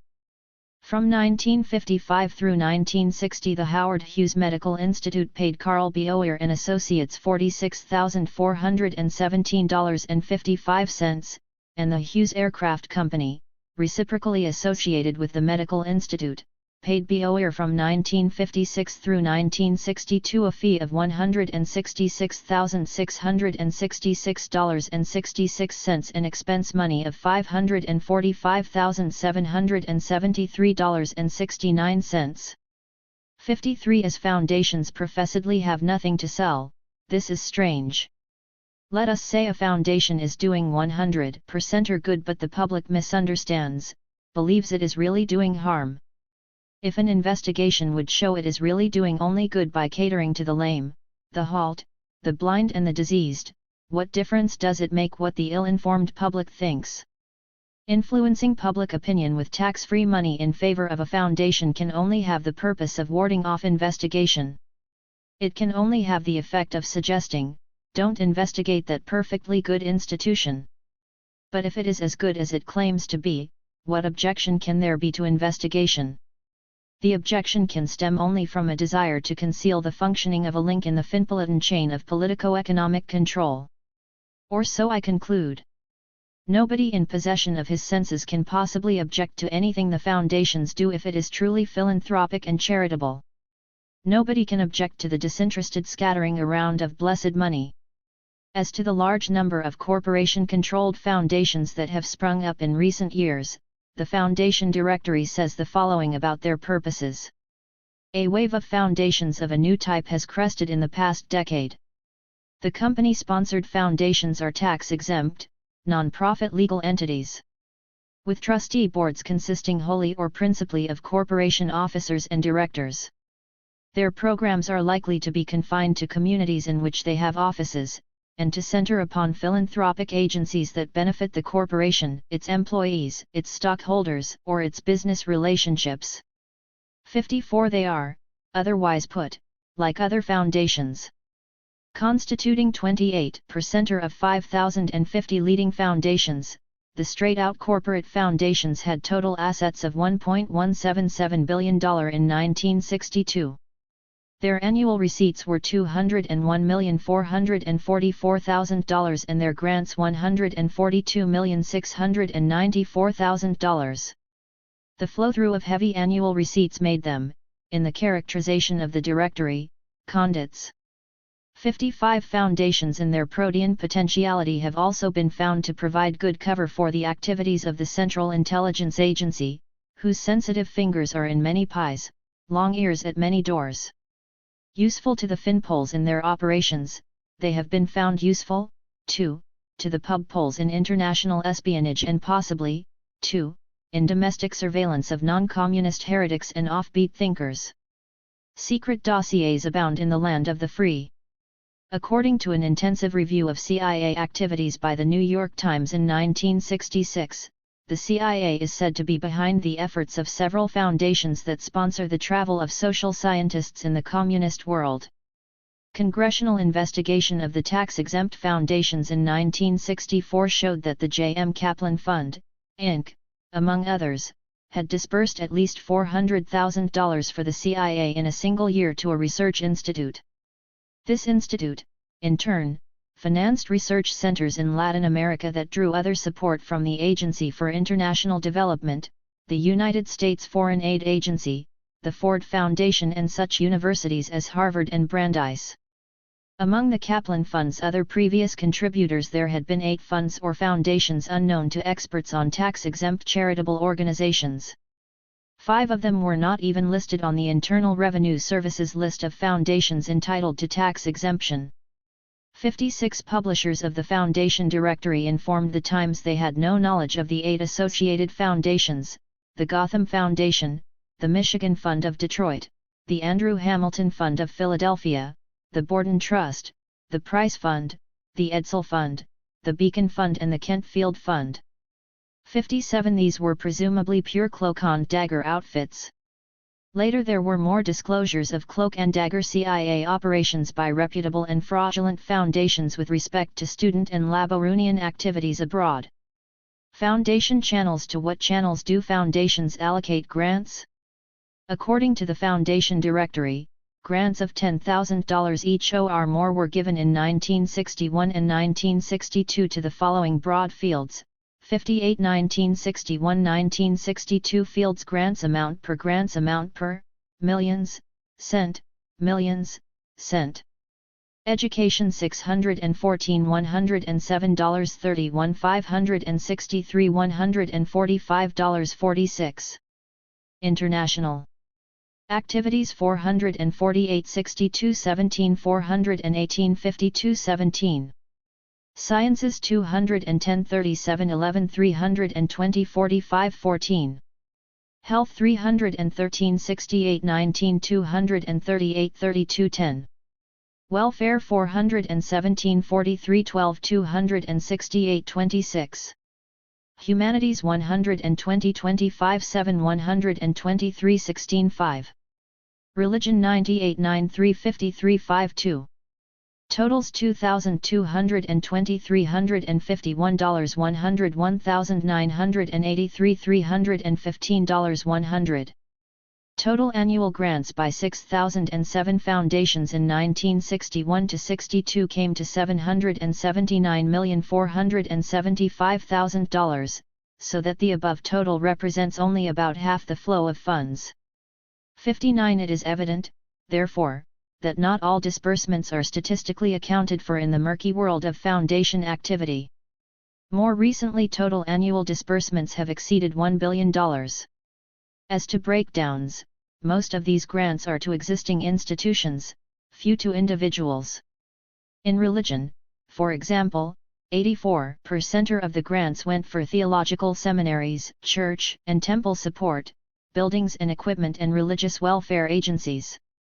Buddha, Jesus or Mohammed might be hard put to find the specific religious element in the recipients of the grants. 60 In the humanities, 37% went to museums. 61 grants for education and science went, as was to be expected, largely to institutions. It has been theorized by philanthropoids that the private foundations have a special role to play in financing constructive activities to ease the travail of a society in the course of change and to provide necessary special improvements. But as Dwight MacDonald notes, they only serve at best to lubricate existing machinery. 62 He here concurs with many earlier observers. What happens when a foundation attempts to stray from the straight and narrow path of middle road conformity was shown when the Ford Foundation in the early 1950s emerged on the national scene under the presidency of Paul Hoffman, former president of the Studebaker Corporation and original Marshall Plan administrator. Hoffman, coaxed into the job by Henry Ford II, selected a non-stodgy team of assistants, including the sharp-witted, outspoken Robert M. Hutchins, and the foundation was charted on a course not only more extensive but somewhat more imaginative than those of the established foundations. Almost from the beginning there was trouble, to the dismay of Henry Ford II, who merely wanted to flood the roads with millions of cars, thus contributing to the world traffic jam, and to put the foundation money to the seemingly most constructive moderate use. The opening gun in the trouble was fired in 1951 by the anti-Ford Chicago Tribune with a pseudo-news story under the headline, "Leftist Slant Begins to Show in Ford Trust."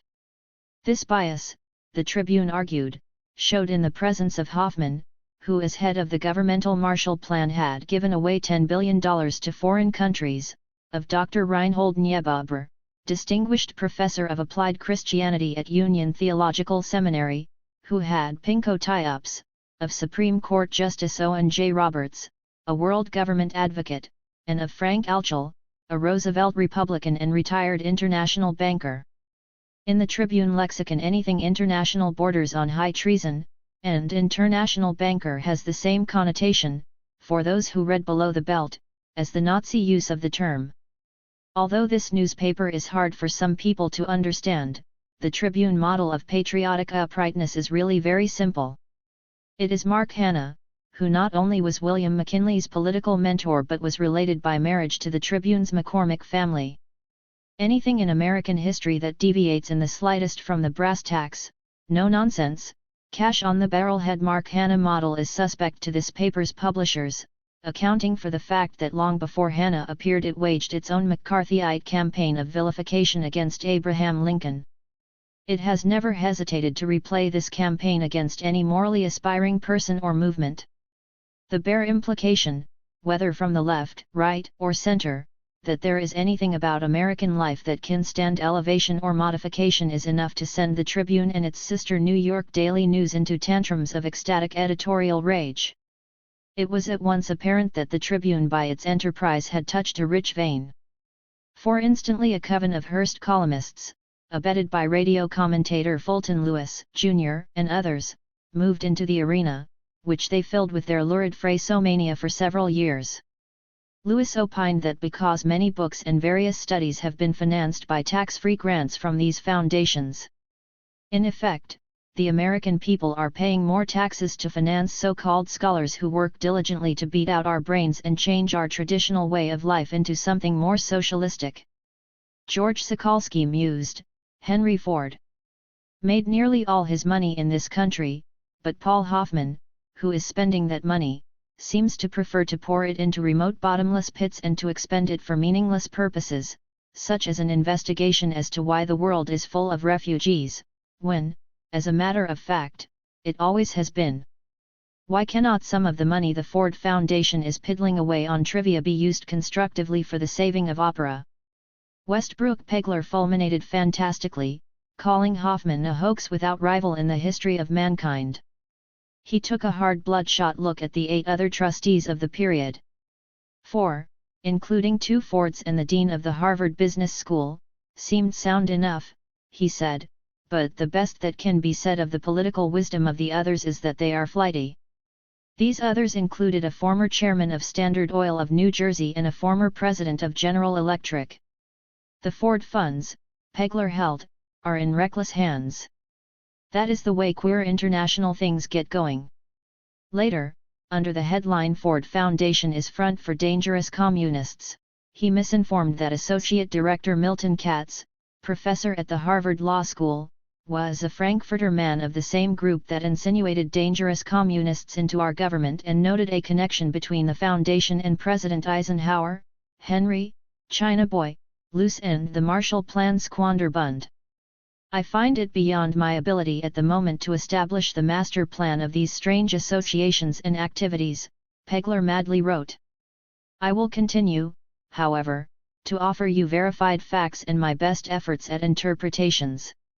Later, traitors all around, he enlarged, there is a very important and sinister political mystery concealed in the mixed activities of the Ford Foundation under Paul Hoffman and Robert Hutchins, the time-life propaganda empire of Henry Luce, and the political works of William Benton, the Social Democratic senator from Connecticut. No facts were offered to sustain these gaseous charges, which eventually led to a dazed Henry Ford too being shrilly accused by a distraught woman at a social gathering of being a communist. 63 This was much like charging Andrei Gromyko with being a secret director of Standard Oil. Nevertheless, the uproar sustained by advertising-hungry publishers has provided the background noise for 3 congressional investigations of the foundations since World War II. The first 2, as MacDonald observes, were inspired by intra-party political animus. There was, too, obvious non-party economic animus in the Patman inquiry of the 1960s. But the fact that the investigations sprang out of political animosity provides no reason to ignore whatever they produced in the way of fact and insight. As MacDonald sees the first 2 investigations, correctly I believe, both were merely episodes in Republican factional politics. 64 It was disappointed Taft Republicans, disgruntled at the Eisenhower capture of the Republican nomination, who were active behind the scenes in both early investigations and their own variation and fugue on the Joe McCarthy smear tactics. The first investigation was directed by a House committee under the chairmanship of the late Eugene Cox, Georgia Democrat who was responsive to the general McCarthyite view of extreme Taftists. However, the strategy misfired, because the Democratic leaders, who were still in control of the House, boxed in the impeccably Americanistic chairman with less dedicated colleagues. 65 Because the committee members went about the investigation in a matter-of-fact way, the final report cleared the foundations of being infiltrated by communists, of recommending socialism, of weakening, undermining or discrediting the entirely laudable system of American free enterprise. It cleared them too of the suspicions that monies they spent abroad were devoted to purposes less than praiseworthy. The hearings even led rock-ribbed Chairman Cox to say he had undergone some change of heart. One member of the committee, however, remained discontented. This was the late Representative Brazilla Carroll Reese, of Tennessee, former chairman of the Republican National Committee, who at once demanded a new investigation. Reese has been one of Taft's campaign managers and so was especially disappointed by the Cox Committee's failure to get the Fords and the Rockefellers foundations. 66 The Fords and Rockefellers, along with other leading elements of wealth, had in 1952 supported the bewildered Eisenhower, the only sure winner owing to his public standing as a war hero, the mighty conqueror no less, by grace of public relations techniques, of the baleful and infinitely resourceful German General Staff. Reese got his investigation in 1953 and 1954, conducting it along murky McCarthyite lines. The premise, as stated by Reese, was that there is evidence to show there is a diabolical conspiracy back of all this. Its aim is the furtherance of socialism in the United States. The Ford Foundation, he held, was the main offender in undermining a free market, working in concert with such subversive organizations as the Advertising Council, Republic Steel, General Motors, and Standard Oil of California. The hearings and the final report, all expertly reported by MacDonald, were a confetti of nonsense. And they were assailed as such by the corporate newspapers, 10-1. 67 Prior to the Reese investigation, a Gallup poll showed 63% of sturdy grassroots Americans had never heard of the Ford Foundation, 13% were indifferent to it, 23% favored it and 1% were hostile. After the frenzied Barings, another Gallup poll showed 60% had never heard of it. The power of the press, 11% had no opinion, 27% were favorable and 2% were hostile. Of Republicans queried, 46% had heard of the foundation, only 35% of the less literate Democrats had ever heard of it. When Patman began his inquiry in 1961-62, he was seemingly entering a thoroughly plowed field. The attention of his committee, however, was turned in a different direction. The Cox investigation, which ran to great length and heard from officials of most leading foundations, was largely limited to the question of ideological purity and the nature of fund grants. The Patman inquiry concentrated on the investment maneuvers and policies of the foundations, turning up some of the strange monsters of the financial deep we have scrutinized. Patman's inquiry was also obviously fueled by animus. As MacDonald points out, all public investigations of the foundations have been unfriendly, critical in various degrees, from different points of view. The Walsh investigation of 1915 was directed from a populist or native leftist, quasi-socialist point of view, and socialists, communists, and leftist liberals have always been more or less critical of the foundations as instruments of an ascendant, vulpine capitalism. But the more recent investigations, Patman's included, have been oriented from a rightist, small business point of view, a fact that brings into focus a revelatory perspective on contemporary American politics. That Congressman Patman did not develop the whole foundation story is vouched for by The Nation of December 4, 1967. Patman, although very close politically to their sponsors, did not delve into a variety of Texas foundations, the owners of which feel rival rows toward the Eastern establishment and their foundations.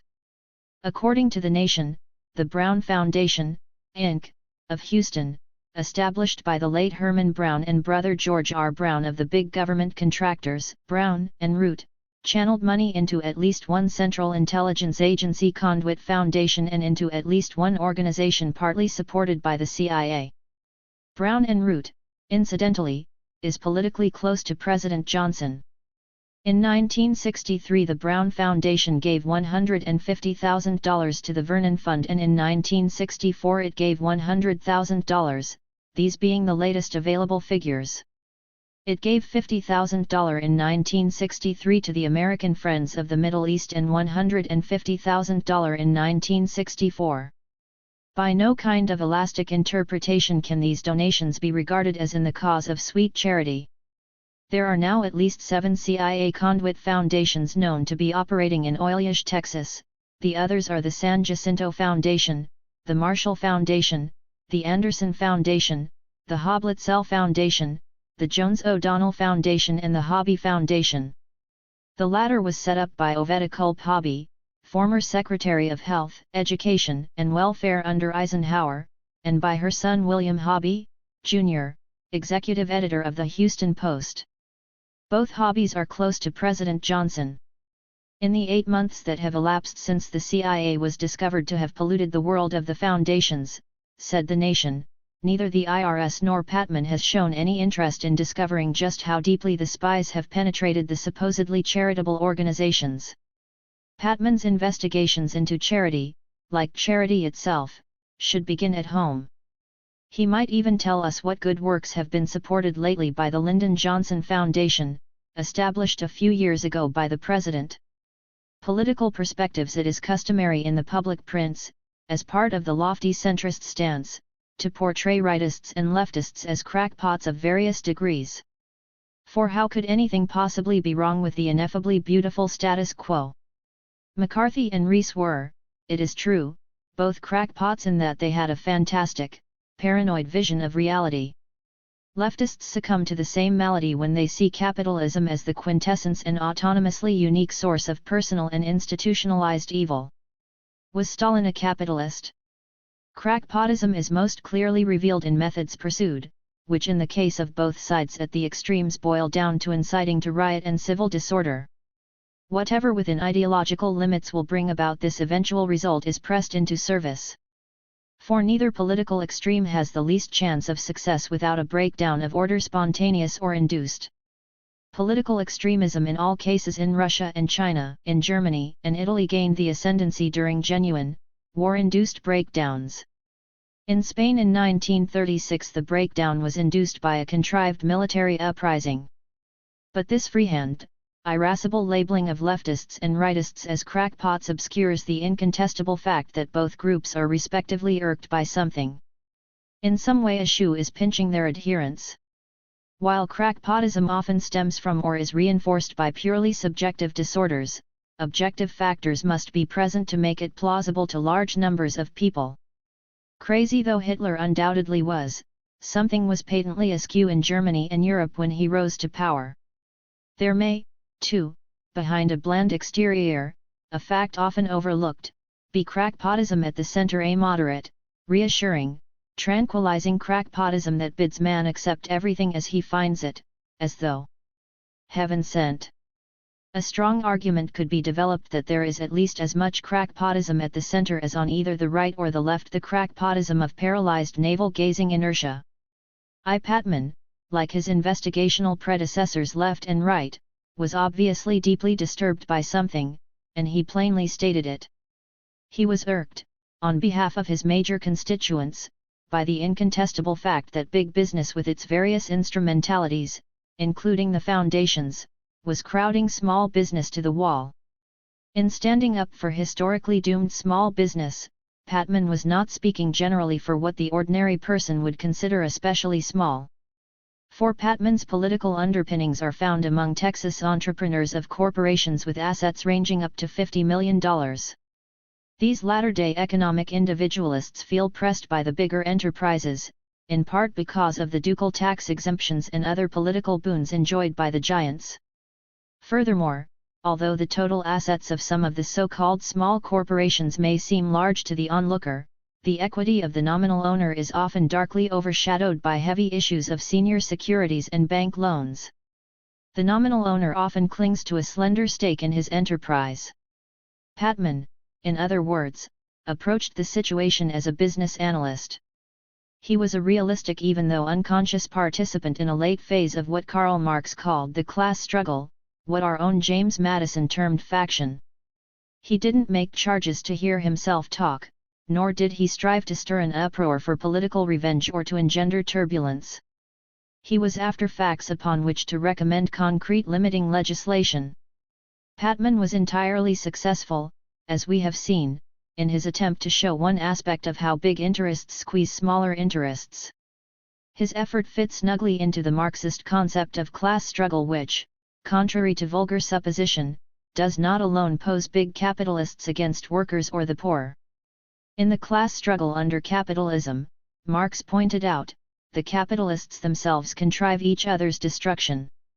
Some become bigger as others are crushed. In the impersonal process, and Marx went astray on this prediction, everybody is proletarianized except the big capitalists. Marx's error of anticipation stemmed from the fact that he failed to see the emergence with proliferating technology of a white-collar horde of corporate technicians and administrators, many of whom were to identify themselves psychologically, purely through physical association, with the upper-owning classes. Nor did he see the emergence of new interstitial enterprises, late reverberations as it were of an earlier upthrusting industrialism. Even though accelerated by two gigantic wars, developments under capitalism proceeded at a slower pace than Marx predicted.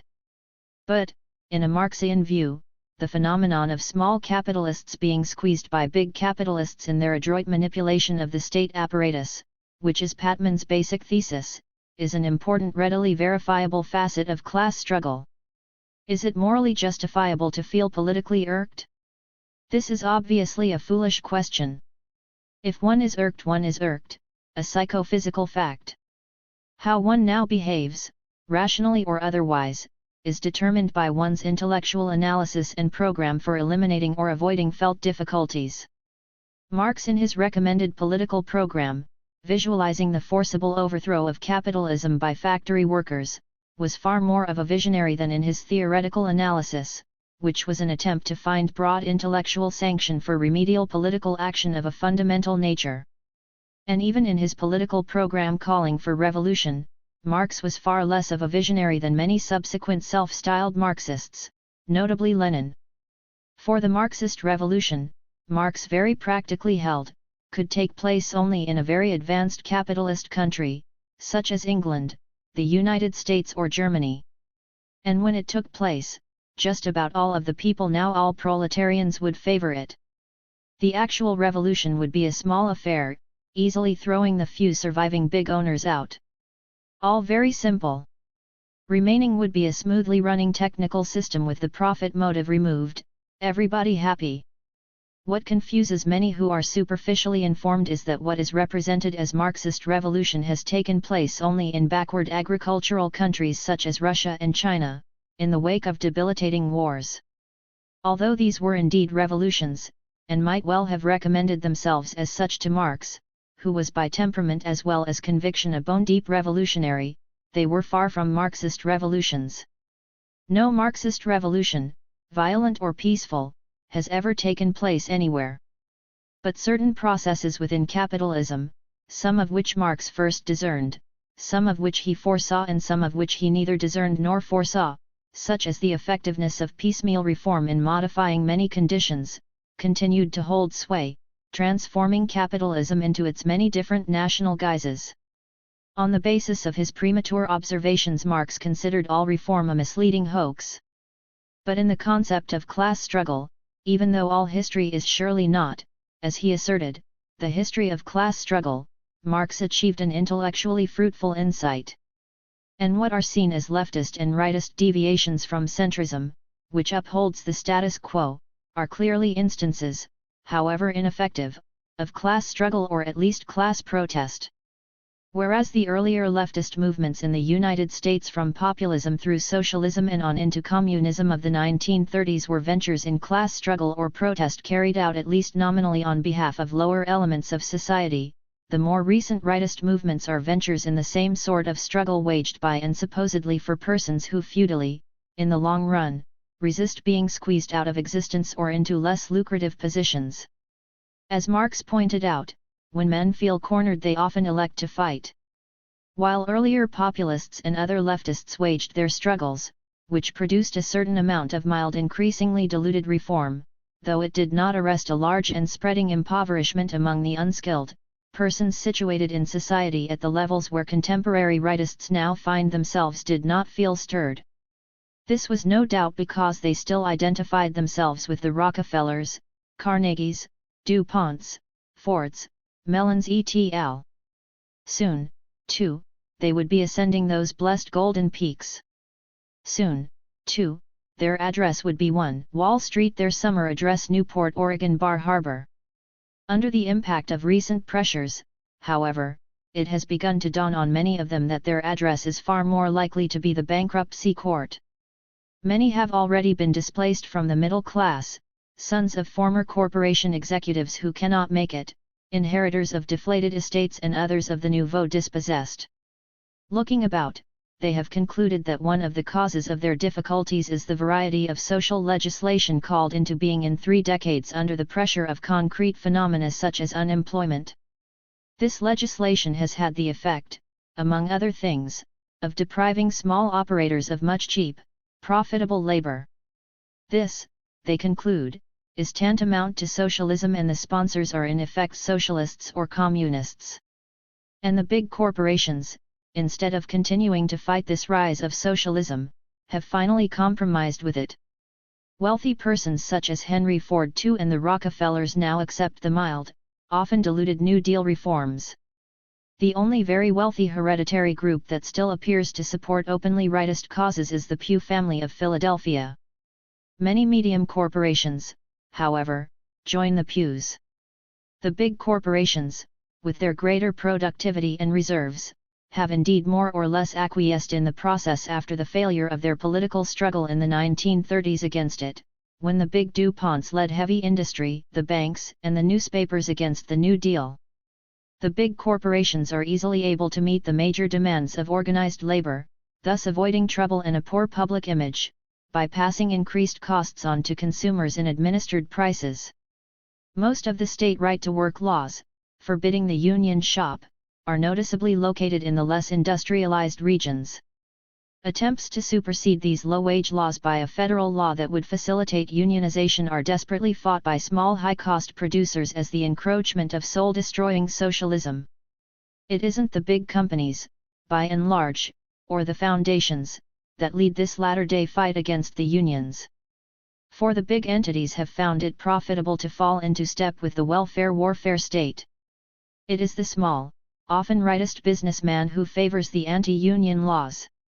Many of the regulations that small business elements find distasteful were in fact devised over the years and made into public policy by representatives of the wealthiest and most Republican interests. 68 They wanted to squelch the small, market-upsetting wildcat operators. Only big, stabilizing centrally controlled units were wanted. Not only are the small operators annoyed that the big corporations pay better wages and no longer fight the unions, but they are annoyed at the ease with which the big operators, with the many fringe benefits they offer, are able to hire the cream of available personnel. Left to the small employer are the misfits, the restless, the inefficient. As the rightists generally put their case, the small businessman is being squeezed between big unions and big government, the latter imposing more and more New Dealish socialist rules and thereby strangling freedom to deal properly with employees and customers. All this regulation smacks of what rightists understand as regimented socialist society. In most of its versions the analysis is unrealistic because canons of middle-class respectability lead most rightists to overlook the fact that big corporations are implicated in the squeeze. But to say this would make them sound like old-time long-haired socialists, thus defacing their self-image of respectability. Political realists like Patman, however, do not overlook this factor in the equation. Nor were the ill-behaved Republican rightists at the famous convention of 1964, when they hissed and booed Nelson A. Rockefeller, unaware that he represented a genuine, blandly powerful adverse interest. Rockefeller, as a liberal Republican that is, one willing to accept the New Deal approach, had become anathema to Republican rightists, many of whom more recently denounced him as a socialist. The small businessman, if he were to read the signs in a Marxist way, would see that he is being slowly expropriated. He should, according to Marxist prescription, join the Marxist ideologues in seeking the day of mass deliverance. As he is biased by his middle-class point of view, envisioning himself as a potential original Rockefeller, DuPont, Mellon, or Ford like them finding salvation in an unregulated market and society, he will have nothing to do with the doctrinaire Marxists. He therefore, wishfully, analyzes the situation not as one of big enterprise versus small enterprise but as New Deal socialism versus free enterprise. He lives within an economic as well as political myth, fails to see that free enterprise itself has long since been superseded by corporate monopoly, leaving him uncomfortably in one of the remaining dead ends.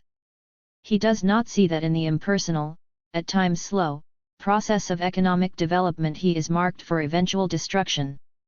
He is expendable.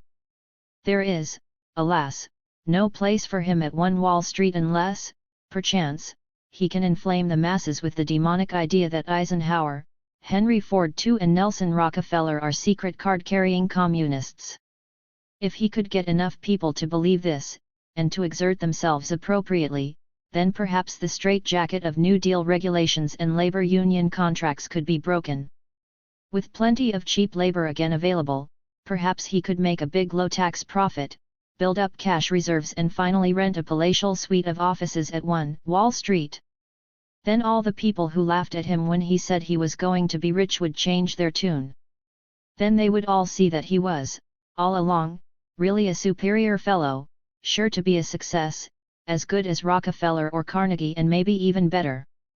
Then his wife or mistress would be particularly impressed as he circled his yacht and private island in his own jet plane after he took off for large conferences in Washington or Hong Kong. But this crude fantasy, although firm in its lineaments, tends to vanish under the weight of heavy unequal taxes, rising labor costs, tightening New Dealish regulations, monopoly, high prices of materials and corporate automation. The outlook becomes darker as he looks across the way and sees one of the hundreds of plants of the Supercosmos Corporation churning out trainloads of goods in a profitable torrent. The Supercosmos parking lot is filled with the cars of union workers, who denounce him as a fink, a rascal, a Goldwater crackpot and his employees as incompetent, low-paid scabs. If not incipient socialism, all this is surely something just as wicked. Because the rightists have no program upon which to base a convincing mass appeal, they are reduced to bringing forward whatever emotional irrelevancy they believe will gain them mass support. Thus they represent themselves as bone-crushing super-patriots, anti-internationalists, anti-foreigners, anti-communists, anti-socialists, anti-Semites, anti-atheists, anti-Negroes. They are anti-fluoridation of water, anti-vaccination and, indeed, against whatever is offensive to low-level mass pockets of folklore, superstition, and misinformation. It is in consequence of this kind of electorally necessary appeal that one finds in the rightist entourage such a variegated assortment of screwballs. But all movements, when they promise the excitement of combat left, right, or center, have a similar appeal for the demented and half-demented. In time of war the center, for example, draws unfastidiously to its bosom every latent or overt votary of violence, sadists, xenophobes, paranoids, the suicidal. I put all this down because I don't want to be put into the position, generally taken by the left and the center, that there is something inherently deranged about the rightist position. Rightists, like other politicians, take people as they find them and try to bend them to their purposes. And all political positions left, right and center leave much out of account in their neat formulas. If they were fully logical in their prescriptions for the good society, the rightists would call forthwith for the dissolution into their constituent parts of United States Steel, General Motors, Standard Oil of New Jersey, AT&T, and the other big holding companies. They do not make such a demand because in fact they deeply venerate these enterprises, would themselves like to possess them, only wish that their own Calabash Oil and Swamp Water Steel were similarly flourishing. As it is, when Standard Oil of New Jersey breathes a little more deeply than usual, Calabash Oil is suffocated. Barring some extremely unusual set of developments, the center, the establishment, seems likely to continue in its triumphant balancing act despite the noisome antics of the rightists. Little more than clamor seems likely to come from the political right, less even in the way of enforced minor adjustments than came from the reformist demands of the more numerous working masses. The center, the establishment, with its corporations, foundations, trust funds, and family holding companies, clearly rules the roost, whether under Truman, Eisenhower, Kennedy, or Johnson. And there is a deep reason for this, which is that by the law of inertia the center is bound up in golden links with the good, the beautiful, and the true. Truth, or at least the routine profession of truth, is solidly on the side of the status quo. All else is error.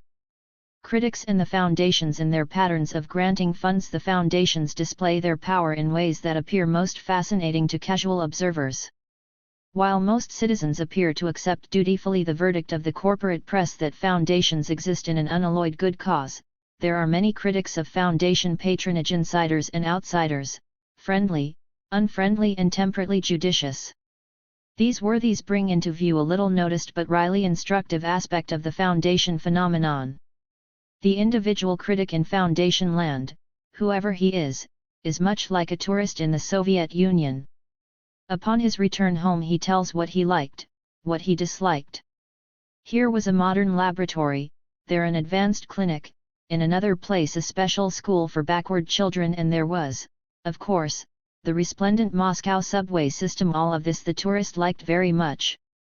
On the other hand, what he saw of collective farms, country roads, new apartment houses, most stores, and the Kremlin itself, these he disapproved. Still other things he had mixed feelings about, like the schools, too traditional and authoritarian but, on the other hand, very high standards and well-equipped, teachers excellent. And the judicious critic in foundation land is like the tourist in the Soviet Union also, in that whether or not he approves what he sees, this is the way it is and this is the way it is going to be. In both cases his judgments, no matter how finely spun, count for naught. He is a cipher in a society of ciphers. Naturally the managers of the foundations, like the managers of the Soviet Union, prefer that the observer like everything he sees. If not, it is nice that he finds something to endorse. But whether he likes everything or nothing, it is general public relations blarney, a part fundamentally of no concern to the managers because this just happens to be part of their plantation. And merely because one finds something on the tour that one likes does not imply, any more in foundation land than in the Soviet Union, that the tourist and the higher UPS are enrolled in a common cause. Visitors to big houses of the rich that have been thrown open to the public as museums show the same irrelevantly and feudally judicious attitude. They like the drawing rooms and the library really magnificent, you know. But, unfortunately, they certainly showed poor taste in the decor of the bedrooms. And the solid gold bathtubs are ridiculous. But whether the masters showed a lapse of taste in this or that matter or not, this is the way it was, and no word of the visitors will change a bit of it. Foundation organization. Let us, in order to understand foundations better, leave off attempts to evaluate their distributive worth on a scale of 0 to 100. Let us instead concede that they are perfect in their expenditures, thus bypassing an argument apparently as fruitless as the one about the Soviet Union. And let us now look to their organization. At the top we find a board of trustees, all conceitedly doing only good. Among the Ford Foundation trustees we find Benson Ford and Henry Ford, 2 and 13 others, of whom at least 9 are surely from the world of finpolity and pub polity. All of these are very able men, about this we need not dispute. But, except for the 2 Fords, all were selected by the Fords. The Fords, though, were neither selected, elected, co-opted or chosen by public examination. Nobody at all asked them to assume these arduous philanthropic duties, for which it might seem they chose themselves. But neither they, nor the Rockefellers, DuPonts, Mellons, and others, did even this, although this is what the Soviet managers did. For the Soviet managers, out of the kindness of their hearts, themselves chose to lead a disbelieving world to the promised land of communism, where the lion shall lie down with the lamb, the unicorn shall shed his horn, the meek shall inherit the earth and the state shall wither away. The Fords, like their peers, were chosen before birth for their roles, which are, oddly in a democratic, republican, or merely parliamentary context, purely hereditary. They are hereditary oligarchic philanthropists. It is, then, by hereditary right that all these conceitedly beneficent expenditures are made. If it is not all done in the pure spirit of sacrifice, it is, we are repeatedly assured by the corporate press, very close to it. It amounts, simply, to noblesse oblige. As there are far too many foundations, even large ones, to scrutinize here in any detail, our attention will be largely confined to a few, including the Ford Foundation. Orientation of patronage grants those foundations that regularly make substantial payouts, and as we have noticed, they altogether paid out only 50% of income through the 1950s, are in philanthropoid jargon said to be discipline-oriented or problem-oriented, or a little of both. They are also friend-oriented, company-oriented, profit-oriented and market-oriented. The discipline-oriented, like the Rockefeller Group, mainly allocate money to institutions harnessed by intellectual disciplines, physical and social sciences, medicine and, much less so, the humanities. Except for the last, in the opinion of a leading philanthropoid, a very mentor of philanthropoids, these have been overstressed. 69 But heavily financed science, and perhaps this is pure coincidence, has thousands of profitable industrial applications of which the corporations have freely availed themselves. And medical advances are immediately available to the rich, much later if at all to the non-rich. There is little if any monetary profit in the humanities, however, perhaps only another coincidence. The stress on science in American society has at least been reinforced, if not originally invoked, by the foundations, an obvious exhibition of power, and a scientist cited by Abraham Flexner believes it has been overstressed. The foundations, thus seen, are centers of selfing hereditary power. The Ford Foundation is problem-oriented. It is out to solve or at least make more manageable public problems of various kinds. After the death of Henry Ford, the foundation, originally organized in 1936, began its larger operations on the basis of a study report. 70 The report laid out 5 program areas, as follows: I. The establishment of peace. Involving international programs, peace here, as MacDonald remarks, means trying to make other nations more friendly to us and less to the communists. 2. The strengthening of democracy, domestic civil liberties and politics. 3. The strengthening of the economy. 4. Education in a democratic society. As MacDonald remarks, the democratic society is apparently ours. V. Individual behavior and human relations. MacDonald believes this section could more accurately have been titled Mass Behavior and Social Relations. The Ford Foundation, however, does not formally concede there are masses in our democratic society. It was in the attempted implementation of this report that Paul Hoffman ran into the trouble with the rightists that led to his resignation 2 years later. More recently, the Ford Foundation has broken its problem areas down as follows: education in the United States, economic development and administration in the United States, public affairs, humanities and the arts, international training and research, science and engineering, international affairs, population and overseas development.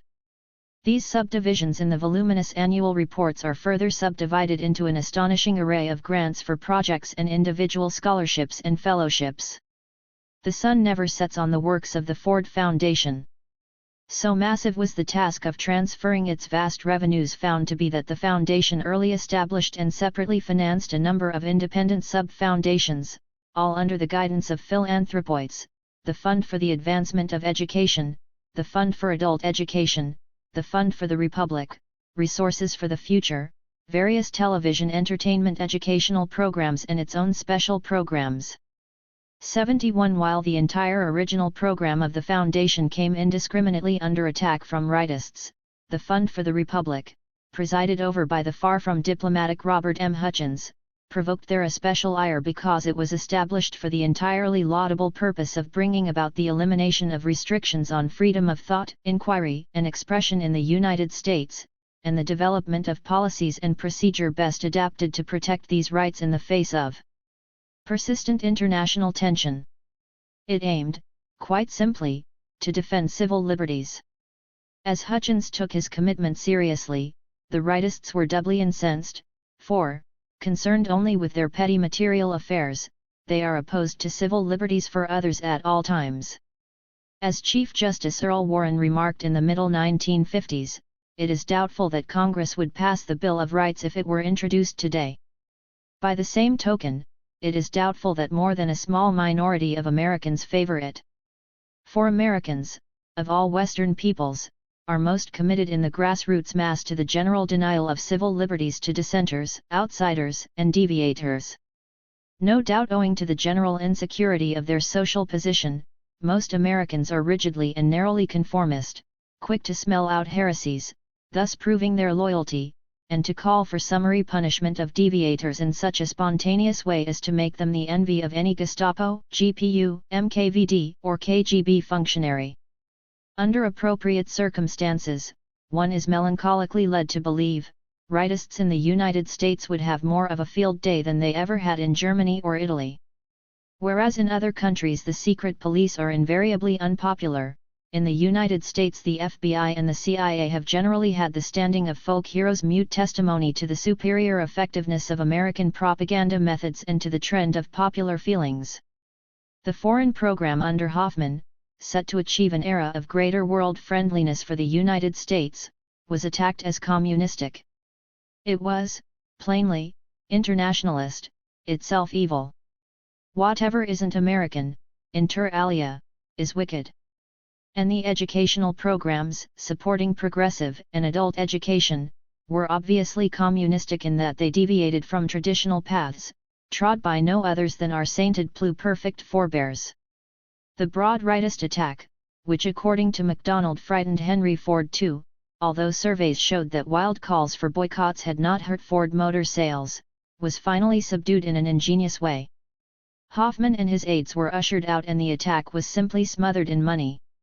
Unselectively, heavy grants in the hundreds of millions were ladled out year after year to all accredited colleges and universities, all hospitals and, later, all museums, all symphony orchestras, all of everything in the status quo. In the grants to colleges and universities, Catholic institutions were included, to their gratified consternation, in the greatest deluge of money they ever experienced. Nobody was spared. This silenced the rightists, possibly because all the dry emotional tinder out in the grassroots had been thoroughly saturated in floods of money. It was difficult to maintain the idea before the public that the Ford Foundation was evil when it was spewing forth life-giving money to all points of the compass like lava from a volcano. As no standards were observed, it was all obviously democratic. If the continual widespread distribution of money in large amounts is a good thing, then the Ford Foundation must be one of the best things that ever happened. Cui bono? The status quo is clearly made more bearable as its various cracks and fissures are plastered over, while thousands cheer. And the Ford Motor Company, the goose that laid this golden egg, is surely not hurt. The public relations value of the Ford Foundation to the automobile company was not lost upon the more than 8,000 Ford dealers in the United States, who earlier in the 1950s were among those protesting that too much foundation money was being spent abroad on benighted aliens. 72 But, apparently unknown to them, Ford Motor is a big operation abroad as well. Public relations and influence over attitudes apart from their roles in corporate control, the big foundations, at home and abroad, have a public relations splash value.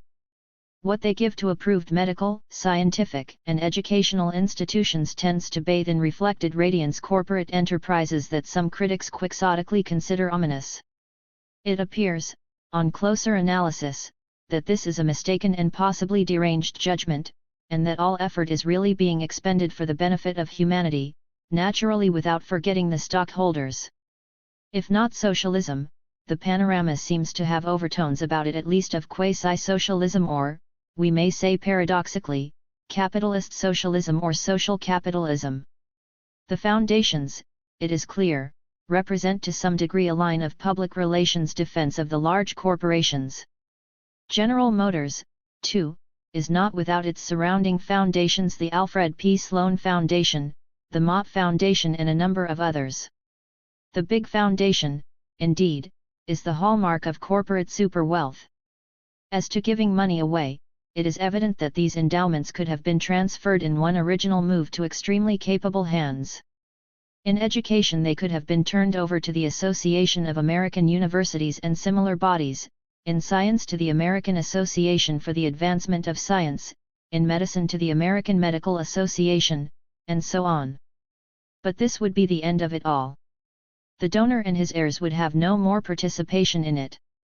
By making serial gifts each year out of income from a perpetual principal fund, the donor can keep prospective worthy recipients sitting around forever like a circle of hungry dogs, awaiting the next handout. In such an arrangement, prospective institutional recipients are not likely to voice unwelcome socio-economic or politico-economic ideas. They are more likely to be careful to give utterance only to impeccably sound ideas, the kind one might hear in the top clubs. The general foundations, then, with their serial gifts, function pretty much as a carrot, rewarding those who are cooperative and constructive, passing over the unworthy, the carping, the critical, the non-admiring, the unsound. Institutional administrators consequently find that it pays to stay clear of public controversies and to voice at best only tried and true platitudes, to show themselves at all times as sound men. While this reticence to some extent dims their true brilliance, in the long run it seems most rewarding. Robert Maynard Hutchins is one of the few on this circuit who for a long time seemed able to have his cake and eat it too, to function as a big institutional wheel and still enjoy the luxury of delivering himself of tart remarks at the expense of the many sorry spectacles around him.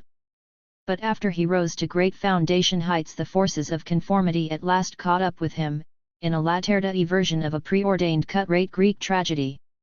For the fund for the Republic was cut loose from the Ford Foundation and left to face the hostile hordes with a dwindling mere $15 million.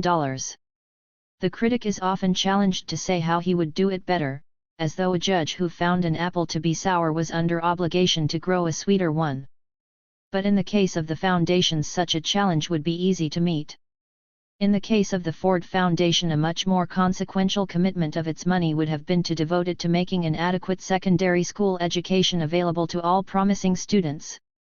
Secondary education is the weakest link in the American educational chain. What the Ford Foundation could have done, and can still do, is to see that all promising students get into a good school, all expenses paid. As such schools are only rarely found in home neighborhoods, it would be necessary that the students be boarded, sometimes clothed and supplied with travel expenses. Some could be placed in existing private schools, although they, too, are crowded. For others, regional private schools with highly motivated, well-paid faculties would have to be supplied. The task could be left to other agencies, public and private, to see the Ford grant graduates through college. As it is, a very large percentage of those entering colleges are poorly prepared to profit by college-level work. In my proposed Ford grant system, defects of preparation would be removed. While the immediate impact of such expenditure would not be apparent, the long-term consequences would be enormous and beneficial. Politically, there is very little that could be said against this plan from any point of view. Effects of grants, good and bad, that the various foundation emphases in their grants are not without vast social effects, we can see from the judgments of informed critics wandering more or less like unheeded ghosts through foundation land. As an example of what he considers mischief, MacDonald cites an early cause taken up by the Carnegie Foundation for the Advancement of Teaching. Andrew Carnegie had it brought to his attention how poorly teachers were paid, and he decided to do something about it, thus privately assuming a legislative function, which all the foundations do. So in 1905 he established his foundation to improve teaching, with the objective of giving every down-at-heels college professor in the country a free pension. When it became evident toward 1920 that all of Carnegie's money could not fill this bill, existing contracts were frozen. There was then established the Teachers' Annuity and Insurance Association, supported by contributions from teachers and colleges as well as by Carnegie money.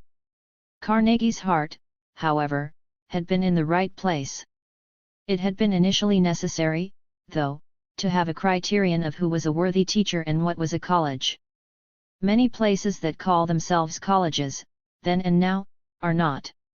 The then president of the Carnegie Corporation, Henry Pritchett, composed an accepted list of colleges eligible for Carnegie pensions.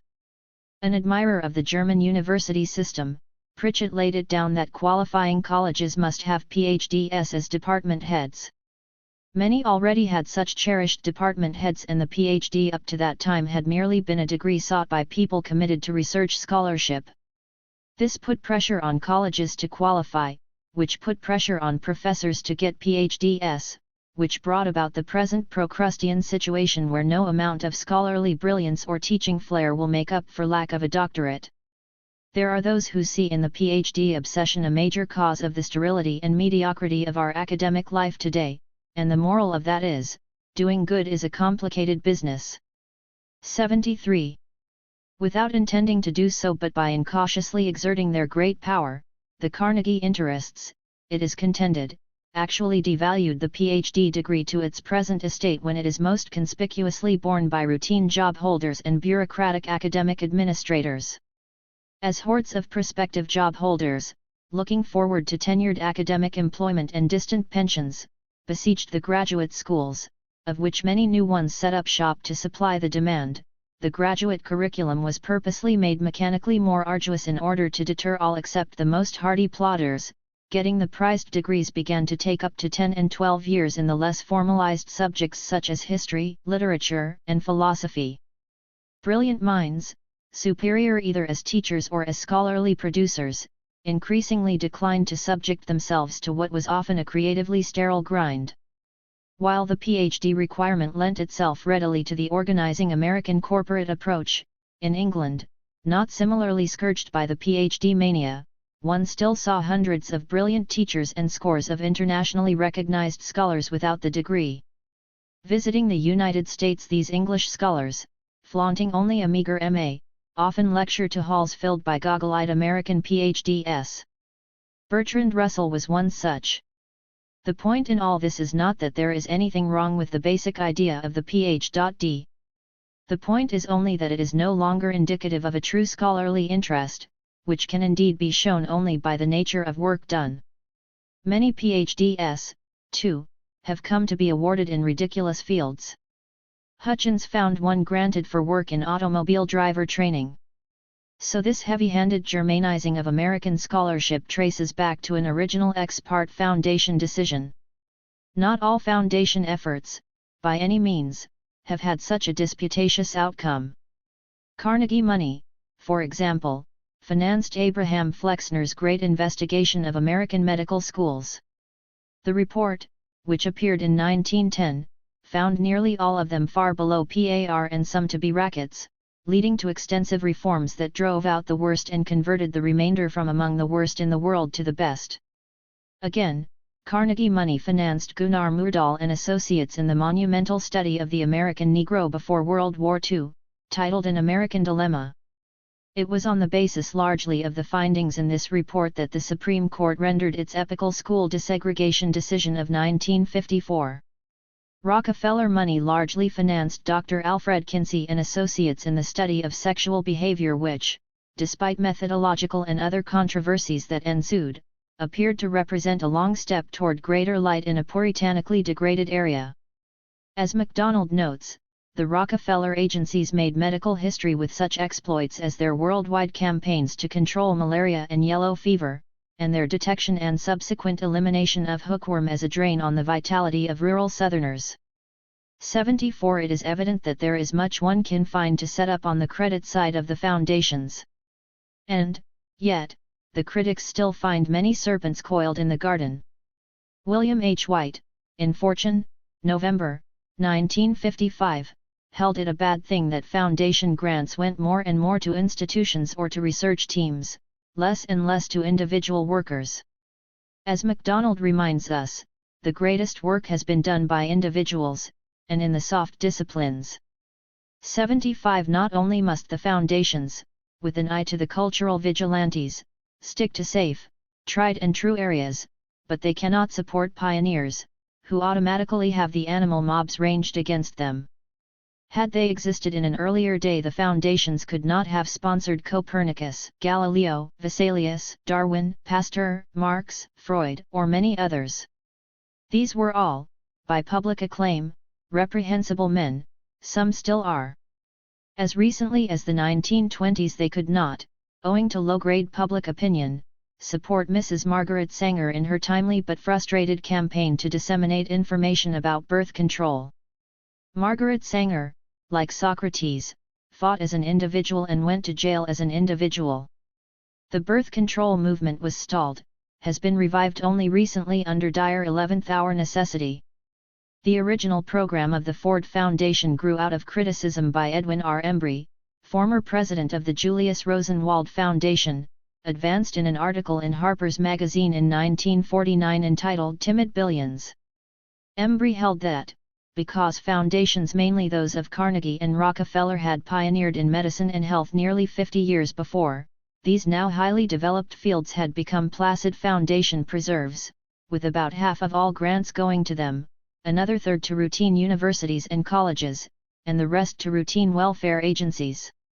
He thought it time that new ground was broken, with the results seen in the successful Know-Nothing attacks on the Ford Foundation. Embry criticized the foundations for scatteration. And in its more recent policy, this is precisely what the Ford Foundation has come to. The Guggenheim Foundation, more conspicuously than others, has awarded grants to the humanities and to individuals. Hundreds of writers and artists have received sustaining funds from this source. As part of the favorable tax-financed public relations image the foundations develop for corporations and founders that grew rich in questionable ways, they present the aspect of being highly civilized by proxy association with cultural heroes. Avoiding in their lifetimes creative persons like Margaret Sanger or Socrates, who are invariably suspected by the ignorant multitudes of being up to no good, the foundations fondly embrace all established cultural heroes and those potential heroes working in popularly approved cultural channels. Not heroic themselves, they nevertheless exist in a soft, derived heroic light, invoking in the thoughtless gaping multitudes some feeling of being in the shadow of a cathedral. They are, on the contrary, basically demagogic, for the main thrust of their effort is not in any sense the deliverance of man but the protection of their sponsor's plantation. While this is surely narrowly intelligent of them, it is not, as I see it, something to induce public celebration. And the fact that it is all done, really, with public money certainly puts anyone in the position of being gulled who applauds them more than mildly for good works. It should never be forgotten that if the Ford Foundation had never been founded, every cent of the money would have been taken in inheritance taxes by the United States government, thus lightening the tax load for everybody. If the Fords, Dow, should achieve something humanly tremendous through their foundation, they would not achieve it with their money but with our money.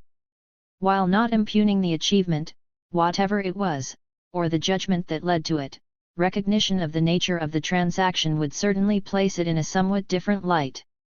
What the subsidy is in the case of any foundation of any considerable size one can readily ascertain by looking up what the estate tax rate was when it received its funds.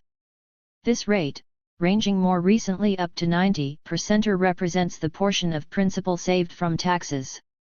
Where income on the principal exceeds $100,000, the amount of taxes avoided, at present rates, is at least 70% and has been American Samoa high as 91%.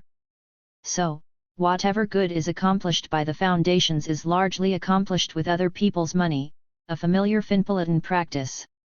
And if one wishes to salute the original source of this beneficence, it should be Congress, making free use of our money. Money funneled into education has to some extent no doubt been of general benefit.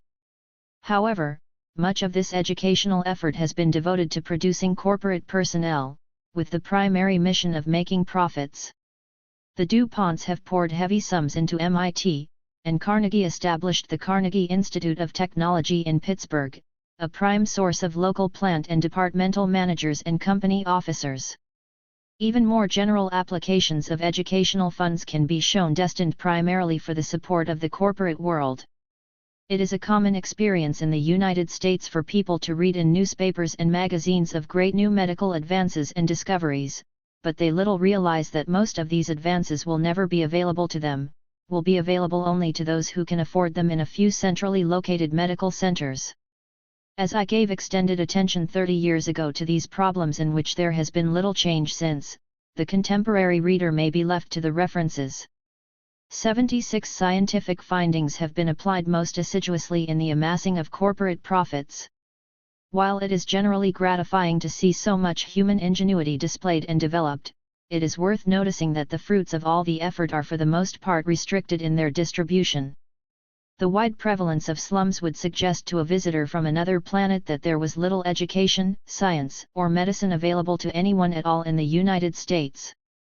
If it is nevertheless insisted that all this foundation effort represents philanthropic activity, then it is governmentally coerced philanthropic activity, under the threat of taking the principal in taxes if the income is not devoted to narrowly applied good works. The government, in brief, forces the rich to tend their own plantation. Intellectual sleight of hand. I therefore cannot help seeing the entire American philanthropic movement, hailed as something unique in the world, as intellectual sleight of hand as far as its claimed disinterested benevolence and general distribution of benefits are concerned. There may have been some gain in allowing private dispositions of the money to be made, where it has been made in good faith, because one cannot suppose it would have been expended more judiciously if left to run-of-the-mill pub polls. The prospect might have been far less entrancing if it had been left to the manipulation of the more self-oriented of these. The Ford Motor Company does not claim to be philanthropic. But the Ford Foundation, which grew out of it and is the public halo of the company, is claimed to be philanthropic even though it is managed by the same people. When Henry Ford II presides over the Ford Motor Company, he is non-philanthropic, a business barracuda, but when he steps into his role as a trustee of the Ford Foundation, he, like a Jekyll Hyde, suddenly becomes a philanthropist. With the Ford Motor Company he endeavors to garner all the money possible, with the foundation he endeavors to give our money away. Is he on balance richer or poorer? As a result of establishing their many foundations and giving away hundreds of millions of dollars, are the Rockefellers and other foundation impresarios richer or poorer, more or less esteemed, more or less solidly ensconced, stronger or weaker? The answer in every case of a surviving foundation family group is that the foundation has benefited its sponsors more than it benefited the world. Whatever benefit it has wrought for the world, it has wrought, too, for the family group. For the world is their village, through which their personal interests ramify in a bewildering network. Why should they not wish to benefit the world as they, too, must live in it? And any benefit wrought, however minor, brings to them vast credit, enhances their status as exalted citizens of the world. They all rate at the highest level in mass media esteem. The main point I extract from this is that these are very subtly powerful people, far more powerful even than they are portrayed by a deferential press. Nor are they, despite the deft airbrush of the public relations man, especially benign, as is plainly evident in the heavy commitment to systematic extreme violence of the political system in which they have, by enormous margins, the largest stake. Never registering opposition to any of the many wars, foreign police actions and military missions against the heathen in which the seemingly detached government engages, usually instead registering enthusiastic approval and giving full support, they must be considered integral to this way of conducting affairs. At the time of this writing, this political system is using some of its vast firepower, much of its manpower, with which to establish new foreign bases, as in Vietnam. Although Vietnam is popularly accepted as an heroic third-level president's maximum effort, the operation has been formally and enthusiastically endorsed by Governor Nelson A. Rockefeller. It is, obviously, a venture carrying the highest Finpolitan sanction. 77 While the Vietnam venture will indeed make all of us more secure against the devil of communism, or will it? It is surely going to make some persons far more secure than others. To be entirely fair, we must concede that even the denizens of the slums, thanks to a foresighted president, will be made more secure in their slumminess. This boon happily works both ways. The rich and the poor are benefited by being fully protected in their respective statuses. Proposed foundation reforms. Representative Wright Patman advanced concrete proposals for reforming the foundations, tightening the regulatory leash so they would not be quite so free to maneuver selfingly as now. His recommendations were as follows: 1. Limit their life to 25 years, as in the voluntary cases of the Julius Rosenwald Fund and the foundation established by the late Arthur Curtis James. 2. Prohibit them from engaging in tax-exempt business in unfair competition with tax-paying businesses. 3. Prohibit them from engaging in tax-free lending and borrowing. 4. Require them to engage in arm's-length relationships, that is, prohibit them from extending intramural benefits, say, to the employees of a controlled company, a form of subtle unfair competition with others. 5. Prohibit them from soliciting or accepting contributions from suppliers to and patrons of their companies. 6. Prohibit foundations from owning more than 3% of any corporation, thus shrinking them as factors in corporate control. 7. Make them conform to certain rules in the case of proxy fights in corporations where they hold stock ownership. 8. Prohibit them from trading in and out of securities in quest of capital gains. 9. Allow no tax exemption on contributions to a foundation until the money has been actually put to approved charitable use. 10. Deny tax exemption to any foundation if it has clearly been established for tax avoidance or to obtain financial benefits for the founder. 11. Compute donations of property to a foundation at cost or market value, whichever is lower, rather than on the present basis of market value, which permits the evasion of taxes on appreciated assets. 12. In contributions made by corporations, let such contributions be credited to the stockholders, thus keeping untaxed contributions to present limits prescribed by law. 13. Treat all capital gains by foundations as expendable income and do not allow them to be converted into new capital. 14. Add money unreasonably accumulated by corporations controlled by a foundation under present laws to the foundation's own accumulation as if the two were one. The use of subsidiary corporations should not be permitted to cloak actual accumulations, as is the case in the Howard Hughes Medical Institute of Miami Beach. 15. Corporations controlled by foundations should be subject to taxes on unreasonably accumulated earnings, as prescribed by law for foundations. 16. From the base for the marital deduction there should be excluded amounts left to foundations that are henceforth untaxed. And while money given to foundations is not subject to gift and estate taxes, the rate brackets to be applied to monies that are taxable should be the same as if the prescribed foundation portions were part of the taxable gifts or estate. 17. Regulation of the foundations by the Treasury Department should be tightened in many specifically indicated ways, and the Treasury Department should be obliged by law to function actively in this area. These and other reforms, Mr. Patman gravely concluded, are vitally necessary. 78. For what little it may be worth, I concur. The Patman investigation has already influenced the passage of new laws regulating foundations in New York State, where most of them are chartered. The effect of these New York laws will probably be to drive many to states of easier virtue, as in the case of corporations that finally found lax regulatory states in Delaware and New Jersey. In general, regulation in any of the states, of any kind of activity, is about on a par with the regulation of a frontier saloon, which is why entrepreneurs of all kinds prefer state to federal regulation. Said the New York Times about the new situation in New York. A sampling of reports filed as the result of a new law this year has shown that many purportedly charitable foundations are tax dodges, according to Attorney General Louis J. Lefkowitz. He said that the foundations were also sources of funds for the personal use of their directors. The charitable organizations operated without supervision or regulation before last January. A random sampling of 400 registrants, an examination of the 500 financial reports, has turned up numerous examples that show sufficient evidence of improper manipulation of the funds to justify the calling of an investigation, according to the Attorney General.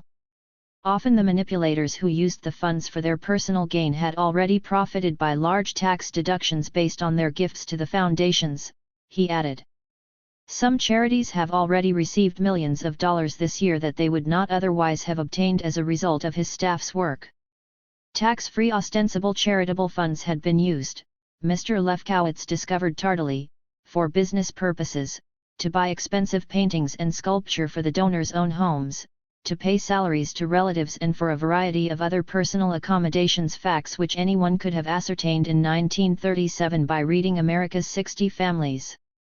Most of the New York foundations funded at more than $1 million, and this the authorities now thought suspicious, were set up to make distributions for charitable purposes to be selected by the directors. Under the new law, the Attorney General of the state may at his discretion bring action to remove directors who fail to comply with the law, and may compel accountings and order reimbursement for loss of funds resulting from improper activities of directors or trustees. 79. All this, however, will not lock the barn door even tardily, because there are 49 other states. Concluding, whatever foundations do, for good or ill, for self or humanity, they do for the most part with publicly conferred money. 11. Ministers of fin polity. The upper executives. Top executives of top American corporations are, after the Kremlin rulers, the most anxiously studied and written about small group of persons in the contemporary world of affairs. Each group is more sedulously and continuously scrutinized, in sober truth, than the much larger and far more crucial collection of scientists.